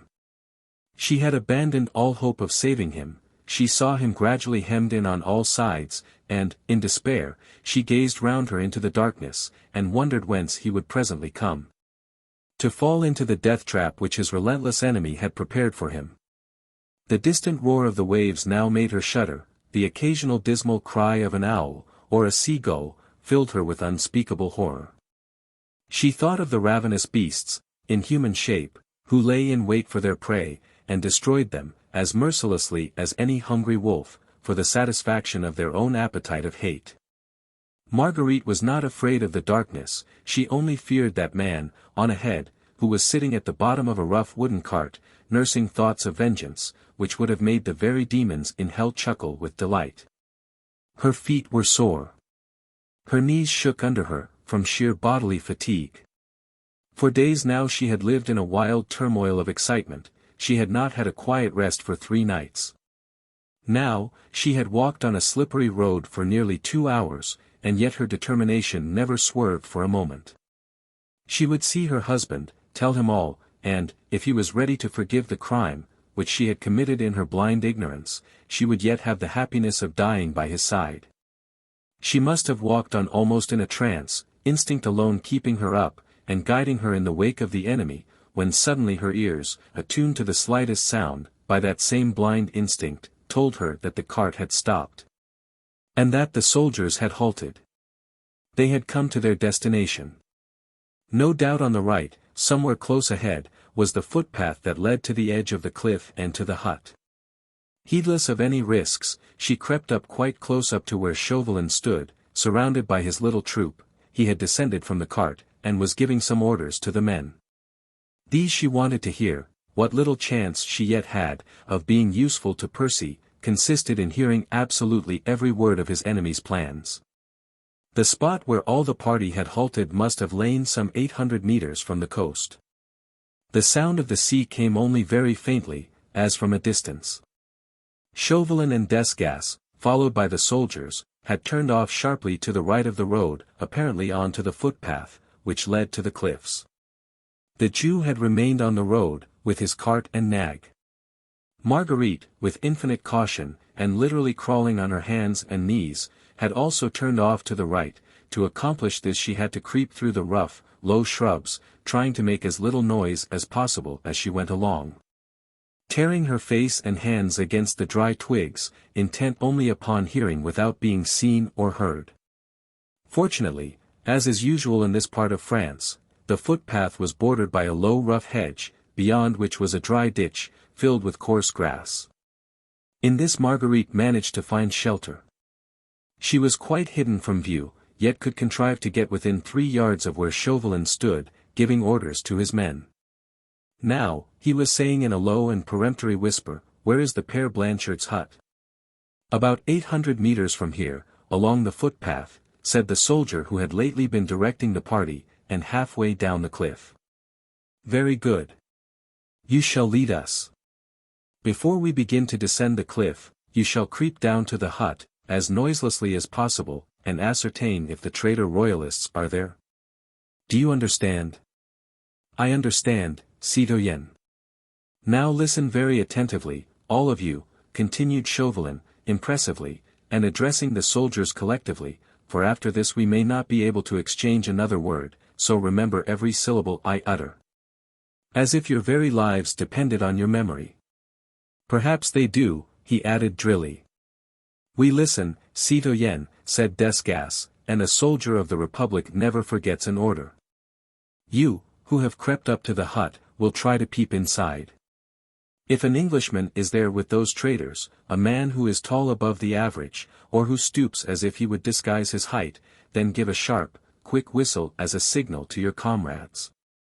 All of you," he added, once more speaking to the soldiers collectively, "then quickly surround and rush into the hut, and each seize one of the men there, before they have time to draw their firearms. If any of them struggle, shoot at their legs or arms, but on no account kill the tall man. Do you understand?" "We understand, citoyen." "The man who is tall above the average is probably also strong above the average. It will take 4 or 5 of you at least to overpower him." There was a little pause, then Chauvelin continued. "If the royalist traitors are still alone, which is more than likely to be the case, then warn your comrades who are lying in wait there. And all of you creep and take cover behind the rocks and boulders round the hut, and wait there, in dead silence, until the tall Englishman arrives.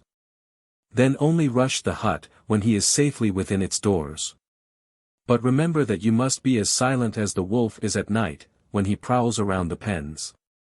I do not wish those royalists to be on the alert. The firing of a pistol, a shriek or call on their part would be sufficient, perhaps, to warn the tall personage to keep clear of the cliffs, and of the hut, and," he added emphatically, "it is the tall Englishman whom it is your duty to capture tonight. You shall be implicitly obeyed, citoyen. Then get along as noiselessly as possible, and I will follow you." "What about the Jew, citoyen?"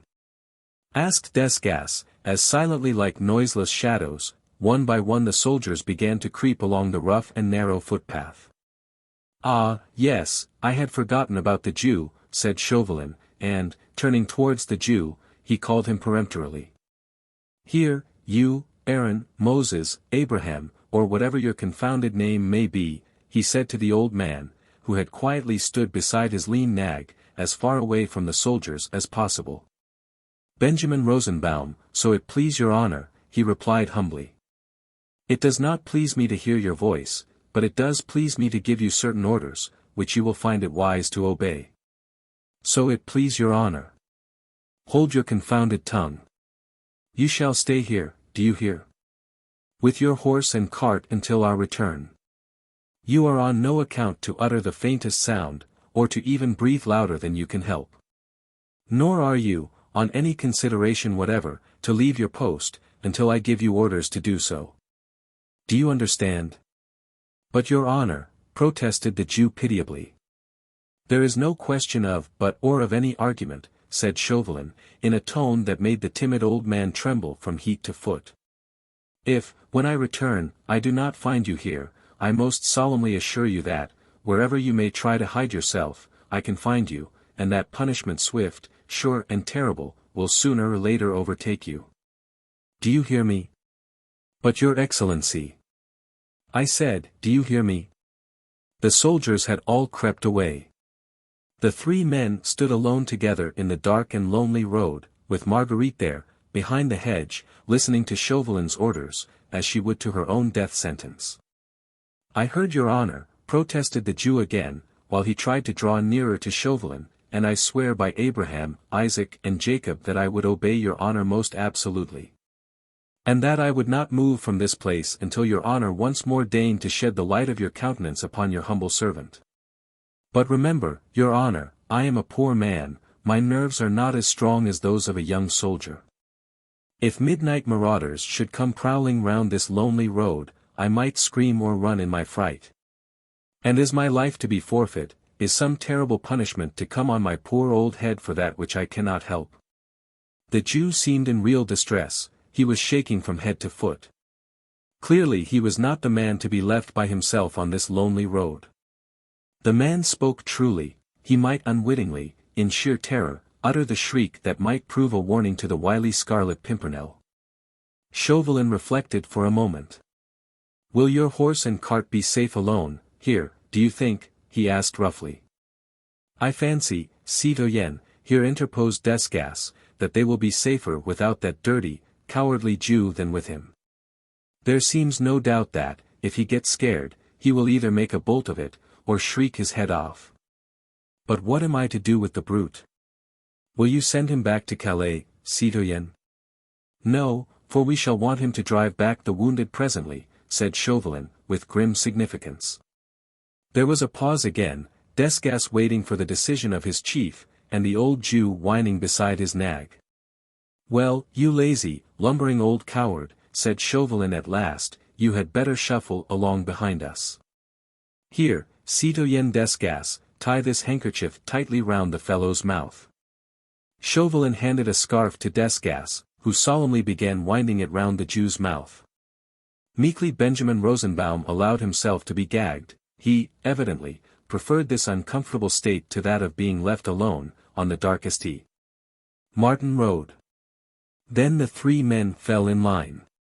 Quick, said Chauvelin, impatiently, we have already wasted much valuable time. And the firm footsteps of Chauvelin and Desgas, the shuffling gait of the old Jew, soon died away along the footpath. Marguerite had not lost a single one of Chauvelin's words of command. Her every nerve was strained to completely grasp the situation first, then to make a final appeal to those wits which had so often been called the sharpest in Europe, and which alone might be of service now. Certainly the situation was desperate enough, a tiny band of unsuspecting men, quietly awaiting the arrival of their rescuer, who was equally unconscious of the trap laid for them all.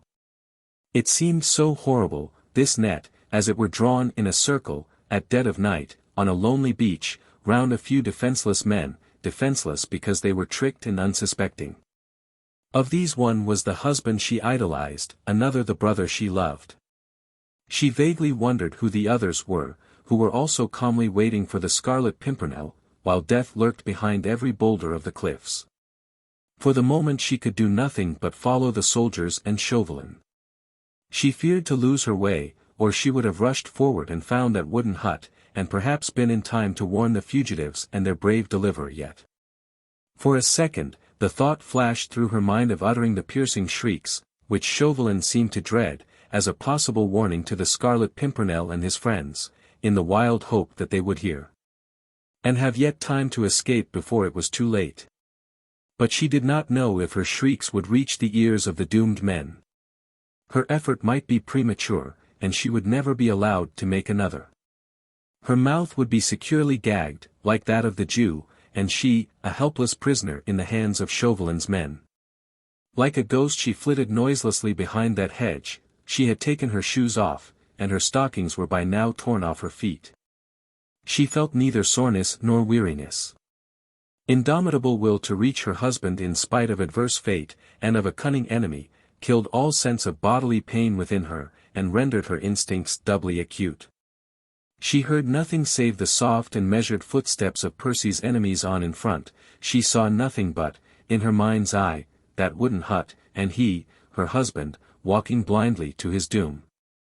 Suddenly, those same keen instincts within her made her pause in her mad haste, and cower still further within the shadow of the hedge. The moon, which had proved a friend to her by remaining hidden behind a bank of clouds, now emerged in all the glory of an early autumn night, and in a moment flooded the weird and lonely landscape with a rush of brilliant light. There, not 200 meters ahead, was the edge of the cliff, and below, stretching far away to free and happy England, the sea rolled on smoothly and peaceably. Marguerite's gaze rested for an instant on the brilliant, silvery waters.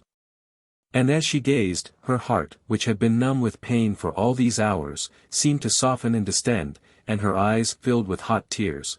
Not 3 miles away, with white sails set, a graceful schooner lay in wait. Marguerite had guessed rather than recognized her.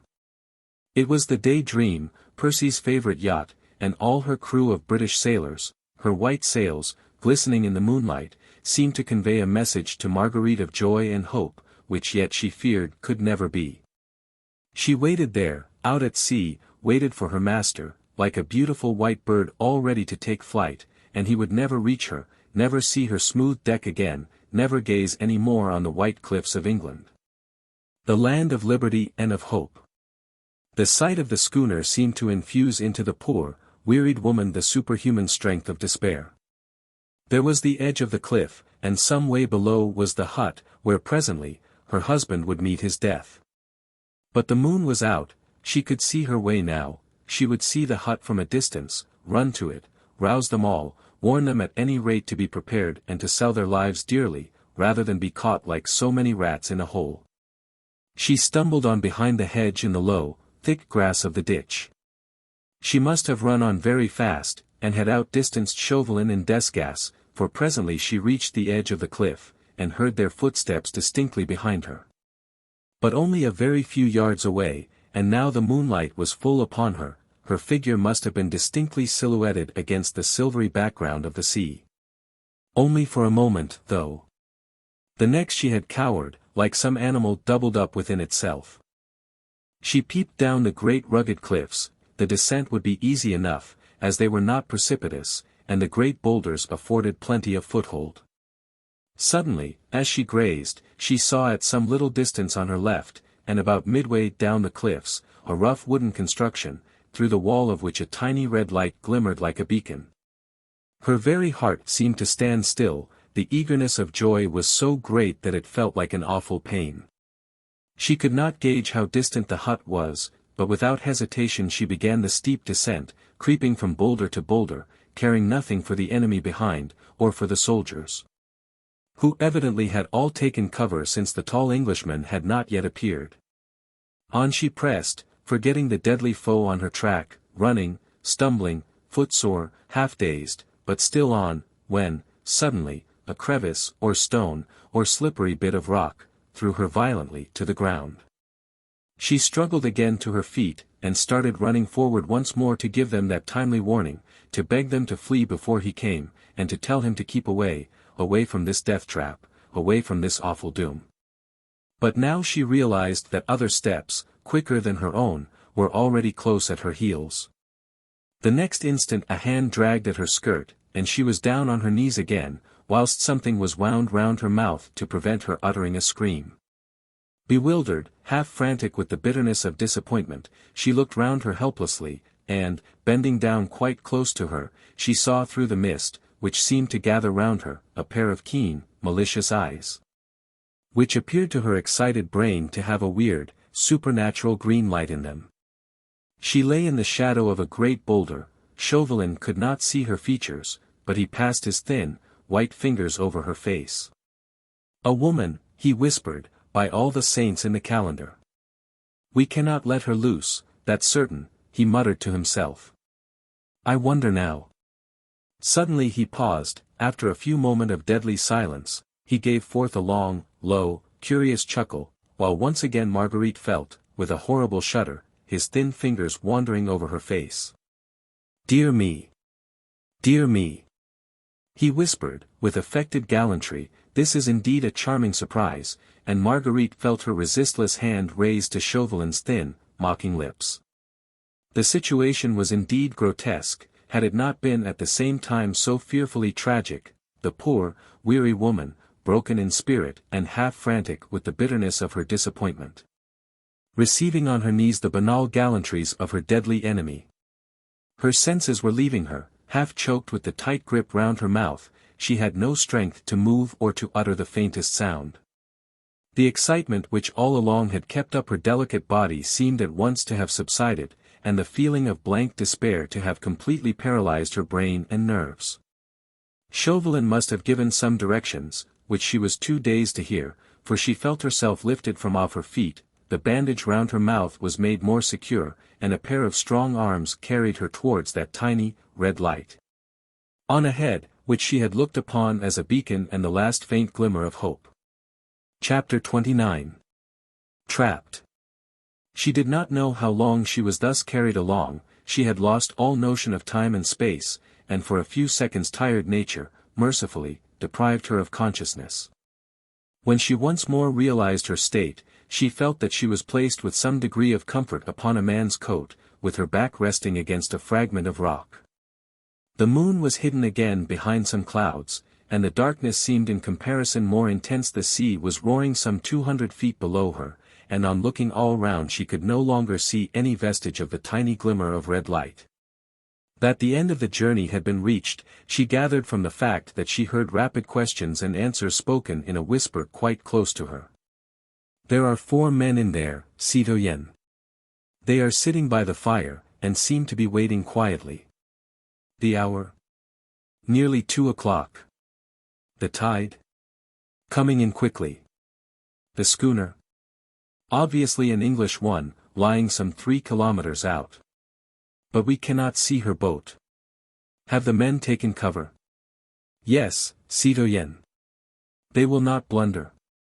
They will not stir until the tall Englishman comes, then they will surround and overpower the 5 men." "Right. And the lady?" "Still dazed, I fancy."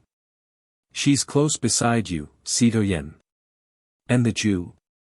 "He's gagged, and his legs strapped together. He cannot move or scream." "Good. Then have your gun ready, in case you want it. Get close to the hut and leave me to look after the lady." Desgas evidently obeyed, for Marguerite heard him creeping away along the stony cliff. Then she felt that a pair of warm, thin, talon-like hands took hold of both her own, and held them in a grip of steel. "Before that handkerchief is removed from your pretty mouth, fair lady," whispered Chauvelin close to her ear, "I think it right to give you one small word of warning.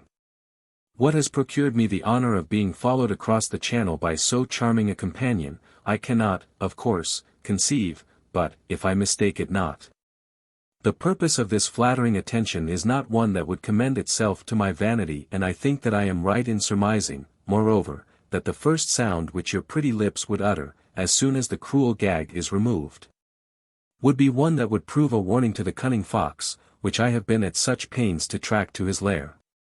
He paused a moment, while the steel-like grasp seemed to tighten round her waist, then he resumed in the same hurried whisper. "Inside that hut, if again I am not mistaken, your brother, Armand St.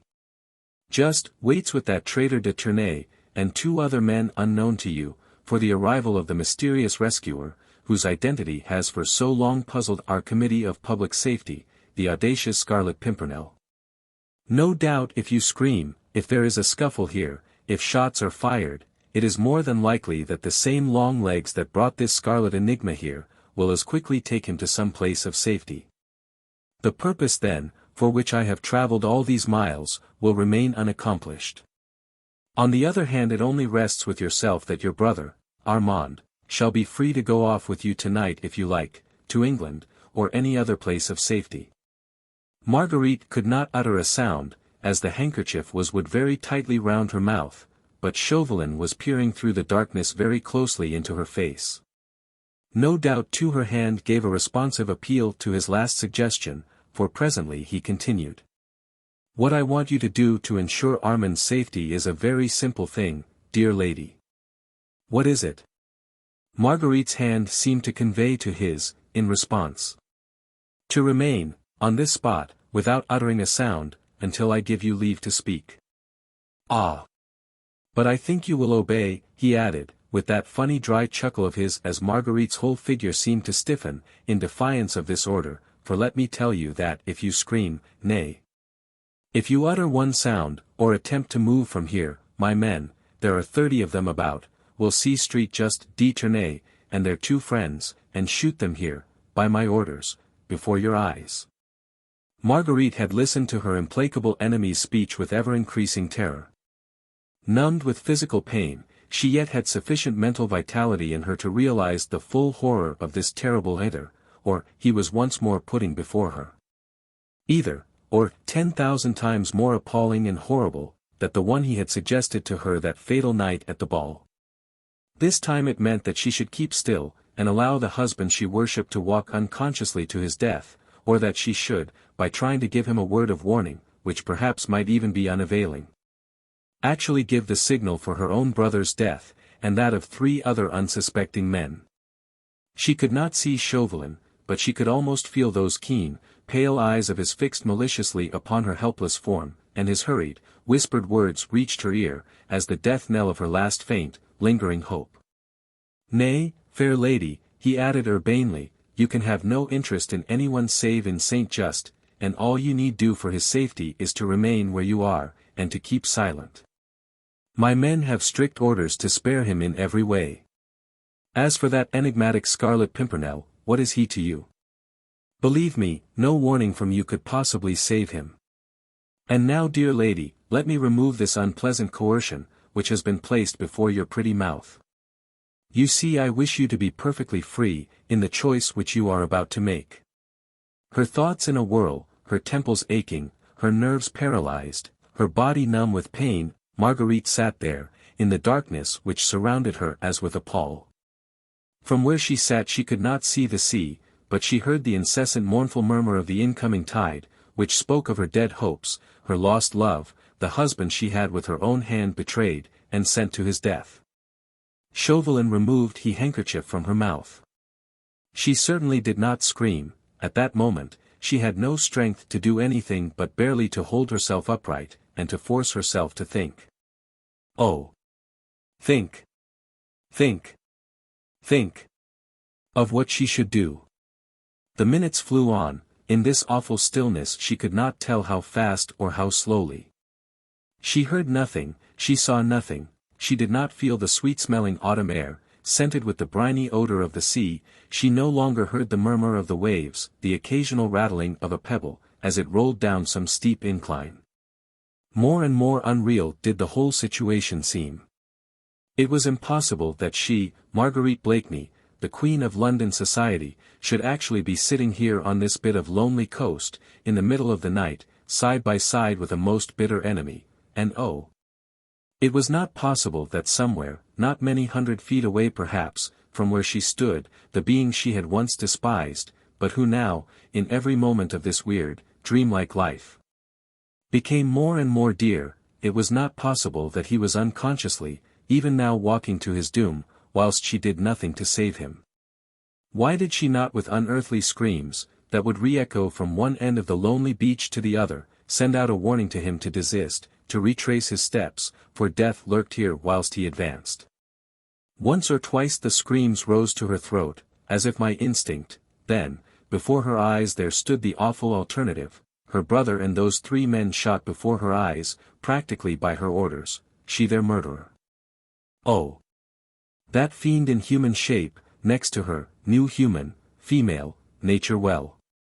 He had played upon her feelings as a skillful musician plays upon an instrument. He had gauged her very thoughts to a nicety. She could not give that signal, for she was weak, and she was a woman. How could she deliberately order Armand to be shot before her eyes, to have his dear blood upon her head, he dying perhaps with a curse on her, upon his lips? And little Suzanne's father, too.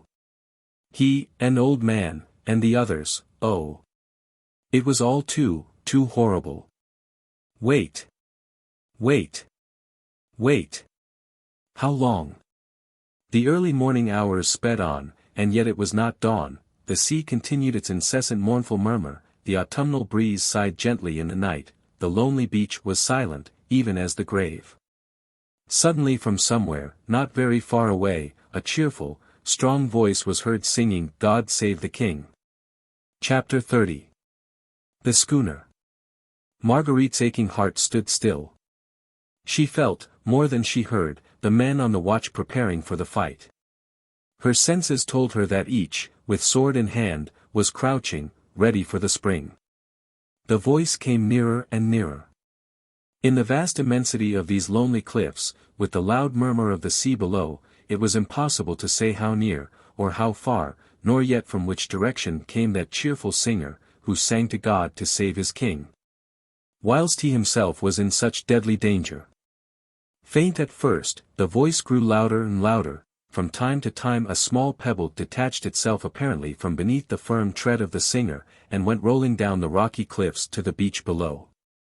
Marguerite, as she heard, felt that her very life was slipping away, as if when that voice drew nearer, when that singer became entrapped. She distinctly heard the click of Desca's gun close to her. No. No. No. No. Oh, God in heaven! This cannot be. Let Armand's blood then be on her own head. Let her be branded as his murderer. Let even he, whom she loved, despise and loathe her for this, but God. Oh God!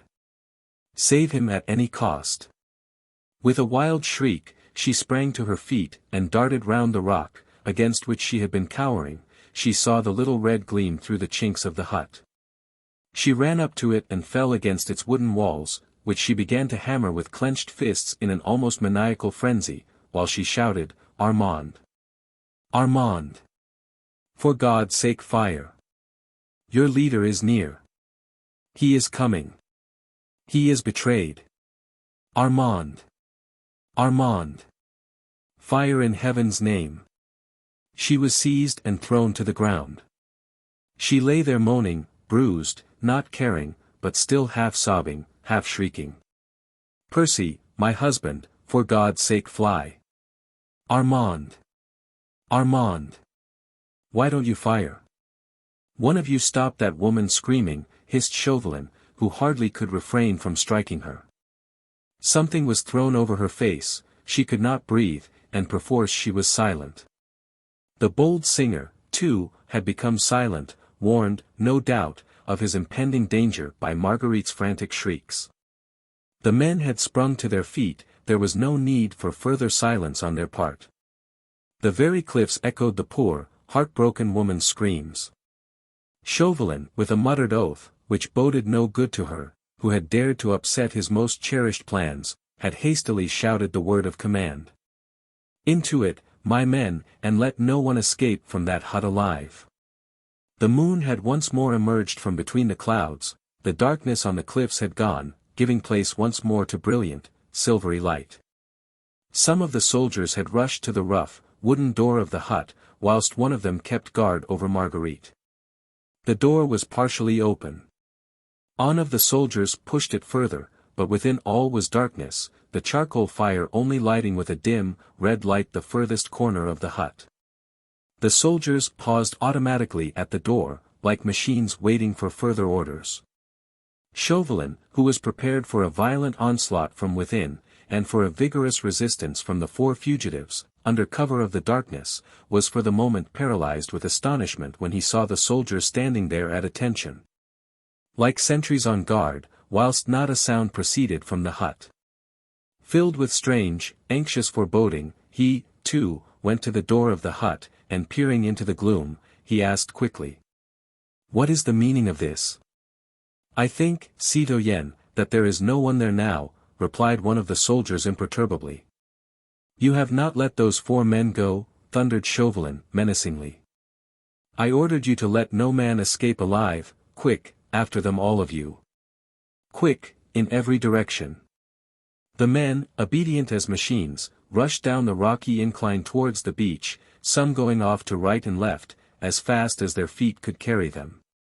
"You and your men will pay with your lives for this blunder, citoyen sergeant," said Chauvelin viciously to the sergeant who had been in charge of the men, "and you, too, citoyen," he added turning with a snarl to Desgas, "for disobeying my orders. You ordered us to wait, citoyen, until the tall Englishman arrived and joined the 4 men in the hut." "No one came," said the sergeant sullenly. "But I ordered you just now, when the woman screamed, to rush in and let no one escape." "But, citoyen, the 4 men who were there before had been gone some time, I think." "You think, you?" said Chauvelin, almost choking with fury, "and you let them go." "You ordered us to wait, citoyen," protested the sergeant, "and to implicitly obey your commands on pain of death." "We waited. I heard the men creep out of the hut, not many minutes after we took cover, and long before the woman screamed," he added, as Chauvelin seemed still quite speechless with rage. "Hark!" said Desgas suddenly. In the distance the sound of repeated firing was heard. Chauvelin tried to peer along the beach below, but as luck would have it, the fitful moon once more hid her light behind a bank of clouds, and he could see nothing. "One of you go into the hut and strike a light," he stammered at last. Stolidly the sergeant obeyed. He went up to the charcoal fire and lit the small lantern he carried in his belt. It was evident that the hut was quite empty. "Which way did they go?" asked Chauvelin. "I could not tell, citoyen," said the sergeant. "They went straight down the cliff first, then disappeared behind some boulders." "Hush! What was that?" All 3 men listened attentively. In the far, very far distance, could be heard faintly echoing and already dying away, the quick, sharp splash of half a dozen oars. Chauvelin took out his handkerchief and wiped the perspiration from his forehead. "The schooner's boat," was all he gasped. Evidently Armand St. Just and his 3 companions had managed to creep along the side of the cliffs, whilst the men, like true soldiers of the well-drilled Republican army, had with blind obedience, and in fear of their own lives, implicitly obeyed Chauvelin's orders, to wait for the tall Englishman, who was the important capture. They had no doubt reached one of the creeks which jut far out to sea on this coast at intervals. Behind this, the boat of the Daydream must have been on the lookout for them, and they were by now safely on board the British schooner. As if to confirm this last supposition, the dull boom of a gun was heard from out at sea. "The schooner, citoyen," said Desgas, quietly, "she's off." It needed all Chauvelin's nerve and presence of mind not to give way to a useless and undignified access of rage. There was no doubt now, that once again, that accursed British head had completely outwitted him. How he had contrived to reach the hut, without being seen by one of the 30 soldiers who guarded the spot, was more than Chauvelin could conceive. That he had done so before the 30 men had arrived on the cliff was, of course, fairly clear, but how he had come over in Reuben Goldstein's cart, all the way from Calais, without being sighted by the various patrols on duty was impossible of explanation. It really seemed as if some potent fate watched over that daring Scarlet Pimpernel, and his astute enemy almost felt a superstitious shudder pass through him, as he looked round at the towering cliffs, and the loneliness of this outlying coast. But surely this was reality. And the year of grace 1792, there were no fairies and hobgoblins about. Chauvelin and his 30 men had all heard with their own ears that accursed voice singing "God Save the King," fully 20 minutes after they had all taken cover around the hut. By that time the 4 fugitives must have reached the creek, and got into the boat, and the nearest creek was more than a mile from the hut. Where had that daring singer got to? Unless Satan himself had lent him wings, he could not have covered that mile on a rocky cliff in the space of 2 minutes, and only 2 minutes had elapsed between his song and the sound of the boat's oars away at sea. He must have remained behind, and was even now hiding somewhere about the cliffs. The patrols were still about, he would still be sighted. No doubt Chauvelin felt hopeful once again. 1 or 2 of the men, who had run after the fugitives, were now slowly working their way up the cliff. One of them reached Chauvelin's side, at the very moment that this hope arose in the astute diplomatist's heart. "We were too late, citoyen," the soldier said. "We reached the beach just before the moon was hidden by that bank of clouds. The boat had undoubtedly been on the lookout behind that first creek, a mile off, but she had shoved off some time ago, when we got to the beach, and was already some way out to sea. We fired after her, but of course, it was no good. She was making straight and quickly for the schooner. We saw her very clearly in the moonlight." "Yes," said Chauvelin, with eager impatience, "she had shoved off some time ago, you said, and the nearest creek is a mile further on." "Yes, citoyen. I ran all the way, straight to the beach, though I guessed the boat would have waited somewhere near the creek, as the tide would reach there earliest. The boat must have shoved off some minutes before the woman began to scream. Bring the light in here," he commanded eagerly, as he once more entered the hut. The sergeant brought his lantern, and together the 2 men explored the little place. With a rapid glance Chauvelin noted its contents, the cauldron placed close under an aperture in the wall, and containing the last few dying embers of burned charcoal, a couple of stools, overturned as if in the haste of sudden departure, then the fisherman's tools and his nets lying in one corner, and beside them, something small and white. "Pick that up," said Chauvelin to the sergeant, pointing to this white scrap, "and bring it to me." It was a crumpled piece of paper, evidently forgotten there by the fugitives, in their hurry to get away. The sergeant, much awed by the citoyen's obvious rage and impatience, picked the paper up and handed it respectfully to Chauvelin. "Read it, sergeant," said the latter curtly. "It is almost illegible, citoyen, a fearful scrawl." "I ordered you to read it," repeated Chauvelin, viciously. The sergeant, by the light of his lantern, began deciphering the few hastily scrawled words. "I cannot quite reach you, without risking your lives and endangering the success of your rescue. When you receive this, wait 2 minutes, then creep out of the hut one by one, turn to your left sharply, and creep cautiously down the cliff. Keep to the left all the time, till you reach the first rock, which you see jutting far out to sea. Behind it in the creek the boat is on the lookout for you. Give a long, sharp whistle. She will come up, get into her, my men will row you to the schooner, and thence to England in safety. Once on board the Daydream send the boat back for me, tell my men that I shall be at the creek, which is in a direct line opposite the XXIII near Calais. They know it.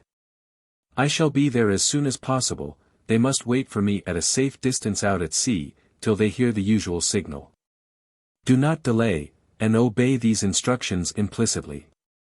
Then there is the signature, citoyen, added the sergeant, as he handed the paper back to Chauvelin.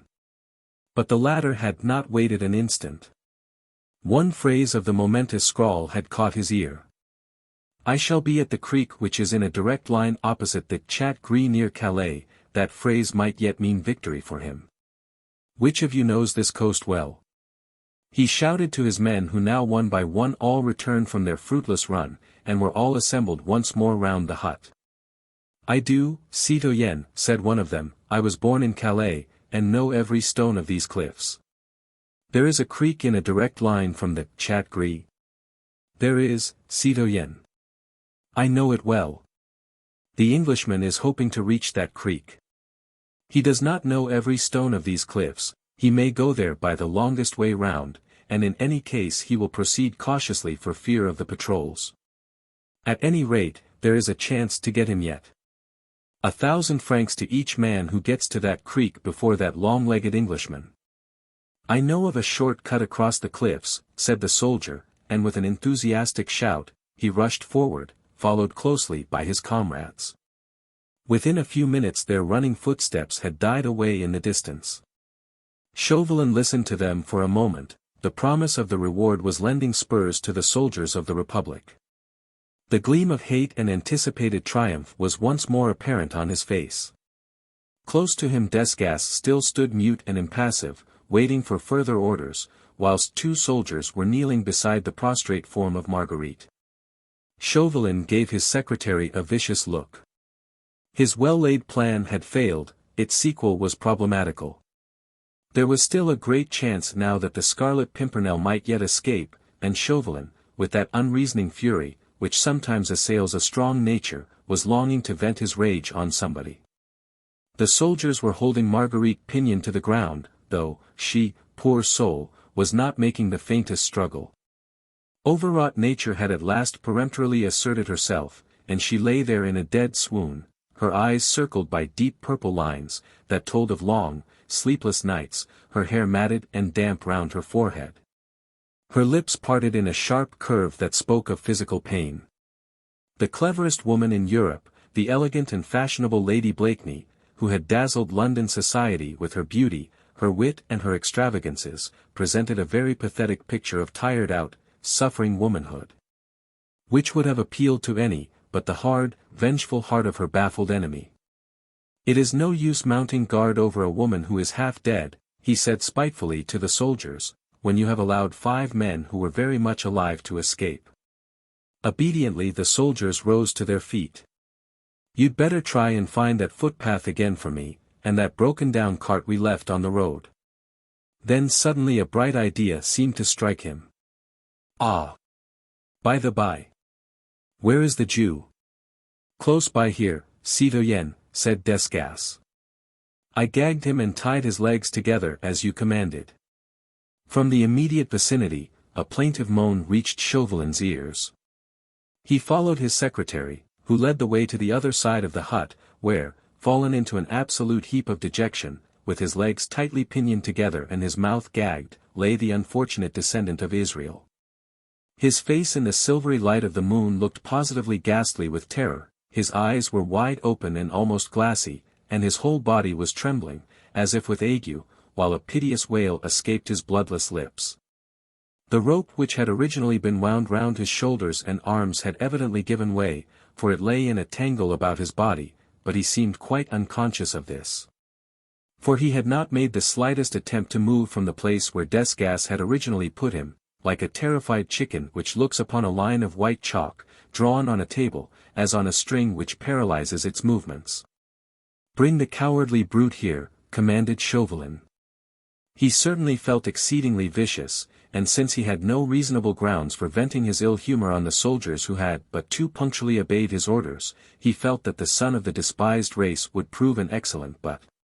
With true French contempt of the Jew, which has survived the lapse of centuries even to this day, he would not go too near him, but said with biting sarcasm, as the wretched old man was brought in full light of the moon by the 2 soldiers. "I suppose now, that being a Jew, you have a good memory for bargains?" "Answer," he again commanded, as the Jew with trembling lips seemed too frightened to speak.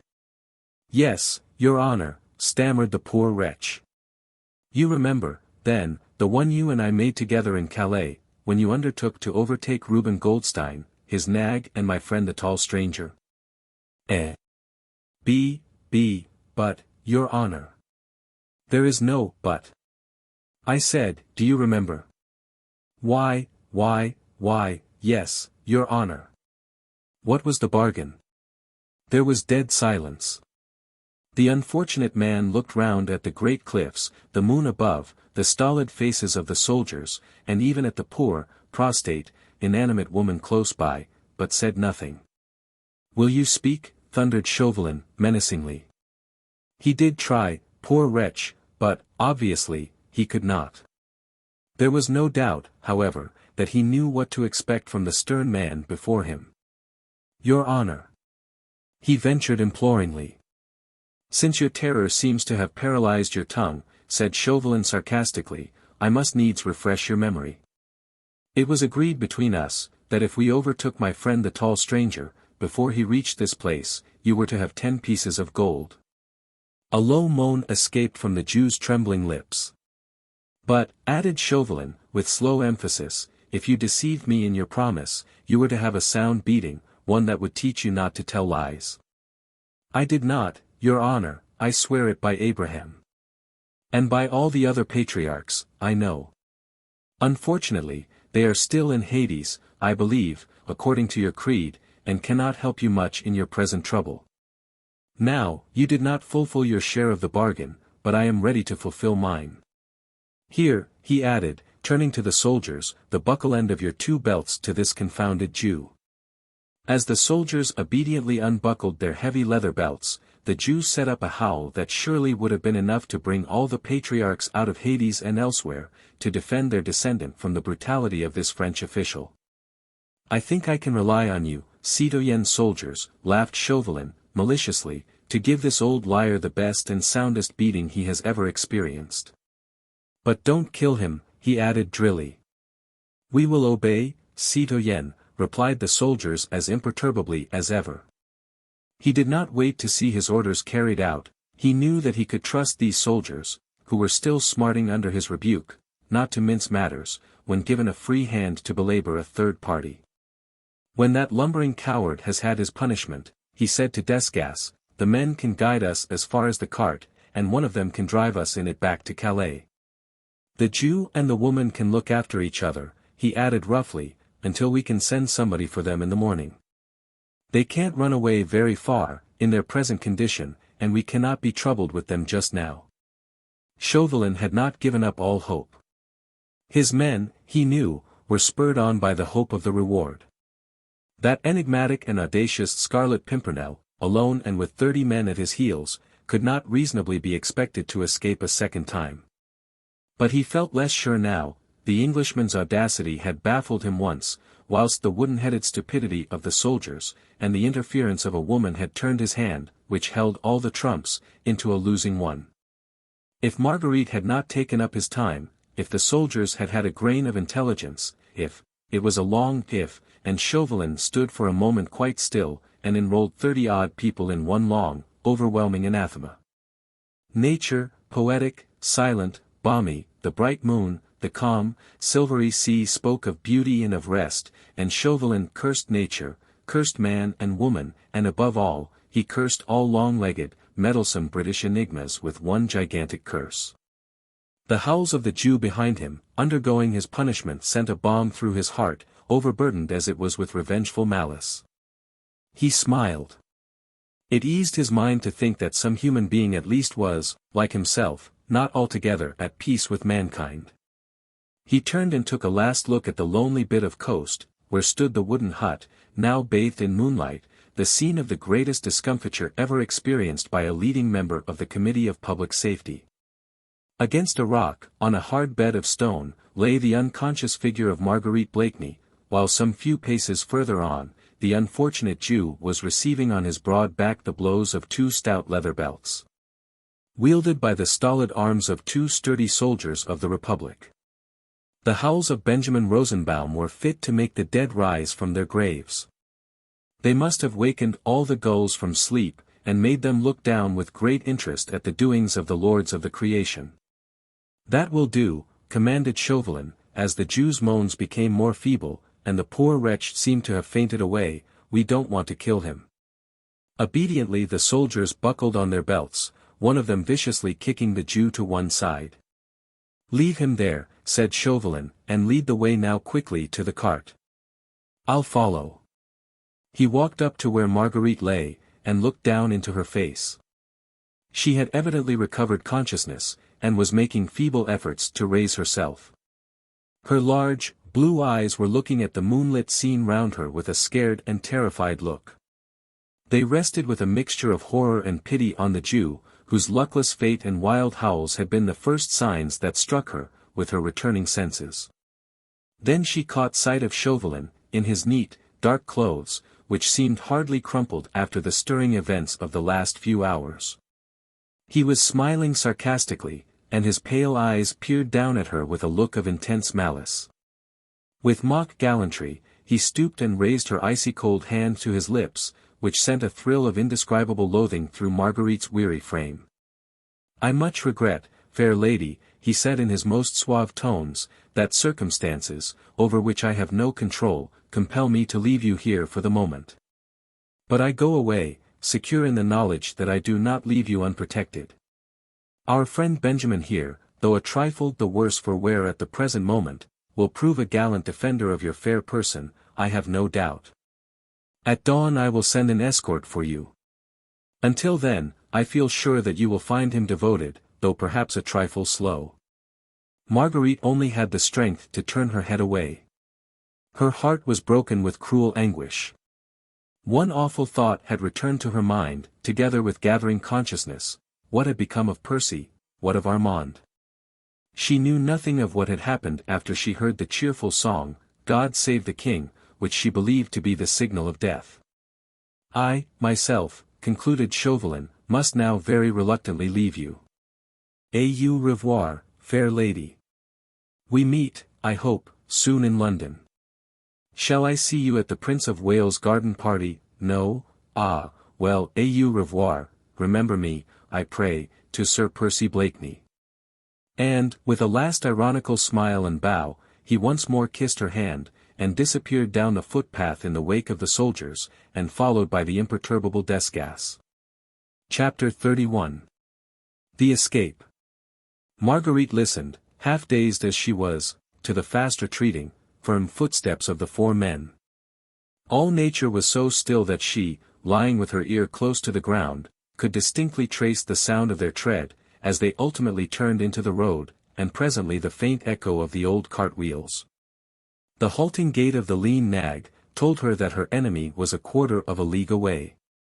How long she lay there she knew not. She had lost count of time. Dreamily she looked up at the moonlit sky, and listened to the monotonous roll of the waves. The invigorating scent of the sea was nectar to her wearied body, the immensity of the lonely cliffs was silent and dreamlike. Her brain only remained conscious of its ceaseless, its intolerable torture of uncertainty. She did not know.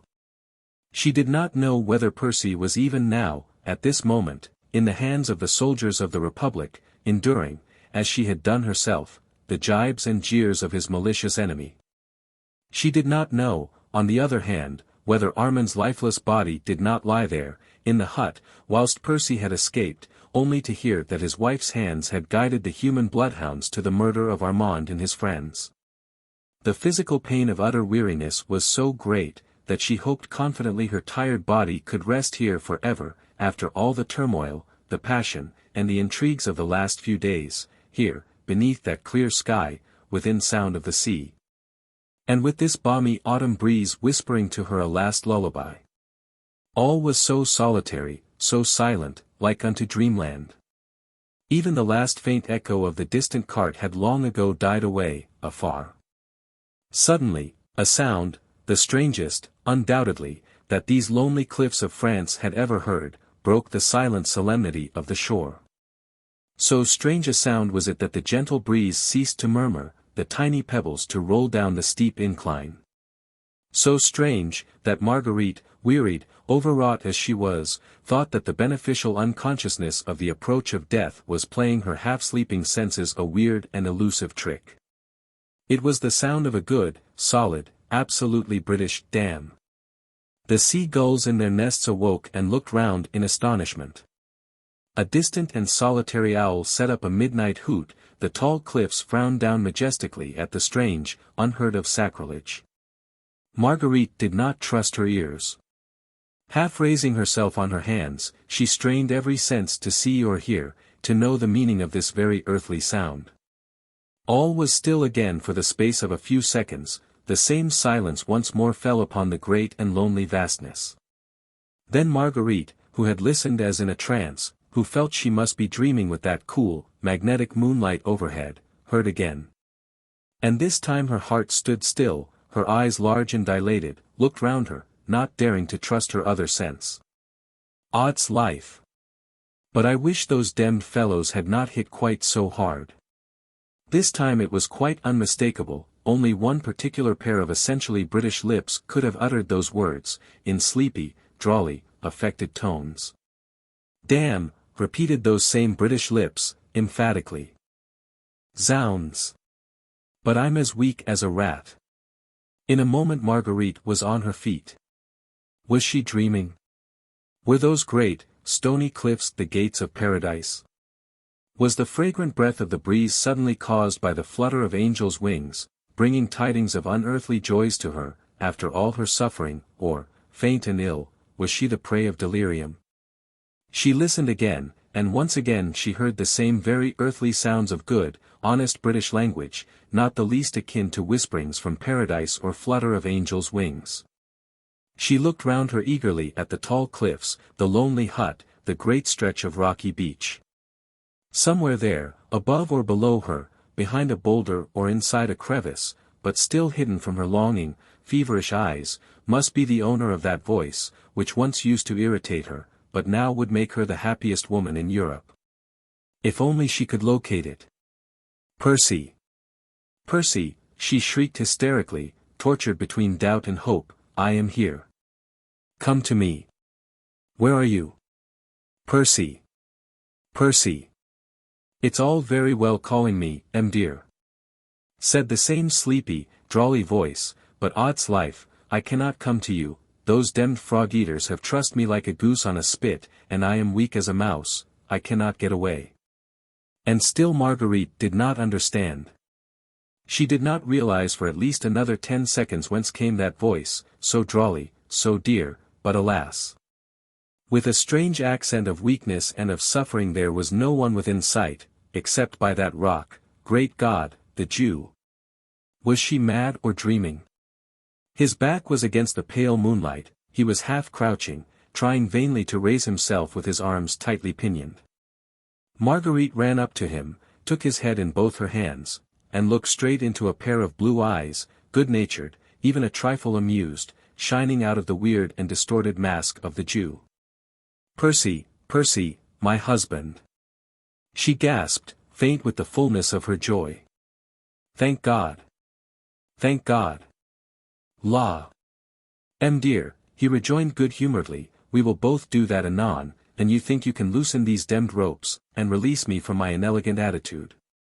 She had no knife, her fingers were numb and weak, but she worked away with her teeth, while great welcome tears poured from her eyes, onto those poor, pinioned hands. Odds life! He said, when at last, after frantic efforts on her part, the rope seemed at last to be giving way, but I marvel whether it has ever happened before, that an English gentleman allowed himself to be licked by a demmed foreigner. And made no attempt to give as good as he got. It was very obvious that he was exhausted from sheer physical pain, and when at last the rope gave way, he fell in a heap against the rock. Marguerite looked helplessly round her. Oh! For a drop of water on this awful beach! She cried in agony, seeing that he was ready to faint again. Nay, dear, he murmured with his good-humored smile, personally I should prefer a drop of good French brandy. And you'll dive in the pocket of this dirty old garment, you'll find my flask. I am damned if I can move. When he had drunk some brandy, he forced Marguerite to do likewise. La! That's better now. Little woman, he said, with a sigh of satisfaction. Hi-ho! But this is a queer rig-up for Sir Percy Blakeney, Bart, to be found in by his lady, and no mistake.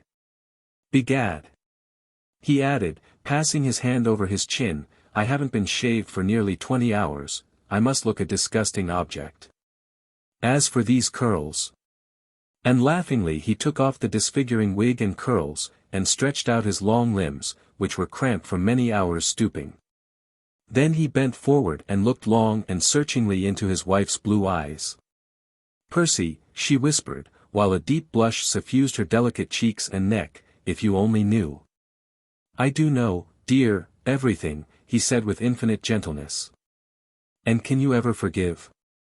I have not to forgive, sweetheart. Your heroism, your devotion, which I, alas, so little deserved, have more than atoned for that unfortunate episode at the ball. Then you knew? She whispered, all the time. Yes, he replied tenderly, I knew, all the time. But, begad! Had I but known what a noble heart yours was, my Margot, I should have trusted you, as you deserve to be trusted, and you would not have had to undergo the terrible sufferings of the past few hours, in order to run after a husband who has done so much that needs forgiveness. They were sitting side by side, leaning up against a rock, and he had rested his aching head on her shoulder. She certainly now deserved the name of the happiest woman in Europe. It is a case of the blind leading the lame, sweetheart, is it not? He said with his good-natured smile of old. Odds life! But I do not know which are the more sore, my shoulders or your little feet. He bent forward to kiss them, for they peeped out through her torn stockings, and bore pathetic witness to her endurance and devotion. But Armand, she said with sudden terror and remorse, as in the midst of her happiness the image of the beloved brother, for whose sake she had so deeply sinned, rose now before her mind. Oh! Have no fear for Armand, sweetheart, he said tenderly, did I not pledge you my word that he should be safe? He with de Tournay and the others are even now on board the Day Dream. But how, she gasped, I do not understand. Yet, 'tis simple enough, dear, he said with that funny, half-shy, half-inane laugh of his, you see. When I found that that brute Chauvelin meant to stick to me like a leech, I thought the best thing I could do, as I could not shake him off, was to take him along with me. I had to get to Armand and the others somehow, and all the roads were patrolled, and every one on the lookout for your humble servant. I knew that when I slipped through Chauvelin's fingers at the Chat Gris, that he would lie in wait for me here, whichever way I took. I wanted to keep an eye on him and his doings, and a British head is as good as a French one any day. Indeed it had proved to be infinitely better, and Marguerite's heart was filled with joy and marvel, as he continued to recount to her the daring manner in which he had snatched the fugitives away, right from under Chauvelin's very nose. Dressed as the dirty old Jew, he said gaily, I knew I should not be recognized.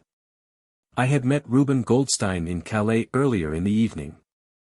For a few gold pieces he supplied me with this rig out, and undertook to bury himself out of sight of everybody, whilst he lent me his cart and nag.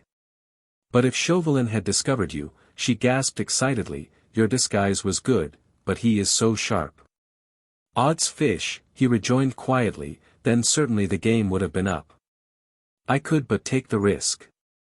I know human nature pretty well by now, he added, with a note of sadness in his cheery, young voice, and I know these Frenchmen out and out. They so loathe a Jew, that they never come nearer than a couple of yards of him, and begad. I fancy that I contrive to make myself look about as loathsome an object as it is possible to conceive. Yes, and then, she asked eagerly. Zooks.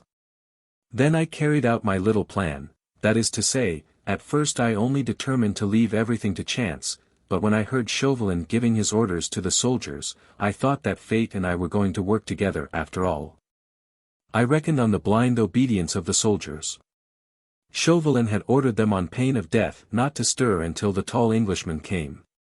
Desgas had thrown me down in a heap quite close to the hut.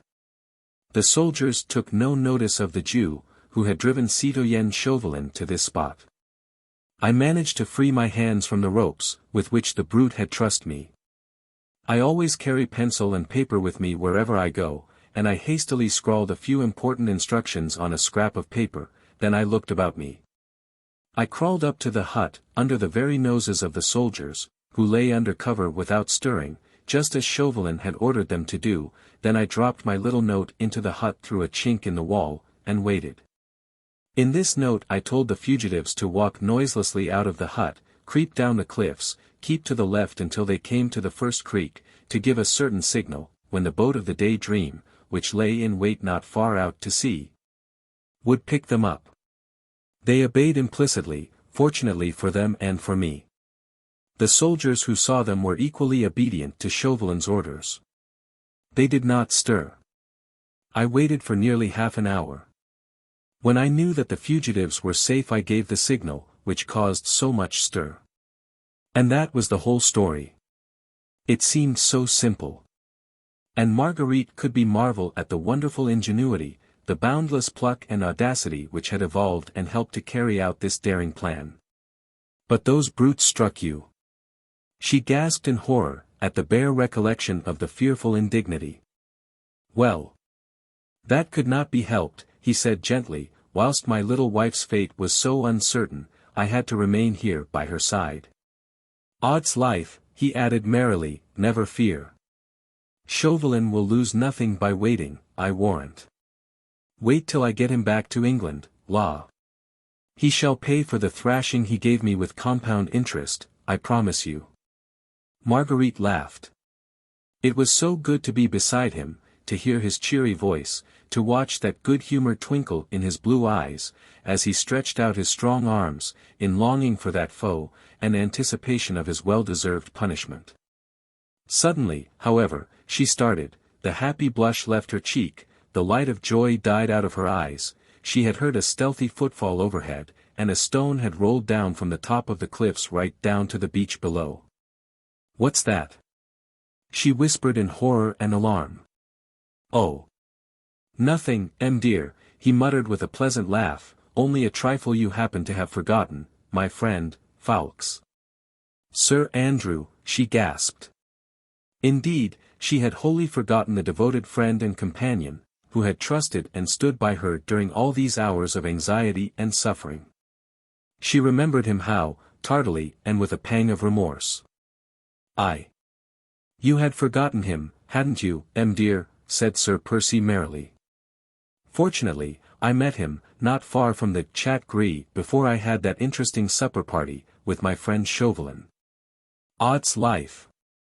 But I have a score to settle with that young reprobate, but in the meanwhile, I told him of a very long, very circuitous road which Chauvelin's men would never suspect, just about the time when we are ready for him, little woman. And he obeyed? Asked Marguerite, in utter astonishment. Without word or question. See, here he comes. He was not in the way when I did not want him, and now he arrives in the nick of time. Ah! He will make pretty little Suzanne a most admirable and methodical husband. In the meanwhile Sir Andrew Ffoulkes had cautiously worked his way down the cliffs, he stopped once or twice, pausing to listen for whispered words, which would guide him to Blakeney's hiding-place. Blakeney. He ventured to say at last cautiously, Blakeney. Are you there? The next moment he rounded the rock against which Sir Percy and Marguerite were leaning, and seeing the weird figure still clad in the Jew's long gabardine, he paused in sudden, complete bewilderment. But already Blakeney had struggled to his feet. Here I am, friend, he said with his funny, inane laugh, all alive. Though I do look a begad scarecrow in these demmed things. Zooks! Ejaculated Sir Andrew in boundless astonishment as he recognized his leader, of all the. The young man had seen Marguerite, and happily checked the forcible language that rose to his lips. At sight of the exquisite Sir Percy in this weird and dirty garb. Yes, said Blakeney, calmly, of all the, my friend, I have not yet had time to ask you what you were doing in France, when I ordered you to remain in London. Insubordination. What? Wait till my shoulders are less sore, and, by gad, see the punishment you'll get. Odds fish.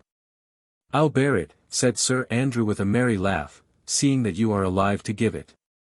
Would you have had me allow Lady Blakeney to do the journey alone? But, in the name of heaven, man, where did you get these extraordinary clothes? Lud! They are a bit quaint, ain't they, laughed Sir Percy, jovially, but, odds fish. He added, with sudden earnestness and authority, now you are here, Ffoulkes, we must lose no more time, that brute Chauvelin may send someone to look after us. Marguerite was so happy, she could have stayed here forever, hearing his voice, asking 100 questions. But at mention of Chauvelin's name she started in quick alarm, afraid for the dear life she would have died to save. But how can we get back, she gasped, the roads are full of soldiers between here and Calais, We are not going back to Calais, sweetheart, he said, but just the other side of Gris-Nez, not half a league from here. The boat of the Day Dream will meet us there. The boat of the Day Dream? Yes, he said, with a merry laugh, another little trick of mine. I should have told you before that when I slipped that note into the hut, I also added another for Armand, which I directed him to leave behind, and which has sent Chauvelin and his men running full tilt back to the Chat Gris after me. But the first little note contained my real instructions, including those to old Briggs. He had my orders to go out further to sea, and then towards the west. When well out of sight of Calais, he will send the galley to a little creek he and I know of, just beyond Gris. The men will look out for me, we have a preconcerted signal, and we will all be safely aboard, whilst Chauvelin and his men solemnly sit and watch the creek which is just opposite the Chat Gris. The other side of Gris. But I cannot walk, Percy, she moaned helplessly as, trying to struggle to her tired feet, she found herself unable even to stand. I will carry you, dear, he said simply, the blind leading the lame, you know. Sir Andrew was ready, too, to help with the precious burden, but Sir Percy would not entrust his beloved to any arms but his own. When you and she are both safely on board the Daydream, he said to his young comrade, and I feel that Suzanne's eyes will not greet me in England with reproachful looks, then it will be my turn to rest. And his arms, still vigorous in spite of fatigue and suffering, closed round Marguerite's poor, weary body, and lifted her as gently as if she had been a feather. Then, as Sir Andrew discreetly kept out of earshot, there were many things said, or rather whispered, which even the autumn breeze did not catch, for it had gone to rest. All his fatigue was forgotten. His shoulders must have been very sore, for the soldiers had hit hard, but the man's muscles seemed made of steel, and his energy was almost supernatural. It was a weary tramp, half a league along the stony side of the cliffs, but never for a moment did his courage give way or his muscles yield to fatigue. On he tramped, with firm footstep, his vigorous arms encircling the precious burden, and, no doubt, as she lay, quiet and happy, at times lulled to momentary drowsiness, at others watching, through the slowly gathering morning light. The pleasant face with the lazy, drooping blue eyes, ever cheerful, ever illumined with a good-humored smile, she whispered many things, which helped to shorten the weary road, and acted as a soothing balsam to his aching sinews. The many-hued light of dawn was breaking in the east, when at last they reached the creek beyond Gris. The galley lay in wait. In answer to a signal from Sir Percy, she drew near, and 2 sturdy British sailors had the honour of carrying my lady into the boat. Half an hour later, they were on board the Daydream. The crew, who of necessity were in their master's secrets, and who were devoted to him heart and soul, were not surprised to see him arriving in so extraordinary a disguise. Armandiste. Just and the other fugitives were eagerly awaiting the advent of their brave rescuer. He would not stay to hear the expressions of their gratitude, but found the way to his private cabin as quickly as he could, leaving Marguerite quite happy in the arms of her brother. Everything on board the Daydream was fitted with that exquisite luxury, so dear to Sir Percy Blakeney's heart, and by the time they all landed at Dover he had found time to get into some of the sumptuous clothes which he loved, and of which he always kept a supply on board his yacht. The difficulty was to provide Marguerite with a pair of shoes, and great was the little middy's joy when my lady found that she could put foot on English shore in his best pair. The rest is silence. Silence and joy for those who had endured so much suffering, yet found at last a great and lasting happiness. But it is on record that at the brilliant wedding of Sir Andrew Ffoulkes, Bart., with Suzanne de Tournay de Basserive, a function at which H.R.H.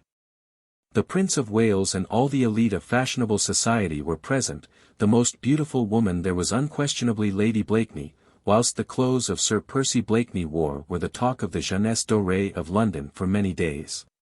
It is also a fact that M. Chauvelin, the accredited agent of the French Republican government, was not present at that or any other social function in London, after that memorable evening at Lord Grenville's ball.